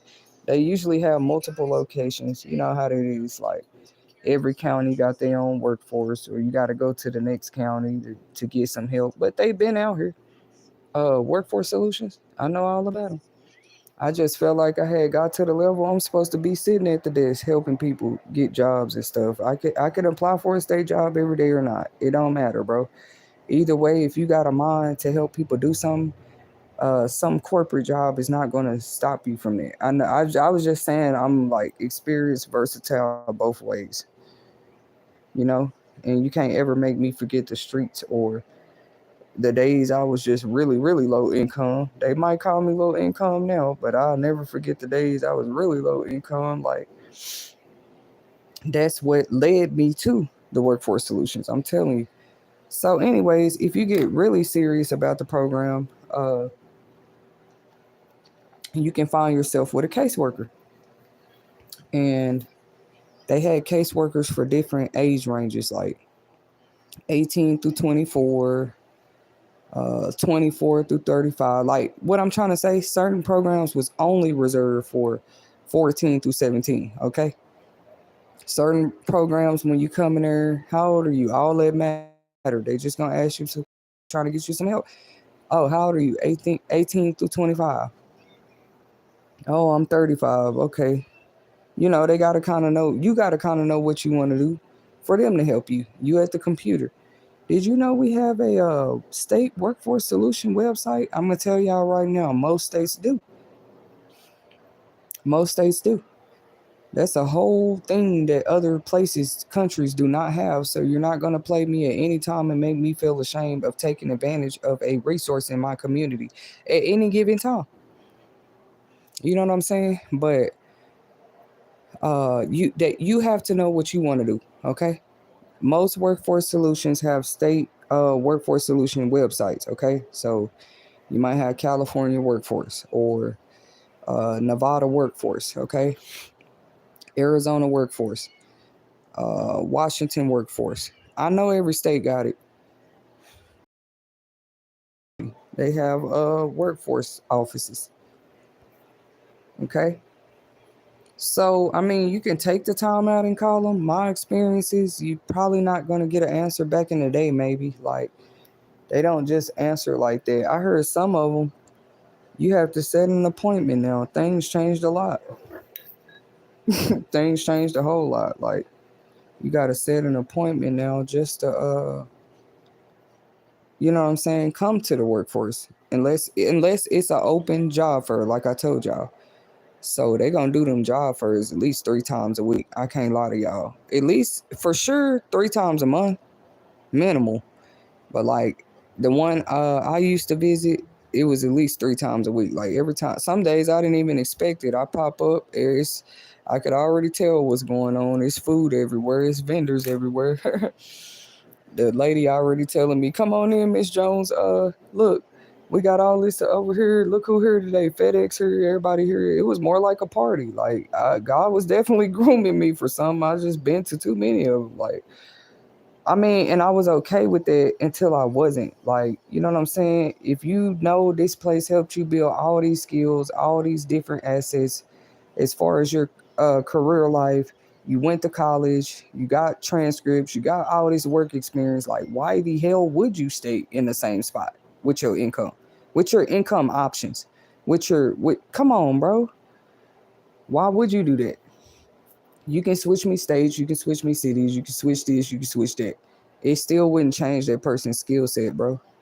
I don't care. Like, I mean, at this point, is a person forced to show people just start their own stuff? Then you're gonna say they copying what you did? No. If you start cutting funding to the workforce solutions offices, you leave me no choice. Who gonna help the people still get the skills, careers, and stuff they need so they can get to work? You're trying to make that like a non-existent option. Arena like that is not even for everybody. Everybody not out here interested in doing it as a full-time job for a reason. They're busy working their own job. That's not something they choose to do as a career. Miss Arthur Tetasheri, we was more creating jobs in the publishing industry. That's all. Helping people become authors. Because you can't train a writer. Like, you don't make that choice for them. But somebody who already got their mind up, they ready to write a book, they ready to put some content together. You was just a part of the team. You was a part of the team to help people do that. All right. So now where was I at with what I was talking about? Oh, back to the workforce. So it became like a frequent thing for you. Like I said, if it wasn't a workforce some days, it's a public library. That's why I got so many proof of different library cards. Who applied for them? Who applied for them? Me or others? Literally too. I got I never really thought about it, but that's kind of ridiculous. I got library cards from 10 and 15 years ago. I really do. Like from different counties. Because who said you got to visit the library in the county you live in? Who really says that? Uh, different cities, different states. That's cool to me to be able to visit like just different libraries because everyone is different. I've been in some of the nicest you guys will ever see. Some of the nicest libraries, bro. No. Thank you. For exhibit right there. I've been in some very nice. Thank you, God. Like, and I was like a little kid too in there. The librarians like this lady crazy, but they be happy too to give you a tour or whatever you need. I've been in some really nice cause it matters. Like you don't know what a person walked in your library that day to do or in your workforce solutions office to do. And it's not to be discouraged. You feel me? Not with the president we have now. Not ever. But I'm saying definitely not now. Your staff at those type of offices should not be libraries either. They should not be in there making anybody uncomfortable while you on the other side of politics telling everybody to go to work. The library is still a very real place where people fill out applications, turn in stuff. I done had jobs, I had the fax information. You don't have to believe me. Certain opportunities, they need me to print a copy and scan it back over to them. So I had to be at the library. It's just other people trying to see what you doing. Come on, bro. No, my point is though, a person that have a collectibles box or purse or bag full of library cards that ain't even work for solution offices yet, bro. Like they are gonna have record of me coming there. They make you come. They make you sign in and out. Did y'all know that? But you speaking so much on who does and doesn't deserve resources. I'm sorry, I had to go there. Do you even know how these resources work? It ain't even trying to be a smart ass. Like it's a real question. Do you know that nothing is given freely? Do you really know that when we say that? It's been people I help from y'all know what a community food bank is?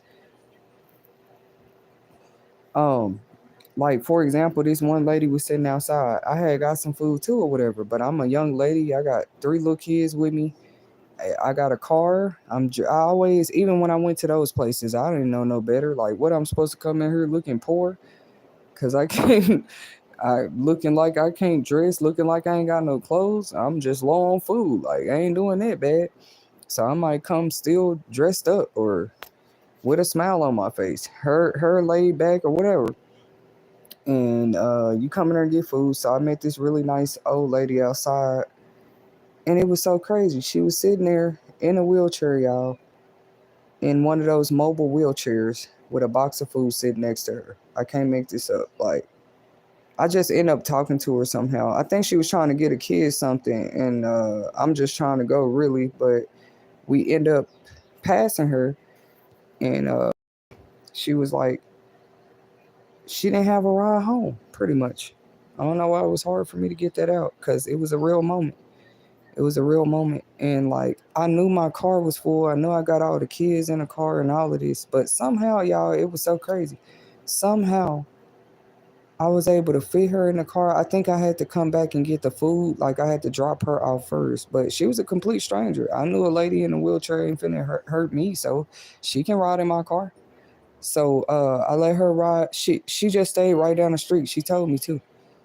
I didn't judge her. Like, why would you come up here and you didn't have a ride home? I didn't judge her at all. It's many reasons in a person's future they could be blessed, like moments you didn't see where they was there for somebody. You feel me? Like, how do you say that on your You Will Make It TV segments? Well, you just say it raw and uncut like that.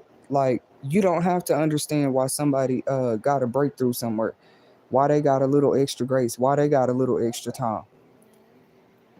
They record could have already been set, both in secret and public. What you mean? I don't even know if the kids remember that, but I do. I was happy. It made me feel good. It actually had gave me that idea to I know they got like Meals on Wheels and different programs like that for the elderly and disabled. But way back then, I wanted to start, and I had a car. I mean, I don't have so many different cars, but you know, I felt like it would be a good service to my community to actually only do those type of rides. You know what I'm saying? Because every community bank have different days and times that it's really like that. People want to say who don't need to be getting food at food banks and who don't need to be going to churches and like what? That is awful to oppress the people like that, bro. That is awful, bro. When I'm telling you real personal experiences, there was an old lady outside who didn't even have a way home. She didn't even have a way home from the food bank, bro. She was sitting there like stuck in her. I ain't gonna say stuck, but she was just like, what was she supposed to do? Put the food in her lap? I think she was kind of contemplating it. That's why it's crazy. I was probably like an angel that day, bro. You probably thought I was. She didn't. People be saying she's off-putting. I don't know if I can. She's unapproachable. What's funny, that old lady didn't think so. She looked at me as a young. I don't know what she saw me as, but I'm telling y'all, she didn't see me as unapproachable or weird demeanor. Whatever she saw me, she just offered my kids. I promise to God, she just offered my kids something out of her items. Like, hey, your kids want some crackers or whatever she like that. Like, that's what I don't understand. How people like that see you as approachable enough to offer you something. And she had less than me. I'm telling you, people ain't crazy, bro. And just her offering them that, it was just crazy. I ended up talking to her, you know. I probably me back then, just a young Thunderbird. I'm doing errand after errand after errand. All my three girls was like small at the same time, so I was busy back then. Like really, you young too. When I ain't being a mama, I'm having fun, but I'm right back to being a mama. So I was just always busy, you know. Uh, but it made me feel positive to offer her a ride home, and it was a blessing because she was just right down the street. It wasn't really inconvenient me anything, you know what I'm saying? So I think I dropped her off. That's how we end up doing it. And then I went back and got her food, and then I dropped her food back off to her. I didn't make no gas or nothing. It's okay. I bet you God blessed me along the way in the past 10 years somehow in my life somewhere. Ain't no way you finna be an angel like or helping people like that in secret. People don't know about it, and I'm just letting I'm just letting anything happen to you. No, when you pray, that's why I'm answering. That's why I'm answering. I'm not even just answering. I'm answering quicker for you, my child, because it's like I saw you. I saw you help people when you was there getting help yourself. Type of deal. Nobody asked me to be like that, but why hide how you are? You can't. Only who would try to do that? I ain't trying to hide who I am. Oh, but it had gave me the idea to come here, mama. Come on. It gave me the idea to maybe start a ride share program. Hold on. Okay. Hold on. Start a ride share program specifically reserved, like I said.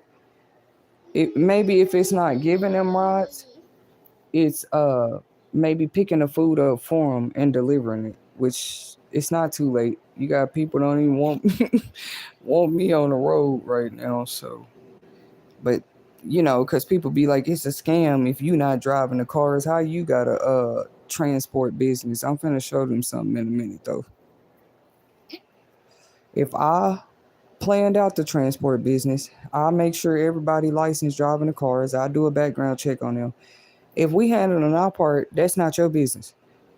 But just know it's been older people and disabled people who still need food, who do not like they might see me like, oh, she walked to the store a lot. Like, okay, it's people that can't walk at all, and I done already met them, bro, and they still be needing groceries at their house. I don't know where they family members at, cause they always have a house, you know, and it look you can tell people come over and stuff. I'm tired of seeing it. Don't let these people fool y'all. They be having great aunties and grandmas and stuff can barely get around. It's obviously true. They be needing to go get food, but you all on social media trying to make everybody think you got it like that. And it's like, what happened to those days? Like, if your whole family ain't good, who good? You just want us to pretend we okay, knowing Aunt Betty has no way to the local community bank because I'm too busy working 60 hours to keep my home. But yeah, they talking about don't tell your ideas. Ideas, these are whole needs in the community, whether I have the funds to start it right now or not. That people, somebody need to be doing. Y'all the one said don't depend on the government. Depend, like, no, don't build no life off of it. How about you build a business and a service that's actually helping people, and as long as they join the corporate world, that's not for everybody. And watch how God bless you. Just remember those situations I said don't budge, seem like just didn't budge, no matter how good of a person you was, how much you did for people, it just like didn't budge for you. You go help a homeless person take some food home, suddenly a miracle happens. You just got a breakthrough. They said your credit just went up. I cannot make this up. I done did stuff like that for people, and it might not have been like repaid in money, but I checked my credit the next day. It's a miracle. It's done went up 60 points. All I did is help an old lady get her food to the home from the food bank one day.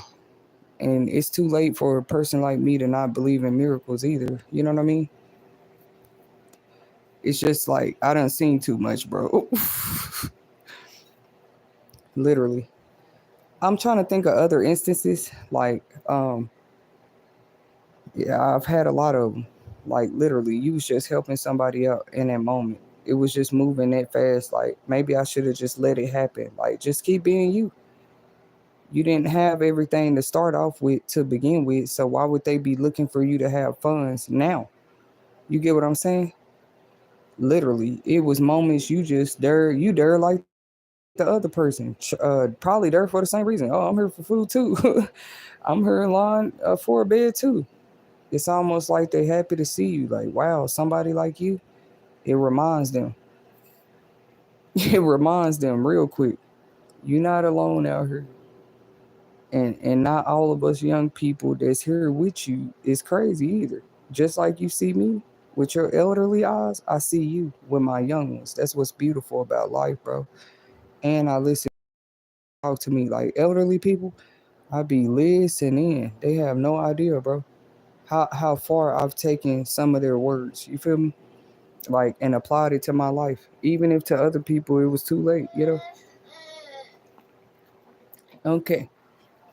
So riddle me this: if a person say they have proof of miracles just off of blessing somebody else, and that get in the wrong person, whatever the wrong person means, that information get in the wrong person hands. They might feel like, well, oh, all I got to do is stop that person from interacting with people.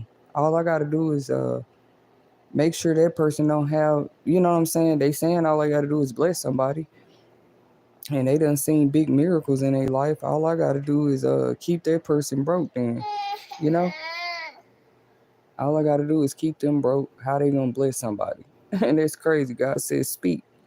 I said, God, I ain't never did this one before. Yeah, they want you to not have no money. It's time for you to tap in to your true calling. They thought they done took everything from you, so because they heard you say you got blessed with miracles for helping other people. So they figured they could stop the miracles if you can't help other people, right?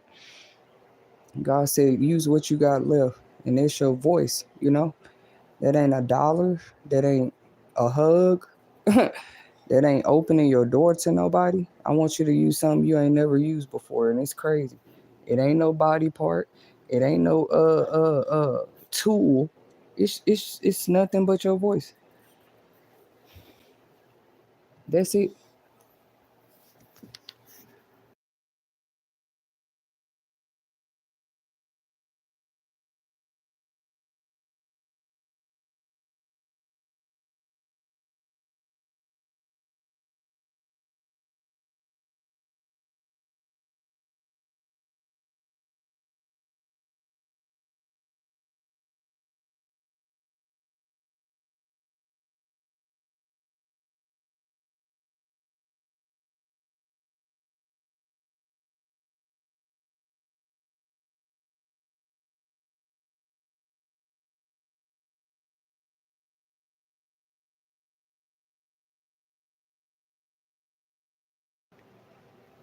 I don't know. I noticed that too. It stopped again. But did y'all hear what I said?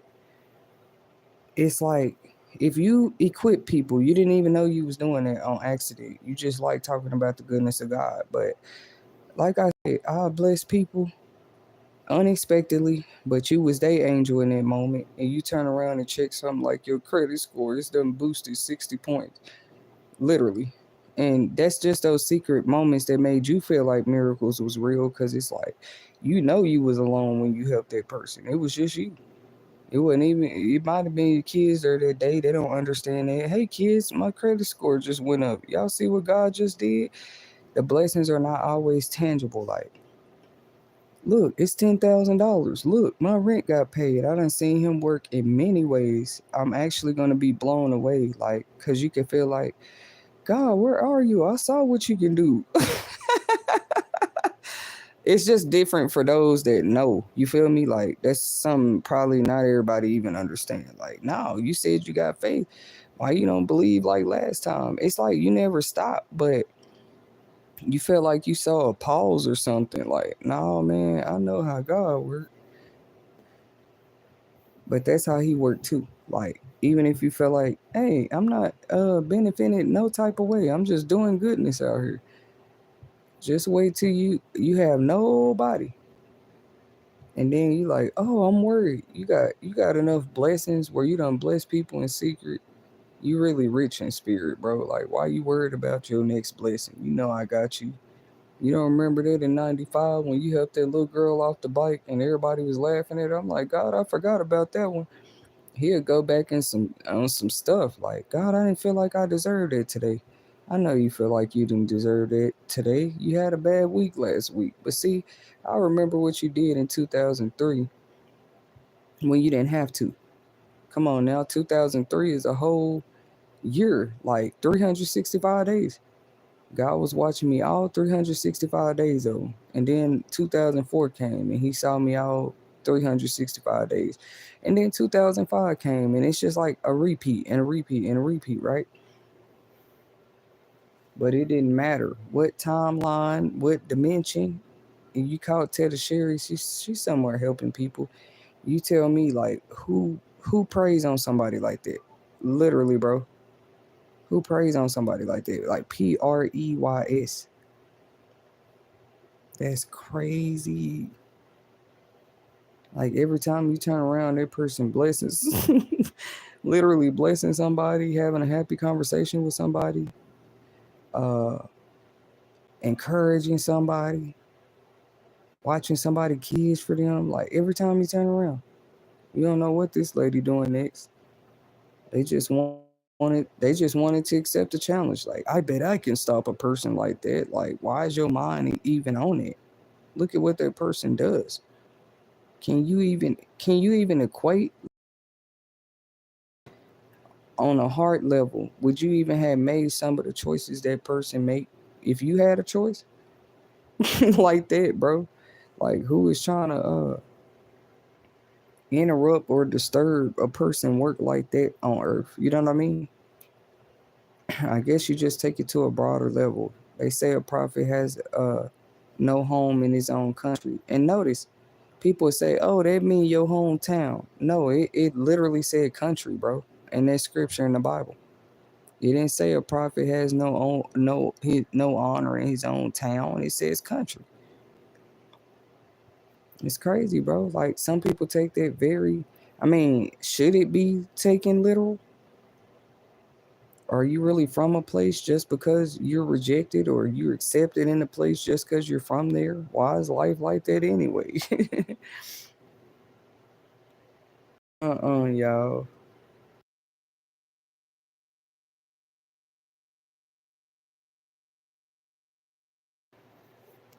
I had a good time all night long with my subscribers tonight. I wonder what the views finna say after I get off of here. But yeah, y'all didn't even know that. They said homelessness was beginning to affect the attendance at school.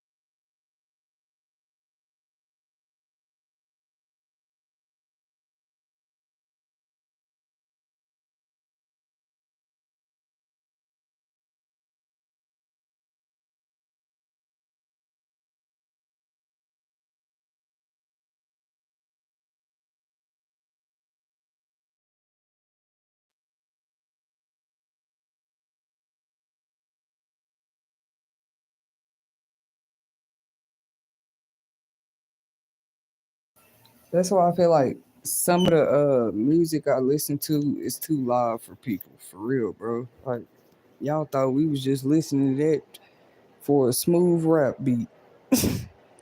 Cause we like to bob our heads to thug music. No. I'm just finna sing the lyrics for y'all. One time he said, same old just a different day.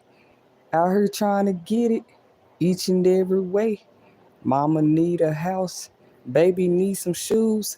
Times is getting hard. What? What y'all finna do? What I'm finna do? Hustle, hustle, hustle, hard. Closed mouths don't get fed on this boulevard. Then it's another song, y'all. They say, I'm riding around and I'm getting it. I'm riding around and I'm getting it. I'm really like this off the channel though. Like I'm the type I will turn my speaker on this morning, but I ain't gonna do that because everybody's too early probably too. But it is mornings. I will turn my music on. But them, they like, what's going on? Like the neighbors, everybody outside. Who the hell is playing that at 7 o'clock in the morning? Me, me, and it's saying hustle, hustle, hustle, hard. Before work, even if I was clocking into a 9 to 5 right now, like I'm the type I might play that on the ride to work in my headphones, in my speaker, bro. Uh, it don't matter. Y'all just thought they listen to that thug stuff again. uh, that's what they thought, y'all. Like, no, listen to the words, bro. Now, some of us was already singing it before EBT and stuff was being cut off. Closed mouths don't get fed on this boulevard. It's really true. Why you think they want you to keep your mouth closed? You mess around and get fed. Have a meal just because you use your mouth. And we don't mean in ways that thick people talking about. We mean in ways that you opened your mouth. Even the Bible said that. You have not because you ask not. What else the Bible say? Um, Knock and the door shall be open. Ask and you shall receive. Okay? The thing is, God was not talking about people. Like, go ask and you shall receive. You better talk to God first. Don't just go outside asking people for stuff. You better consult with Him first. Like He said, ask of Him and you shall receive. Knock on His door. It's going to be open over here. You know what I'm saying? You have not because you ain't asked me. Did you ask me to change your situation? God will sit back and watch you for years go through everybody else. And like He don't wish that on nobody, but you just get to the point you, you tired. Like God, I done went through every avenue and it's crazy. I done seen Him do it before. Like I said, it'll resemble like a boulder that won't budge. Literally. Everybody got that type of mountain in their life somewhere. Like God, I done called every God, I ain't even finna call nobody else. I'm finna do what this Bible say and ask you that I might receive. You see what I'm saying? Or they don't even be knowing. They be setting you up for the blessing, bro. Cause when I do that, what can you stop? His word already said that. Or maybe that's a lot to do with this too. Like, oh, they think it's God. That was our food stamps. Let them cut them off. Y'all can find out. Like, bro, we black people of all people were the ones to help tend this land, till this land once upon a time. It just depends on who you talking to. Now you want them to feel like, all right, it's just looking real systematic. Like, all right, we're pulling it from under your rug. You should have had it together. We had it together. Who told you to systemize, technologize, industrialize everything? Last I checked, everybody used to know how to grow land on their own land. That's crazy. Now you looking for their reaction because you're taking away food stamps, bro? It just doesn't seem to make too much sense. Like, come on, bro. It's just saying to be a group of people a little bit too excited about that.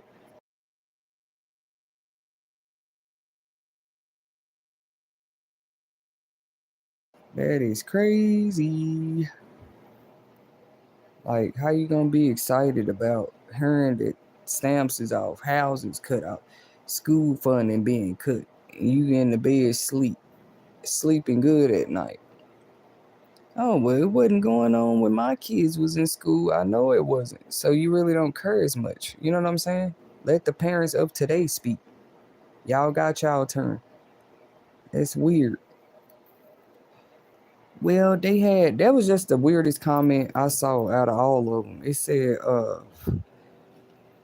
these young people have had plenty of time. If they young, what time did they have? First of all, it was just a way of the system, like for the past generations. You cannot say that about the young people today, sweetie. They ain't even had it out that long. Some of them ain't 18 yet. What they supposed to do? Oh, they better graduate and get jobs. And they could control their households and environments and stuff when they was kids before they was 18. Make that make sense, bro? Why you think I'm on here advocating for the workforce solutions right now? Really doing it. Really had a dream I was helping them in a big way once upon a time, but I do see the resistance. You know what I'm saying? Literally, bro. Like, actually, do I want to tell this dream? Y'all don't want to hear this dream. The offices were empty, bro. Like, it's like people was there, but nobody was really getting help. It was a weird vision. They was just there standing around, like they just looked exhausted, burnt out. Maybe that dream was trying to tell me something. And then I don't know, I was just interested to help. I asked them could I help, and they let me help. Okay? So how you gonna ever say one person, one group of people affected the workforce? Like, bro, black people, the last statistics I seen, they had a big part of the workforce. They they make up a big part of it, is what I'm saying. I don't know where this old narrative is still coming from that black people don't work. Like, y'all, you better go check the statistics of how many of them do, how many of them been working. Want them to, what are they supposed to say? Why your daughter not working? And you know damn well she's seen her mom work for 14, 15, all her life. Her mom and her dad. When you talking to me, I had working people all over, all up and down through the family and in society that I could look up to. So, and it don't matter if we was in the hood. Talking about they was all drug slinging. All right, bro. Choose one. Choose one. You gotta make it like you better tell the truth for something. That ain't gonna make sense for too long. All these kids grew up seeing their parents work, and then you want them to just believe, well, they kids too addicted to social media. Don't laugh at the kids too much. Who invented the social media? Then look at exactly when it came out. Mm-hmm. When I was young, I ain't gonna lie to people. They like, surely social media had nothing to do with you, Tetasheri. You never know. It went from social media to AI technology. Like, uh, that's my question. Who invented this stuff? You want to just put it on the young generation. It wasn't even heard when y'all was young. Then we could judge you. You know what I'm saying? What would you do? I mean, I'm here. I'm trying to make the best of it. We see what other people would rather me do on the internet. I'm showing y'all what the real me would rather do. And trust me, people would have had way more help by now, for sure. Like, I'm trying to sit here and tell people money, dollar bills is not, people appreciate that. You just gave them a direct lead or a direct referral or a direct phone number where they might can get assistance when it pertains to their situation. Like, who the hell is sitting back bitter about that?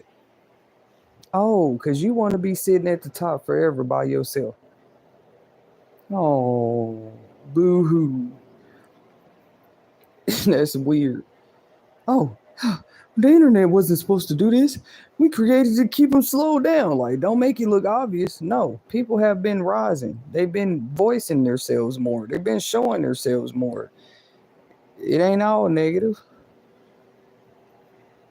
I just told y'all, big companies like Rent Center, I don't care who you name, they got a Facebook page.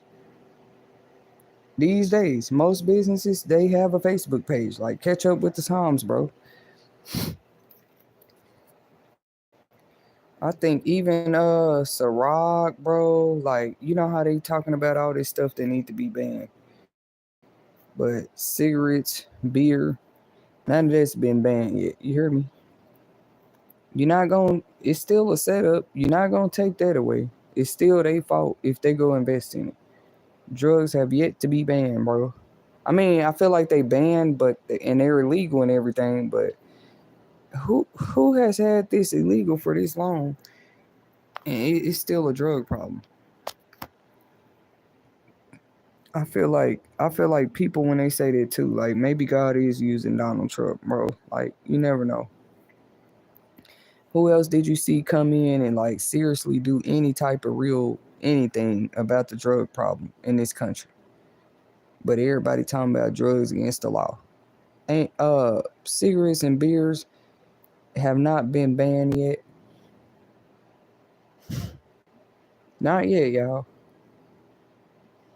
He might make this country a better place. I might wake up one day and it says cigarettes and alcoholic beverages are banned. Trust me, it would be a better place. You don't have anybody to buy the shit so you can talk about them if it ain't out there in the first place. Tobacco has always been around. I'm gonna do a segment about the history about tobacco. Okay? They think some of us haven't read it. It's so crazy you wouldn't believe it. Like the people they even used to use to pick the tobacco, bro. Tobacco been a big selling what import, export, whatever you want to call it. It's been a big product for a very long time. Tobacco. Did y'all know that's grown? I know they was like weed the only thing grown. No. Weed plants are not the only thing that's grown. Uh I heard that the president might be reclassifying marijuana soon too. I did hear about that. I got so many topics to cover. But tobacco is also grown. They don't want to go there, bro. Like, come on, bro. Like, you got a million different cigarette companies right now. That's just cigarettes.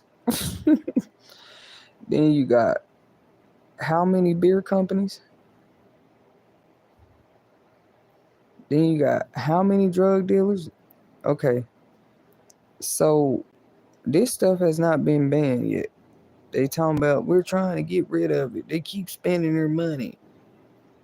Y'all sneakily still making millions off of cigarettes, beers, and alcohol, but you're banning everything else. I'ma just y'all pay attention. Them businesses ain't gonna go nowhere. Watch. I ain't heard that. What has happened in some states, they did stop selling nicotine. So I do appreciate you guys out there. Yep, I said it.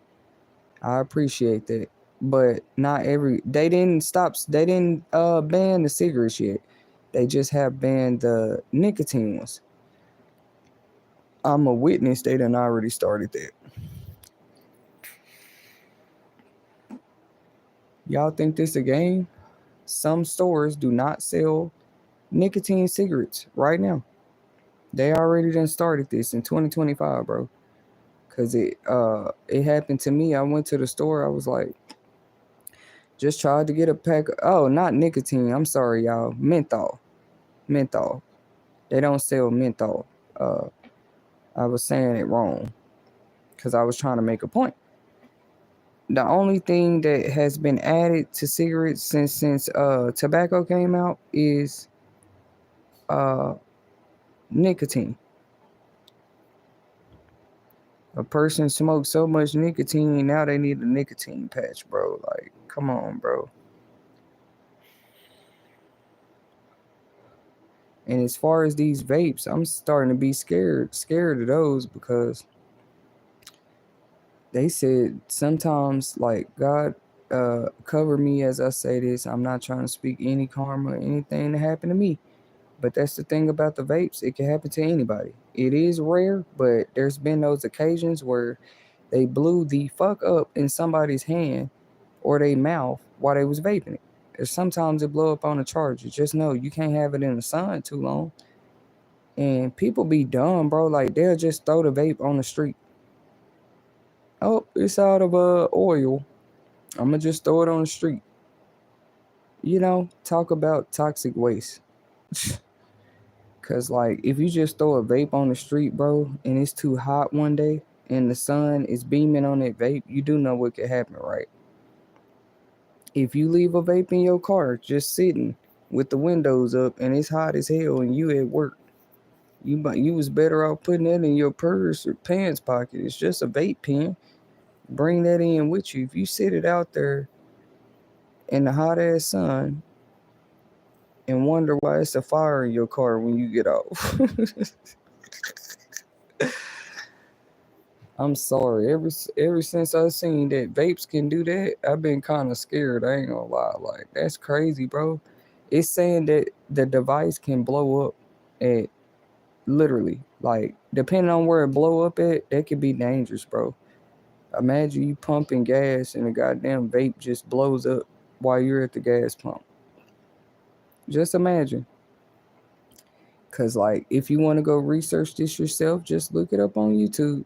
They been sharing stories. They said vapes was dangerous a long time ago. Once again, that's not something we created. That's some idea somebody had. What if we turn cigarettes to a pen? Oh yeah, that's the way. It'll help people quit smoking.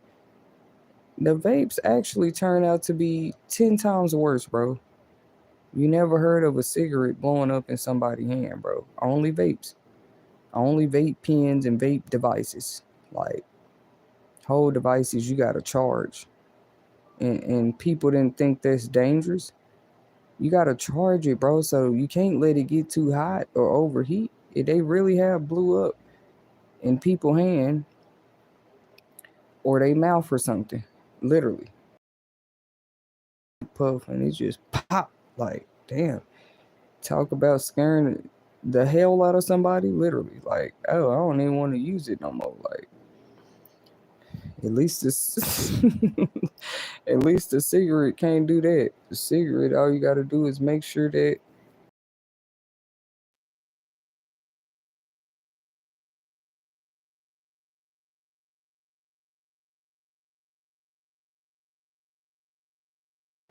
but for those that didn't know that vapes can blow up, I was just giving a history of tobacco. Tobacco is grown, bro. Like everything was cool. They start adding stuff, menthol, nicotine, then talking about they're spending their work checks on cigarettes. Like, bro, who's listening to this stuff? Are you are you like telling them the history of tobacco and what happened, the processes that it went through? Hell, some people sit there and chew it. I forgot what that's called, but they sit there and fucking chew the tobacco. Like they're not even smoking it. That one I never understood. I'm glad I never got into that. And I'm keeping that far the hell away from my kids. I would never want them to know anything about them chewing tobacco, bro. Like that's worse than if I catch my kid chewing tobacco, I'd rather you smoke a cigarette. That's how bad that is. Like they just be chewing it, bro. But weed, that's grown. Tobacco, that's grown. Okay? These are naturally grown substances. They done sat up here and banned. Do y'all know they banned like certain natural things? You gotta get a license to grow it. What, a cactus? No, it's other stuff that make you wonder though, like why is this plant banned? In certain countries, this whole plants, they better not catch you growing it. And I just don't understand it because it's like, how are you gonna ban something that was here before you? It's actually naturally grown on this earth. Literally, bro. Like, but we just have to sit back and watch them. We do have a say so, guys. That's why people gotta show up. Vote, do different stuff. I get it. But yeah, when I wake up and see that, I was actually really shocked. I knew eventually food stamps, housing, certain stuff would probably get canceled and banned, but I never thought. I just thought it wouldn't happen before you see alcohol get banned, and see, you get to keep the narrative the same if you keep the same stuff that's out here poisoning people the same. You just playing with their money numbers. No income. Either way, a person that smokes cigarettes is gonna smoke cigarettes. Last I checked, a person that drinks is gonna drink. It's working people that drink. I don't understand that, bro. Like just associating drugs and substances all of a sudden with homelessness. If anything, ask stores who buy most of their products. Ask stores who buy most of the beers. The homeless, bro. And they actually have to hustle that change up. They not even probably made that at work. And they still gonna tell you their number one customer of beers is working people and homeless. I guarantee you they don't. The other people, they just come in maybe the 4th of July, Thanksgiving. They have big beer sales. Ain't nobody buying beer that much like that every day, bro. I bet most stores gonna tell you it's the same customers that go to the beer section. That is not different people just coming in there buying beer every day because they stay in the low income community. Huh? Think about it, y'all. That's weird as hell. Like, ain't no new people coming to the liquor store, but it's the same people. I'm sure. Unless it's a special occasion, you gonna know it's the 4th of July or the Rangers are playing today. If you from Texas like me, the Rangers are playing. We all got. You don't have to buy the beer out there. They got beer at the stadium. I've been there. You know what I'm saying? Most stadiums do. So that's how common beer is. But you're not banning that. We've been seeing the problems beer cause, bro. It's still people dying from drunk drivers. It's still advocates out there preaching against drunk driving, bro. Not because they want to tell you what to do. They done already lost somebody, probably to a person driving like that. Okay, so most of these advocates, they're out here speaking for a reason. They just doing their part. It's your choice if you listen. If you tell yourself that person don't know what they talking about, they ain't been through it. What they got to do? Get on stage and become a public speaker so you'll believe it. Bring the evidence with them. Like nobody ever questions a mother if she say that she lost a son due to a drunk driver. Why would she have to lie about that? Anybody that ever told that story, why would you say they lying? Because you don't want to hear the story. Stop getting in the cars drunk. You feel me? I wouldn't care. If you go move your car from the garage to the side of the street and they know you just had a drink. I've been around people that was crazy like that. Like, bro, you act like I'm finna go down the street and get on the road. I'm moving my car from the garage to the side of, you know how you park on the side of the street. Okay, me moving my car to another spot compared to me driving the car all the way down the fucking road drunk, it's two different things. It's two different things, bro. I'm sorry. I'm talking about those that get all the way on the freeway, all the way going down the road knowing they drunk. Then hit somebody and want to drive off and be scared. You know you shouldn't have we got whole Uber and Lyft today, bro. Which is crazy. I to this day I ain't you I haven't called like Uber or Lyft because I was drunk. I just know they exist. Like I know what to do. I know not to get in that car or be driving somebody else's car, if that makes sense. But yeah, I ain't finna do that. Me moving a parking spot is different. I mean, how much have I had? I'm sure I can move my car. That's crazy, bro. But am I going down the street, down the road on the freeway?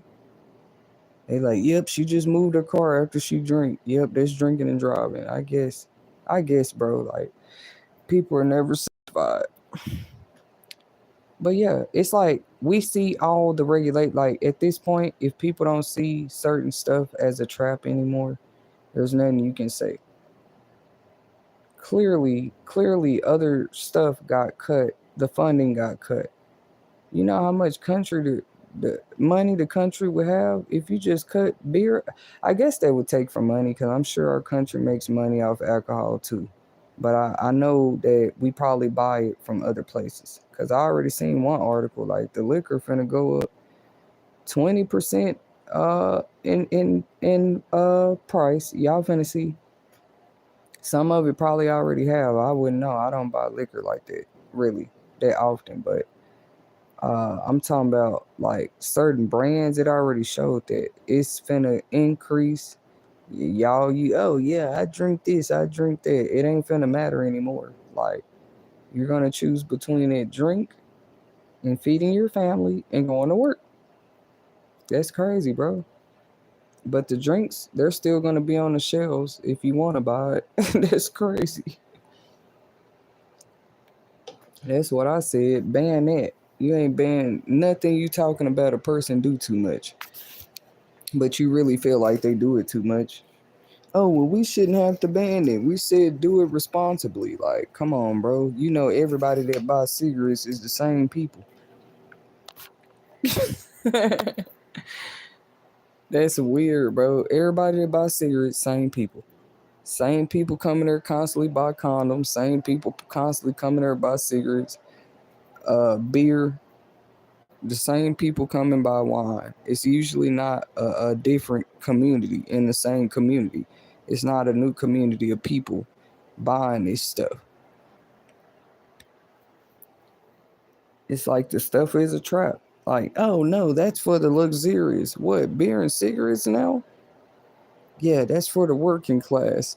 Then you can enjoy a cigarette, but don't be homeless and have a cigarette and a beer. They gonna say that's why you out there. Forget the fact that you might be depressed and struggling and stressed and ain't had a bath in 3 days. That's why you smoking a cigarette. You see how people think. They swear, yeah, I saw that man at the bus stop. He had a beer. He's not trying to change his life. That man could have went to work earlier. He just sleeps at the bus stop. Like, that's weird. They saying, yeah, you got to have a mental health condition. If we catch you sleeping at the bus stop or at the park, you got a mental health condition. That's crazy, right? Duh, like you're not your right self. Come on, bro. Talking about you supposed to eat 3 meals a day. Ask the homeless, do they eat 3 meals a day, bro? They still look alive and well to me out there. Quit trying to tell a person what they should be doing in their house, bro. When I done seen homeless people survive off 1 meal a day, bro. Just 1 meal. Maybe there was a big, huge lunch. I would say lunch is the one. Like, if you had to choose what time to eat to me, I would say that lunch hour is very important. Why? Because, like, not everybody eat breakfast anyway. I don't know what that's about, but not everybody eat breakfast. I bet y'all didn't know that. They mean, like, what you mean you don't eat breakfast? We're Americans. You're supposed to eat 3 times a day. Yep. Even the jails get breakfast, but not everybody eat breakfast. That's what I'm telling y'all. Like, some people, we good with a coffee, a smoothie, or something till about later on. You don't need no big, huge breakfast burritos. Oh, that's another hustle. They never stop people from doing, but they trying to stop certain people stuff. But I appreciate these people that do this. I'm just saying I didn't see how that, like, y'all would never stop in them. So these the people I'm talking about. They come in, they just ride around. That's what they do in the morning. They ride around.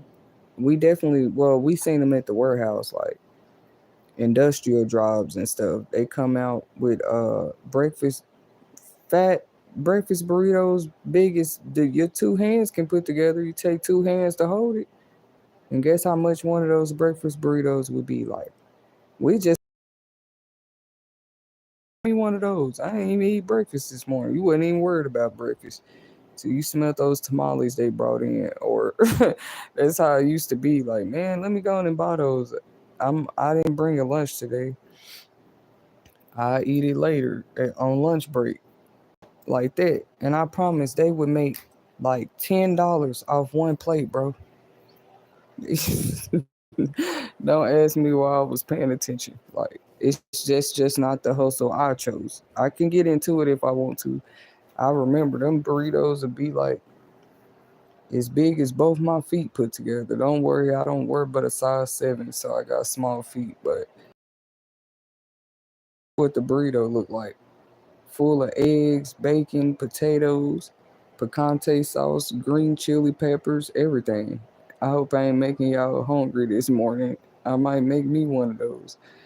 For real, it be so stuffed, like you stuffed for the whole day. You ain't never had a meal like that, or maybe I don't know. I have, you know what I'm saying?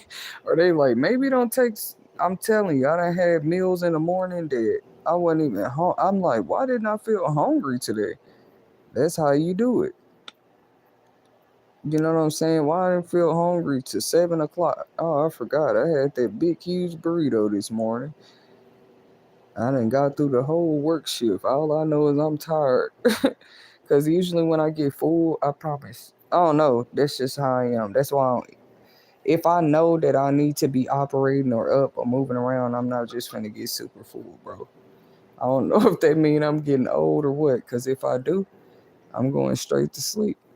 At work, I be seeing people get full as hell. They done ate a big Whopper Mac, big fries, a large soda. Boy, if I do that, I'm going to be sleepy. I ain't going to lie to you, boss. I'm going to be tired. Does that mean a person have a problem? I'm asking your opinion. Like, I don't think you should fall asleep that easy just when you get full. I promise to God I do that. Like, people that invite me to barbecues, Emery, I was ready to go home after I ate. Don't let me head roll with somebody. Now I'm sitting in the corner stuck like this. Woo. You know how it is, like full. Mm-hmm. And I don't roll with you over here. I get to looking at that person. They like, we just got here. Yeah, I'm ready to go home. They don't ask you why. Well, yeah, they do. It's like, should I tell this person? I just want to get in my bed. That's the truth. I need my own car going to people's functions. I don't like. You don't think people like that? They be trying to make you stay as long as they stand. After 1 hour, girls, Emery will help me out. I'm ready to go home. She just said what you probably want to say sometimes. That is funny. I'm ready to go home. Yeah, y'all. I never told y'all that about my character. That's a little more than that's your personality. Like, I don't know what to call that, but if I get too full, I notice my 2-year-old do that too. With her, it's specific stuff. It's funny right now because she's still small, but one thing that definitely do it is ice cream. Okay, not those fruity ice cream, different regular ice cream. She done had all kind of ice cream. The one with the chocolate shell, the SpongeBob ice cream, Mickey Mouse ice cream, like just like on an ice cream truck. But it's the kind I'm talking about, the ice cream that come in the gallons. If I don't know why I didn't try it tonight. There's totally some ice cream in there, but if I put ice cream in a cup and she eat enough of it, I promise my baby go to sleep. Like shortly after. I was like, yep, you my daughter. That's crazy because like if I get too full, I just feel like I gotta go to sleep, bro. Like you be ready to tell the boss, oh, I can't do it. Just know my last part of every shift is always harder. Just cause I went. Ain't nothing too hard for God though. God just like, Yeah, you're more of an entrepreneur because ain't nothing wrong with you. Don't let them people think you weird. If you get you get sleepy when you get full. I mean, you're an entrepreneur. You can actually go home and take a nap if you want to. Pull over, go get you a hotel room, get a few hours in. They be mad because at your 9 to 5, you can't do that. If you get full after lunch, you still gotta ain't no like, oh, I need a quick nap. Your break only 30 minutes. I like what I do. If I want to go, just know I've had 24-hour days. I don't do it for nobody but myself. It's just like when I get ready, I'm going to tap back in. Like, whole 24-hour days, no drugs needed. What you mean? The adrenaline was the vision. You see what I'm saying? I don't know how to explain it to people, but to some of us, the adrenaline is the vision. The adrenaline is the your goal on the other side. Literally, I done ran off of nothing but that, bro. Like I don't need any of that stuff people talking about. I mean, and I'm not mocking them. If you needed something to go 24 hours, that's you. I know I ain't the only person pulled 24-hour days. Like it's been a minute probably, and people think is she okay? That's how you know people don't know you. Like if you know me, bro, it's actually been a minute since I tapped in like that. In the whole 24 hours, I'm nothing but focused. You gotta build up, like you gotta build up first. I don't know how to explain it to people, but how it helped me. Uh, if I know I'm finna have a couple 24-hour days that week, I'm definitely getting some sleep that weekend. But it's definitely possible. Like even while the kids sleep, the whole time, the whole day, you been up. Like cook a breakfast, have lunch done by 12, ooh, like literally on that type. You name it, I've already entertained it. What you mean? Like I've already lived it. And yes, I believe that like kids need schedules, adults need schedules, like even if you're an entrepreneur. Cause it'll just get a little wild. At least I got to see it on all sides. Like, cause you never said you was coming off nothing when it came to business. You just had sat back and look at some things. But yeah, breakfast, lunch, dinner ready. I already had a meat thawed out. You pulling whole 24-hour days. Cook, clean, wash clothes, help with homework. 24-hour days. Wait till they go to sleep. Work on your book. Now tonight I don't want to work on a book. I want to work on a podcast. Now tonight I don't want to work on a podcast. I want to work on a movie short. I don't want to work on a movie short. I want to write a movie script. Literally, like having a kind of mind to do whatever you want to do. All you can do with that is like, I want to distract it. I want to send it downhill. I want to turn it this way and that way. That's all you can do to a mind like that. Anytime it get ready, 24-hour day. If you put too much pressure on anything, it usually busts. But pressure also has been known to bring out the best of an element, of any element, especially gold or and other elements they be talking about.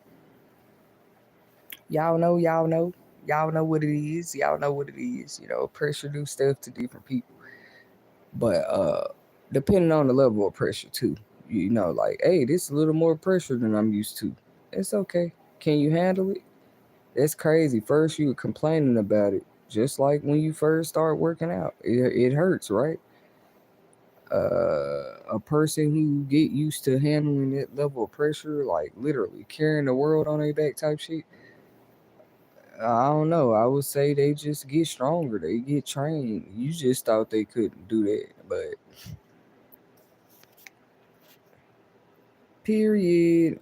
Oh, it's been a while since I did this. It says, we've been live 9 hours. Yeah, I'm tired, but who cares? That's what the bed is for in a minute. You feel me? And like I said, I got a full day. I'll never kill myself just trying to overdo it. But at the same time, I'm tapping in more frequently because my little daughter done got a little older and everything. Like people don't be understanding it. You couldn't even move as fast. Like you got a little baby. You couldn't even move as fast as your normal pace would be when you just had your older girls. You know what I mean? You already had got them to the level of walking, talking, doing stuff for themselves, like being independent. They already was there, and it was just the three girls. But then you had a whole new baby. They had to learn how to live with a new baby. You had to learn how to live with a new baby. The new baby had to get wondering what the hell going on with us, like that. Like, plus she can't move as fast. Like, how I would just be going. God know what to do already to slow a person down. But imagine God already giving somebody something to slow them down for a little while, but you add a load of like 25, 30, 40, 50 more pounds. Just imagine. He had already been busy. Like, hey, bro, I gave her a whole baby. Who said I needed y'all help slowing her down? I know what my child to do when she have a child. Like, that baby come first now. She didn't cut everybody the fuck off. Like, why would you say they make a person, Dr. Jekyll, Mr. Hyde, or something? What do you expect? A person have a new baby, they don't have time for much. Not I mean, come on now, what? The baby first 5 years, 2 years, 3 years? Why would I have be shocked about it? I want to go out somewhere and make sure she's okay. You know?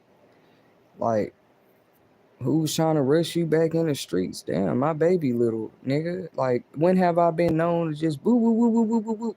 If anything, they with me while I'm gone like that when her sisters was little, but now I'm pretty much known in the baby first at least 3 years of life. I'm right there with my baby, bro. Unless I'm at work.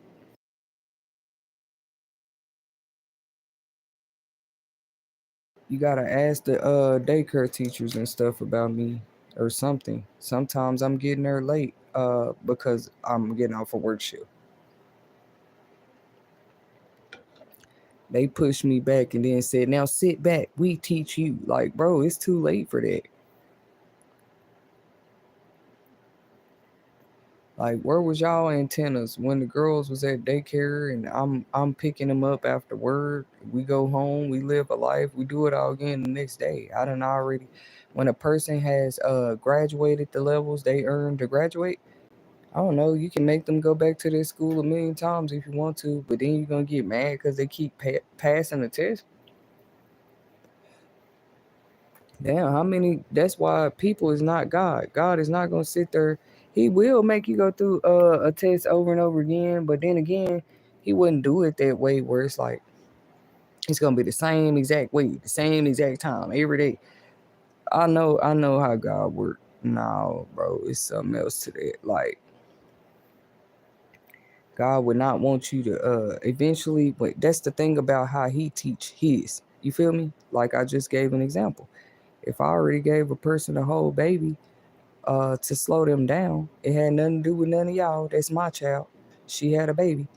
To slow her down, what else did you think uh, you needed to add? I'm really confused. Like,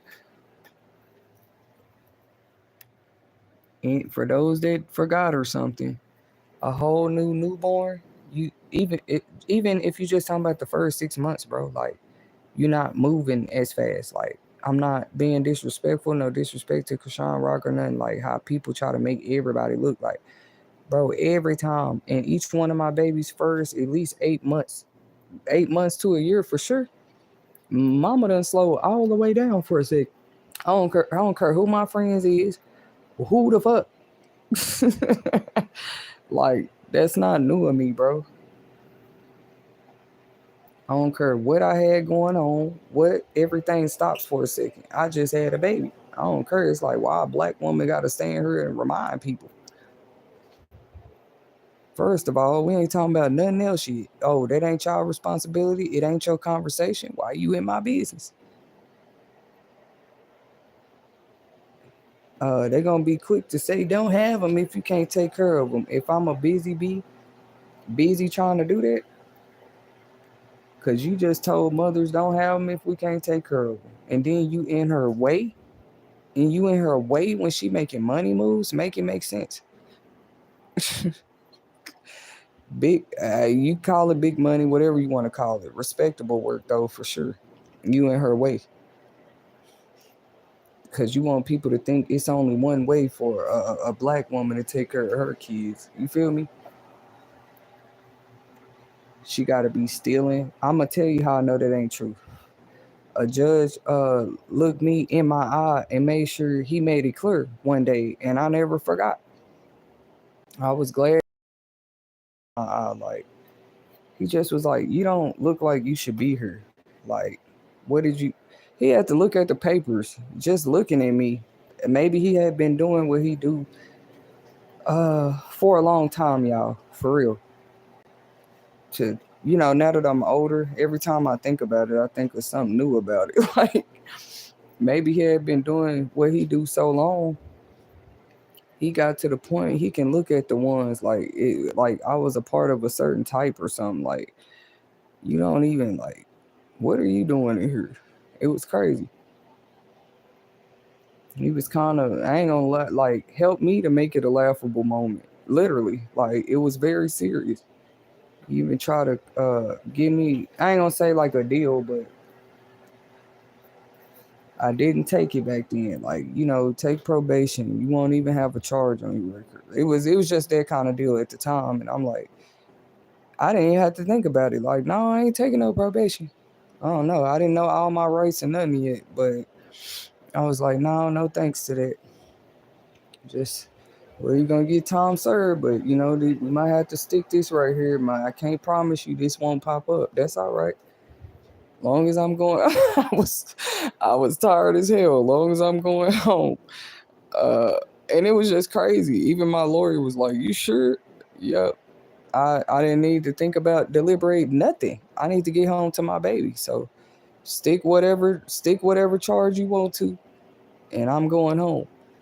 And that's how that went. You know what I'm saying? Everybody's experience gonna be different. But he told me, "You do not look like." I ain't never forget what he said. "I don't want to see you back in here." Straight up. I don't care who they make jealous, mad. Was you told that? Have you been to court? Have you ever been in trouble? You know what I'm saying? It ain't about trying to be a kiss ass. Actually, some of us was listening. People crazy. Like, and I know every judge is not like exactly the same. But thank God you ran into one like that. That's crazy, bro. Like, actually, I think I remember everybody kind of like wanting me to be nervous because they like, "What judge you got?" It's just kind of today, like, "Oh, judge such and such." They like, "Oh, yeah, you better be careful. Oh, you got that one?" I was just like so scared to go in there. The way they put it, maybe they do what they was telling me. I don't know, but it just wasn't like that. Like I said straight up, he just like, "No, you don't. I don't want to like." Okay, even I ain't gonna go deep into the story, but it's even like, but this is You Will Make It TV. So no, I'm gonna tell more stories. Uh, he was like, "Did you know like this exists, that exists? I never thought I'd see the day where they like, no, it don't." Yeah, it was here yesterday, gone tomorrow, like that or something. Even if I don't need it, that's the difference about when I talk about it. Like, people want to sit back, like, "Yeah, now what y'all gonna do?" or something. Like, that's weird, bro. Don't y'all know they have whole like social workers in jail? You just thought these probation officers come with this. Some people talk to social workers in jail. I didn't say I know everything they do or can or can't do for people, but it is different points of contact along the way through those processes. Though people just want to slap the label of criminal on it. You know what I'm saying? It's just how it is. I am kind of thankful. I don't care what nobody say. I'm glad that there's cops that came from a certain place before they became that. They don't always mean they there to do bad work. I can't say that. Like, it's actually good if you come from a certain place and you come up into those positions. Let's get everybody's mind back on track. They don't always mean, that person came from crime. That person, like, since when did that mean that, bro? we don't know. We might can't trust that person. Like, nah, bro. Let's set the record back straight.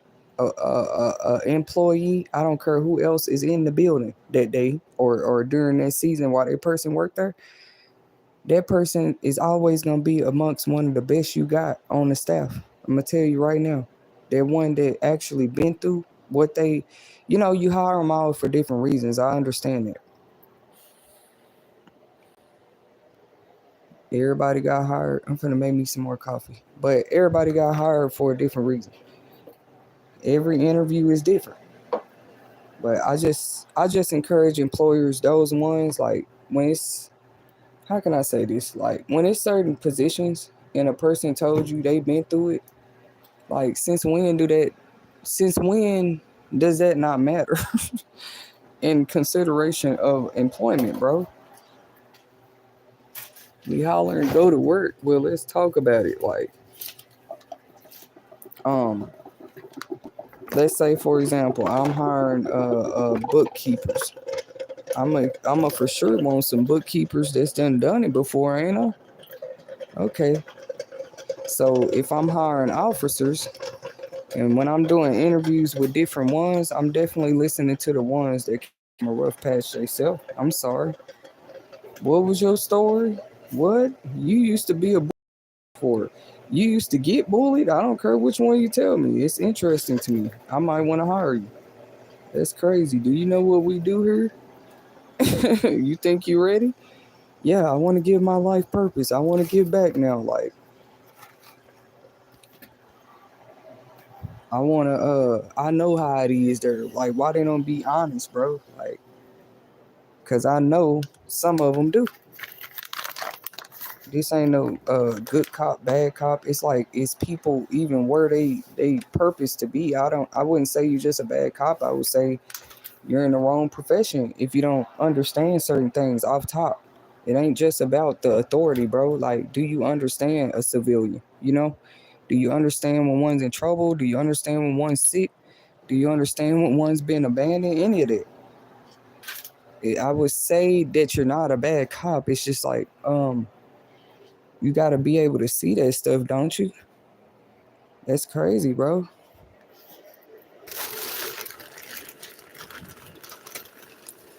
Can you tell when somebody trying to like cry for help, but they can't really say they need help, but they trying to cry for it, or do you just pretend to see that? Because that's the type of questions I would be asking in the interviews. I'm not trying to be funny. Like, everybody gonna come from a different background. I'm not saying you gotta come from straight up trial and error all your life just to be hired at certain jobs, bro. But it's like showing you just is these just I guess it's true. It ain't what you know, is who you know. Like, come on, bro. With certain jobs, they don't need to be going on. It don't need to no, it don't need to be just who you know. Forget that quote. What if the person didn't know nobody? Nobody knew that person, but that person understand. I bet you that. Like, they understand a lot. You feel me? They understand a lot, and you can't fault them for that. Like, for fighting that hard in their life, for their life, any of that. You can't tell me there ain't people on the force that's done like experience stuff before they was on the force. You feel me? Before they was in the military, before they was police, they was like kids before everything. Like, y'all expecting to just be like, no, you stop trying to use our authorities that we have left, that remember why they started their jobs, remember where it could experience what some of us was going through. Don't try to make them forget it now. Yes, you have cops whose moms got food stamps, but they probably just trying to do their job right now. They don't. You'll notice that, like, cops ain't finna go all into that with people about politics. Like, they might talk about it amongst themselves or with their families or whatever, but it's just not something that's not their job, bro. Like, you want now, how do you feel about this? Every new update Trump has, like, bro, he's just an officer. Like, he they don't have a time to be sitting around talking about what they feel about every political change. Their job, they follow orders, protect and serve, try to keep order. That's what they mean. And to the most you can for civilians. Try to keep the peace. That's what I'm saying. Like, I just think more companies and places should consider that. Actually, it must have been meant for me to speak on, because like what? Uh, Nobody think it's important. I don't care if it's just a person or two. Like, what's another job? You're a firefighter, right? You should have a person or two that have this whole different purposeful story about why they came to that interview that day. You can't tell me you don't have those. Like, because when you ask them that question and they there to be a firefighter, and you say, well, you somewhere in the interview, you're going to say, what make you want to do this? What make you think you a good fit? You hear me? You gonna tell the ones, because they gonna have a answer like really you don't get every day in that type of interview. You just ask them a question, they done went into 12 years of their childhood and everything. Like, you know what, you're hired. Everything you just told me, how long your story was, you're definitely passionate about about becoming a firefighter. Like, come on, let's get you in training, man. I would want to have at least a handful of those on the team. Like, I hired you because I remember how passionate you was. I saw the fire in your eyes. Like, who don't want somebody like that working for them, bro? I'm sorry. They just want robots. Literally, bro. Like, literally. It's like, who cares about the heart and the work anymore? And it shows. People, that's why, like, I ain't saying every cashier is guilty, but they just, like, they be doing anything now, bro. Like, it used to be whole customer service involved with you just going to the store. People don't have an attitude. If you don't like being a cashier, you know what they tell them, find another job. But really, y'all just be patient with people. I'm just saying, like, with customer service jobs, I'm really trying to keep my business going. I wouldn't just want anybody working for me with that kind of attitude. I wouldn't care if it's one customer called and complained about it. One customer called and complained about you. I'm going to be the type of boss that, I'm sorry, I'm finna, you just call and did a complaint. When I'm looking at my complaints that night, I'm going to see which one we're going to at least have a talk about it. Like, come on, bro, how are you talking to the customers? Like, we gonna have a talk about it. I didn't understand what's wrong with companies lately. Didn't y'all used to do weekly meetings or monthly meetings or something? And when you do those meetings, you're coming in the room with the analytics. I don't care what kind of business it is, bro. If y'all trying to make some money, look, this is what we need to work on. This what was low this week. This how much theft was. Where the loss prevention team? What is this? 50% of my merchandise was stolen last week. I would be that type of boss. Like, what am I paying y'all for? Bring the cameras in here now. Like, if you can't tell me what's going on, that's my job. I'm the boss. I'm just saying, like, bro, people just want that title, want that look. Like, do you know what? I don't know. To me, leadership mean different stuff. Like, it mean different things to each and every one of us, I guess, because how you care about your business, your customer service can just talk to the people in kind of way. Come on, bro. Is y'all trying to get paid or what? Laid off. Trying to get laid off, bro. Talking to people crazy. Whether it's on the phone or I was just using customer service jobs, for example, because that's actually what they get paid for. Like, they is not paying for you to be, I know they not. Then they want to get offended when you ask to talk to the boss. Hey, bro, switch me to the supervisor. They be like, what? You're not supposed to know you can ask that? Yep, I know. Switch me to your boss. I've been real lenient too lately. Like, I don't even be having time for that. But really, they make you have to. No, where's your boss? They be like, oh, you're not supposed to ask that. No, it's called chain of command. You got a boss. Oh, I'm the owner. Some people hit you with that. They just be lying, bro. Talking about, I'm the boss. Oh, really?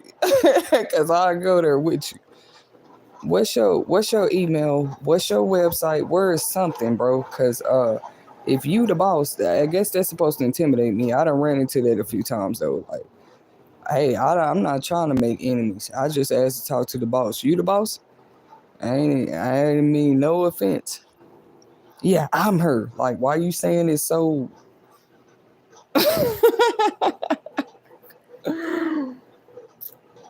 Why are you so assertive? Like, it's okay. You the boss. Like, okay, so I want to talk to you. Here's my issue. That's how that should go. Not people already on edge. You mad because somebody done asked to talk. Man, any customer service job I have, that's what's crazy. I would happily go get the manager for you, bro. It actually makes me mad a whole nother way. Like, I actually know what y'all are supposed to, what you're supposed to be doing. I don't care what kind of customer service job it is. I know what you're supposed to be doing. So they just be playing with people that I already know or some. I don't know how to explain it to people. So I just know, like I said, if I ever work a customer service job, which is not entertaining people, but just servicing people as they shop somewhere, or even if you're not shopping somewhere, if you are paying money for a service for a business I work for, that's what's crazy. I don't ever remember that. I'm not finna have no attitude. Like, what does it cost me to transfer you to a manager? Mm-mm.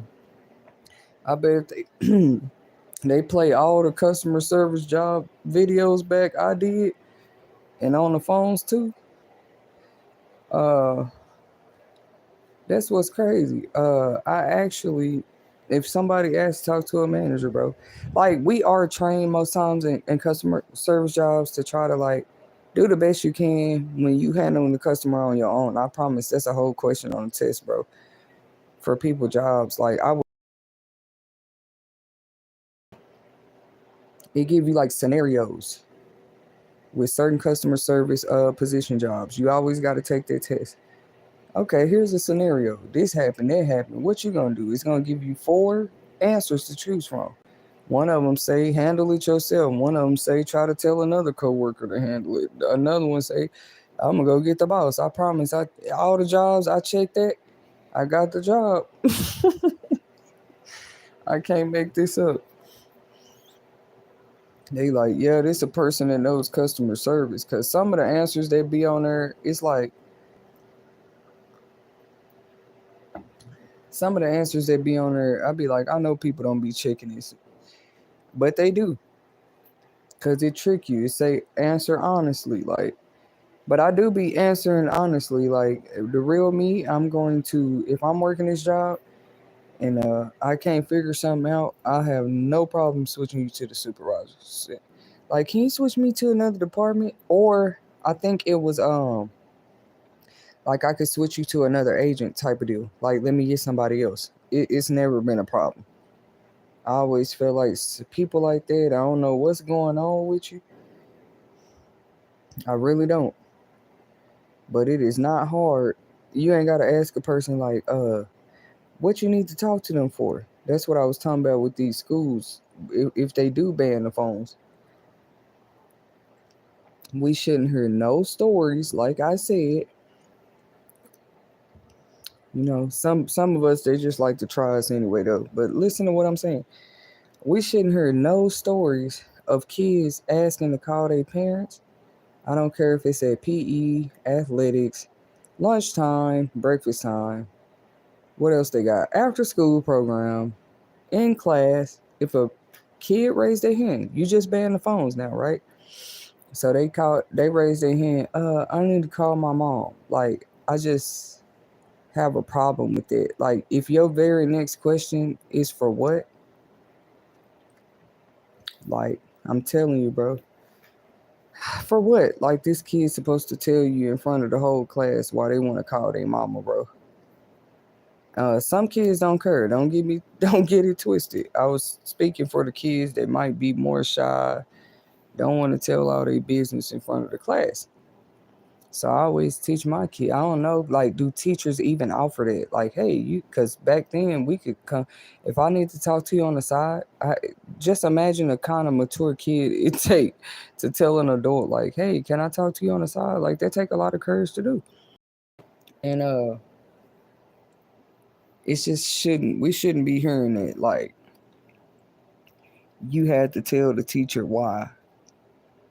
If you was quick to ban the phones, you need to be quick to see a line at that school for kids to call their parents. Maybe you ain't got to see a line, but maybe they could just add landlines to the classrooms like they used to have it.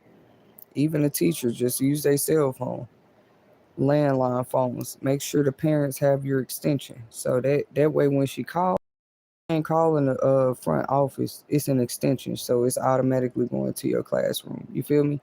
All she needs is her child's schedule, or that's it. She know exactly what extension to call to check on her child or leave a message. Like me, emails have worked great. I don't know about you guys as parents, but emails was always great. It's a very convenient way if you have multiple children to keep in contact outside of phones. You see, some even have classroom apps. I think it's called Dojo, where it's like just a chat room, I guess, pretty much for parents and the teachers. uh a quick way where the teacher can message the parent if she got a quick notification, a update about what they did in class, some pictures to show what they did in class. It's a great app, actually. I condone it, you know what I mean? uh but see, that's the thing. Just to use that app, the parent has to have their phone. Okay, so they're nowhere even near the premises. But just reminding parents, like, I think everything gonna be okay. In my opinion, like, as long as you have classrooms that still doing it, like the apps and stuff. It's not like a video recording of your child all day, but it definitely have an update. It have like an update all day of what your kid did. If you want to check on them, that's the only thing with me though. I don't know about other people. Like, we just shouldn't be hearing those stories in the near future that these kids had asked to call their mom, and you talking about why do you need to call your mom? Like, I even hate when businesses do that. Like, why do you need to speak to a manager? I'm one of those. If you ask me that, I know I don't have to tell you. That's crazy. I'd rather hang up and call back and get somebody else and ask to talk to a manager again. And what's funny, the second person don't even act like that. It's just always that one worker. Like, what do you get paid extra to ask me extra questions?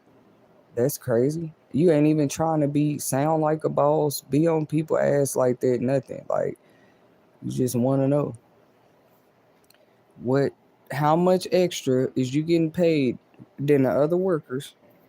What is the boss giving you extra to ask me why I need to talk to him?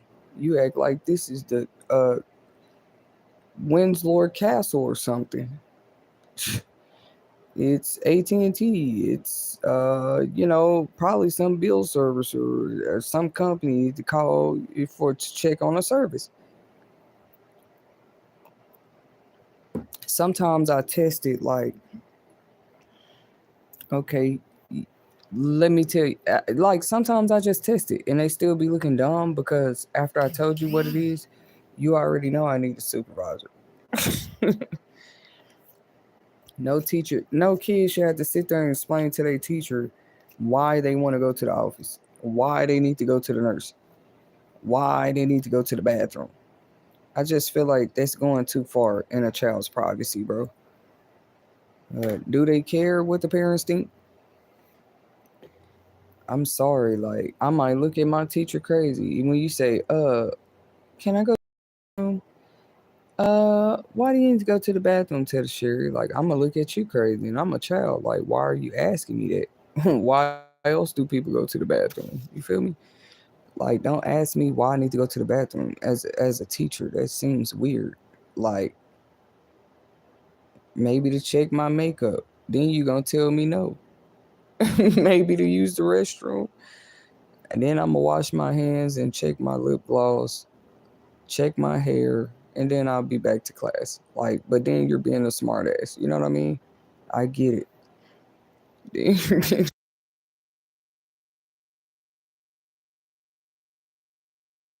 happened when you come ask them about it? Like, did you tell my child they can't call me? I mean, was this what I can understand you telling my child they can't call me with their cell phone? I can see how that's a disruption in class. You know, these are children. Maybe the child asked because they were taught to ask you. They doing what they supposed to do. What's she supposed to do? Just walk out and call me?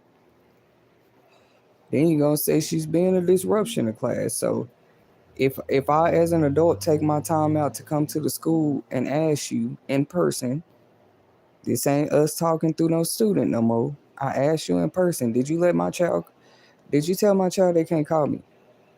They just automatically think you're being offensive because you're a young black mother. It's crazy. Oh, that's not true. Like, it's okay. You don't have to lie. I was just gonna ask why. Like, what is your stipulations here that the kids can't come to the office and call their parent, or do you got a class? That's why you find this stuff out in the beginning of the year. It is important. Like, do you have a phone in your classroom? These days, the teachers be like, "Oh, just text me." They have whole numbers. I ain't lying. A line for the parent to text them. Like I said, for me, emails work better. Texting didn't work so well. Don't ask me why. Email is like more.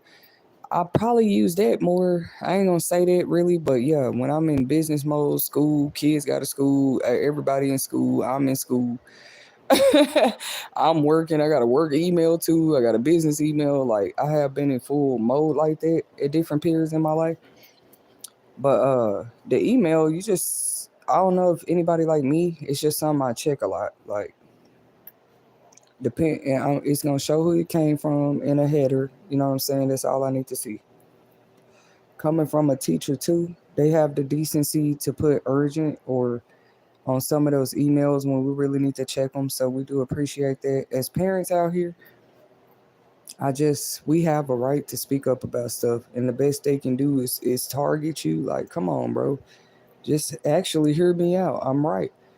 You shouldn't be telling nobody child they can't call their parent, bro. Not at the nurse, not at the office, not at the counseling office, not at PE.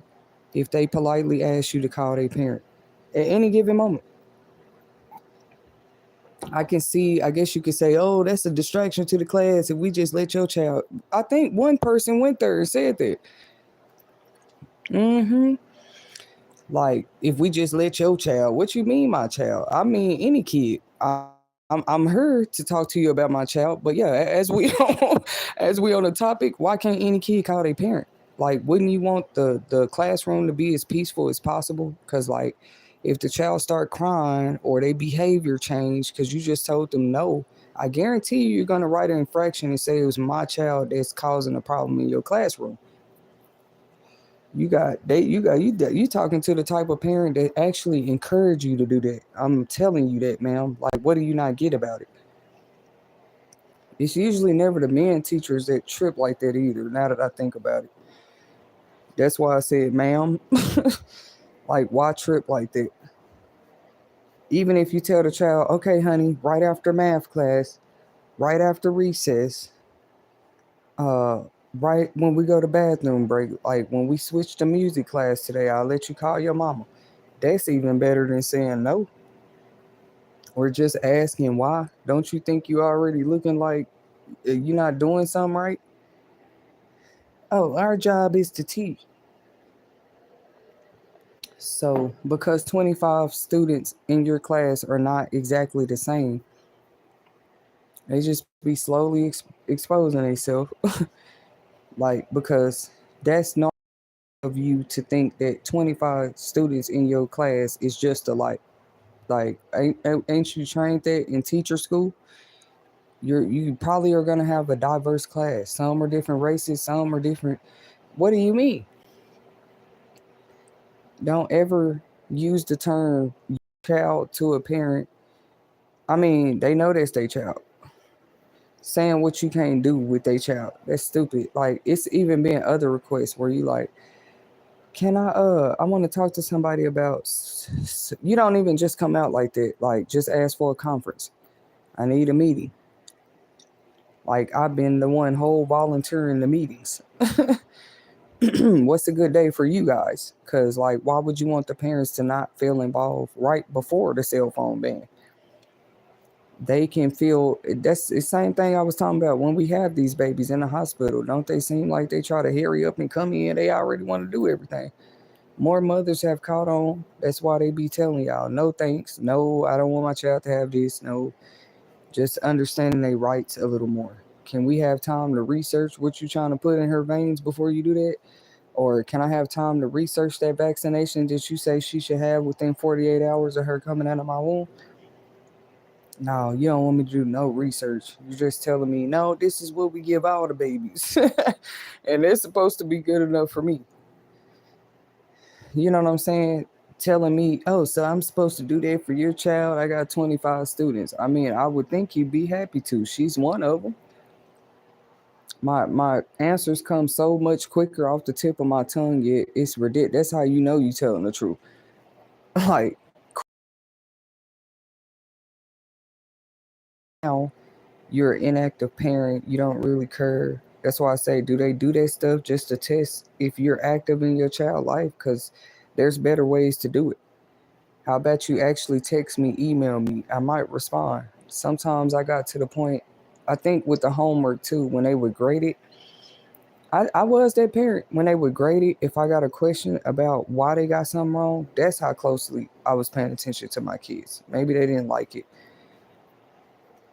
but I might write a side note because they will send papers home like for them to correct.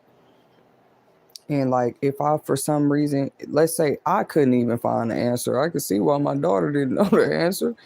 We even Googled it and everything. We didn't find the answer. Like I just was that type of parent. I will leave a side note on the homework. Like you know how they'll leave a question mark. I get another color pen and leave two question marks because we don't understand what you. They circled it with a question mark with a red pen. I use a blue pen. And when you put your initials, it was my way of saying like, yeah, mom put this. Like, what was she supposed to do with this question? Like that, you wasn't even trying to be a smart ass. Like, look, if this don't show you I'm an active parent, I don't know how much more I need to do. Like, what parent do you know actually responds on the homework papers? Like, sign it, like, and date it. Like, yeah, I saw her redo this. Probably was like, how's she staying on top of it with when it was just my three girls? Yeah, no distractions. It was getting that deep.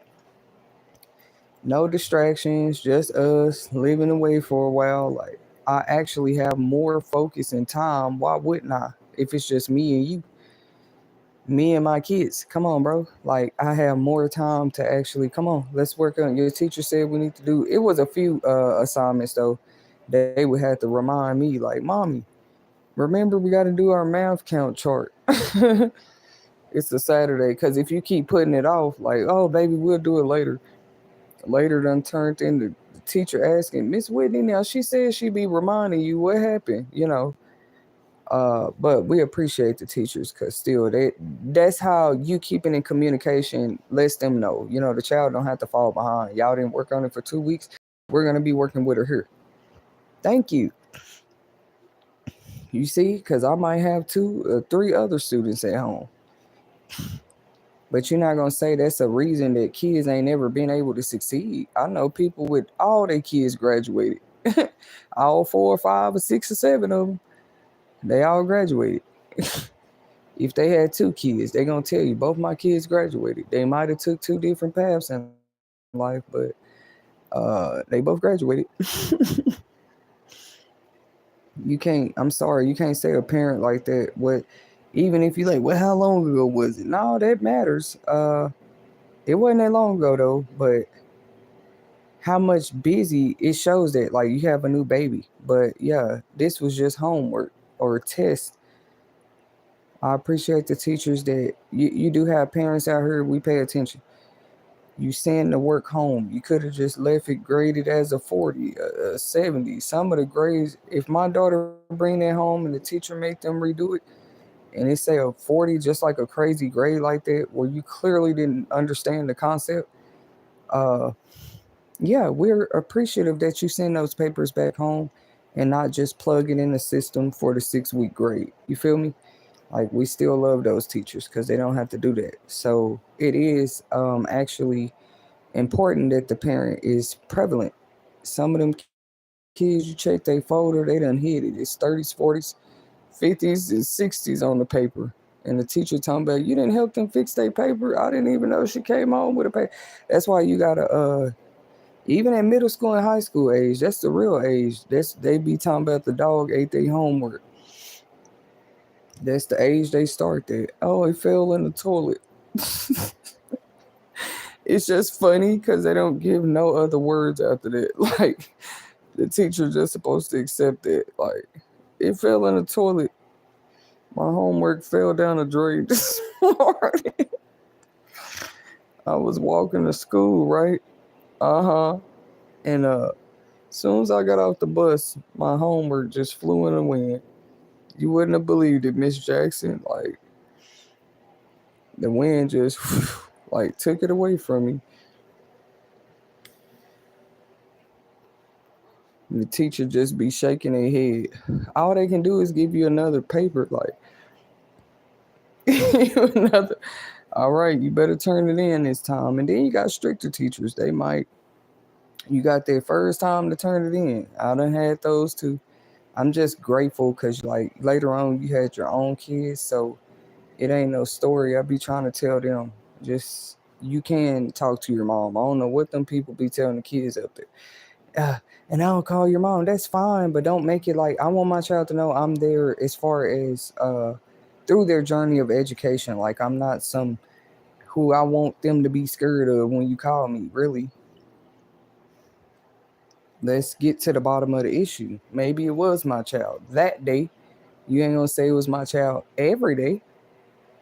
If it's my child every day, we should have been in the conference trying to see how we can help her to learn better. Why is always a behavioral issue? What time is your child going to sleep? What is your child eating for dinner? Ask my child. For real. Not saying she should be in the whole control of her life like that, but there's a time mom will put you in the bed when school is going on. But what time did she go to sleep? Ask her. Number two, ask her what she ate. I have no problem. That's what I'm saying. I always been a kind of parent. Like ain't nobody trying to shut you out. I mean, I understand where you gotta ask questions. We ain't had nothing to hide like that. But my other baby, she just make it obvious she was being bad because you fall asleep, your baby can get up, turn the TV on, she's still up watching Jimmy Neutron, knowing the bus come at 6:30 in the morning, right? And your whole other two could be asleep, but you got that one teacher feel like, well, I think something's going on, and literally they siblings going all to the school at the same time. Like, bro, they all had their own room, everything. Like, it was so good. The baby got cable. She knew she could go turn it on, and you just got to kind of stay on them about stuff like that. Like, it is not the weekend. That's why I don't have a TV now. That's okay. I just choose not to have a TV in my home. That don't mean we ain't had one in here, but choose not to have that. It shows you apply some type of knowledge. Like, no, we might not be all the way there, but I'm trying to make it more. Yeah, this is your focus. That's why we don't have a TV in here.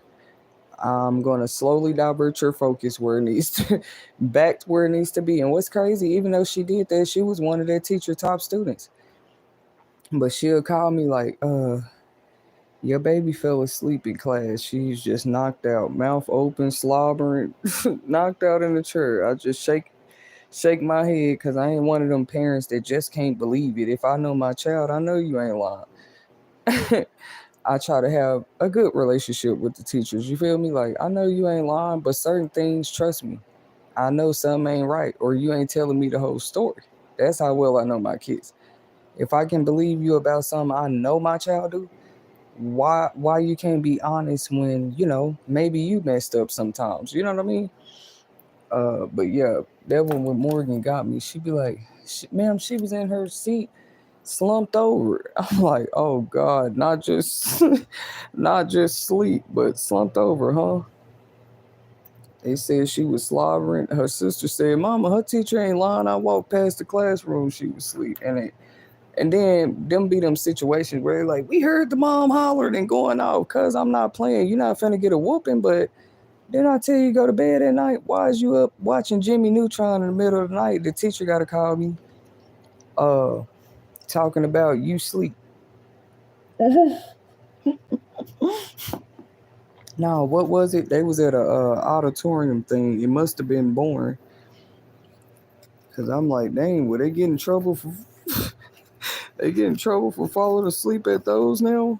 I thought it was okay to fall asleep in the auditorium. They like, no, Miss Whitney, your daughter was knocked out. Like, oh, that sound like my daughter. I told her but to go to bed last night. Oh, you just told her? A little more than told her. She was the type she'll wait till I'm asleep and go right back in there and get that remote, trying to play Russian roulette with her sleep, knowing you got to be on the bus.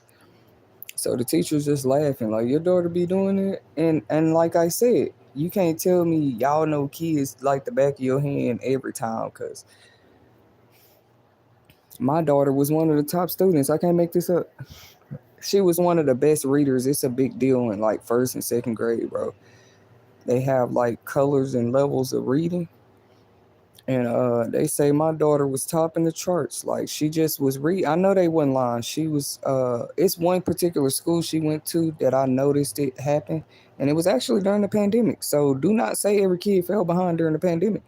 I actually had a child who reading scores, like that's when she actually was learning how to read. I ain't gonna say just learning, by first grade you learn, but like where they actually start testing them at levels. Like, yeah, during the pandemic, she was on it, and I never forgot. So at this new school, I knew they wasn't lying. They was like she one of the best readers, but her butt be knocked out. And I told her too, call me every time she do that, please.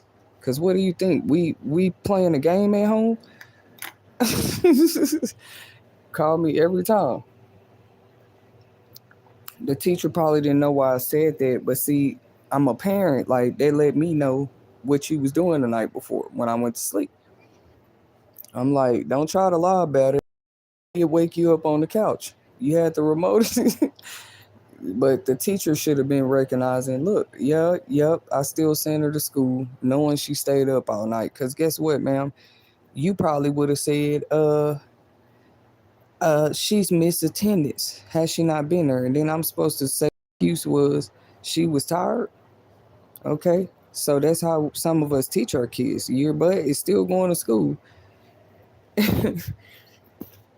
You feel me? That's how some of us teach our kids. We just feel like you're still going to school, even if you stayed up all night. Okay. Because if we keep them at home, y'all, they're gonna do like attendance, truancy, and you have to teach the kids. So that's how I taught her. Your butt's still going to school. You stayed up all night. I wasn't surprised. What you say? She was knocked out with her mouth open, slobbering. That's okay. Call me every time she. You're helping me to see something, and get better control of something. But then, it take time for the kids to adjust, especially when they been out for the summer. Like it don't take long though. I said it take time. I didn't say it take long.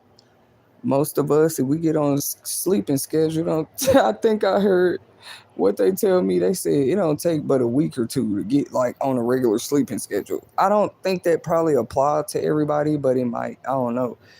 I don't think that apply to everybody. Some people might need a longer period. Me, I do kind of, I guess, adjust shift. I was actually very shocked recently when I was getting up for a job. Like I had to be up at 5:30, no question, bro. It wasn't even about getting ready yet. Like that's just what time they call you if they need you on shift, and you got to be woke to take the call.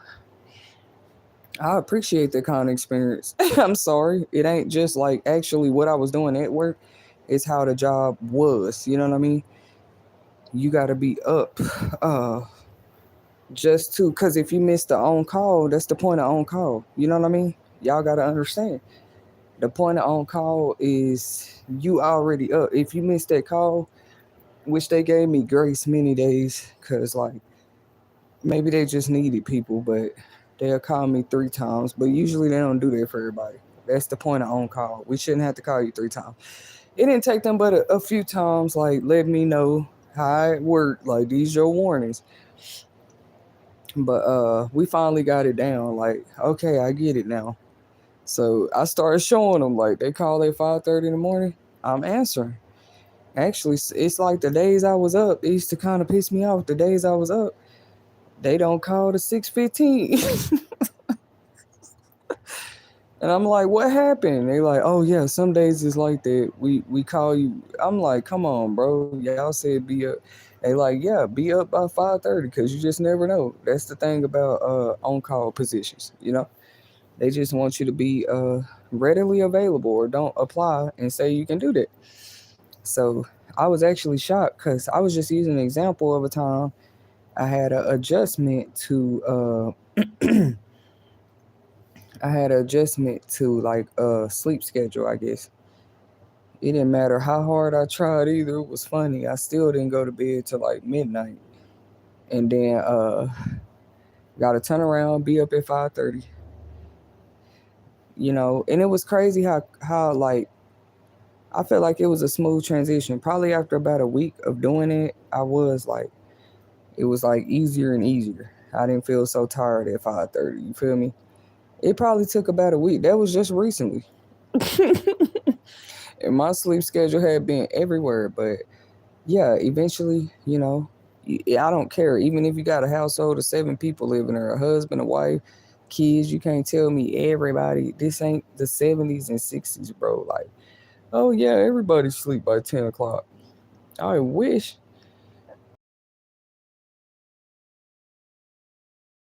everybody sleep by 10 o'clock, bro. Like, uh, people don't do that no more. You might have 5 of the 10 sleep by 10 o'clock. The other ones are your 16-year-old and like your older kids.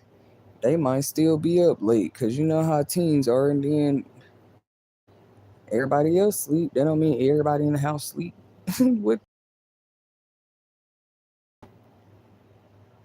That's why some parents just go ahead and cut the Wi-Fi off. They cut the Wi-Fi off.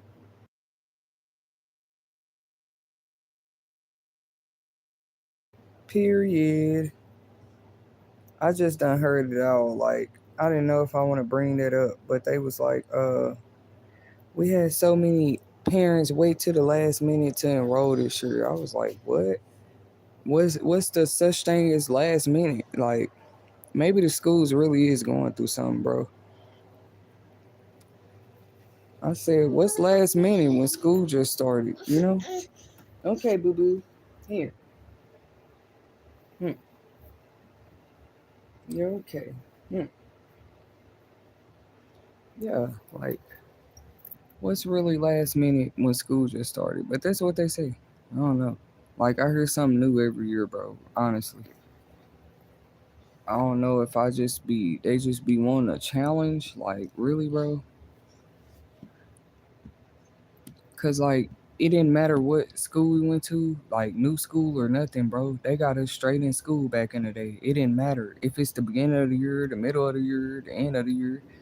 I mean, we even would move school districts, whatever. Sometimes, like you could get in school. I guess every district really is different, bro. Like, everybody got stick. I'm just saying where I'm accustomed to. I'm glad it was sweet and simple. You know what I'm saying? And they even got more rights, like for independent, what they call it, independent. It's like you can be declared an independent teenager or something like that. I forgot the name of it. But if you like 16, 17 and you really prove you living on your own, they let you enroll yourself in school. Um, I think you can get an apartment in some place. Can where I'm from. Every state is different. Every state is different. I'm telling y'all, they even got more rights where like you can have educational guardianship of somebody. They don't mean you have full blown like custody of nobody. You know what I mean? But you just you made it your business to be on a form to allow a teenage student. You can be the person who enrolled them. You know what I mean? If they don't have nobody to do it, I would say that's a state that uh, they were doing good things. You know what I mean? You look up later, you have your own kids, their teens, you see how that's like helpful because I don't know why every state don't have that. I'm trying to think of the name of it where you're emancipated. Ain't that what it's called? I gotta really think about this now, bro, because I think I was one of those.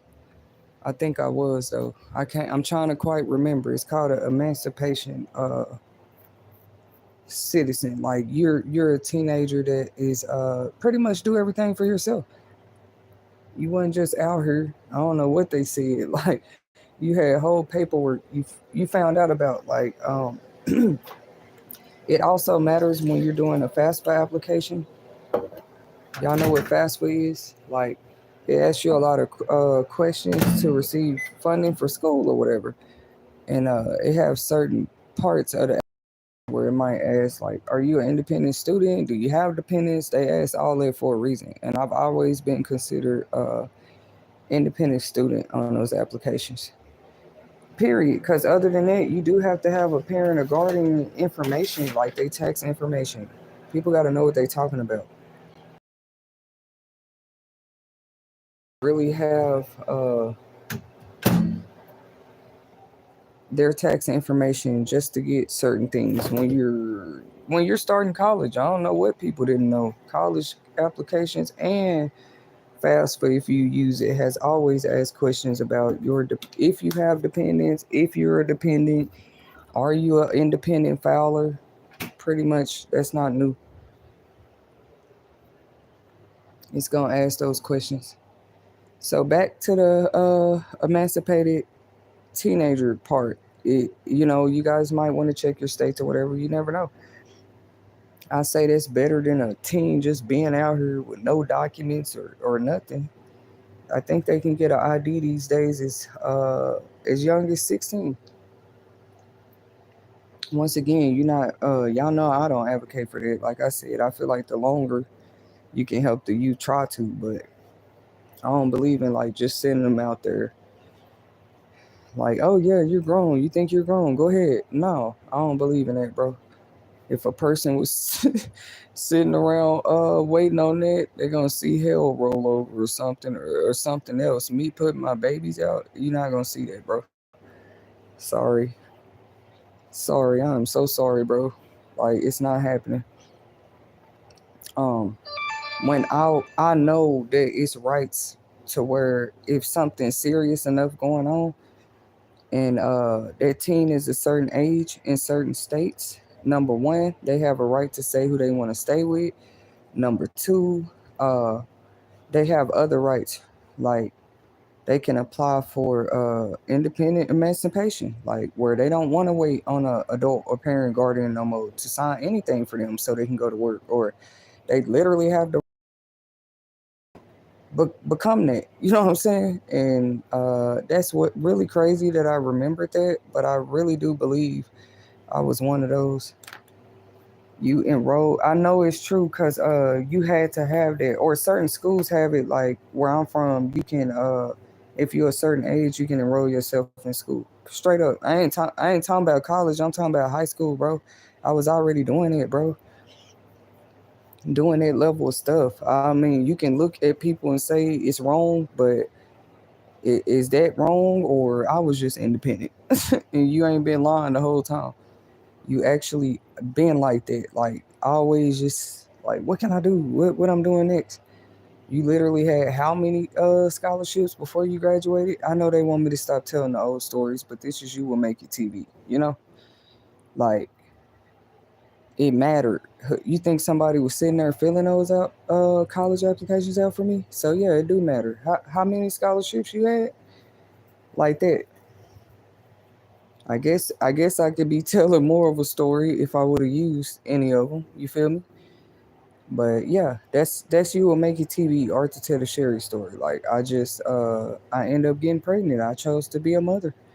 That still didn't have to stop me from going to school, but I probably just didn't have that type of guidance yet. Like somebody telling you that, like, okay, baby's here. You need to get back in school. What you doing next? Come on. You was in the middle of a goal. You just didn't have nobody to like,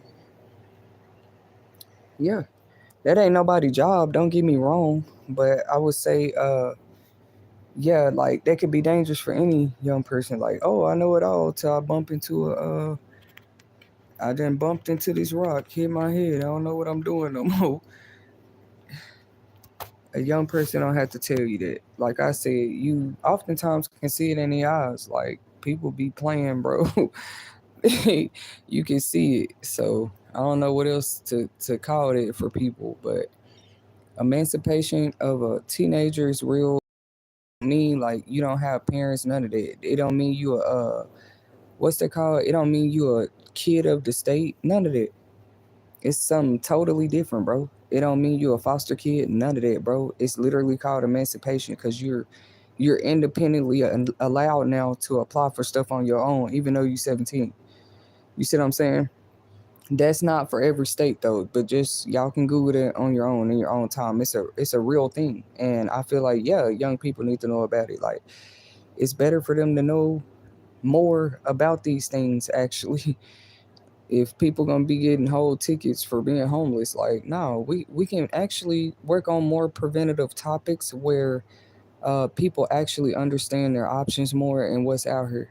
Cause like yeah, what's being cut is being cut, but like what when it comes to legal rights and stuff like that too, what are those rights before you're even on homelessness level? You finna see people holding on to the law like never before. If you ask me, they better get to know their rights. You got whole tenant rights, renters right, landlords rights. Everybody got rights. Even animals got rights, bro. Like it's people whole serving prison time for something they did to an animal, bro. Like yeah, rights exist. I wasn't trying to be funny. I just see that in the near future. Like probably people more holding on to their rights and the law more than ever. What else do you have when you take everything else? You lead us back there, bro. Back there, right in front of the what courthouse, right in front of the protest buildings and stuff. Cause I mean, what else are people left to do? Especially if you put unrealistic. Cause notice who the ones just to be like, go to work. Like, where do you work? How long have you been there? And what do you do? You treated well at work? That's what's up. Well, let me tell you something. Everybody's situation is different, bro. Literally. That's all you need to know. You don't just scream that out to people. Ask them what they've been through on the last 4 or 5 jobs they was on, and I would say that's a lot amount of jobs to be going through the same thing over and over. So everybody purpose is different. You can say go to work all you want to, but if they not asking you for nothing, they ain't asked you for nothing. Uh, really, that's just your opinion. You feel me? They ain't asked you for nothing. Uh, but yeah, and they got another one where it's called, like I said, it's like educational guardianship that teens could know about. You know what I'm saying? That's where you get somebody, even if it's your friend, mom, even if it's your neighbor, but a child have a right to education, even if they mom father is not there to enroll you or whatever. I'm telling you what I know about rights for students too. Literally, just check the check the rights in your state. When the last time anybody read the superintendent, people just fill out their stuff and send their kids back to school. Like, bro, they have whole school board bulletin updates if you check the website every week. Most school districts do. They literally tell you every time they have a new superintendent, every time they add a new board member, what they plan on changing with the school this year. All you got to do is check it, and then you also gonna see that you have rights, the student have rights, but you keep like pushing teachers like faces in front of people trying to tell them what to do, bro. Like that can only go so far anyway. Like they have rights, bro. If you say that this is your rule, I have to live in a certain area to go to your school, right? I gotta have a certain zip code to go to your school, right? All right. Now when my kid is going to their school, uh You're not gonna tell me what I don't have a right to. Like if I know, that's why I have no problem following rules, regulations, none of that. What do you think I'm gonna bring up as soon as you're not doing your job? Cause it's like you're forgetting that it takes work to follow anything you saying. Literally, bro. Any rule you can think of, the person that's following the rule is actually doing the action every time they follow that rule. They literally now we're gonna tally it up. How long did I follow your rule? 6 months, 6 weeks, 6 days. Okay. How long did I follow your rules? Type of deal. Uh, because if I count it up too much and I see too many tally marks, a person like me, the way I think, now I'm wondering what you've been doing while I've been busy doing the right thing. I mean, I really don't have to cry at all, but if you ever gonna use my rights against me, we're definitely finna check out what you've been doing. You know what I'm saying? It's just like I feel like it's only fair. It's only fair, or like what do people be on?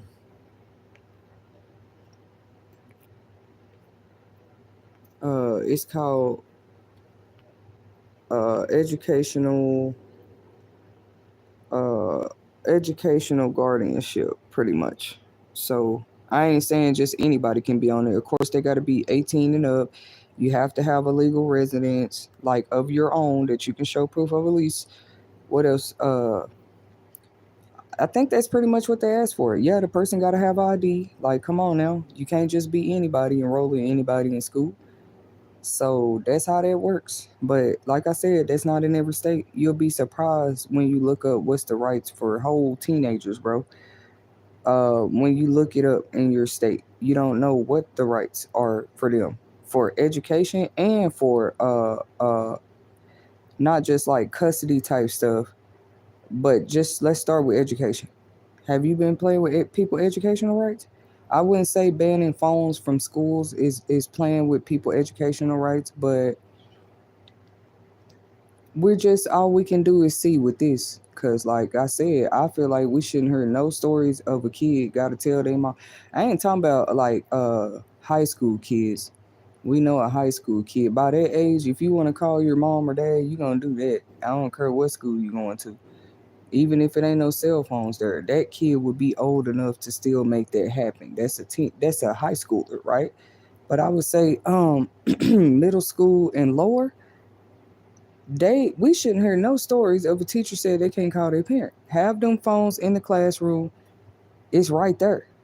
You telling them you can do it later is better than saying, no, you can't call your parent. Tell them a time they can. Maybe me and you can. You have my child specifically call me every day at 2:30. I'm just trying to help your class flow better. I'm trying to help you not have a reason to say that my child is being a problem. I done tried. You tried everything. Hey, can you just send my child to the office? I don't need you trying to talk to her. Send her to the office. If she says she feel like she have an anxiety tag or anything in her make her uncomfortable, right? It ain't your job to sit there, sweetie. What is it? What is it? You trying to ask the child 30 times? Like, if her mom made an arrangement and they said just raise your hand and ask to go to the counselor, but then you throw off our arrangement and you just keep asking why you need to go in there. What's wrong, honey? Like, don't you got a class to teach? That's why the counselor exists. Period. One counselor said, "Oh, we're not doing that this year." I said, "What are you talking about? Do you know what? Do I need to read you your job description, or do you need to repeat it to me again? You are the school counselor. I don't care if it's elementary, college, high school, middle school. School counselor always meant, last I checked, you help to counsel the students. You help to counsel not the staff. They got to go get their own therapist. You're there to counsel the students. Not like a free counselor, y'all, but they would be the ones to have the resource if your child would need that. I'm not crazy. That's exactly the great person to talk to. You know what I'm saying? Let's say you like, hey, counselor, I'm her mom. I got Medicaid. I've been looking for a therapist. You the perfect one to talk to, not the teacher. You feel me? Like they be mad because you found the right point of command, asking commands like how to ask a command. You see what I'm saying? But like I'm saying, parents know they right, students have a right. Okay, like or okay, so you just sitting in a fancy decorated office talking about you the counselor. Ain't you the perfect one to talk to if I say I feel like a classroom is not working out for my child? I feel like me, I'm an adult. I can handle whatever with any adult in here. I'm telling you that my child might not feel comfortable with a teacher. I don't care if it's a woman. Uh, if for any reason, you should have a second meeting with me so we can talk about it. And then when you get to the meeting, I feel like my time wasted because it's like at the whole end of it, you just said, "Well, no, we don't have room to switch their teachers."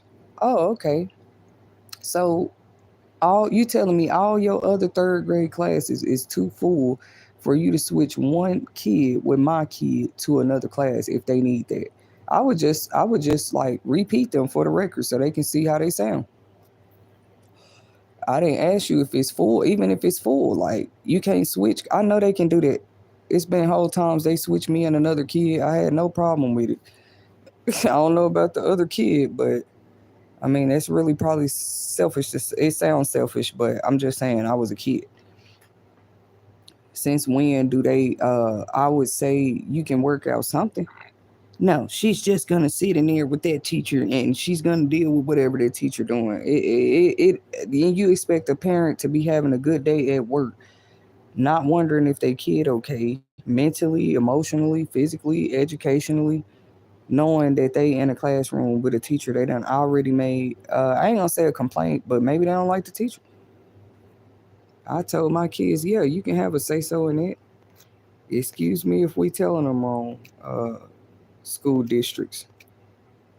Excuse us if we was telling them wrong. Like all I had taught them at home is, when you feeling away in class or you're not really feeling good, you can raise your hand and ask to go to the nurse. But let me teach you about who the school counselor is. Let me teach you about what the school principal do. Like some of us was talking to our kids about that. Let me teach you what the librarian is, sweetie. You know, this is the lunch lady. Like, if you have any questions whatsoever about lunch trays, the food, the milk, this is who you talk to. Like, ain't nothing wrong with teaching your kids that. Like, the correct points of contact depending on your emotions when mommy is not here. Because, when mommy's here, you just talk to me. At school, you're going to be around so many different staff. I want to make sure you understand, what each staff, I thought what their job was to do, right? Of course, you confusing a child if they mama done taught them all that and they get in your class and they say, "Oh, excuse me, can I go to the counselor? Can I go to the counselor's office?" Your first question is why? Like they just supposed to answer why they want to go to the counselor loud in front of 25 kids. Like teachers be playing games sometimes, bro. But then will turn around and tell you your child lying. Like, no, I know y'all do stuff like that, bro. You a whole ass why somebody asked to go to the restaurant. Why you need to go to the nurse? Why you need to what part of your job description is that? I know you got to keep up because I know kids play in the hallways, they blah, blah, blah. Bro, you act like it ain't hallway monitors, people constantly walking up and down the hallways. You being too, don't you got a class to teach? She asked to go to the council. Another reason to go to the counselor is like something wrong with your schedule or you want to switch your class. I promise they switch classes. They do it in middle school and high school. A kid in band and they want to be in choir. Let you put a kid in choir, but they want to be in art. Let you put a kid in art, but they want to be in athletics. You know where you got to go have those type of problems fixed? The counseling office. I had a big belch just now. All these confirmations, bro. Like, yeah, just confirming. You was right. You wasn't, yeah, you didn't do nothing wrong. You taught them right. So, I can understand teacher burnout, what the counselor's been going through. Like, when a child asks you to go, if we can't get that right, they can't be asked why when they going to the nurse. the bathroom, why they want to go call their mama. Oh, why they want to go to the counseling office. Oh, why? Why, sweetie? Is everything okay? I mean, if everything was 100% okay, I wouldn't be asking to go to the. You see, but if our kids respond to them like that, their attitudes, they have behavioral problems. Okay, I told them to tell them what I told you like that, and maybe sometimes they be trying to, but yeah, how do you teachers be responding behind the scenes? I already did a topic how I'm glad to see one state incorporating cameras in the disabled students' classrooms. That's a very big leap for mankind. I promise it is. It's been unheard of for it to be cameras in the classrooms. Period. That could have alleviated a lot of problems a long time ago. But no, cameras went everywhere else first.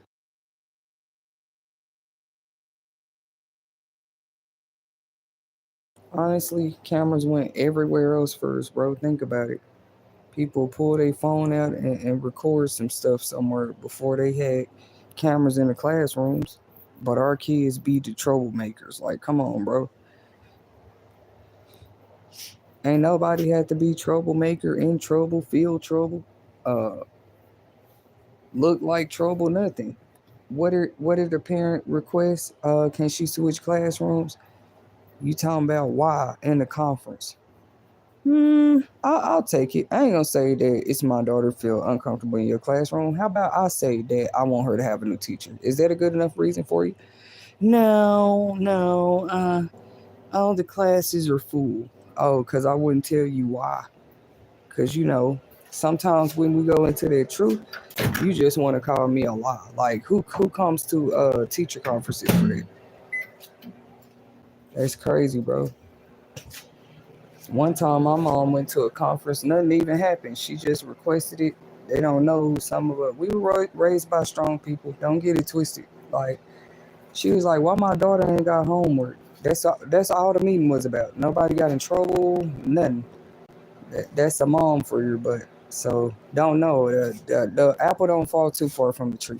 Actually, I might do even greater things. My kids too. Like, cause that's crazy, bro. Like I was there. My parent was one of those active ones with multiple kids. She just wanted to know, like, so long had went on already. So long had went on already. Maybe she was watching. Like you act like a parent come ask that for no reason. She said, I just want to know why my daughter ain't homework. It wasn't about me. It was actually about one of my siblings. But she was like, ma'am, they only in kindergarten. I'm sorry. I have my mama back on that one. She in kindergarten. I feel you, mom. So what? Why she ain't got homework yet? you know? She's like, oh, ma'am, they don't get homework. This is kindergarten. And I mean, it wasn't a problem. That's why I'm trying to give an example. By the end of that conference, the teacher agreed to start sending my little sister home with homework. Literally. If she wasn't trying to argue my mom down about what she don't do. You know what I'm saying? Like what she don't do because they're in kindergarten. Like, is that really asking too much? I swear she started sending her home with like packets, like even if it was just like the tracing letters so she can learn how to draw her letters and numbers. And then my mom was happy. So I know conferences can be successful to where the parent leaves happy too. Not just a group of teachers getting together. Who did she think she was? We're not switching her daughter's class, but then look at me crazy when I withdraw my daughter and do my very best to homeschool her. All you can do is sit back and judge that too. Like, what was your behavior when we tried this at the school? What was your behavior? You know what I mean? Like, I know conferences can go well where the parent is just like satisfied too, bro. That lady did not argue my mom down. She was just like, if it mean that much to you, I'ma send your daughter home with homework every day. Real talk. It made me want to cry. Like, what happened to the villages, bro? Like, straight up. It did start like that at first. Like you was telling my mom, ma'am, their homework,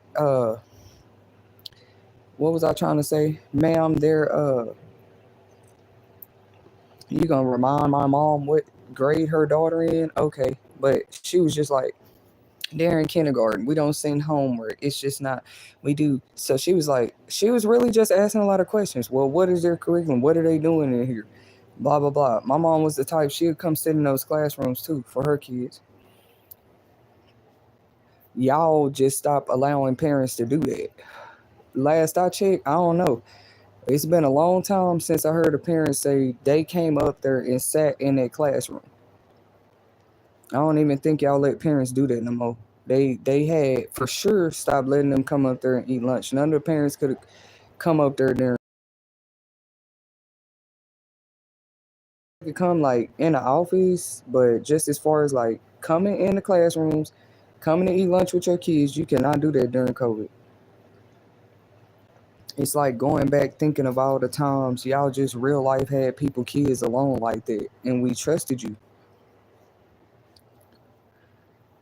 You said it because no, we're not letting adults in the building unless they work here. We're trying to keep down the spread of COVID.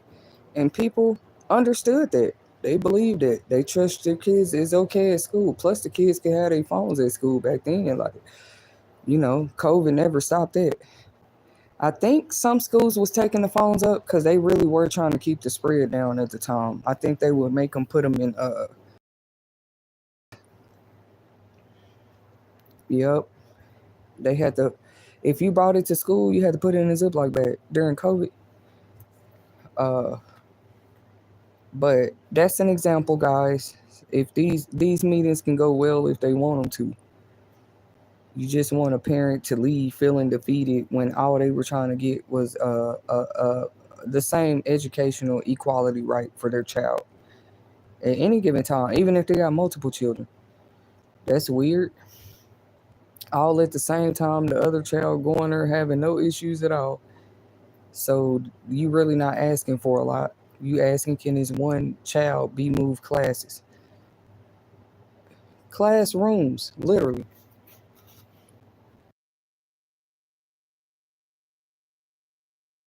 They automatically assume you're an enemy. You're trying to be public enemy number one or something. Cause you ask, can you have I do that with anything. And yeah, I always said it's suspicious. I'm sorry. I'm gonna go ahead and say what not just with teachers, anything. If a person call a business, can I talk to your manager? Oh, what is it about? Oh, okay. Y'all like these schools. You know what I'm saying? I just don't like stuff that do that. Like trying to block you talking to the main point of contact. Like it's obvious. It's obvious, you know what I'm saying? Or it's always, oh, I'm the manager. How can I help you? Oh, I'm the principal. Hi, how you doing? Because I'm not understanding this lady telling me her reasoning of why she's saying that my kid can't get a new teacher. I don't care that it's the middle of the year. The better we fix the problem, the quicker the better to me. Like, what do you mean? You looking at it's the middle of the year, you want to tell me because it's the middle of the year. That means I have given half a year of a chance with this teacher, bro. Like, come on, bro. The principals be coming in the meeting already. It is sad. I've heard other parents say they seen the same thing. You come in there ready to just dismiss the parent and already be on the teacher side. Like, how is that a fair meeting? That's more of a bully meeting, if you ask me. Did she get to be heard? It's her child. Y'all don't have a job without our kids at the school. But they still want to keep everything one sided. Like, no, bro, the kids need to be comfortable in class. You're not going to normalize me into that. Now, whatever teacher we give them, that's who they're stuck with for the year. Well, that's not realistic. Because back in my day, if we needed to switch teachers, it was never a problem. Whatever my mom went in there and told them after she talked to her kids, you feel me? Like, And if it is a problem, let's talk to the principal. The principal got a problem, let's go to the superintendent. These days, I'm just letting people know it'd be like they trying to call the superintendent before you. So do you ever get your point across? You really wasn't even asking for much. Sometimes you try to avoid the problem all the way around. Like, Okay, I'm gonna just switch my child's schools. I'm gonna switch my child's schools like that, and then they oh no, they can only go to the one in the area in the zip code that they're attached to. Like, what school district still doing that?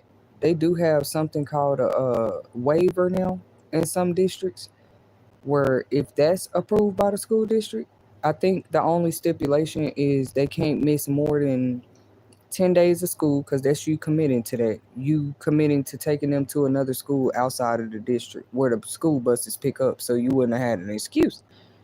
I said, I'm listening to you. She said, okay, so if you sign this, it's saying yes, you can put them in whatever school, but like you are signing up that they ain't gonna miss no more than 10 days for the whole year. I'm like, cool.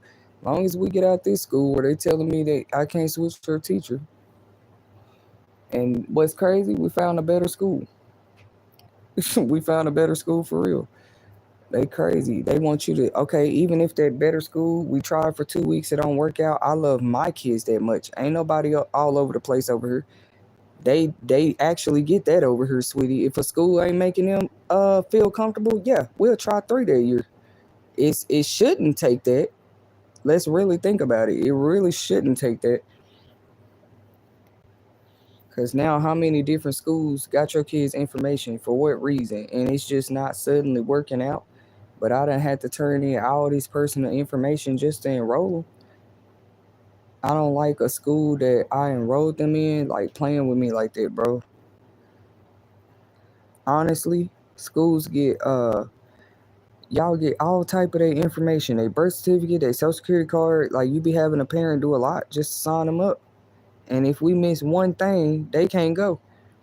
Okay, so when we get them in there, why would you think we go through all that, fill out all them enrollment papers, lunch forms, nurse affidavits, just for one teacher? For us, okay, one teacher, whatever she doing, maybe she feel like she ain't doing nothing, but the child feel like that's not a good fit for them, which we know is always deeper than that. I'm just saying, what teacher admit they wrong? Let's be honest, bro. But I did say there was some out there, because when we was little, it wasn't about them being wrong. It was just like, whatever it was, the conference wasn't a wasted time. We actually got to the bottom of it. Maybe sometimes it was switch to teacher.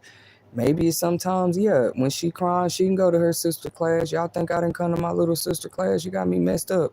Hey, miss class and give me, I promise to God, ask my mama. Go back and ask our elementary teachers. They just don't know like this as a kid. I promise y'all, like, they actually calling, like, your child's really mature. Like, hey, I didn't have to wait on my mom, bro. I'm telling you.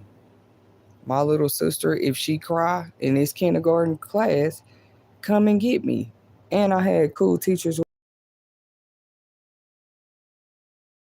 What happened? They so in a rush to show, oh, we the boss, we in control. Like, bro, really? That's how you keep down violence and crime? Because if it was working so well, it wouldn't still be going on. Maybe charity is that missing recipe. You feel me? The exact thing the devil chopping down and cutting off right now. Just a little charity. Uh, because it don't have to be that hard. I promise you don't.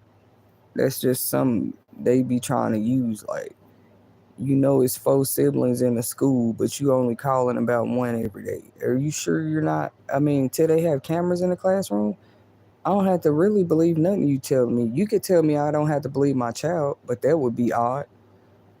But you gonna force me to believe you, whatever you say, because you're grown, and I know grown people are. Like, stop playing with me, bro.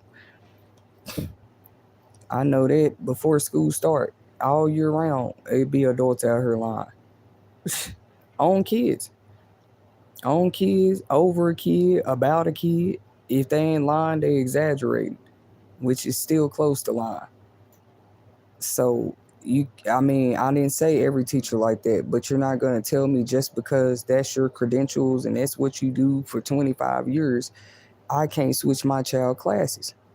So that's how you gain enemies, guys. Like, like how? Speaking up for your child, speaking up for your children. Cause had it just been you here, I'm sure they still would have tried me. Like, you still would have tried me down every avenue if I didn't have kids. You feel me? That's crazy, bro. Uh, I would say it's something very fishy to that. It's switching. So you saying adding one more child to any classroom is the only reason you know? Yeah, and we don't have to do that. I was laughing at them people, bro. Yeah, I'd like to get the withdrawal papers. Then they want to switch it. Oh no, Miss Whitney, what? Oh no, we don't want you to pull her out. Just fake. Yeah, you do. You don't want me to switch your teachers, so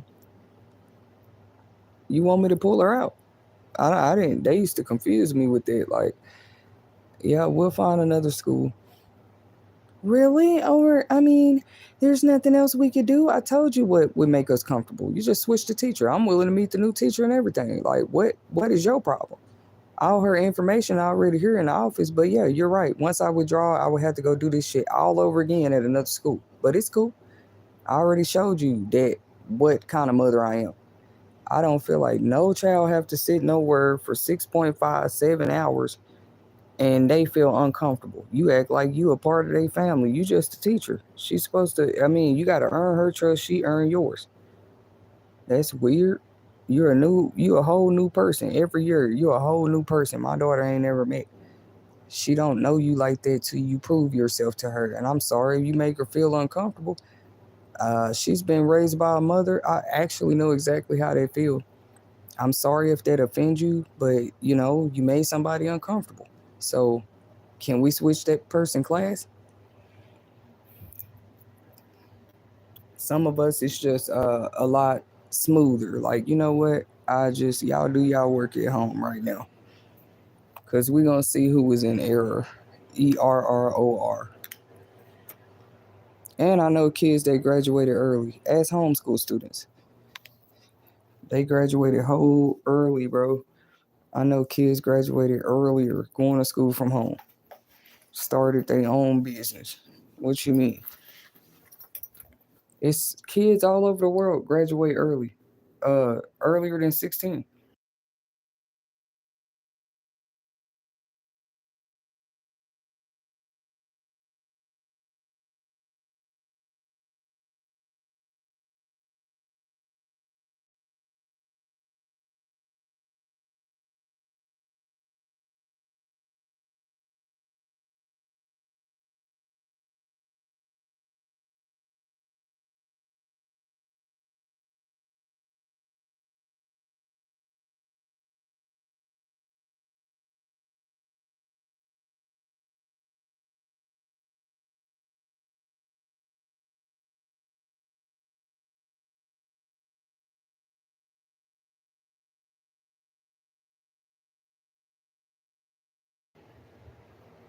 That's all I was saying. I'm finna get off of here now, y'all, finally. But what I left off saying and where I'm gonna end this at, finally.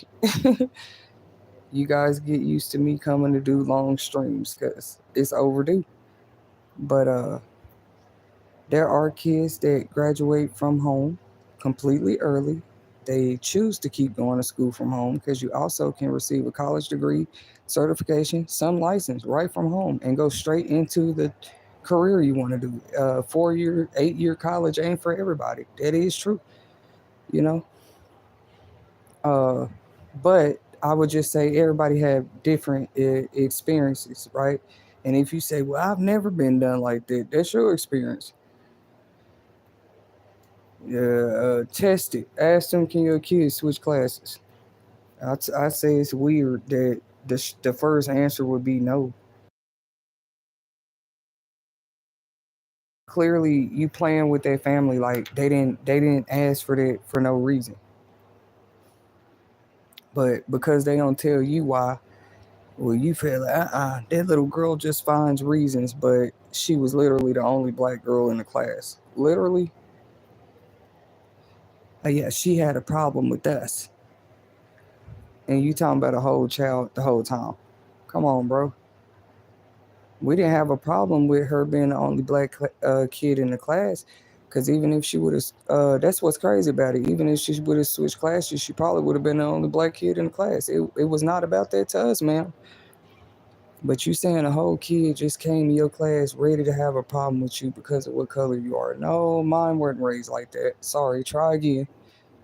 You're not the first Caucasian teacher she's ever had, Hispanic teacher she's ever had, Asian teacher probably she's ever had. That's what's crazy. The music teacher could be a whole race from what your science teacher is. Remember?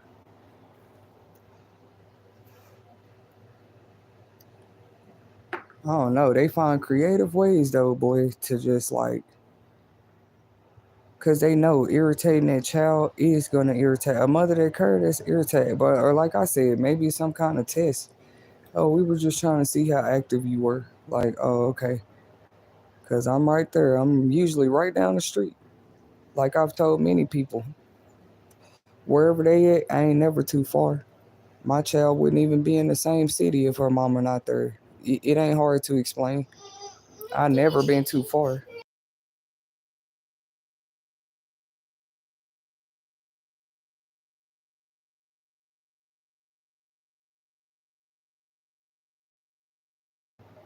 If I ain't had a car, that ain't nothing I ever hear from a school. If I ain't got a home, that ain't never nothing I ever hear from a school. Whatever I'm going through. But it's also times I done came to these schools and after school programs picking my kids up and whole don't get me started in what type of uniforms because of the type of jobs I was working. So they done seen me in both lights. It's really crazy, bro. And the whole time it was just me on the struggling side and when you seen me come up every time. I just thought your focus should be more in the classroom. Like, mom gonna do what she need to do. If you doing your job at work, it's stupid. You want to help me help look like you put us on. Like, who is that even heard of? Like, yeah, the school changed my life. No, the school is for your kids. That's crazy, bro. But what I said is I'm never too far. That's crazy. 9 times out of 10, my child is in a place because her mom is residing there. My child is in a place because her mom works there or her mom is shopping there. You see my kid way, way distance away from me. I promise. Like, why would I not? It's always been like that. Even at school. If they go to school, if they with a family member, I know exactly where you at. And the ones that, if I couldn't find them while they with you, they didn't probably go with you often. Got my kids. I always been like this. Why you feel like you ever had to bring it up? Cause we living in times, man. They are testing it with parents, bro. And it's not new. You was testing parents when you told them their kid got to get vaccinated. With the code, like all kind of stuff. Don't get me started, bro. We trust you with other things, and then you ask for one thing, like, can you switch my kid teachers? And it's World War III in the whole community. Cause that one teacher probably know everybody, but they think you don't see stuff. Like, come on, bro. You a teacher community. But and wherein should my life be affected because I asked for my child to switch teachers? You know what I mean? I'm right here, mama. But yeah, make that make sense. But like, what was that parent going through after that meeting was over? And you said, "Yeah, I withdraw my child today. We'll find another school." Clearly, we done moved on with our life. We done found another school. Or we done started some whole new arrangement that might not be good enough for you. All you know is we didn't want you to be the teacher, so we got new fans. Yeah, I remember her. She didn't want her child in my class. Remember me. You just play like there was no reason then. Yeah, I remember her. She was asking, can her daughter switch classes?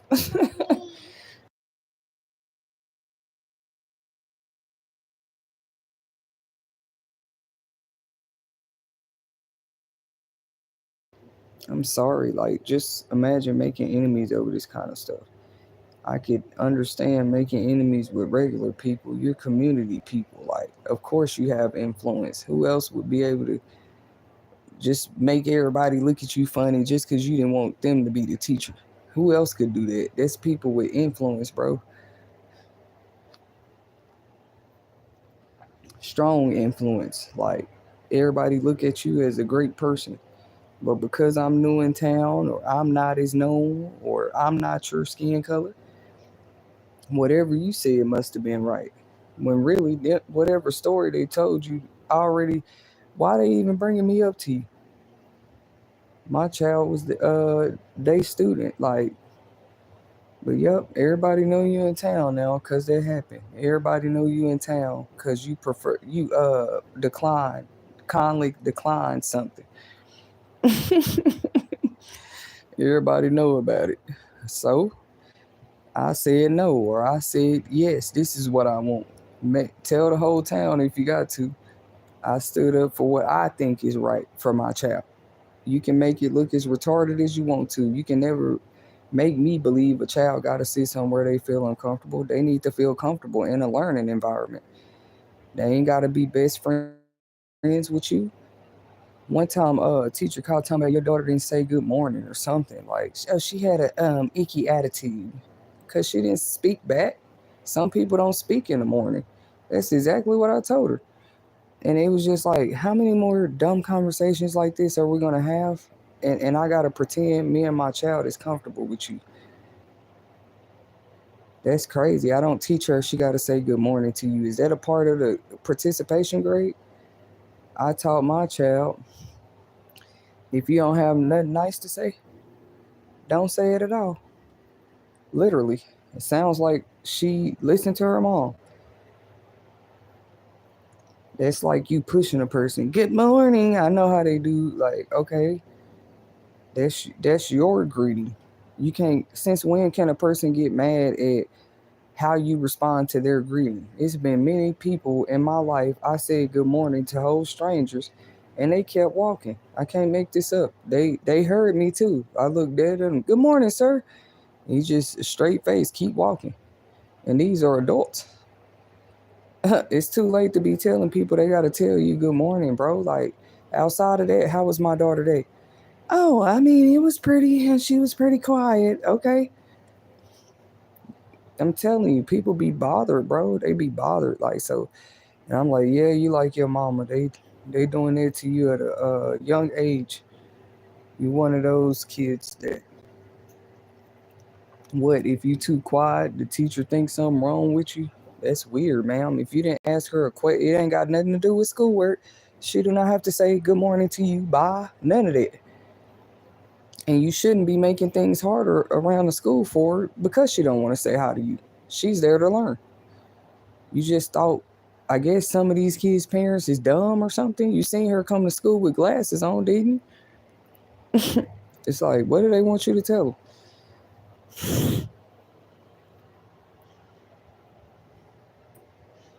Cause I just be wondering, like, if that's God definitely allowed me to go through stuff for a reason.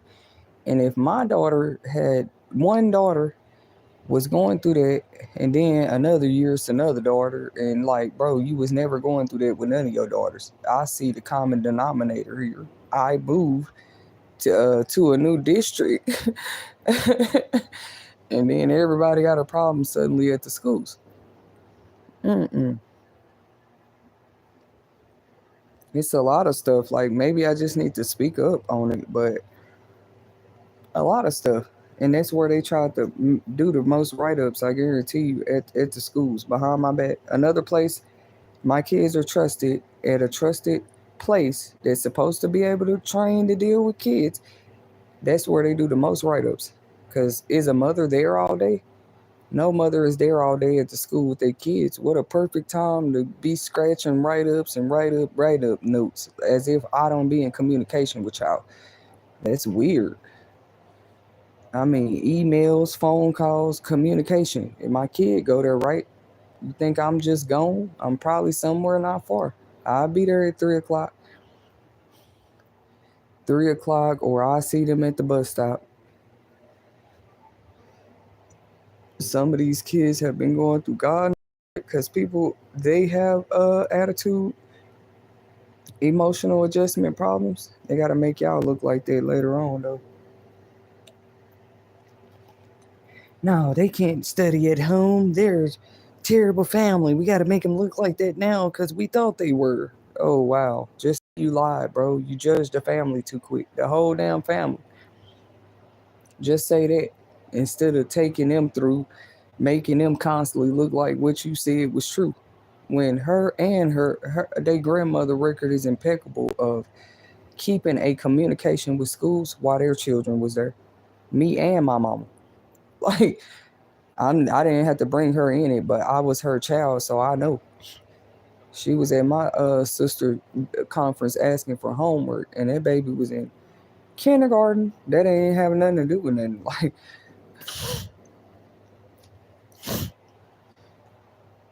because if I don't feel like excessively calling the parents is crazy. I just think it's crazy. Like make sure it's about something like actually school related or to do with my child. When you fishing with other weird questions, I'm sorry, I'm gonna be able to notice that. You're not a CPS where you're a mandated worker, but you're not a CPS worker, you're not an officer, you're not none of that. You're supposed to be a teacher. You trying to be 4 jobs in one. Usually I'm the type of parent who knows how to vocalize what we need if I need anything.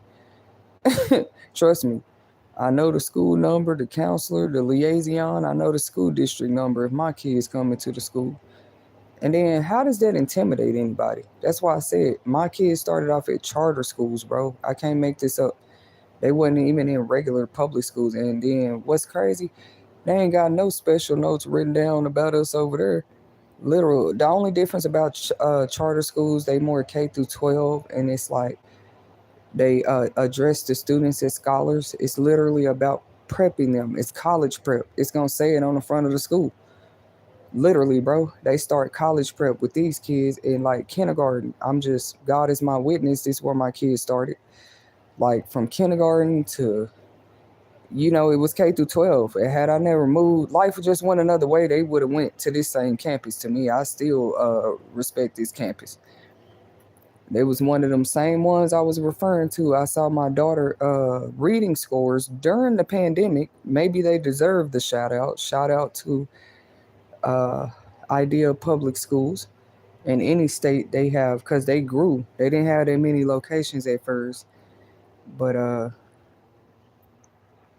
I think they're in more than just Texas now. Like that wouldn't even be a regular district. That's where you wouldn't find it. You wouldn't find that record. They were their own charter academies or private academies. Period. And I just want the public schools to know. Uh, I feel like my kids did better academically, and like it was way less uh attendance missing, but however you describe it, like way less absences, way higher grades, way higher scores. Don't make me go get the records and show y'all. And these were at charter schools. I don't know why they schools just be different. Like it's about college prep. They already introduced to 5 different choices of literally most public schools. It's one choice of lunch every day. One choice. Everybody eating the same thing. I can't make this up. At a charter school though, every day. Ask my daughter. Like they choosing from 5 different. All 5 is a choice of a whole course meal. Don't get it twisted. Like, but it ain't just pizza and broccoli. You can have pizza and broccoli, or this, or that, or that. She had those options every day. That's what your kids started off introduced to. And it's too late for people to say, really? No, you didn't let the mother talk, did you? Let her experience her life with her kids. So now she probably feel like, yeah, we're not doing public school no more. It seemed like these academy type settings were just way better for my kids' academics and their mental health well-beings. These public schools, man, I ain't saying nothing wrong with them, but yeah, like it wasn't a good experience, like environments for my kids. Maybe because you had introduced them to something else starting out. They don't expect to go from charter school to just now they in a wild life in public schools, and they like, what's going on? Well, at first, one of my daughters was vocal about it. She's like, Mom, they working on something. You know how that is. You go to a new school and you pick up on their lesson plans where they left off at. And you be like, man, we already learned this at my other school. I said, I know that exact feeling, baby. I had that experience a few times where it seemed like the new school was so far behind. You just didn't want to be that one in class, like, so I show it just, okay, give me the work.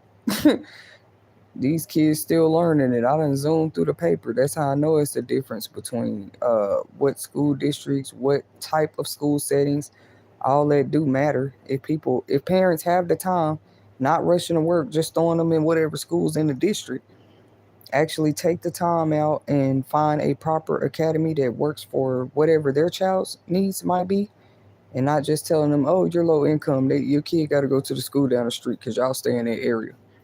That's literally what the counselor, I thought their job was to help you to sit there and like calculate that and figure that out. But guess what? It's parents that can do it on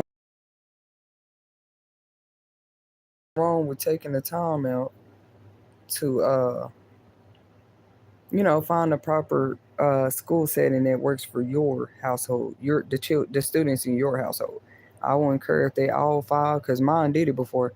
All three of them went to a different school. Though the one my oldest went to was a K through 12, could have went there. But like that's just how it was. They all three. I don't know what we was going through that year or what kind of money I had for gas, but I can't make this up. That didn't happen every year. Like I said, I've tried different arrangements for us to see what works or how else do you know. Once again, yes, they were in all three grades, so you could have just did K through 12 every time, like a K through 12 campus. But that is what I prefer. That's what I'm talking about. But I think this campus, it was something like that. Like only my oldest daughter had been accepted into the lottery to this school this particular year, and the other two, I don't know how I was doing it though. How early I was having to leave because you got to drop one off over here, one off over there, and you know them school lines in the morning be long, and then go drop baby off over there. Her school start later. She older than them or something like that. I enjoyed it. I done already did it on that level. I done dropped all y'all at three different schools and the baby at daycare and still went to work. It's crazy, bro. Like I done already did this. Like I don't know the person trying to. I don't know, bro. But thank God for experience. Even if you feel like you just had too much to be your age, ain't no such thing as too much. It don't do nothing but make you sharper, bro. Like you learned for the last time that just regular public school settings were not for your kids. It just don't work out. Not even you and that type of staff. The staff at the schools where they're treated as scholars, I just never had these type of issue. Like they was just always happily, readily uh to assist the parents with any questions. Like they gonna ask you, do you have questions before you leave? What you mean? Right there at the front desk.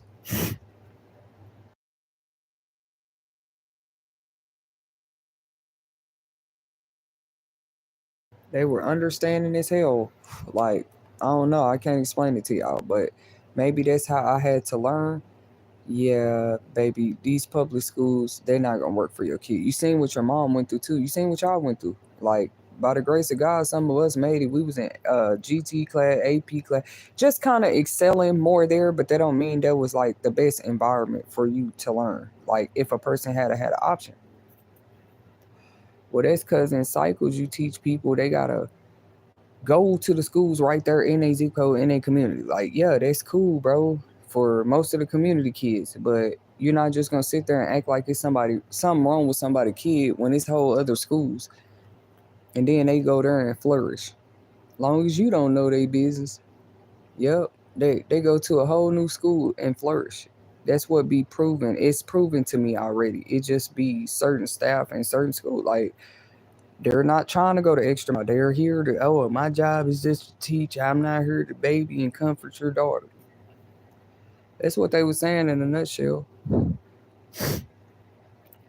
Like, I know you're not a daycare, like, but it's nice to know that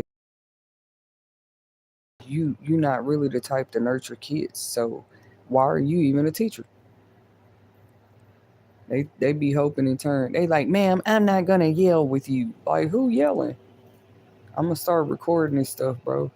They'll just say you yelling, literally, because you said something. They didn't have no answer back. Like, they didn't have no answer.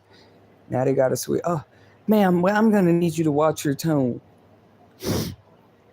Like, I don't think I'm yelling, but if I get assertive, like, because they'll just try to tell you something like about you, like, no, ma'am, that's not true. She'll be like, no, ma'am, you're cutting me off. They'll just create a situation. How I'm cutting you off and you talking? Like, come on, bro. And then when it get childish like that, and I know you supposed to be a whole professional, I just hang up. I ain't gonna lie, I hang up in your whole face in front of your boss, bro. Like, over my child, over her education, you can get hung up on, and I can find a better option. Cause like if it take two adults telling each other to calm down, yeah, you're screaming over me like, and I know I'm not even yelling. They be comical sometimes, bro. But let me not. That's not every school, every teacher, every situation. We know that. I was just saying, look at the differences between charter options and other school options. Don't just throw your kids somewhere and listen to them when they come home saying they feel uncomfortable in any situation, not just at school. Cause see, they are slowly condition them to like, no, you just gonna do whatever. Well, yeah, your mommy can't help you. Like, who the bullies, the kids or you? Don't have her thinking she can't tell. The moms we ask every day, how was your day? So just know that we got a right to ask our kids that. Thank you guys for tuning in to our weekathon. Yet another night that went into morning of homelessness topics here. You will make it TV. We appreciate you guys' support. Feel free to tune in to segments just like these. In my live section, we have inspirational quotes. In my short section, in the community post area, is where you can find just weekly, daily updates of what we're doing over here. You will make it TV. We appreciate you guys' support, and until next time.